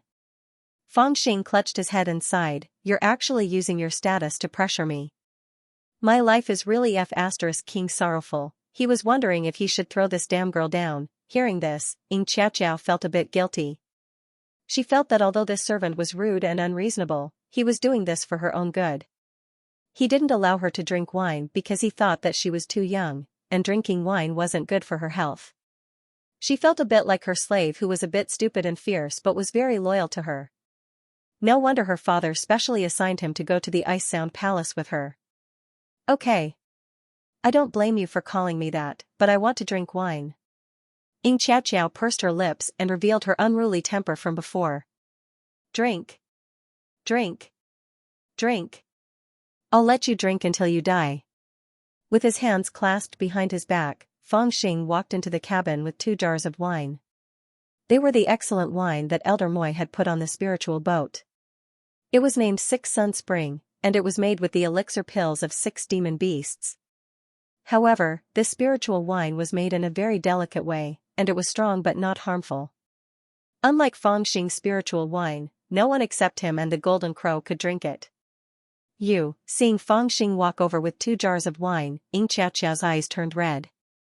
"I've already brought you the King wine. Why are you still crying?" Annoyed, Fangxing pushed one of the wine jars to Xianxia. However, Xianxia didn't take it. She said stubbornly, "I want to drink your lousy wine." Fangxing said, "Tea. Your wine is lousy. I have good wine, and I won't let you drink it." After a moment of stubbornness, Xianxia reached out her hand silently and took one of the wine jars. Fangxing didn't know that Xianxia's mind was extremely fragile at this moment, and her imagination was very vivid. His action reminded Xianxia of a long time ago when she saw the fierce slave squatting in the manger drinking wine. She thought it was funny and ran over to ask him for wine. However, the fierce slave didn't give it to her. Instead, he sneaked into the kitchen and stole a jar of good wine for her. That time, after the fierce slave was caught stealing wine, he was severely whipped twice, but it also made Xianxia remember that incident. Later on, she tasted the wine that the fierce slave drank. It was sour and astringent, and not tasty at all. At this moment, Fangxing's behavior made her feel the pain again. This fierce servant was indeed very similar to the fierce slave. He must have felt that the wine that the servants drank was not worthy of his status, so he risked being punished by Elder Moi to steal the wine for her. However, the fierce slave only stole 1 jar, and he stole 2 jars. He was much more daring than the fierce slave. Fangxing sat on the side of the boat, opened the cork, and tasted it. He smacked his lips and felt that the taste was too bland. Xianxia thought that he had never drunk such good wine before, and his greedy look was quite cute. She smiled and sat beside him. A cool breeze caressed their faces, and the sunset filled the sky. There were already stars gradually lighting up in the sky. "You said that your life is very sad. What's going on? Is there not enough cultivation resources?" Xianxia sat in silence for a while and asked softly. The servants that followed her were all cultivators, or else they wouldn't have the ability to work for her or risk their lives for her. But most of these people were the lowly outer sect disciples of the 100 Beasts sect, and they often had to worry about resources. Fangxing decided to take the opportunity to educate her, and said, "Yes, they are all like a young miss like you." Xianxia giggled and said, "I usually use mid-grade spirit stones to cultivate, do you want them?" As he spoke, he took out 3 spirit stones and handed them to Fangxing. Fangxing choked for a moment, and thought to himself, "Now I even use top-grade spirit stones to reward others." Xianxia put the spirit stones in his hand and said, "Don't worry, if Elder Moi asks, just tell him that I reward you. If you lack cultivation resources in the future, you can come and ask me for them." Then she turned her head and looked at the stars in the sky. She was silent for a while, and suddenly asked softly, "Have you ever had the feeling of hating someone, but also being very afraid of him?" Fangxing subconsciously thought about it and said, "I did when I was very young. I used to have 9 uncles who were very good to me. Everyone gathered in the valley, drinking, fighting, and bragging. Life was very happy, but then a very powerful guy suddenly appeared and killed them all.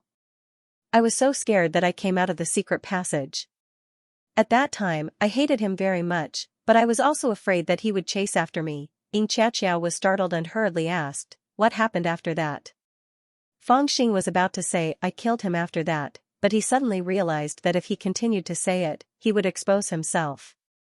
He laughed and said, "Then I came to your 100 Beasts sect. What about that evil man?"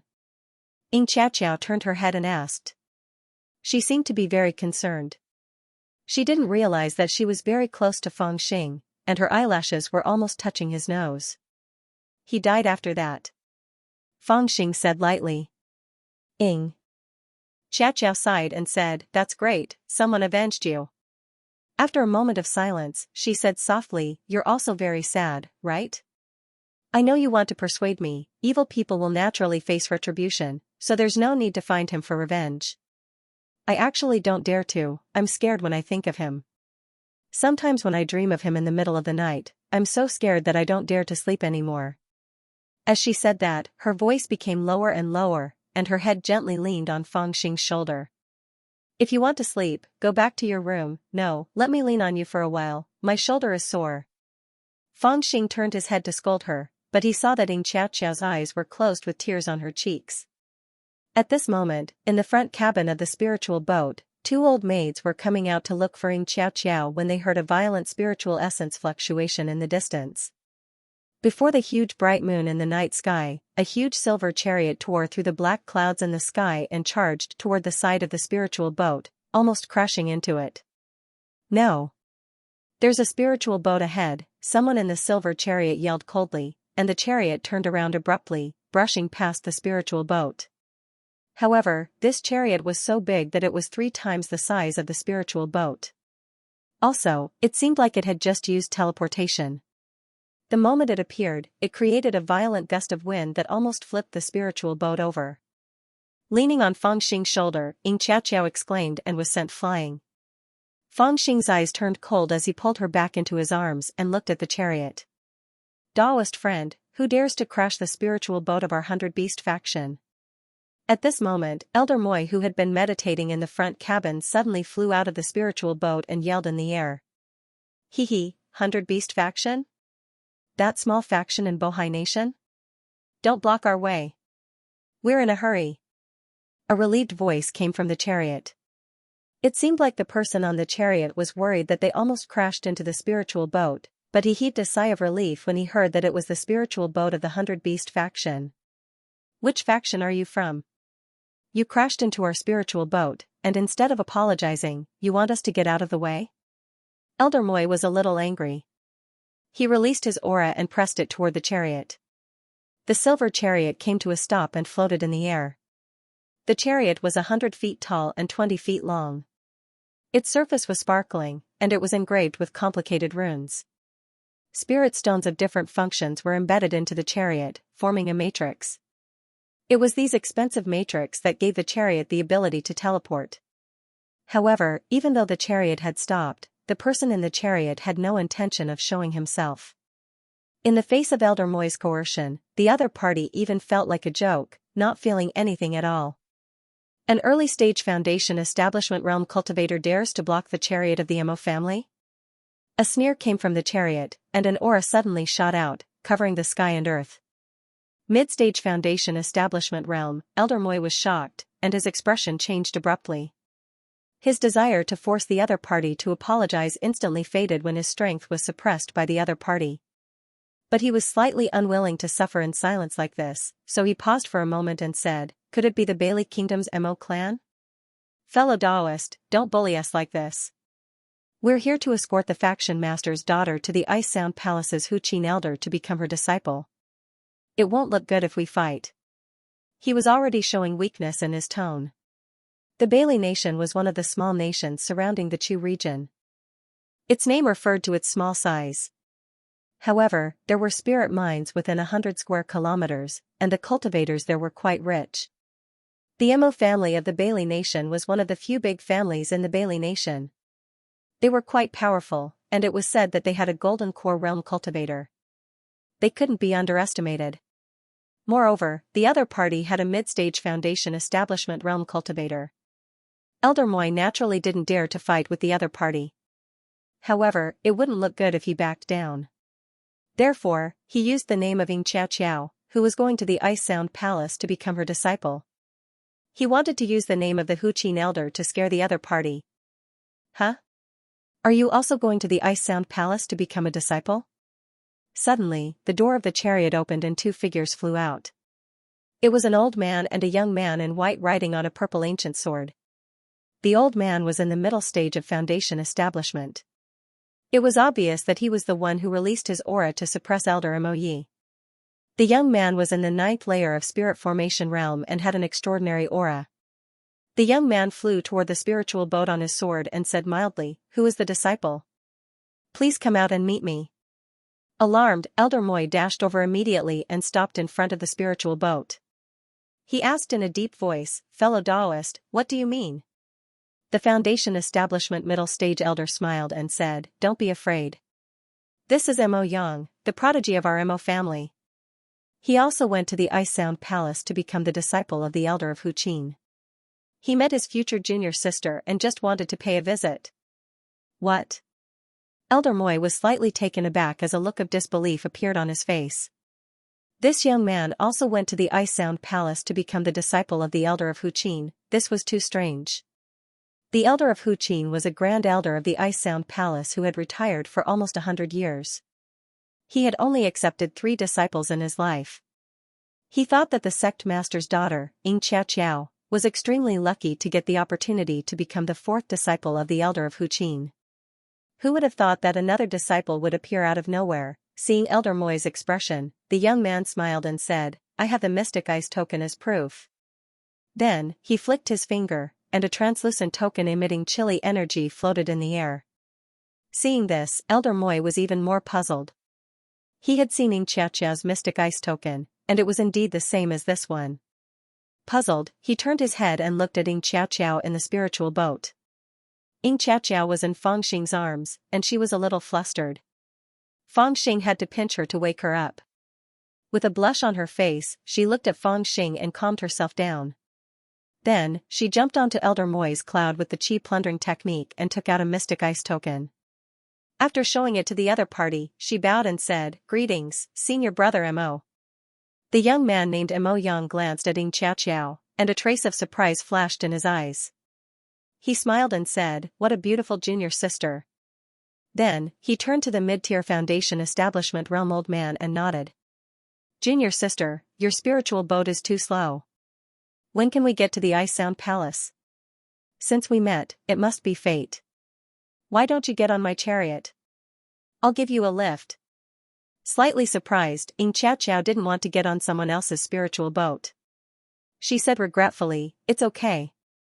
Mo Yang was about to say something, but the mid-tier foundation establishment realm old man reminded him, "Younger, hurry up." Mo Yang froze for a moment and then said with a smile, "Right. We can't fall behind those people. Junior sister, I'll go to the Ice Sound Palace and wait for you." Then, he cupped his hands and bowed slightly. Then, he flew back to the chariot and turned into a flash of light. What's going on? Is this young man from the Mo family also going to the Ice Sound Palace to become a disciple? Elder Moi murmured to himself in puzzlement as he returned to the spiritual boat.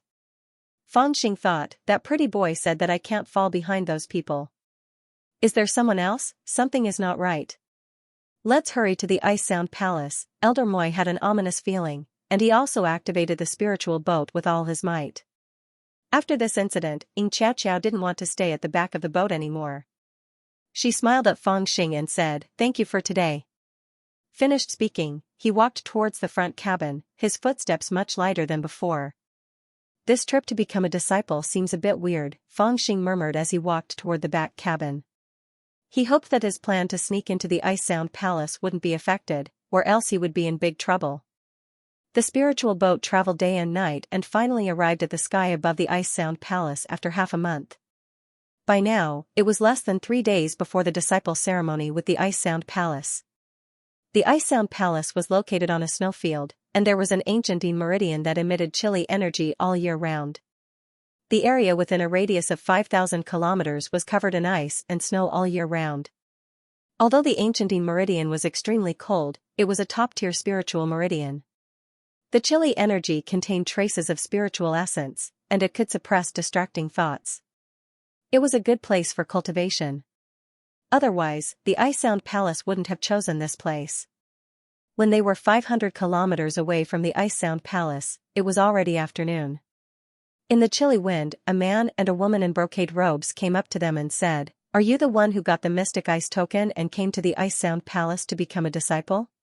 Elder Moi flew out of the spiritual boat and said, "It's the daughter of the 100 Beasts sect master, Xianxia, who came to become a disciple."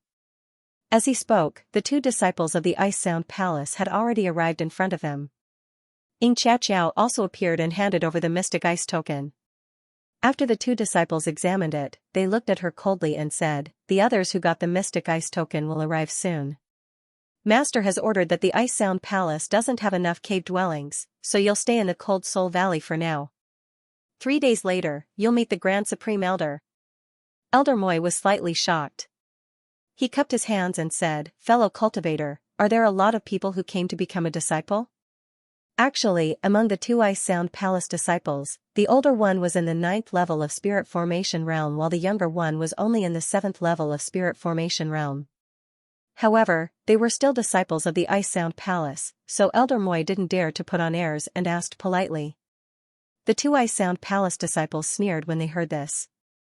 The older one replied, "Do you think the Grand Elder made an exception to accept a disciple just for the sake of your 100 Beast sect? You're thinking too much." Elder Moi was instantly speechless and didn't ask any more. However, he also got the answer from this sentence. There were indeed a lot of people who came to become a disciple. For some reason, Yi Guin didn't mention this back in Sea Demon City, which made the 100 Beasts sect a joke. The Cold Soul Valley was located in a vast mountain range 300 miles away. It was also covered in ice and snow, but in the valley, there was a hot spring with steam rising and grass growing everywhere. It was a blessed land. There was a small building in the valley that was very elegant. It was a secluded valley where the Ice Sound Palace disciples would occasionally come to stay. Right now, the Ice Sound Palace was using it as a place to receive those who came to become a disciple. At this moment, there were already a few groups of people waiting in front of the valley. For some reason, they didn't enter the valley. Instead, they each occupied an area and hovered their weapons. Their guards were scattered around to rest. When they saw the 100 Beast sect disciples, they all looked up. "Eh? Another one has come. Which clan's disciple is this? Look at the mark on the boat. He seems to be a disciple of the 100 Beast sect from Bohai country. Hehe, it turns out that he is just a village barbarian. It's rare that he is qualified to become a disciple of the Ice Sound Palace." Many of the people outside the valley began to discuss in low voices. When Elder Moi and Xianxia saw this scene, they were obviously unprepared. They looked around and were at a loss. When Fangxing saw this from the side, he was so angry that his teeth hurt. He thought to himself, "Damn, my partners are actually 2 dumb geese." On a low snow peak beside the valley, 3 young men were sitting around a snow-white rock. A pot of hot elixir tea was boiling on the rock. There were 3 teacups, and there was a chessboard next to the rock. 2 of them were playing chess, and one of them was watching.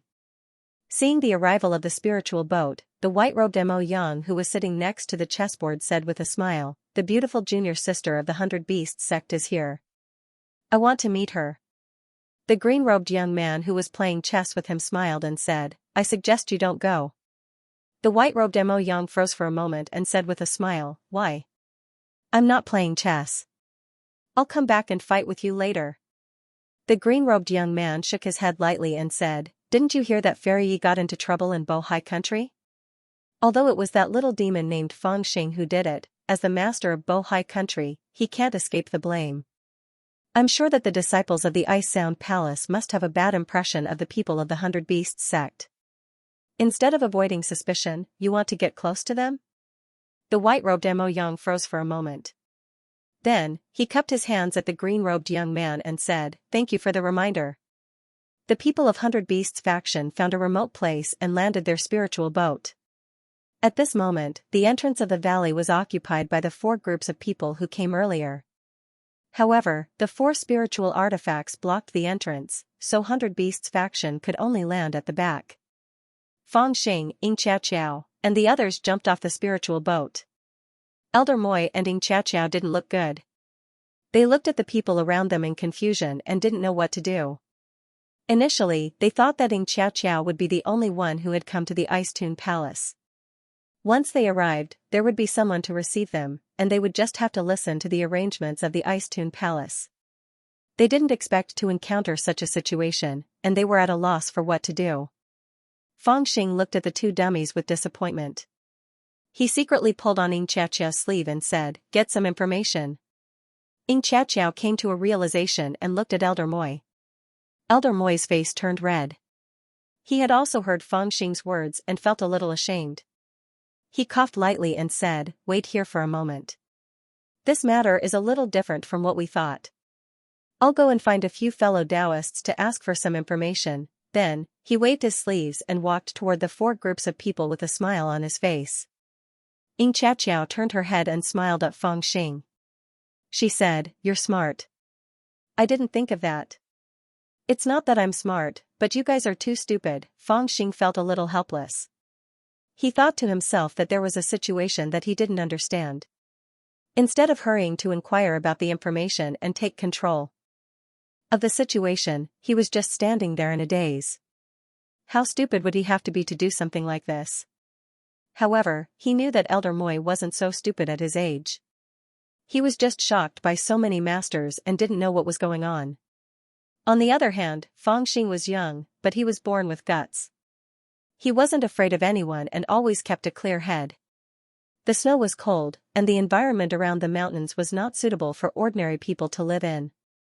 Even though everyone had cultivation, they could still feel the cold.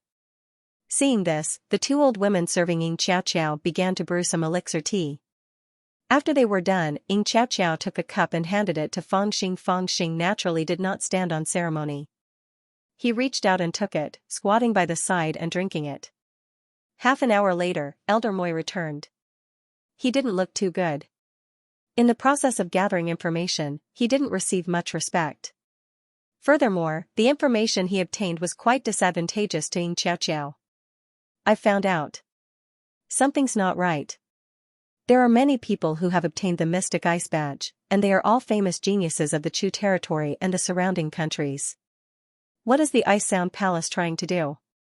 How many people came to be apprentices?" Feng Xing squatted on the ground and asked while drinking elixir tea. Elder Moi glanced at him and didn't bother to answer. He felt that this servant didn't look like a servant at all. Xianxiao glanced at Feng Xing and asked, "Elder Moi, how many people came to be apprentices?" Elder Moi sighed and said, "There are already 4 people who have arrived. Among them, there are people from the Mo clan of the Baili country, the Xiao clan of the Chu region, and the Li clan of the Chu region. They are all geniuses nurtured by their families. I don't know how they got their hands on mystic ice tokens, but most of them have already reached the peak of the spirit formation realm." Speaking up to here, he was a little worried. Although Xianxia was also a genius nurtured by the sect master of the 100 Beasts sect and had inherited the winged dragon demon spirit, she had just broken through to the 7th layer of the spirit formation realm not long ago. There was still some distance between her and those geniuses at the peak of the spirit formation realm. Elder Moi felt that he was a little worried about putting Xianxia in the middle of this group of people. When Feng Xing heard this, he also frowned his brows. He didn't say a word and pondered in silence. "Elder Moi, why are so many people waiting at the entrance of the valley, but not entering the valley first?" Xianxia thought for a while and asked in surprise. Elder Moi was startled and said, "It seems that the Ice Sound Palace has ordered to wait for the people to arrive before entering the valley together." As time went on, the snowstorm became stronger and the coldness was bone-chilling. Even Xianxia couldn't withstand the cold and hid in the spiritual boat. In this kind of cold environment, only Foundation Establishment realm cultivators could withstand it. However, the Ice Sound Palace didn't say anything, so no one dared to enter the valley. They could only wait for the people who hadn't arrived yet to arrive before entering the valley together. More and more people arrived one after another. Looking closely, they were actually the children of sects and families from the Chu region and the surrounding small countries. These people had one thing in common. They were all young but had some talent. Their cultivation was at the late stage of the spirit formation realm and their foundation was solid, far surpassing ordinary spirit formation realm cultivators. What is the Ice Sound Palace trying to do? Feng Xing looked on coldly from the side and muttered in his heart. The more he thought about it, the more he felt that the Huqin old man's action of accepting disciples was a little strange. Although these people had the reputation of being prodigies, it wasn't easy to easily become a disciple of a Golden Core Realm cultivator. Golden Core Realm cultivators had a high cultivation, countless resources, and vast knowledge. With their abilities, it wasn't difficult to train a few prodigies. Since they could cultivate to the Golden Core Realm, it meant that they were also extremely talented people in the past. There were even fewer good seedlings in their eyes. The so-called little prodigies like Xianxia were more than mediocre in their eyes. To put it simply, if these so-called prodigies wanted to become a disciple of the Huqin old man, it wasn't any easier than when Feng Xing wanted to become a disciple of the Blue Cloud sect. Because of this, it was even more surprising. This old man gathered so many so-called prodigies with Mystic Ice Token and wanted to become his disciple. Was he trying to set up a school? One must know that the Huqin old man had only taught 3 disciples in his life, but now he wanted to teach a large number of them. The more Feng Xing thought about it, the more he couldn't understand. The sky gradually darkened and night fell. More and more so-called prodigies arrived. There were more than 20 of them. These people were all young people below the age of 30 who had reached the spirit formation late stage. This was a standard.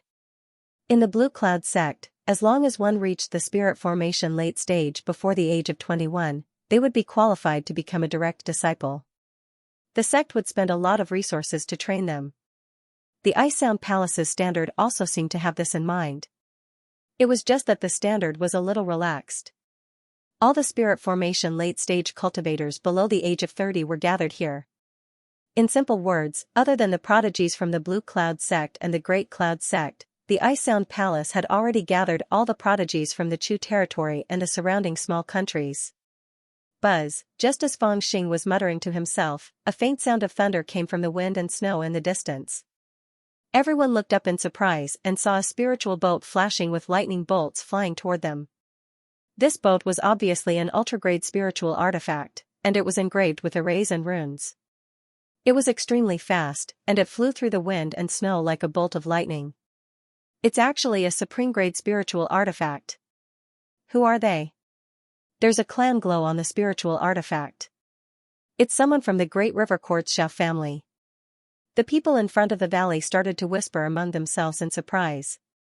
The carriage surrounded by lightning stopped in front of the valley. It was extremely strange, but it also showed that this magical boat was indeed a supreme-grade spiritual artifact. The 2 Ice Sound Palace disciples standing in front of the magical boat jumped off and cupped their hands at the magical boat. They smiled and said, "Ms. Xiaoshui, please wait at the entrance of the valley for a moment.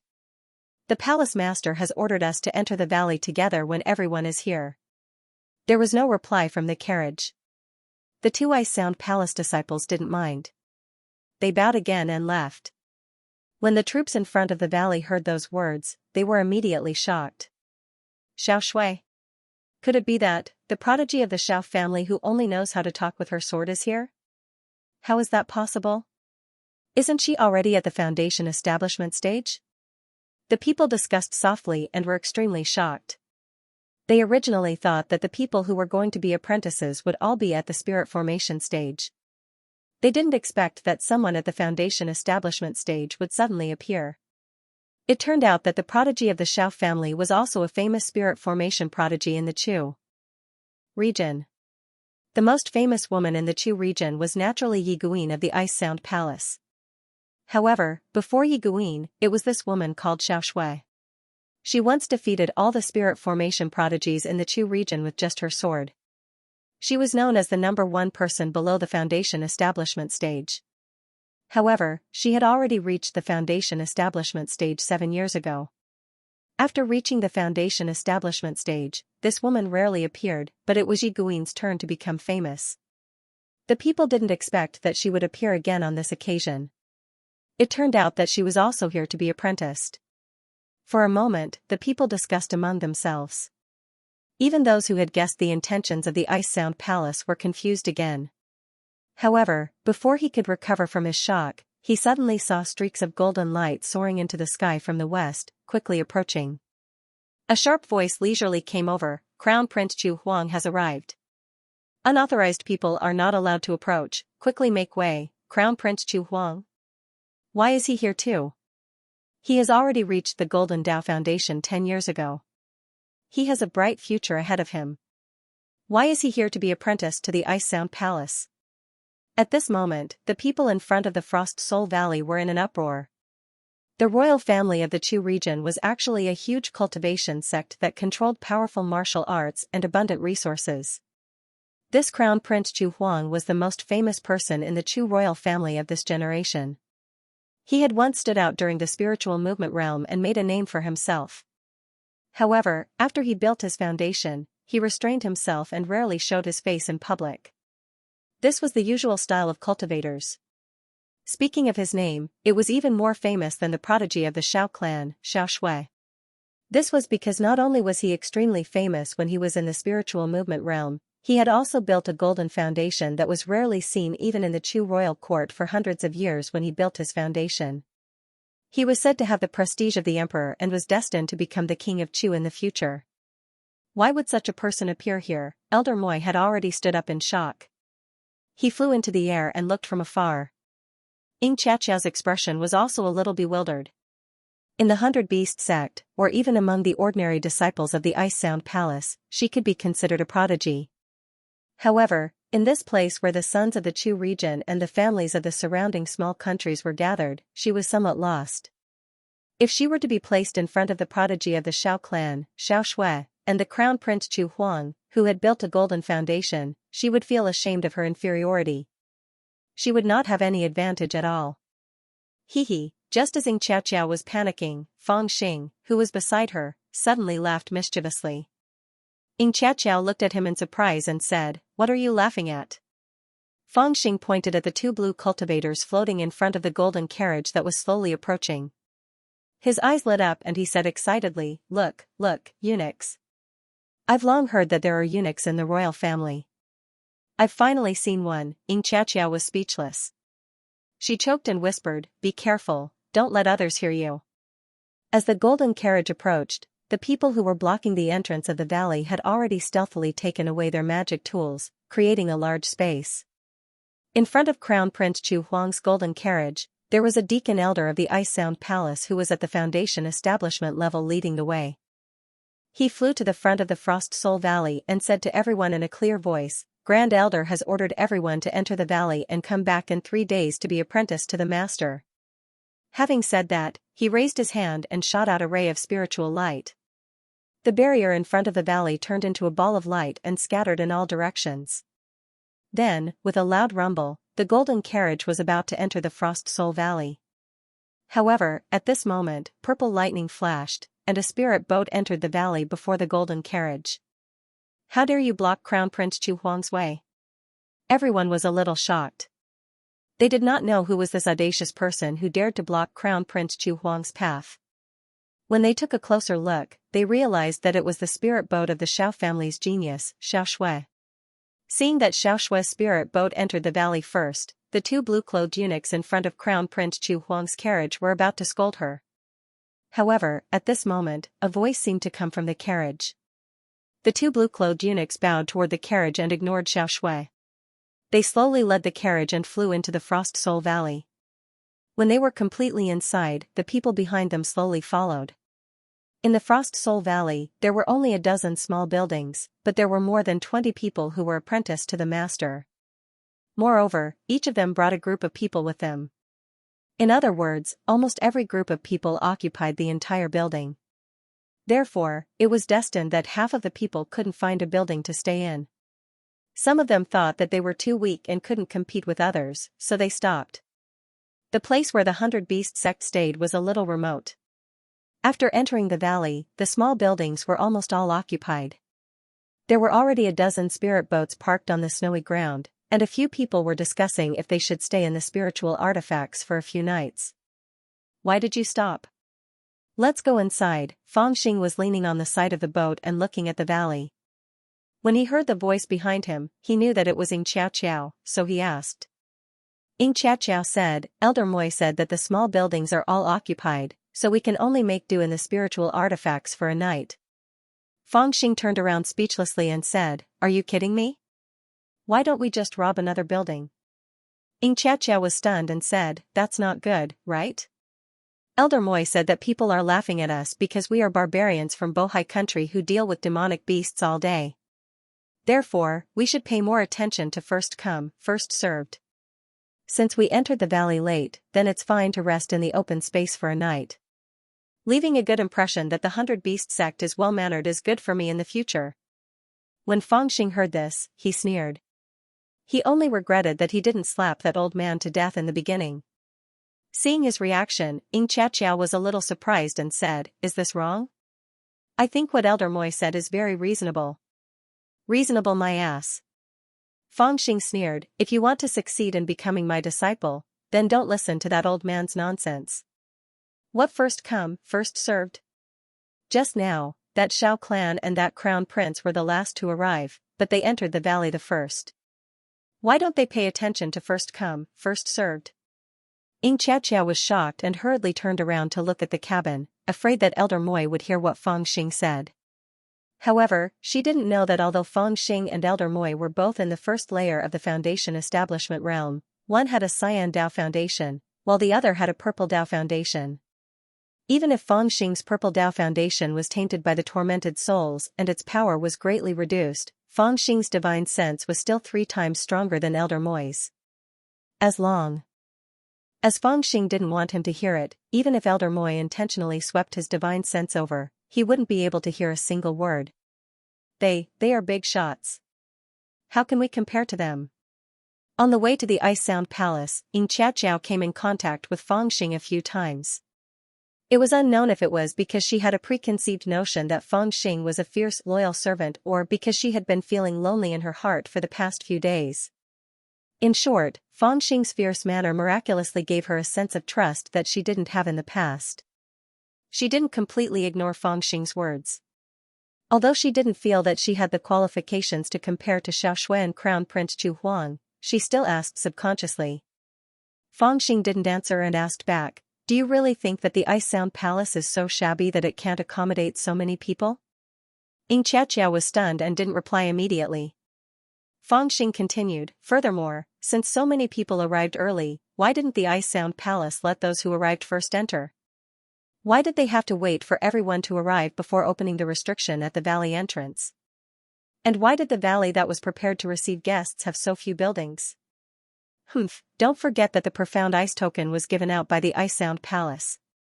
I believe that the Ice Sound Palace would know better than anyone else how many people would come to be apprentices. However, they didn't even prepare a place for them to stay. Is this how a large sect treats their guests? This series of questions caused Xianxia's expression to change slightly. She had always been known as a genius, so she naturally wasn't a fool. With Fangxing's reminder, she had already understood something. Speaking of which, if she still couldn't understand even now, then Fangxing wouldn't count on her to find another way to sneak into the Ice Sound Palace. She turned around and was about to discuss with Elder Moi. However, after taking a few steps, she turned around and pulled Fangxing's hand as they walked towards the cabin together. Seeing Elder Moi, Xianxia was eloquent and quickly repeated what Fangxing had said to her. When Elder Moi heard it, his expression also changed slightly as he muttered, You're thinking that this might be a test of the Ice Sound Palace, and those who don't enter the Ice Sound Palace aren't qualified to be apprentices? Xianxia glanced at Fangxing and nodded. That's indeed a possibility. Elder Moi pondered. He was ordered by the sect leader to send Xianxia to be apprenticed to a master. It would be fine if the apprenticeship was successful, but if he really miscalculated and caused Xianxia to lose the qualification to be apprenticed to the elder of Huqin, then he would have made a huge mistake. Therefore, he didn't dare to be careless and pondered seriously. The more he thought about it, the uglier his expression became. After a while, the expression on his face seemed to be a little awkward as he asked hesitantly, "Are we really going to snatch it?" Fang Xing saw his expression and knew what he was worried about. Although Elder Moi was also in the Foundation establishment realm, he was nothing compared to the protectors of the other prodigies. This old man must be worried that he wouldn't be able to snatch it from the others and would instead humiliate himself. Thus, he chuckled and said, "Elder, I think our 100 Beasts sect isn't the smallest sect. There are a few sects that are even smaller than us. It's just that they entered the valley earlier and snatched the Ice Sound Palace." Elder Moi was slightly startled as he understood. 100 Beasts sect was indeed not the weakest among all the sects that came to be apprenticed. At the very least, it could be ranked in the middle. He was in the early Foundation establishment realm, so he naturally couldn't be compared to the great Mo clan of Baili country. The protectors they sent were also in the middle Foundation establishment realm, but there were sects that were even weaker than 100 Beasts sect. There were even a few sects that sent protectors who were only in the Spirit Formation 9th layer. Although he might not be able to snatch the Ice Sound Palace's building, he could still snatch the Ice Sound Palace's building. Elder Moi had a plan in his heart, but he still had some doubts. He muttered, "This is, after all, the Ice Sound Palace's territory. Although we're here to be apprenticed, we're still considered as guests. If the Ice Sound Palace really wants to test us, then it's fine.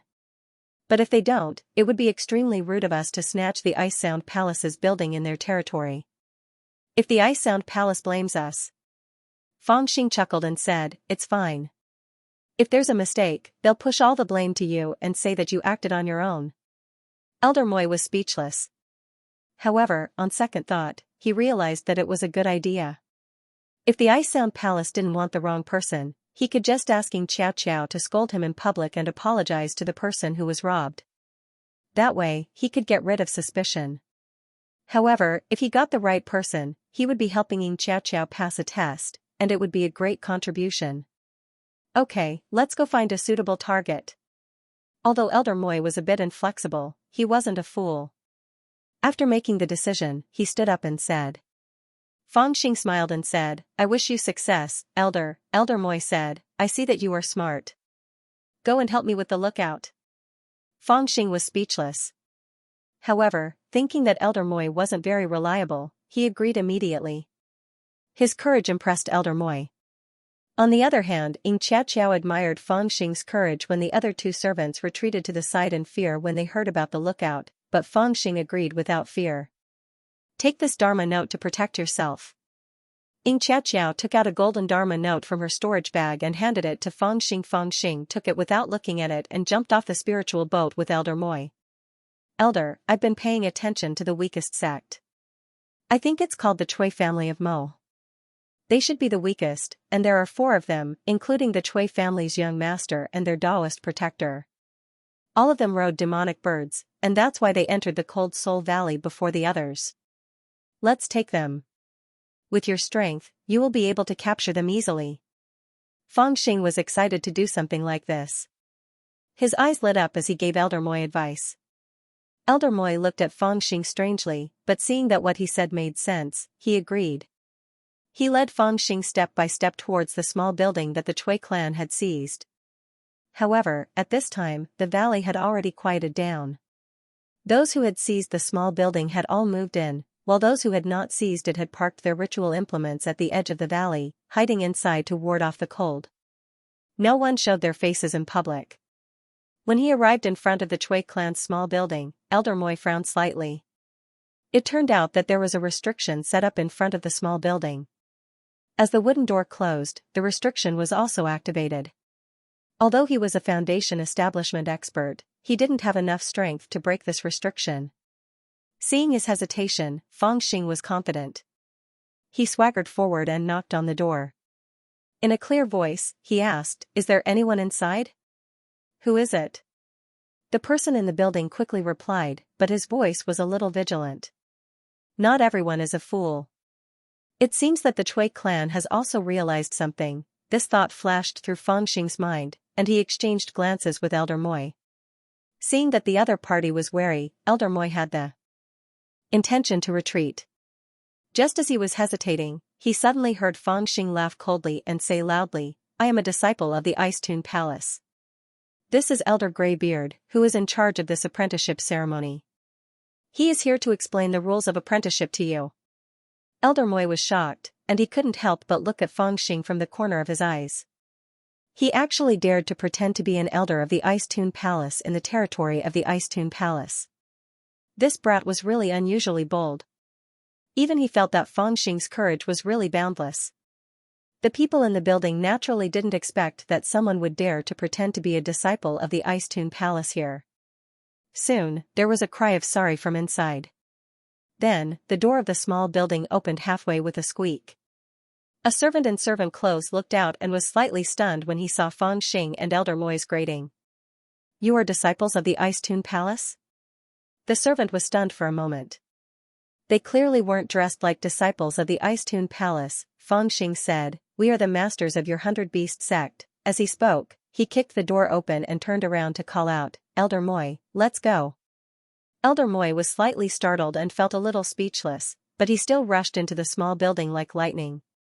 A Foundation Establishment Realm Cultivator was a Foundation Establishment Realm Cultivator, far from what a Spiritual Movement Realm Cultivator could compare to.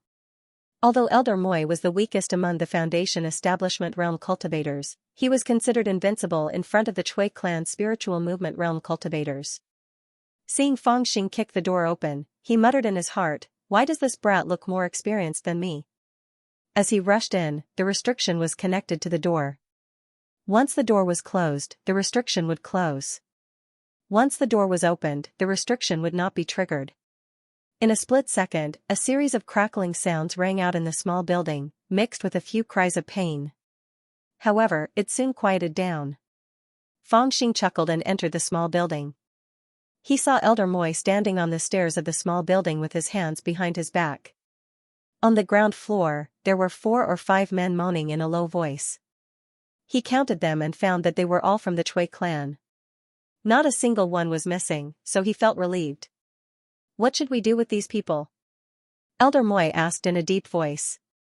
Even he didn't notice that he, a dignified Foundation Establishment Realm Cultivator, had already begun to ask for the opinion of a Spiritual Movement Realm Cultivator. Fang Xing said, "I will throw them out. Quickly go and bring the young miss and the others in." Elder Moi was slightly startled and nodded, "Okay." His figure flashed and he rushed out. Fang Xing, on the other hand, squatted down and touched the bodies of these people. It was the rule not to miss. Although he was already in the Foundation Establishment realm, he couldn't break the rule. The Chui clan members had already been knocked unconscious by Elder Moi, so no one resisted. Fang Xing took out their storage bags and checked them briefly. He was instantly disappointed. They were too shabby. There was nothing that caught his eye. However, he still stuffed them into his clothes. Even a mosquito was meat. "You. Who are you? How dare you?" Just as he was about to throw these people out, the Chui clan's young master suddenly woke up and shouted loudly. Bang! Fang Xing kicked him again and knocked him out. He didn't like to waste time with him. However, this kick was a little too heavy. The Chui clan's young master rolled on the ground twice, and a crystal-clear jade token fell on the ground. Fang Xing was slightly startled. He knew that this was the mystic ice token. He had seen it in Xianxia's hand before. He opened his palm and grabbed the token. He instantly felt a cold sensation from his fingertips, and his mind became clear. Huh? This mystic ice token is quite interesting. Fang Xing was startled. He activated the Yin Yang Fiend mirror and looked at the token. Low-grade bright cold jade. Repel evil and suppress devils, protect the spirit. It turned out that this jade was made from a unique jade material from the Ice Tune Palace. This jade was born under the Yin Meridian and had not seen the light of day for tens of thousands of years. It was extremely cold in nature and was called the bright cold jade. It had the effect of restraining evil thoughts and brightening one's spirit. Repel evil and suppress devils? I wonder if it has any effect on tormented spirits. Fang Xing's heart skipped a beat. He held the mystic ice token tightly and continued to appraise it. Soon, he obtained the method to use this jade from the Yin Yang Fiend mirror. Using it as a spiritual stone, Feng Xing activated his cultivation method and guided the cold air from the jade into his body. The cold air was like spiritual qi, flowing through his meridians into his limbs and bones. Feng Xing's entire body shivered. His hair seemed to stand on end. His mind became clear. It was as if he had drunk a ladle of ice water on a hot summer day. It was indescribably refreshing. At the same time, he used his divine sense to look into his sea of consciousness. He was surprised to find that after the cold air entered his body, the black tormented spirit that was entwined around his Tao foundation was slightly restrained. Although it was not obvious, the nature of its restraining nature was revealed. Feng Xing was instantly delighted. He vaguely felt that he might have inadvertently found the trick. Ever since Feng Xing's Tao foundation was tainted by the tormented spirit, the situation had become increasingly serious. Above his Tao foundation, black smoke billowed and continuously eroded the power of his Tao foundation. Under such circumstances, he did not dare to casually cast spells and even stopped cultivating. This was because the more he urged the power of his Tao foundation, the stronger the tormented spirit would become. When the tormented spirit broke through the seal, it would be harder for Feng Xing to suppress it. To put it simply, this tormented spirit had almost cut off Feng Xing's path of cultivation.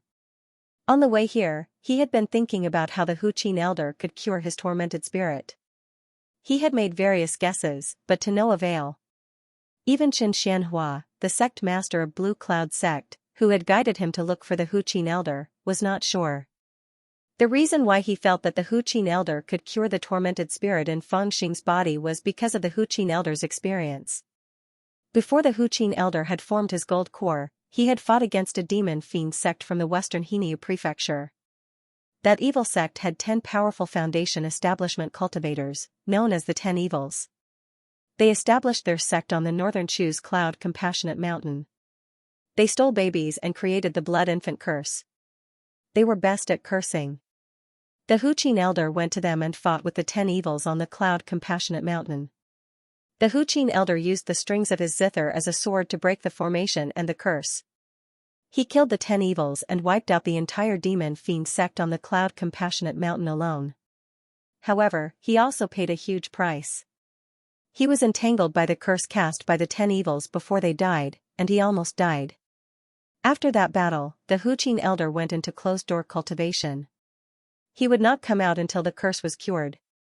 Everyone thought that the Huqin elder was a dead man.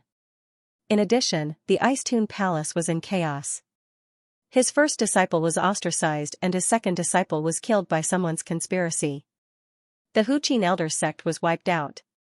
However, no one expected that 3 years later, the Huqin elder would come out of closed-door cultivation. He even broke through the foundation establishment realm and formed his gold core.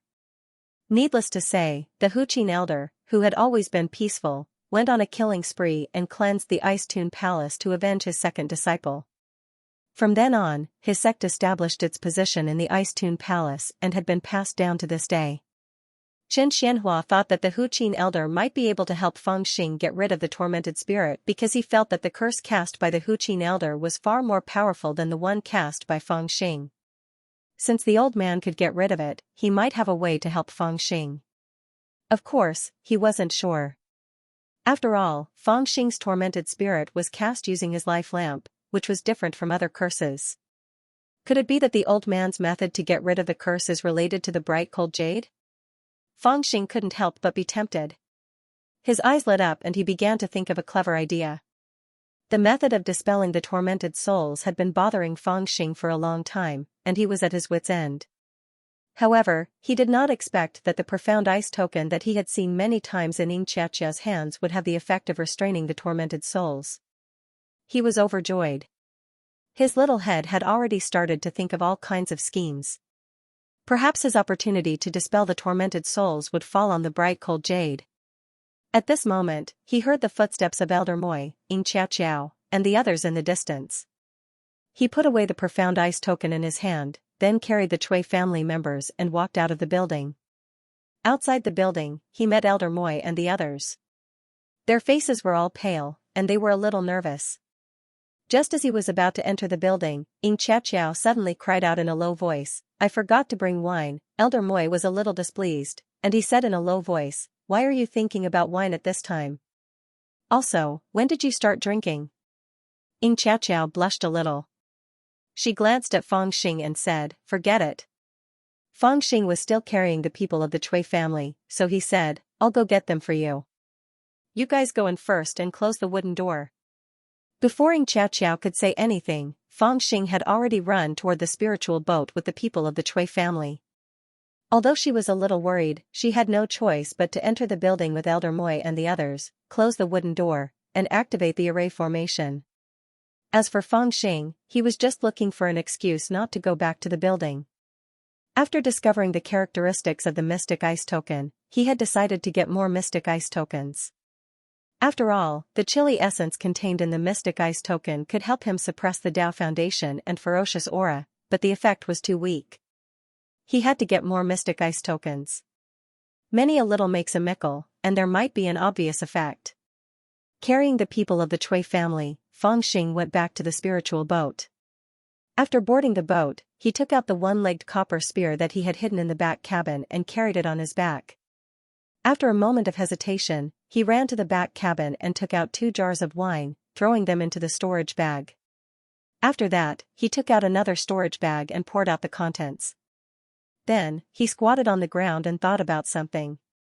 Something is still missing. Feng Xing pondered for a while, stood up, and thoughtfully carried the people of the Cui family out. Throwing them outside was not something that could be done casually. The Cold Soul Valley was too cold, and these people were at the spiritual movement realm. If he threw them outside, they would freeze to death. If that happened, it would be a big problem. However, there were a few hot springs in the Cold Soul Valley. Feng Xing planned to throw them near the hot springs. If they didn't freeze to death, then it would be fine. In front of a hot spring on the west side of the Cold Soul Valley, there were a few guards guarding it. Seeing this, Feng Xing used the space plunder technique and quietly slipped past them. These guards were only at the spiritual movement realm, so they couldn't even see a trace of his shadow. When he was near the hot spring, Feng Xing felt the hot air blowing on his face. He relaxed and prepared to leave the people behind. However, at this moment, he suddenly heard the faint voice of a woman coming from behind a cluster of pine and cypress trees. Feng Xing's eyes immediately lit up and he quietly went over. "Hee, did you guys hear? This time, Lady Yi of the Ice Sound Palace suffered a great loss at the hands of that little demon. Humph, that woman is incomparably arrogant. Even if she suffered a great loss, the heavens have eyes." However, speaking of heaven's pride, that little demon was able to defeat Yi Guin, so he can truly be considered as the #1 heaven's pride below the Foundation establishment realm in the Chu region. Since the Ice Sound Palace wants to gather the geniuses of the Chu region and work together for a great opportunity, then do you think Senior Hu Qin will also give him a profound ice badge? You sure dare to think about it. Unfortunately, that little demon offended the Ice Sound Palace, so it's uncertain if he can escape their pursuit. No matter how amazing he is, it has nothing to do with that opportunity. On the other hand, we need to be more serious. Before our clan's ancestor came here, he repeatedly reminded me to listen to Senior Hu Qin's instructions no matter what and must participate in this big event. Why are you so serious? I feel that the little demon will come, maybe he's peeking at us bathing. I think you're in love. Do you want that little demon to pluck this flower of yours? This is too much. Feng Xing hid behind the bushes and thought to himself, am I the kind of person who would pluck any flower? Let's see if you're pretty first. With that thought in mind, he extended his divine sense and circled around the hot spring. He had already imprinted the 2 women's appearances in his mind, and he was somewhat satisfied. Although these 2 women were not as fresh and refined as Su Lingyun, nor as delicate and charming as Xianxia, and were far inferior to Xiao Man, who was born with a beauty that could cause the downfall of nations and people, they were still top-notch among ordinary people. That's right, my plan is still missing a link. I'll choose you too. Feng Xing made his decision, then put on the green fox ghost mask. With a low roar, he jumped into the bushes behind the hot spring. Robbery, with a bang, he jumped directly into the hot spring pool, causing water to splash everywhere. In the hot spring, the 2 naked women suddenly turned pale with fright. They screamed and crawled to the shore on both sides of the shore. Feng Xing laughed out loud. His 5 fingers grabbed at the air, and the two women were pulled over by him. He raised his palm and chopped down on the neck of one of the women. That woman was instantly knocked unconscious. Fang Xing stared at the other woman and said, "Smelly bitch, tell this young master. Earlier you said that the geniuses are participating in this trial. What kind of good fortune are they trying to obtain? If you don't tell me, you have a good figure." This woman was directly scared stiff. Under the gaze of the two bright eyes behind the green fox ghost mask, she felt as if there were caterpillars crawling all over her body. Her whole body shrank in the water, and only her head was above the water surface. She said in a trembling voice, I don't know. It's our ancestor who said it. Other people also said there's a big opportunity, but I don't know what it is. You only know there's a big opportunity, but you don't know what it is? Fang Xing was stunned and a little depressed. He asked a few more questions and found that this woman did not seem to be lying. In addition, he had already heard footsteps coming from not far away. He knew that the two women's screams had alarmed the others.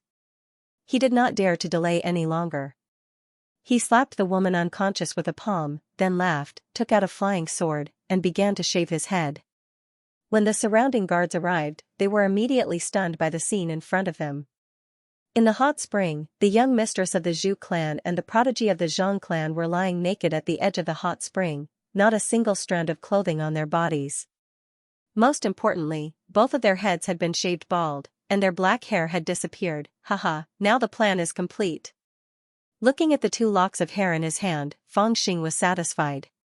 After hiding in the spiritual boat, he took out a dress from Yi Guin's storage bag and put it on.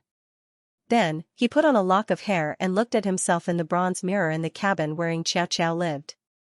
He threw a charming expression at himself in the mirror and was quite satisfied with his appearance. However, after some consideration, he still took out a white veil and covered his face. The myriad ghost face could change its appearance, but it couldn't change its hairstyle. Besides, Fang Xing didn't know how to comb a woman's hair. If he combed it carelessly, he might expose himself. That was why he robbed 2 sets of wigs and brought them here. Swoosh, he flew into the sky and came to a lonely spiritual boat not far away. Then, he boarded the boat. Who is it? A low yell sounded in the cabin. The person inside was extremely alert. With a cold smile, Fang Xing forced his voice to a high pitch, mimicking Yi Guin's cold expression. A disciple of the Ice Sound Palace. 2 people had already rushed out from the spiritual boat. One of them was an elder at the early stage of foundation establishment, and the other was a young master at the 9th level of spirit formation realm. When the 2 of them saw Fang Xing, they looked him up and down. Without suspecting anything, they bowed and said in a deep voice, "Goddess, please forgive us for not welcoming you earlier. What orders do you have for us?" Fang Xing took out a token, which was also in Yi Guin's storage pouch. He waved it in front of the 2 of them, and before they could see it clearly, he put it away and said coldly, "I came to the Frost Soul Valley under the orders of my master to collect all the profound ice tokens in your hands for other purposes. Since you've already come here, there's no point in keeping that token. You want to take back the Mystic Ice token?" The Foundation Establishment Realm Elder and the Spirit Movement Realm Young Master were slightly startled. They said with a trembling voice, "Is there a deeper meaning?" When they had received the profound ice token, they had all heard that this token was the proof of them becoming a disciple. Now, it was actually being taken back by someone. Could it be that before the trial began, they had unknowingly violated some rules and were disqualified? Cough, I don't mean that. You don't have to worry, I'm just following orders to take back the token. Everything else is normal. Fang Xing said indifferently with an expressionless face. If that's the case, then it's fine. The Foundation Establishment Realm Elder sighed and turned to ask the young master to hand over the Mystic Ice token. The 2 of them did not doubt Fang Xing's identity at all. After all, the dress Fang Xing was wearing had the Mystic Sound Ice crack unique to the Ice Sound Palace robes. The edge of the dress also had the Ice Sound Palace's symbol, so it was impossible for it to be fake. From their point of view, this girl was not only a disciple of the Ice Sound Palace, she could even be considered a disciple with a high position in the Ice Sound Palace. As for the disciple token, although they did not see it clearly, the aura on it was clearly not fake. It was very similar to the tokens of other Ice Sound Palace disciples. With the mystic ice token in his hands, Fangxing was overjoyed. Just as he was about to turn around and leave, he suddenly saw the jade token on the young master's waist. He pretended as if nothing had happened and said, "You too, want exclusive information?" Exclusive information? The old and young were startled. They could not believe that this was something a female disciple of the Ice Sound Palace would say. However, after being startled for a moment, they quickly reacted and hurriedly bowed and said, "I'd like to hear the details." Fangxing did not speak and looked at the young master's waist. The young master came to his senses and immediately took off the jade token. He held it up with both hands and said in a low voice, "Thank you for your kindness, fairy." Fangxing nodded in satisfaction. He took the jade token and glanced at it before stuffing it into his storage bag. "If you want to be my disciple, rob the building." After saying that, Fangxing floated into the air and flew into the distance. He encouraged Xianxia and Elder Moi to rob the small buildings. Although Fangxing felt that his guess was probably correct, he wasn't sure. If his guess was wrong, then this action might ruin his plan to sneak into the Ice Sound Palace with her. Therefore, Fangxing decided to instigate others to rob the small buildings. When the chaos started, the Ice Sound Palace wouldn't be able to punish them even if they wanted to. Like a cannon, Fairy Fang wore a long dress and twisted it here and there, tricking the people outside of the small building into giving her the mysterious ice token. During this period of time, it was not that no one was suspicious, but Fangxing's Taoist robe and the token in his hand were genuine, so he was not afraid that the other party would see through him. Even if there was some suspicion, they still hesitated for a while and gave him the mysterious ice token. If he couldn't trick them, he would take out the one-legged bronze man on his back and hit them on the head with his rod. Then, he would take the tokens and leave. Anyway, the Cold Soul Valley was in chaos, and many people were fighting each other, but no one noticed him. His words, "If you want to be a disciple, rob the small buildings," had caused a great commotion in the Cold Soul Valley. In fact, there were many smart cultivators, and they were suspicious when they saw so many people wanting to be disciples but so few small buildings in the Cold Soul Valley. However, they couldn't make a conclusion right away, and that was why they didn't make a move yet. When the word spread, they didn't hold back anymore. By the time Fangxing had swindled a dozen or so profound ice tokens, many of the major forces in the Cold Soul Valley were already rubbing their hands in anticipation. As the culprit, he slipped back to the spiritual boat and took off his robe. Then, he looked at the dozens of mystic ice tokens that he had tricked out of the 10,000 spirit flag and asked Dupeng Evil King to come out, asking him to make a decision. Through the Yin-Yang God Demon Mirror, he had discovered the magical effect of the jade material used to make the mystic ice tokens. However, he was only sure that the mystic ice tokens were made of a jade material called the bright cold jade, and the cold essence contained in it could restrain the murderous aura of the tormented spirits. He didn't know anything else about it, and he had to ask a knowledgeable Golden Core Demon King like Daphne to analyze it in detail. Bright cold jade? As Daphne listened to his story, he said somewhat strangely, "Back then, I roamed the world unhindered. Although I am not very knowledgeable, I have a pretty good understanding of all the rare treasures in the world. How come I have never heard of this precious jade?" "You haven't heard of it? Is it because of the different names? Look, this is the kind of jade." Seeing that Daphne had never heard of this kind of jade, Fangxing was also stunned. He took out a profound ice token and showed it to him.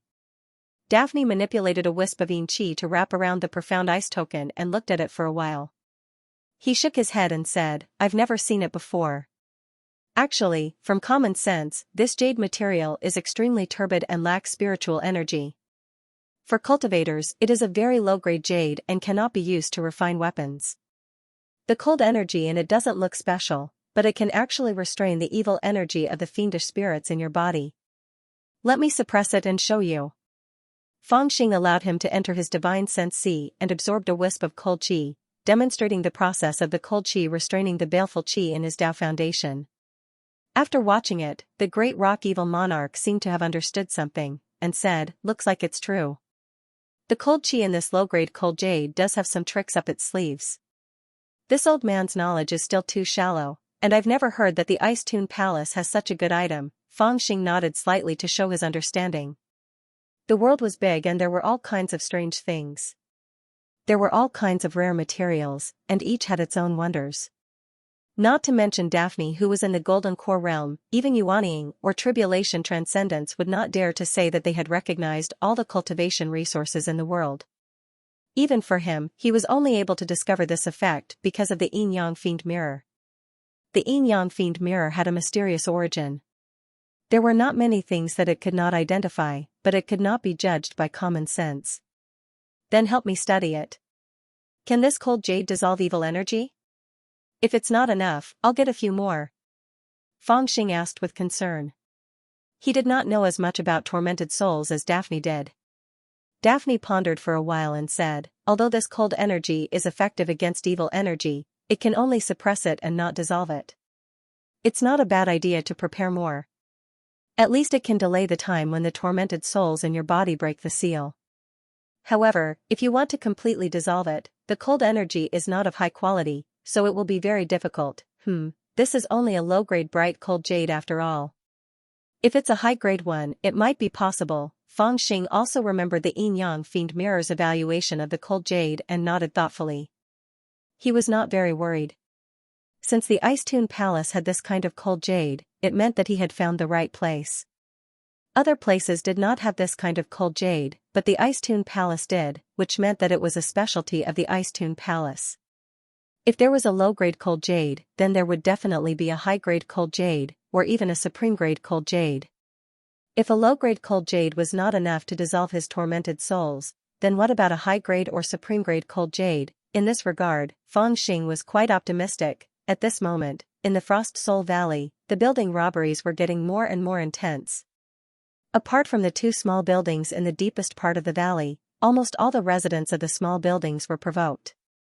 At the beginning, everyone restrained their temper and controlled the fights to be polite and focused on challenges. However, when they realized that the disciples of the Ice Tune Palace did not care about their fights at all, they completely fell out with each other, and the hidden fights turned into open fights. The people outside the building desperately tried to provoke the people inside the building to come out, and then a fierce battle ensued. The winner would occupy the dove's nest, while the loser would look for other doves that were weaker than themselves and occupy their nests. However, building robberies also depended on timing. The 100 Beasts sect took advantage of the moment when the crowd had yet to react and luckily managed to occupy a small building. As for the people behind them, it became more and more difficult for them to occupy a building. Either those who occupied a small building were very strong, and others could not take it away even if they wanted to, or those who knew that they were too weak, so they shut the wooden door tightly and refused to open it even if the Heavenly King called for them. Therefore, this fight only lasted for half the night before it died down.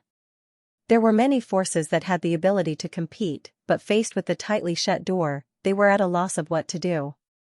The wooden door was locked, but it was hard to force it open from the outside.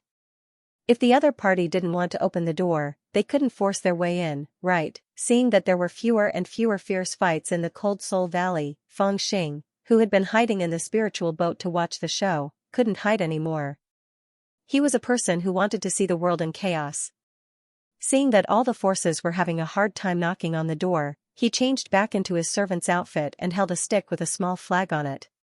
On the flag was written, "Exclusive secret recipe for knocking on the door, sold for 1 top-grade spirit stone. Knock on the door." Carrying the small flag, he walked around the valley and attracted the attention of many forces. "Little brat, come here." Outside a small building, a mid-tier Foundation establishment realm old man, who was frustrated because he couldn't provoke the people inside to come out and fight, called Fangxing over and said in a deep voice, "Do you have a way to knock on the door?" Fangxing smiled and said, "It's a piece of cake." The mid-tier Foundation establishment realm old man shouted coldly, "Tell me." Fangxing pointed at the small flag and said, 1 top-grade spirit stone. "I'm not deceiving anyone." The old man's eyes flickered. He wasn't afraid that Fangxing was deceiving him. He flicked a purple spirit stone over and shouted, "Tell me." Fangxing chuckled, then let him come closer and whisper something into his ear. The expression of the Foundation establishment realm old man gradually changed. He said hesitantly, "This isn't good, is it?" Fangxing said, "It's effective." The old man slapped his thigh and made up his mind. He pointed at the servants in his force and shouted, "Come here." After whispering to them for a while, these servants rubbed their palms together and stood in a row in front of the small building. They surrounded the building and shouted, "Miao clan of Qinghe Nation, your clan's ancestor almost knelt on the ground in order to woo Elder Qing Miao of the Blue Cloud sect, but he didn't even look him in the eye. Don't you think it's embarrassing? Do you know that your family's patriarch had the nickname Rash Youth? Wayaya, old man Meng, it's fine if you say that I don't dare to fight you, but you dare to insult our family's patriarch. Today, our Miao family will fight with your Meng family. Open the door, I want to chop this old dog into minced meat." A loud roar came from inside the small building. The wooden door was opened, and the people inside rushed out with murderous intent. The people of the Miao family also shouted and rushed forward. Fang Xing, on the other hand, laughed heartily. He carried the small flag and went to do another business. His method was extremely simple. He would stand outside the door and curse.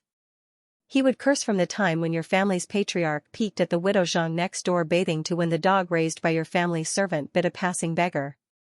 Don't you think your family's patriarch is very embarrassing? Do you want to protect the dignity of your family's patriarch and that dog? Then don't hide like a turtle. Come out and fight. In short, these aristocratic families knew each other very well. It wasn't difficult to provoke each other. For a moment, the situation in the Frost Soul Valley that had just stabilized became lively again. At this time, in the void about 100 miles away from the Frost Soul Valley, a middle-aged man with an elegant appearance stood in the void with his hands behind his back. Behind him stood 5 Foundation establishment cultivators. There were young and old, and they all wore brocade robes embroidered with the unique ice patterns of the Ice Sound Palace. They looked in the direction of the Frost Soul Valley. When the middle-aged man saw the spiritual light shooting into the sky and the murderous intent surging, he smiled. They've started fighting so soon. This means that the cultivators of the Chu territory are still somewhat brave. Sect Master, this doesn't seem to go according to the Grand Supreme Elder's instructions. Behind the middle-aged man, an old Foundation establishment cultivator said. The middle-aged man grinned when he heard this, and he said, "Master is a benevolent man, and there are some things that are too simple. Perhaps those so-called geniuses wouldn't care too much about such a great fortune if we just gave it to them for free. Only by making it slightly difficult for them would they understand how great the kindness of our Ice-Tuned Palace has shown them, and they would feel reverence and awe in their hearts." Someone next to him said, "Then why not just tell them that only the winner can enter the Great Snow Mountain?" The middle-aged man sighed and said, "Because it's meaningless for them to fight to decide the winner. A lot of so-called geniuses are actually just resources piled up. Those with high cultivation may not necessarily be more talented than those with low cultivation, but if they fight, those with low cultivation will lose for sure. To us, what's the difference if these people are spirit formation middle stage or spirit formation late stage? We just need to waste some resources to make up for this gap. So, this time, we need to look at something other than cultivation." Something other than cultivation? The elder with an old face was slightly startled. The middle-aged man nodded and said, "Wisdom, foresight, temperament, and even attainments in alchemy, tools, spells, and sound, even luck, are all more important than cultivation. Of course, the most important thing is whether they dare to fight for it or not. What's the point of fighting within the rules? Daring to judge the situation and start fighting when the rules aren't clear is the true ability." Speaking until here, he paused and sighed. After all, that opportunity is not something that can be obtained based on cultivation. Inside the Frost Soul Valley, smoke billowed in the air.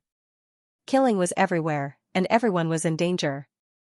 That wooden door was no longer able to protect his safety, because he didn't know which damned person had come up with the method of cursing in the street.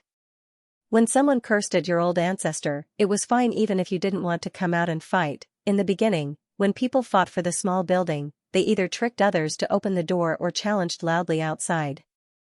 At least there was a bottom line.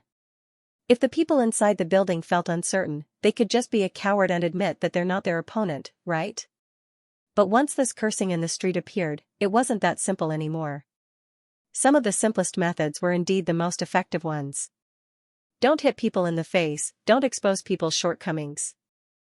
You've insulted our ancestor, how can I continue to pretend not to hear it, no matter what? you have to come out and fight, otherwise, the whole family will be shamed if this gets out. But in this situation, the people of 100 Beasts sect did well. During this period, many people knocked on the small building that the people of 100 Beasts sect lived in. Some came to visit kindly, some knocked fiercely, and some mentioned that they had dealings with the people of 100 Beasts sect before and hoped to enter the building for a chat. Elder Moi became smart and refused to open the door to any of these reasons. He didn't even answer them. He just shut the wooden door tightly and everyone pretended to be dead inside. During this period, Xianxia saw that Feng Xing hadn't returned and was worried. She wanted to come out to find him, but was stopped by Elder Moi. He advised her, "Don't worry about him. Although I think this kid is smart and can be trained, he's just a servant after all. It's not worth it for you to take such a big risk. Moreover, he's just a servant. It's chaotic outside now, who would have the time to care about him? This kid's safety is not a problem. At worst, I'll take him as my disciple and give him a good background." Hearing this, Xianxia reluctantly calmed down. From her point of view, Elder Moi's willingness to take Feng Xing as his disciple meant that he had a good background. The 100 Beasts sect was half a sect and half a country, so the hierarchy was very strict. The Ying family was equivalent to the royal family of Bohai Nation, and the other disciples, as long as they didn't inherit the 3 demon spirits, were officials and commoners. Feng Xing was only a servant disciple, so he was considered a slave disciple in 100 Beasts sect. However, if Elder Moi took him as his disciple, he would become a noble. However, they didn't expect that Feng Xing, whom they were worried about, had already returned to the spiritual boat with 7 or 8 top-grade spirit stones. Then, he began to estimate the strength of all the cultivators. His method of swearing on the street was only sold to 7 or 8 people, and the others all followed suit and didn't pay him any money. This made him very angry. These people from the big families were too unscrupulous. However, he achieved his goal. First, he stirred up the situation in Cold Soul Valley. In this chaotic situation, the 100 Beasts sect, which was the first to rob the building, was so well behaved that it made people's hair stand on end.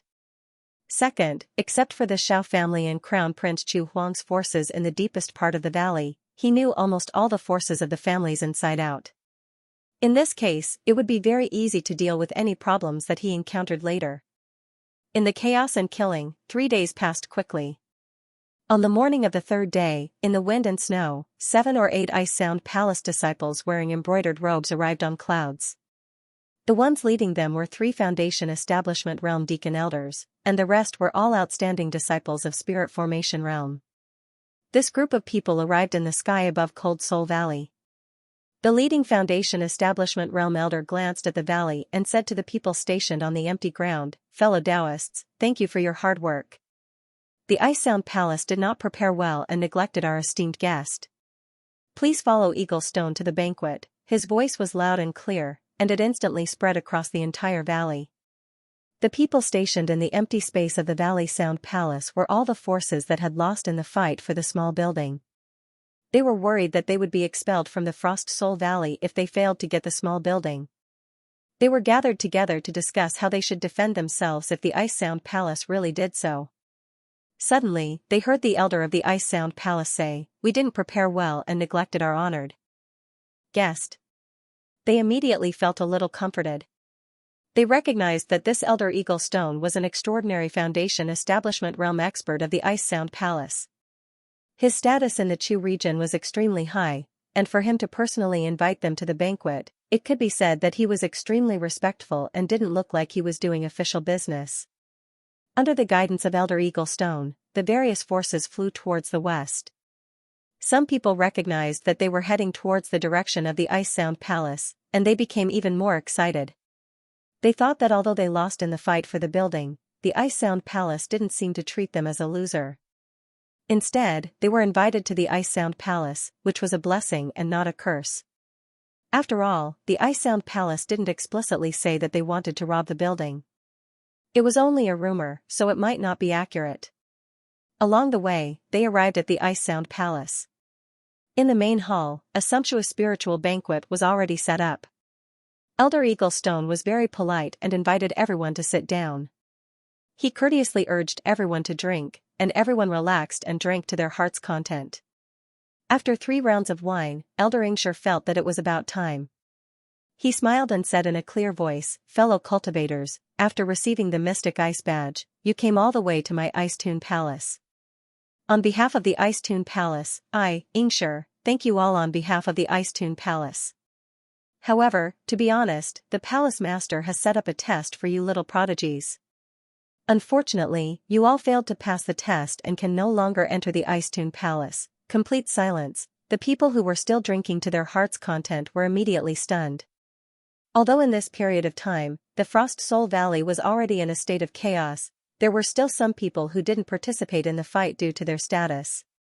They either felt that they were of high status, and fighting over a small building would bring shame to their clan, or they felt that the Ice Sound Palace didn't explicitly say that they wanted to fight over the building, so they didn't want to participate. And this Elder Eagle Stone personally inviting them to a banquet made them feel that there was a chance for them to recover. However, they did not expect that the moment he opened his mouth, he would still destroy their hopes. The matter of seizing the tower was shockingly really a test. Elder Eagle Stone, isn't this a bit too much? It's just a fight over a small building, how is it a test? An old man with a stocky build stood up. He was a 7th-layer foundation building realm cultivator.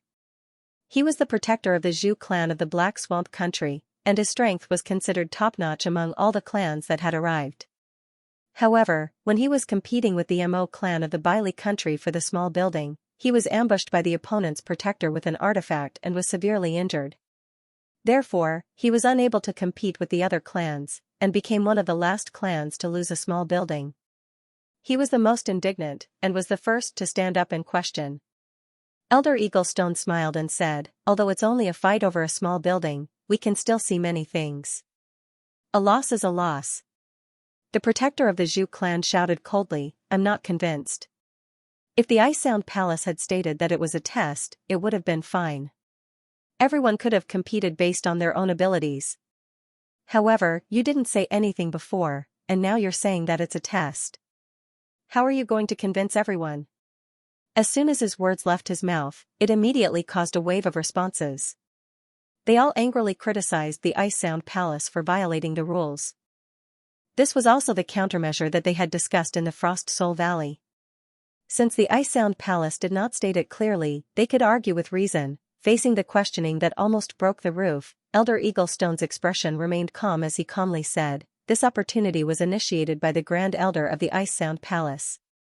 It's a once-in-a-lifetime opportunity. You're only willing to send your geniuses to the Ice Sound Palace because you know how valuable this opportunity is.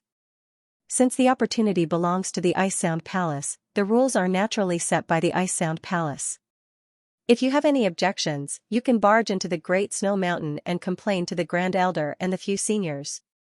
Hiss, those who knew the inside story immediately shut their mouths. Even if they were 10 times bolder, who would dare to complain to the few old monsters? Even the masters of the various clans would not dare to do so. Humph, the Ice Sound Palace is the master. Since the master has said so, it's not good for us to be thick-skinned and stay. However, I have to say something first. We've traveled thousands of miles to be apprenticed to the Ice Sound Palace, yet we return empty-handed. The Ice Sound Palace has gone too far. Someone sneered, expressing his dissatisfaction with the Ice Sound Palace. Elder Eagle Stone smiled and said, "How can you say we're returning empty-handed? Hasn't the Mystic Ice Badge already been delivered to everyone?" Everyone in the hall was stunned, and it was perfectly silent. Elder Xianxia thought they didn't know the use of the Mystic Ice Medallion, so he explained with a smile, "Everyone, to tell you the truth, the Mystic Ice Medallion I'm giving you is made from a special type of cold jade found in the Moon Meridian of the Ice Tune Palace. It was discovered by the Grand Supreme Elder 300 years ago. It has the effect of warding off evil and guarding spirits. When used during a breakthrough, it can prevent chi deviation and increase the chances of a breakthrough. Giving this medallion to everyone is equivalent to giving you a treasure that can help you break through. The Ice Tune Palace is sincere." Hearing his words, the crowd was even more shocked. Elder Xianxia smiled calmly. He wasn't surprised by the crowd's reaction. In fact, the Ice Tune Palace was indeed planning to use the special jade mine in the Moon Meridian to make a fortune. This kind of jade mine had never been heard of in the Chu region or even in the entire Nanzhan. Its mysteriousness was discovered by the Huqin elder himself. Warding off evil. Whether it was during a breakthrough or a critical moment of enlightenment, it could be said to be a priceless treasure. In the cultivation world, resources were the most important. What was the easiest thing to exchange for resources? It had to be this kind of unique jade mine. With this cold jade mine, the Ice Tune Palace had a high chance of becoming the #1 sect in the Chu region or even Nanzhan. This time, the Ice Tune Palace had given out the mystic ice medallions in large batches to promote the mysteriousness of the jade. It wasn't hard to imagine that when the jade was made known to the public, there would be an endless stream of people coming to ask for it. By then, the Ice Tune Palace would be able to collect a large amount of resources with this jade mine. Elder Xianxia, who was waiting for the crowd to thank him, looked down in confusion when he saw that the crowd was silent for a long time. However, he didn't expect that he would be taken aback by what he saw. There was no expression of gratitude on their faces.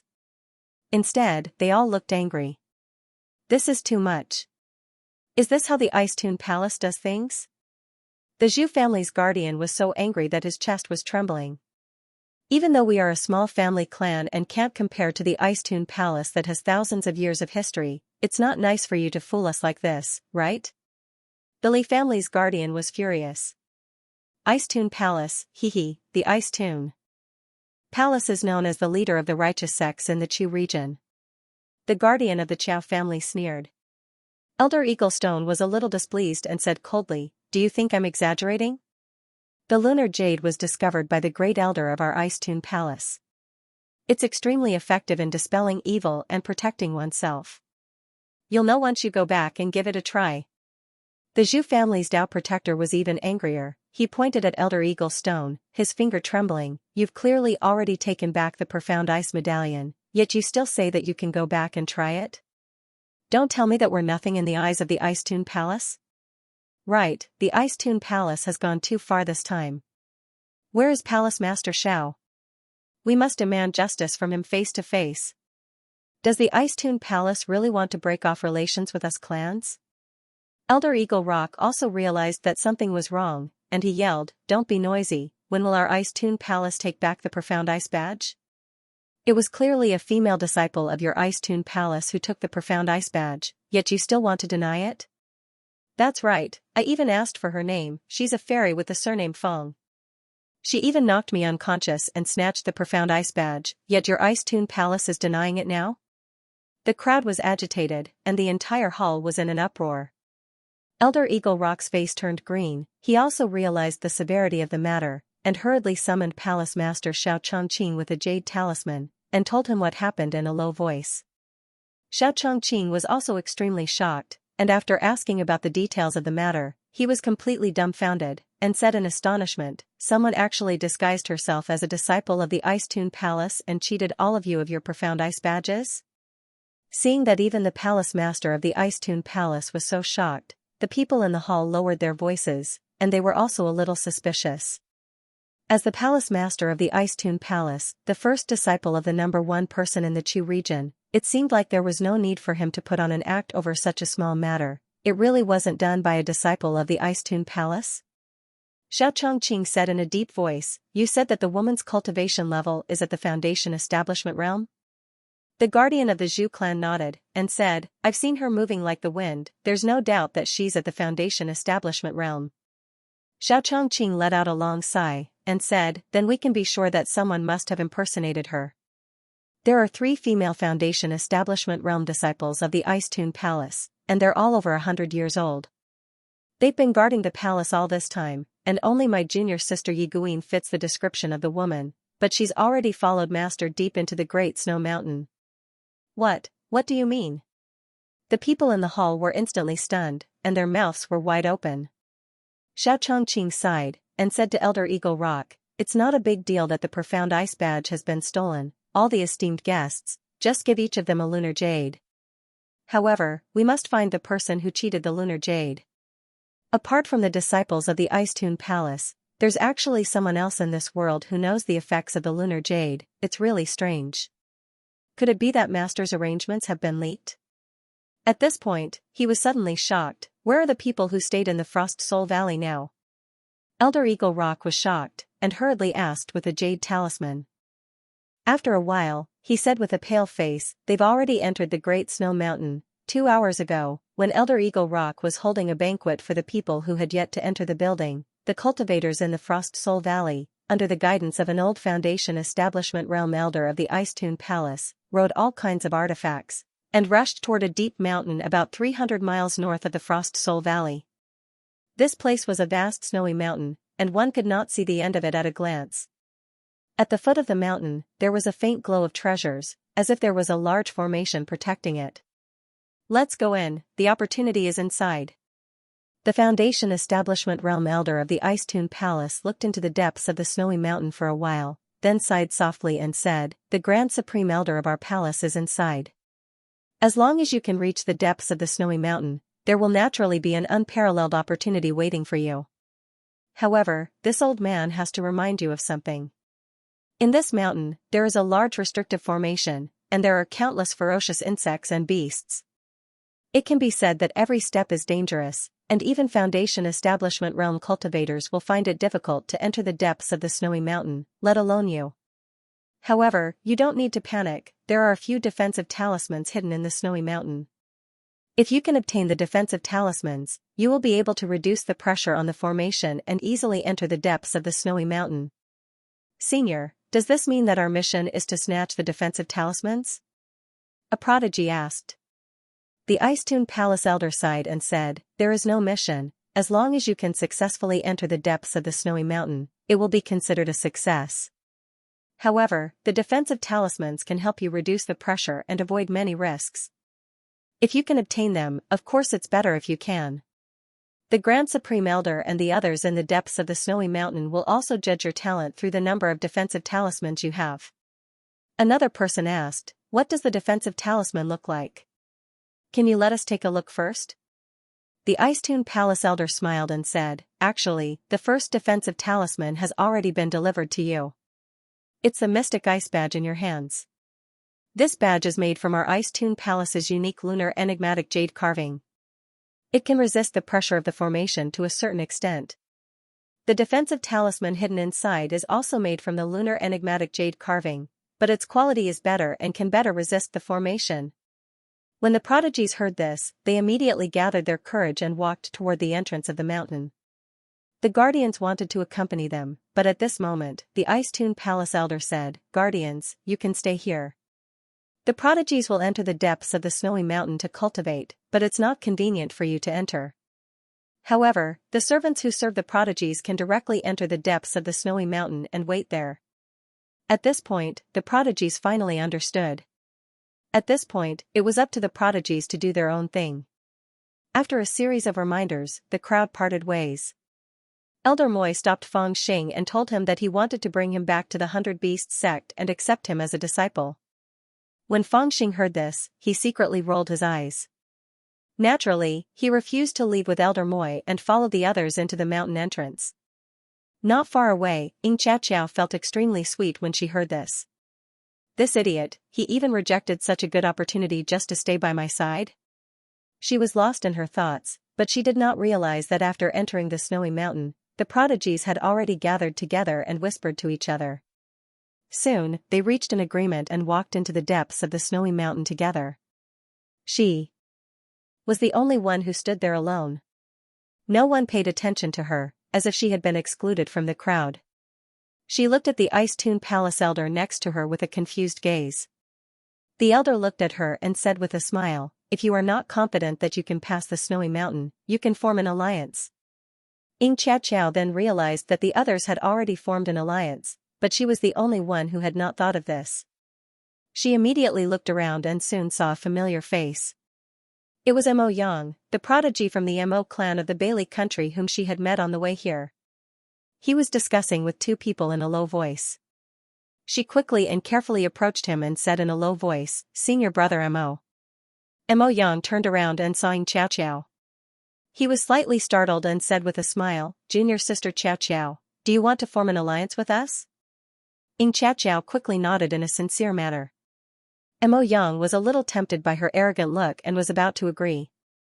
However, at that moment, a green-robed man next to him said coldly, Mo Yang, have you forgotten my advice? Mo Yang was slightly startled by the green-robed man's words and remembered Xianxia's awkward identity. He let out a long sigh and said, Junior sister Xiao, I, Mo Yang, am unable to help you in this matter. The three of us have known each other since we were young and have worked well together. It will be inconvenient to bring you along. In order not to delay your journey, let's go our separate ways. We will meet in the depths of the snowy mountain. Xianxia was stunned and her porcelain-like face turned red. What do you mean by meeting in the depths of the snowy mountain? You are obviously not willing to form an alliance with me. Humph, a wild girl from the Bohai country wants to obtain a great opportunity?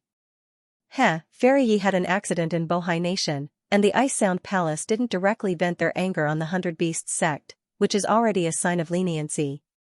Yet, this girl still wants to obtain the Ice Sound Palace's opportunity, isn't she daydreaming?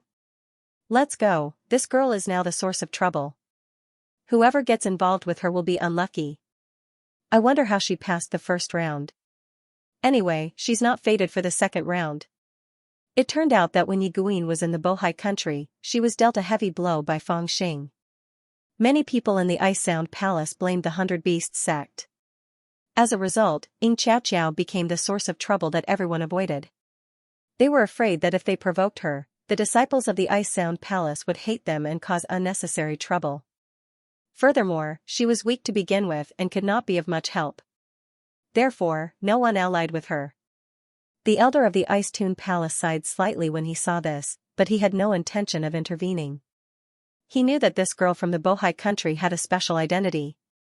However, there was no need to defend her at this moment. All the geniuses from the various sects who were gathered here had to explore the snowy mountain. This was ordered by the Great Elder himself. Even the successor of the winged dragon demon spirit that the Great Elder had appointed as his fourth direct disciple was no exception. What should I do? At that moment, Xianxia stood alone on the spot. Facing the snowstorm, she was so scared that she almost cried. She was not old to begin with, and her cultivation level was lower than the others. When she thought about how she had to explore the snowy mountain that was filled with danger and the unknown, she could not help but feel terrified. Why are you crying? I'll bring you away. At that moment, a rude voice was heard. A person appeared and pulled her hand as they walked into the snowstorm. Little Nine, you can't go in with me, you don't have a black ice badge, you'll die in there. Xianxia's heart was filled with sorrow, tears flowing down her face. She didn't know when Feng Xing had left the safe path, but he actually wanted to accompany her into the trial grounds. Although this gave her lonely heart a shred of support, and also gave her the courage to enter the snowy mountain, but reason told her that this was related to Feng Xing's safety, so she didn't want him to accompany her. Don't talk nonsense, follow me. Feng Xing didn't even turn his head as he spoke in an extremely decisive manner. The elder of Ice Sound Palace was slightly startled when he saw Feng Xing's actions. He wanted to stop him, but in the end didn't say anything. It was naturally very dangerous for a servant without a black ice badge to enter the trial grounds. The restrictions and demonic beasts in the mountain could sense the aura of the black ice badge, so they wouldn't truly kill the person with the black ice badge. But it was different for those without the black ice badge. If they violated the restrictions, or were targeted by demonic beasts, then they would really be crushed to pieces. But since this servant had voluntarily left the safe path to accompany his master into the trial grounds, then let him be. After all, he was only a servant, so if he died, then he died. Anyways, it was fine as long as this little girl didn't die. After entering deep into the trial grounds, in the vast sea of snow, there was no one else to be seen. There was a blizzard everywhere, and beads of snow the size of beans were caught in the wind, smashing into people's cheeks and causing them to feel pain. The eerie cold air was not something that could be resisted by cultivation. It could seep into one's body and freeze one's blood. And in this snowstorm, there was an invisible formation that descended from the sky, pressing down on everyone's bodies like shackles. Little Nine, go back, I'm not afraid anymore. You don't have a black ice badge, so you'll really die here. Xianxia felt the pressure of the formation descend. Even under the protection of the black ice badge, she still felt the pressure. She began to worry about Feng Xing, afraid that he would die here because of her, and wanted to persuade him to return to the safe path. I don't have a black ice badge? I have more than all of you combined.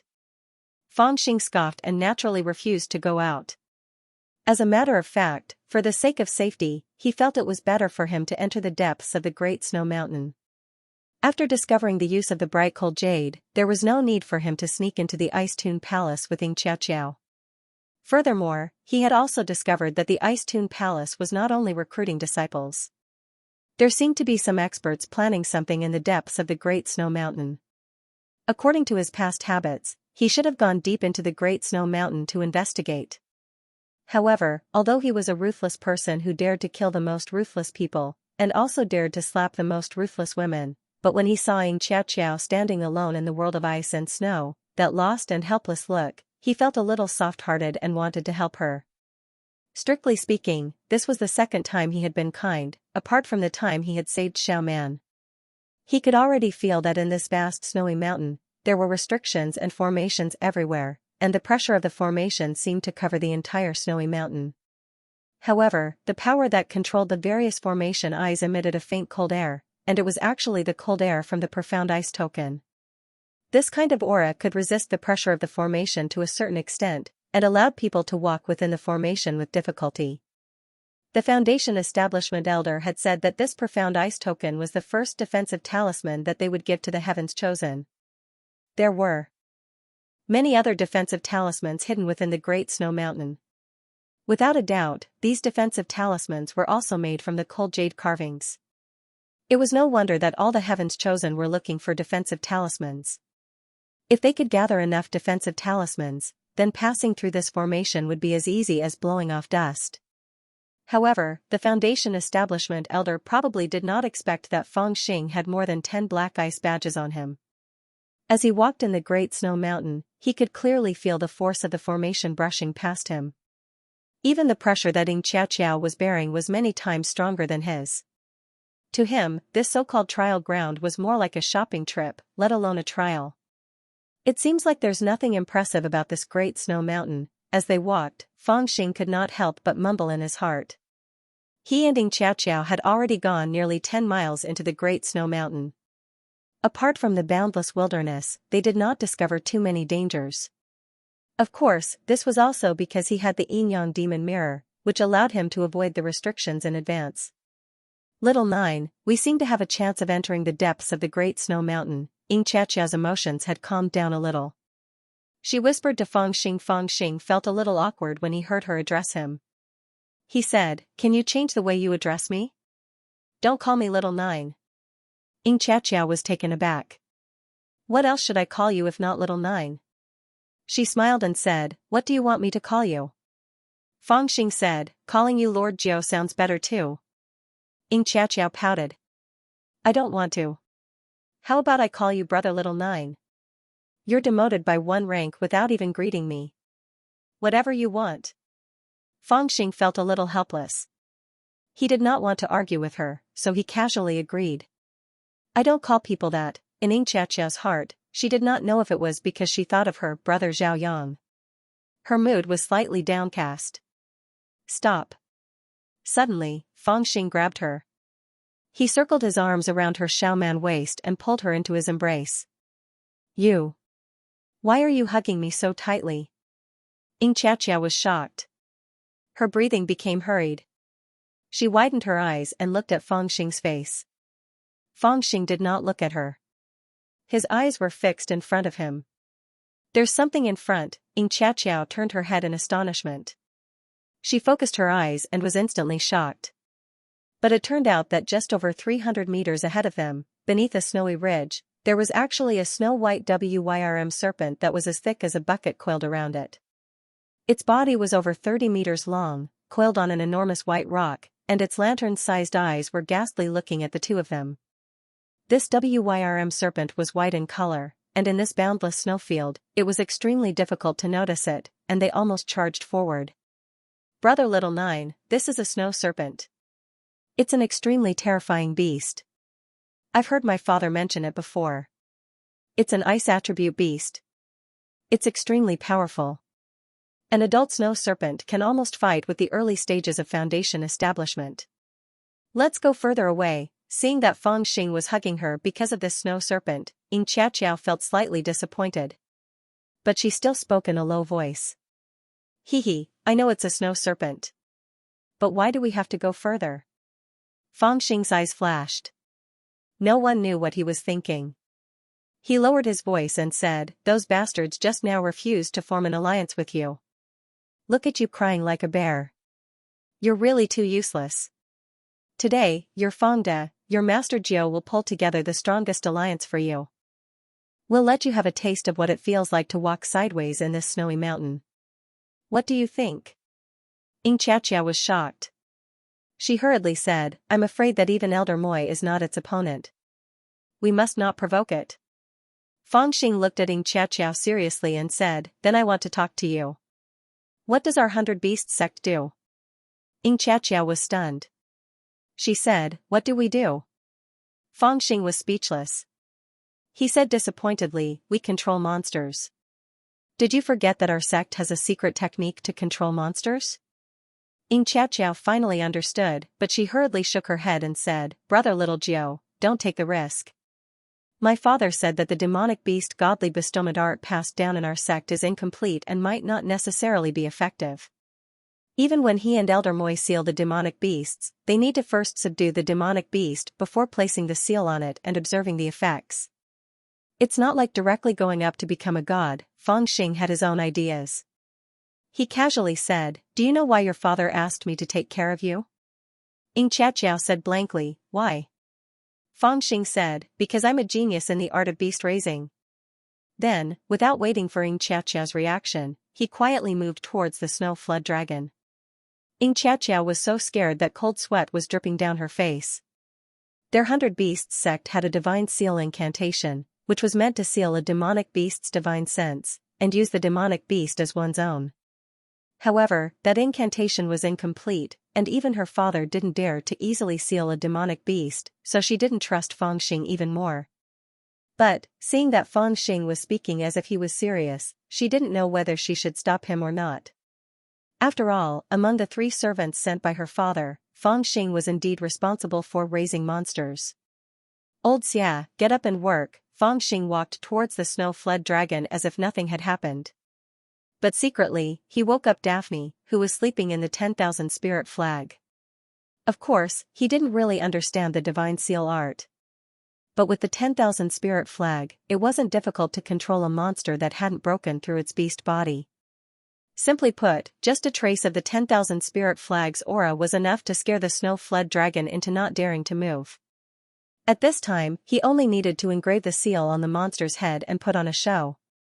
Regardless of whether it worked or not, he had tamed this monster. Hiss, the monster sensed Feng Xing's approach and immediately became alert. It spat out its beak and prepared to attack. AI, it's just a monster. Didn't you easily subdue it? Daphne woke up. He was especially dissatisfied with Feng Xing's little trouble. He released an astonishing aura. The snow-fled dragon was startled and immediately crouched on the ground. All its hostility disappeared. After 10 minutes, Feng Xing rode on the snow-fled dragon with Xianxia in front of him. He said proudly, I wasn't bragging, right? Xianxia was also very shocked.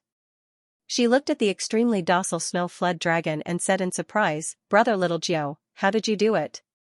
Even my father didn't have such an easy time taming such a monster.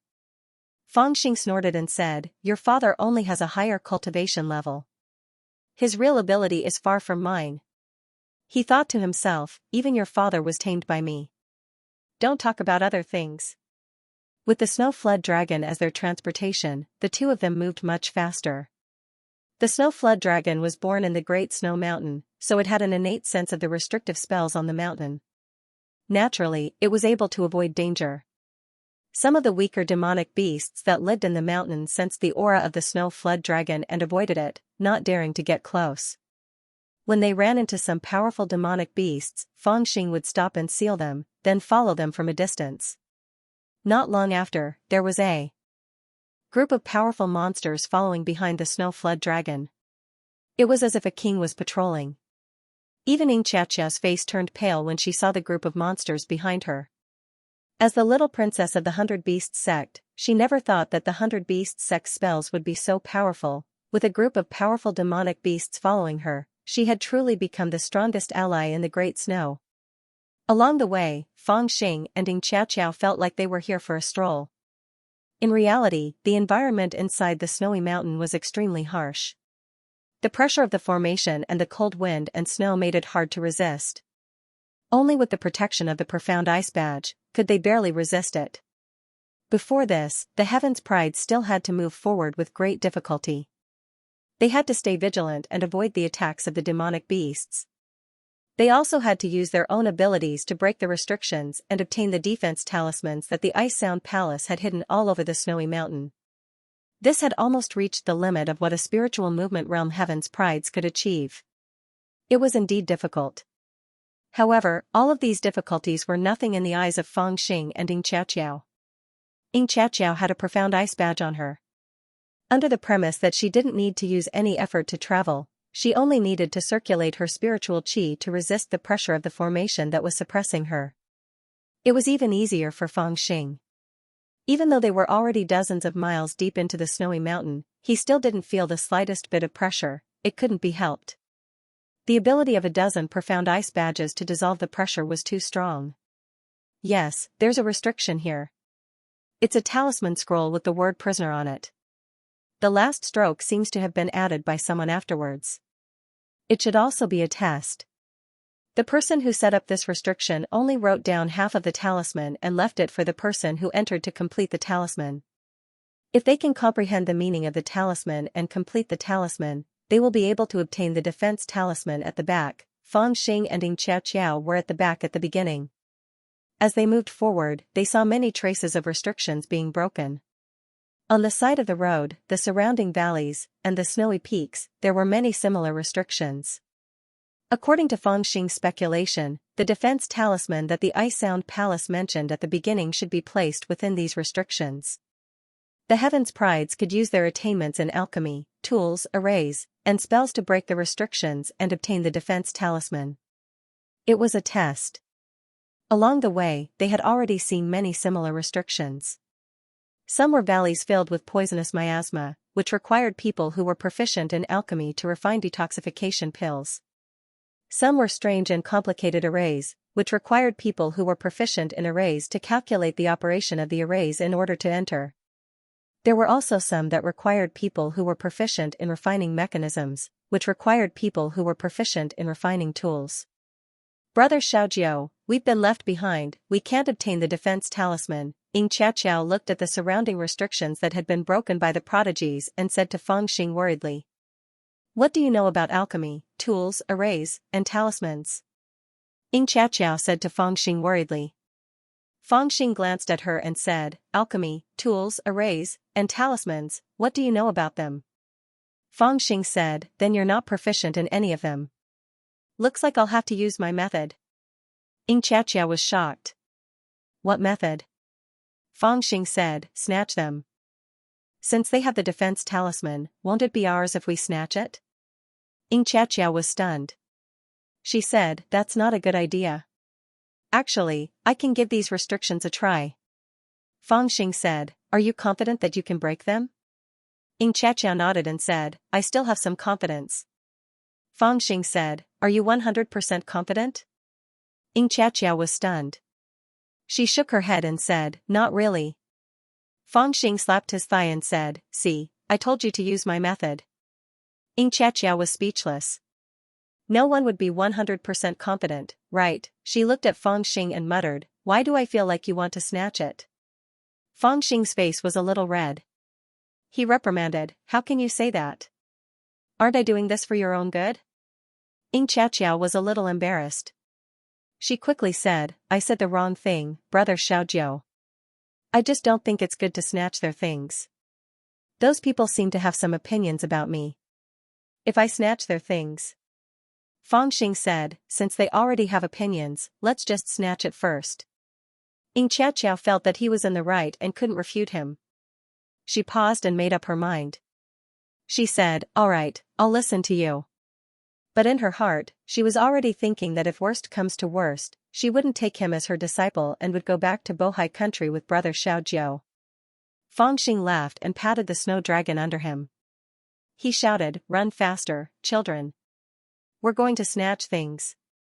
Moo, the snow dragon raised its head. Its body shook and it let out a muffled roar. Its speed suddenly increased. Behind them, a group of snow wolves and ice elephants followed. The ground shook as if there were thousands of soldiers and horses. Not far ahead, on a snowy slope stood 3 men. One of them was Mo Yang. At this moment, Mo Yang's eyes were fixed on the valley and he was calculating something. The other 2 looked at him nervously. After calculating for a long time, Mo Yang's forehead was covered in a layer of cold sweat. He kept saying, "Strange, strange, it's too strange." A young man with sparse eyebrows smiled and said, "Brother Mo is known as the little divine fortune teller. Can't you break this restriction?" Mo Yang's face turned red. He frowned and said, "The restriction here is too powerful. It looks simple, but the way it operates is different from normal restriction arrays. I calculated and there is still a place that I can't take care of, haha. It seems that the little divine fortune teller of the Mo clan is not as good as the Hogue sect of the Great Evolution sect." The young man in the black robe laughed. The young man in the green robe who was with them said angrily, "You should be more honest with your mouth. The 3 of us have formed an alliance and we are already considered the strongest among the people who entered the Great Snow Mountain. But we only obtained 2 defensive talismans. We can't even use 1 each and we are left behind by others. If we enter the depths of the Great Snow Mountain like this, where will we put our faces?" The young man in the black robe waved his hand helplessly and said, okay, but I can't calculate it. I can't do anything about it." After Mo Yang calculated for a while, he became more and more anxious in his heart. Coupled with the ridicule of his pig-headed teammate, it made him a little annoyed. He thought to himself, "I can't calculate all the formation cores. If I rashly enter the valley, it will be very risky. Unless someone sacrifices themselves to block the formation core that I can't calculate and buy some time, but who would be so stupid?" In the midst of his anxiousness, he suddenly heard a rumbling sound from afar. In the midst of the heavy snow, a man and a woman seemed to have slid over from the snowy ground. When he used the Dharma eye technique to look over, he was immediately slightly startled. One of the 2 people was impressively Xianxia, whom he had rejected to form an alliance with. Beside her was a youth dressed in servant clothes. These 2 people seemed rather intimate, but it made him feel slightly jealous. Although he had rejected Xianxia's alliance not long ago, he felt quite uncomfortable seeing her traveling with someone else. "Oh, it's that wild girl from Bohai country." The 2 of them seemed to be gliding over. Could it be that they are using some magic tools? The 3 of them discussed in a low voice. The color of the snow dragon and the snow were too close, and the distance was too far, so they couldn't see clearly. Mo Yang's heart was slightly moved and he said to his 2 companions, "What luck. There is a way to break this restriction." His 2 companions were slightly startled. After listening to Mo Yang's whisper, they immediately reacted and smiled in agreement. "Junior sister Xiao, you are here too." Mo Yang suddenly shouted and rushed towards the direction where Xiao was coming from.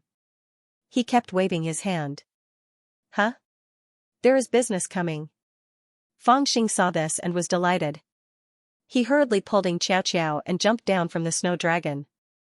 With a wave of his hand, he signaled for the demonic beasts to spread out and form an encirclement. They must not let these 3 fat lambs escape. Then, he pulled Xiao's hand and walked towards Mo Yang and the others with a face full of smiles. As he walked, he said, "Smile more warmly and naturally. You're too amateur." Xiao was a young master of the 100 Beasts sect, but she had already been taught to become a female bandit. She tried her best to hang a stiff smile on her face as she walked towards Mo Yang and said, "Senior brother Mo." Hello." When Mo Yang came closer and saw that Fangxing and Xiao were holding hands, he felt even more upset. He glanced at Fangxing and sneered in his heart. However, he still hung a gentle and elegant smile on his face. He gently cupped his fists towards Xiao and said, "Junior sister Xiao, I was careless just now. I am very regretful. How about you walk with us for the rest of the journey? In the face of Mo Yang's invitation, Xianxia was startled, and a strange expression appeared on her face. No need, hee. I've already found my own allies, they're very powerful. Mo Yang was slightly startled and felt a little unhappy. He said in a slightly cold voice, is it this servant? He is a good ally. At least he is loyal to you. After a pause, he didn't want to be long-winded and said directly, if junior sister Xiao is not willing to ally with us, then I won't force you. However, I do have a small matter that I need junior sister Xiao's help with. Are you willing to help? Xiao was startled and quickly said, senior brother Mo, please say it. If Xiao can help, I will definitely help. Mo Yang smiled faintly and pointed at Feng Xing who was beside her and said, let me borrow your servant for a while. What? Xiao was startled. She looked at Mo Yang doubtfully and then looked at Feng Xing. She thought that she had misheard. Feng Xing, who was watching the demonic beasts surrounding the boo-boo, was also slightly startled. Then, he was overjoyed and laughed mischievously. He liked this kind of person who came looking for trouble the most. He didn't even have an excuse to provoke them. Mo Yang slightly gestured and the two men beside him walked towards Xiao. He slowly walked towards Xiao with his hands behind his back and lightly said, to tell you the truth, there's a restriction in the valley in front. I've already calculated it, but I still need someone to go into the valley and help me pave the way, so that I can take out the defensive array talisman. However, junior sister Xiao doesn't have to worry. I promise you that I'll lend you a servant, and I'll give you a chance to safely enter the depths of the snowy mountains. Xiao was shocked. She hastily stood in front of Feng Xing and shouted, impossible, absolutely impossible. Don't even think about it. Mo Yang helplessly shook his head. He was a little impatient and said, it's just a servant, why are you so stingy? Xiao's face was filled with anger. She sternly said, brother Little Nine is not a servant. If anyone dares to touch him, I'll fight to the death with you.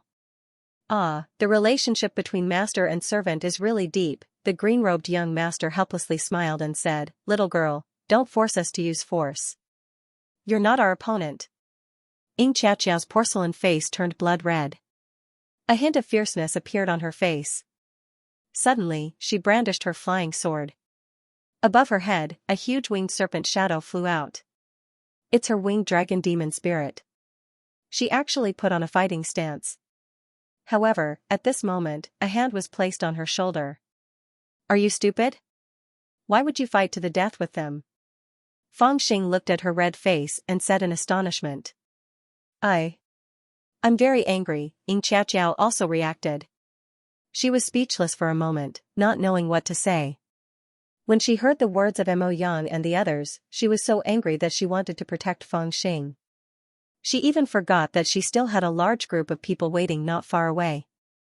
Compared to them, these three people are nothing. Feng Xing said, you're too unprofessional. A robber is actually angered to this extent by a fat sheep. Xiao was speechless. She thought to herself that she was not a professional robber. Is this kid crazy?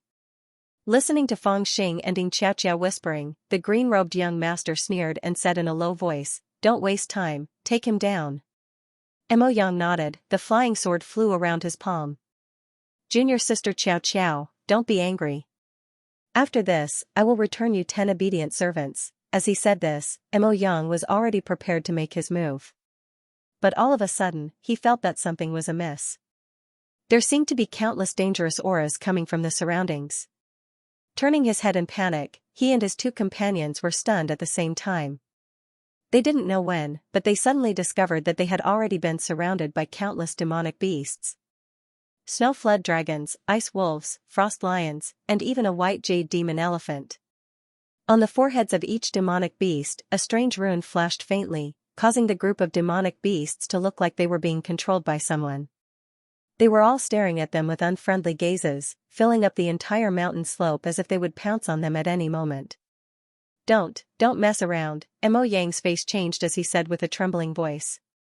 With the strength of the three of them, they naturally wouldn't put Xiao, who was at the 7th layer spirit formation realm, and the person beside her, whose cultivation couldn't be seen through, in their eyes. But suddenly facing so many demon beasts, they were scared to the point that their liver trembled. These demon beasts were the existence that they tried their best to avoid along the way. Who knew what method these two used to control them? Mess around? Of course I won't mess around. Fangxing raised the one-legged bronze lance that was wrapped in black cloth, pointed it at the three of them and shouted, "Hand over the defensive formation talisman and storage bag in your hands. If anyone dares to disobey, hee ao." Following his words, all the demon beasts let out a long howl in unison. The momentum was astonishing, scaring the three of them. You want to rob us? You're just a servant, you better think clearly." Mo Yang's face turned red as he shouted. However, he didn't dare to make a move. Fangxing didn't even look at him and waved his hand, "Children, attack." Rumble, a large group of demon beasts surged forward like a tide, drowning Mo Yang and the other two in an instant.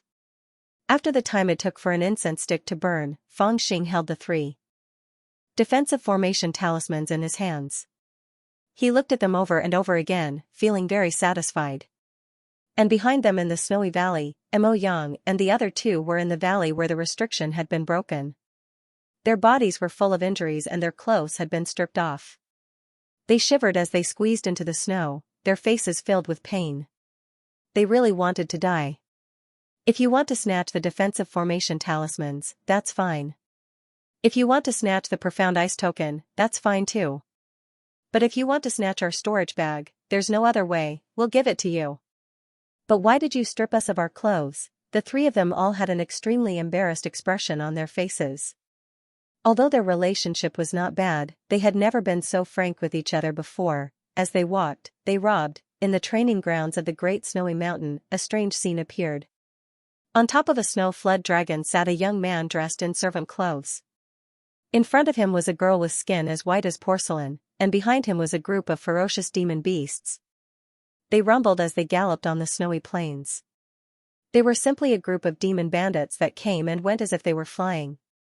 Every time they saw someone, the young man dressed in servant clothes would whistle, and all the demon beasts would surround them. Profound ice token, defensive formation talismans, storage bag, hand them all over. This group of demon beasts had quite a few powerful breeds. For example, this snow dragon could fight against foundation building initial phases. For this group of heaven's prides at the spiritual movement stage, it was simply an unstoppable force. Plus, there were so many of them. With such a large group, anyone who saw them would tremble. People from the 100 Beast sect? What are you trying to do? This is too much. Do you want to rob us? The reactions of the heavens prides varied. Some were angry, some were surprised, and some even found it a bit funny. However, Fangxing did not care what their reactions were. He would rob them all without any hesitation. No matter if they were male or female, ugly or handsome, he would treat them fairly. The demon beast army went all the way in. Wherever they passed, not even a blade of grass would grow. Behind them, a group of penniless heaven's prides were left. They really were penniless. Those who obediently handed over their storage bags, defensive formation talismans, and profound ice token were still all right. Those who were unwilling, even their clothes were taken. After half a day, the two of them had already passed through half of the trial field. They were looking at a black mountain peak in the distance.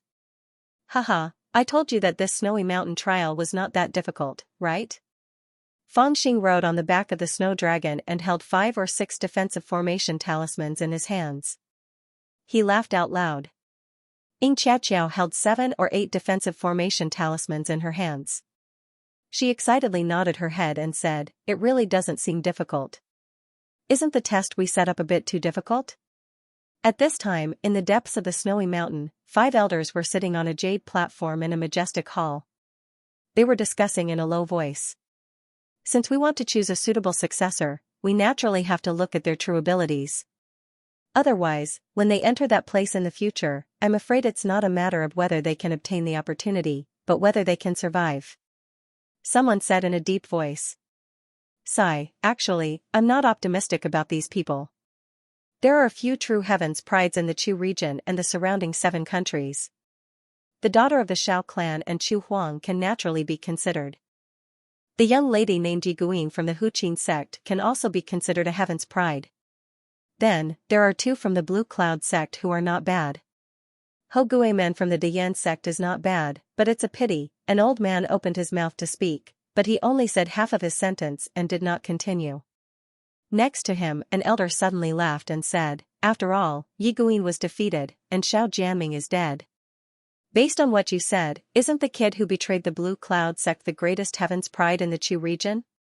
The old man who spoke first was silent for a while before he chuckled and said, "If we can find that brat, he really can be considered as the most suitable candidate for our plan. However, who knows where that brat has run off to after causing such a huge disaster?" A cold-looking elder said, "Murder, Calamity Valley, betrayal of the sect. The other things that the kid has done are fine, but he actually committed the evil deed of plucking a flower. He has already entered the path of evil and committed the most heinous crimes. How can he be entrusted with such an important task by us? There's no need to say any more. Even if we can find that kid, I will only kill him with 1 strike, lest this little devil grows up and harms others." It was also at this moment that the gray-robed old man in the middle suddenly spoke and said indifferently, "This old man doesn't know about other things, but the rumors of her plucking a flower are not true. After my little disciple returned, she reported to me in detail what happened.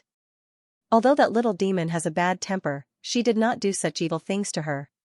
Moreover, I saw her eyebrows, and I know that she has not lost her virginity." When the elders heard this, they all fell silent. An old man suddenly said, "A man and a woman stayed together for half a month, but they actually did nothing. Is this kid stupid?" Haha, the few old men burst into laughter. Even the gray-robed old man couldn't help but laugh and scolded, "Old devil Wan Luo, you've lived for 800 years, but you still haven't changed your lively temperament when you were young. No wonder your Wan Luo sect was established less than 100 years ago, but a group of women rushed into the mountain gate and even tore down your signboard. You, a dignified Jingdan stage ancestor, only dared to hide in your coffin and not see anyone." Someone laughed, "If it weren't for the fact that all his lovers died, he wouldn't have dared to come out." Hee, the Wanluo ancestor was not angry. Instead, he laughed, "A man should be drunk on the knees of beauties and sober to rule the world. It's just that. I slept on the knees of beauties a little too much back then, so my temper is a little too tough, haha. I think if that kid really did appear, you would immediately accept him as a disciple, right?" "Not necessarily. If he really did do something during that half a month, maybe I would have accepted him, haha." The group of old men began to tease each other, losing a lot of their dignity for no reason. "Alright, don't joke around." The stern elder coughed lightly and said, looking at the time, "It's about time for someone to come. Well, let's see if they can pass this last hurdle." Did we pass? 2 black mountain peaks suddenly towered over the snowy plains. They were like 2 sharp swords pointing at the sky. In front of the black mountain sat a man and a woman. The woman was wearing a dazzling white dress. Even the ribbon she used to tie her hair, the scabbard, and the hilt of the sword on her knees were all white. Only her hair was as thick as ink. It was the genius of the Xiao family, Xiao Shui. On the left, there was a man sitting cross-legged.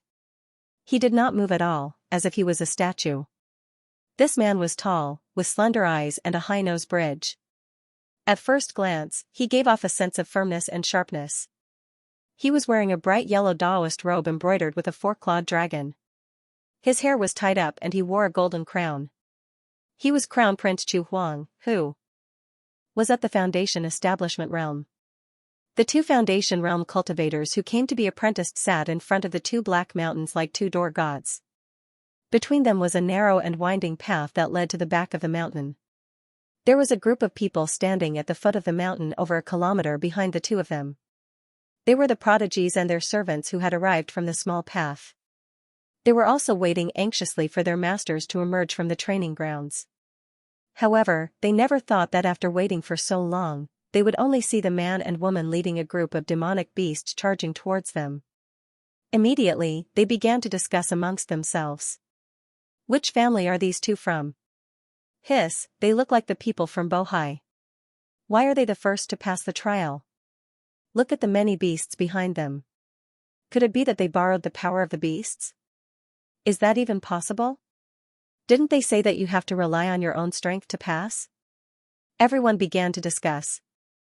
They were a bit hesitant, but they didn't dare to move forward. They knew that the trial wasn't over just because the 2 Foundation realm cultivators were at the front. There was still a show to watch. Why are they here? Fangxing muttered, but he still jumped off the snow dragon with Xianxia. He waved his hand to disperse the beasts and walked forward. The 2 of you are the first to pass the trial. However, there is still one last stage to pass, and that is the 2 of us. It's very easy to get past us. We'll attack you without using our Dao Foundation. As long as you can take 3 of our attacks, you'll be able to enter the depths of the Great Snow Mountain. If you can't, take your servants and go home. When Xiaoshui heard the footsteps of the 2 of them, she opened her eyes and faintly said.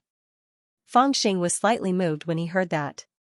He exchanged glances with Xianxia and was a little surprised. Previously, he thought that it would be fine as long as he passed the training field. He didn't expect that there would be such a trial. He actually had to withstand 3 moves from a Foundation Establishment realm expert. Haha, I'm just accompanying her for a walk.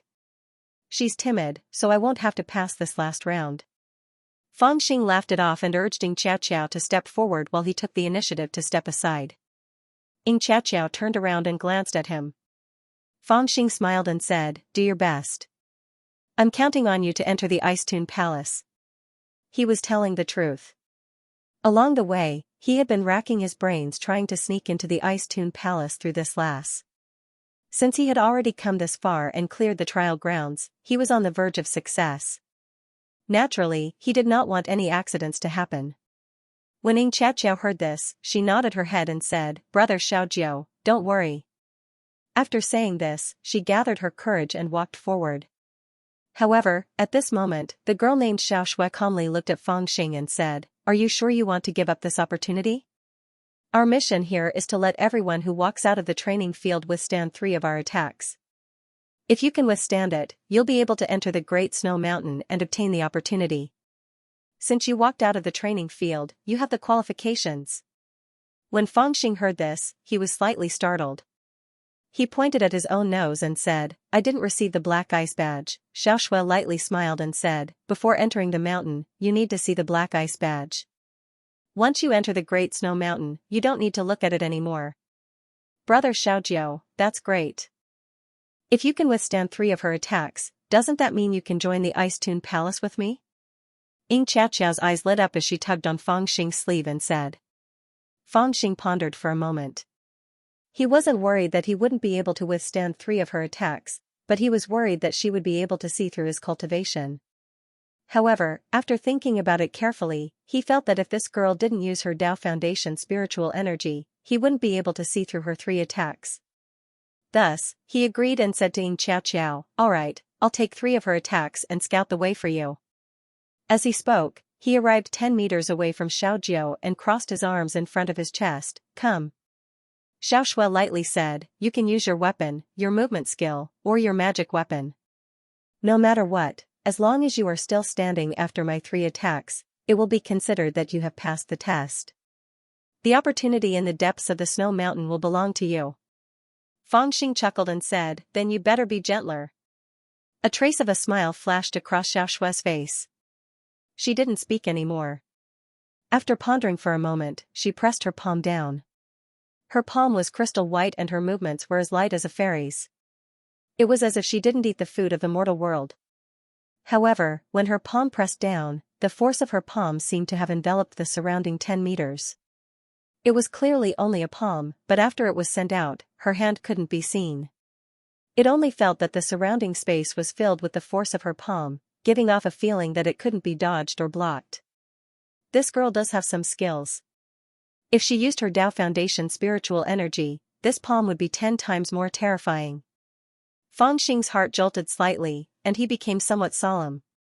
"Since you can't block it, then I won't block it. I'll give you a black eye." Although Xiaoshui's palm strike was brilliant, Fangxing was someone who had fought his way through swords and blades. Thus, he wasn't afraid of her. When he saw that this palm strike wasn't easy to block, he clenched his teeth and took a step forward. He pulled his fist back like a bow and smashed it towards Xiaoshui's flawless face. The power of his fist rumbled like the wind, like a top bow being shot out, hard and ruthless. If Xiaoshue's palm was natural and indescribable, then Fang Xing's fist was simple and direct, violent and effective. Even Xiaoshue was startled when she saw such a huge black fist coming towards her eyes. Especially when facing this fist, other than retreating or using her Tao Foundation spiritual energy to deflect it, there was no other way for her to easily block it. With a thought, the palm that was sent out was retracted and pressed against Fang Xing's fist. Boom! Fang Xing's fist stopped in midair, less than a foot away from her eyes. Second move. Xiaoshue's gaze turned cold. Her finger was like a sword and pointed towards the center of Fang Xing's eyebrows at lightning speed. Fang Xing raised both of his palms and executed the qi plundering technique. The air in front of him was like a whirlpool, coiling around Xiaoshue's arm. When the force of Xiaoshue's finger was exhausted, he had already fled 10 meters away like a rabbit. This finger sword was completely unable to hit him. This second move was Xiaoshue's violent and direct move, but Fang Xing had used the qi plundering technique to an extremely subtle level. Seeing this, Xiaoshue seemed to be a little interested. She suddenly stood up and casually raised the white jade sword that was resting on her knees. Without unsheathing it, she pointed it towards Fang Xing. This sword seemed to have its own spirituality. When she pointed her sword out, it had already locked onto Fang Xing. No matter where he dodged, he would not be able to escape the fate of being pointed at by this sword. But at this moment, Fang Xing did not escape. He directly took out the lance from his back and used the full strength of his arms to smash it towards Xiaoshue's white jade sword. His physique was strong and he had a strange strength to begin with. Even if he did not use his Tao Foundation spiritual energy at this moment, the power of this smash was extremely strong. It had the power to collapse the mountains and crack the earth. Xiaoshue was slightly startled. Her sword lightly tapped 2/3 of the lance and borrowed the momentum to fly back to the jade platform and sat down cross-legged. On the other hand, Fang Xing took a few steps back. He was a little suspicious. He originally wanted to meet force with force and knock the sword out of her hand.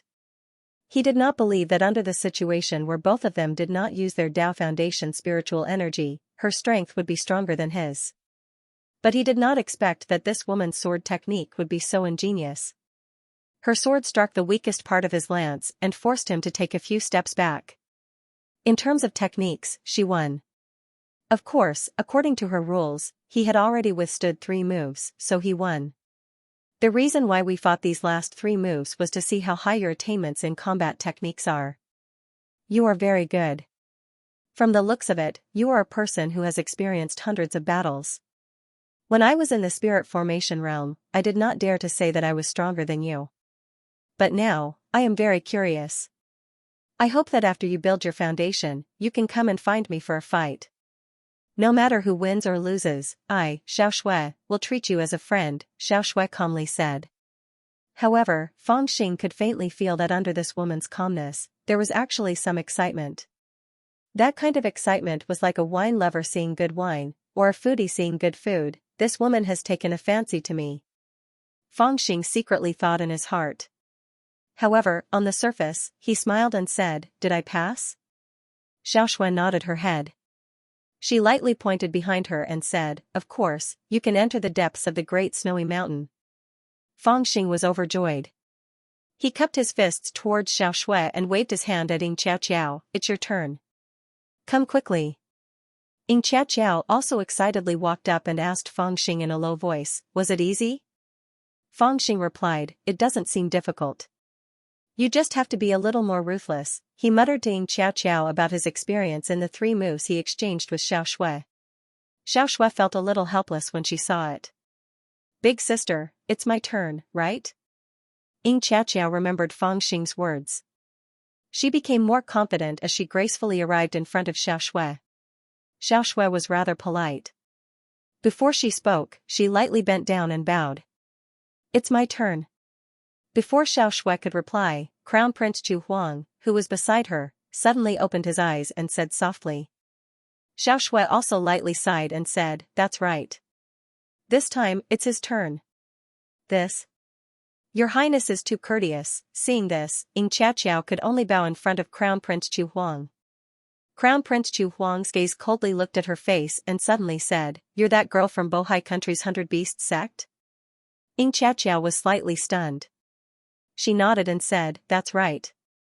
With your cultivation, you shouldn't have been able to pass the trial so quickly. How did you do it?"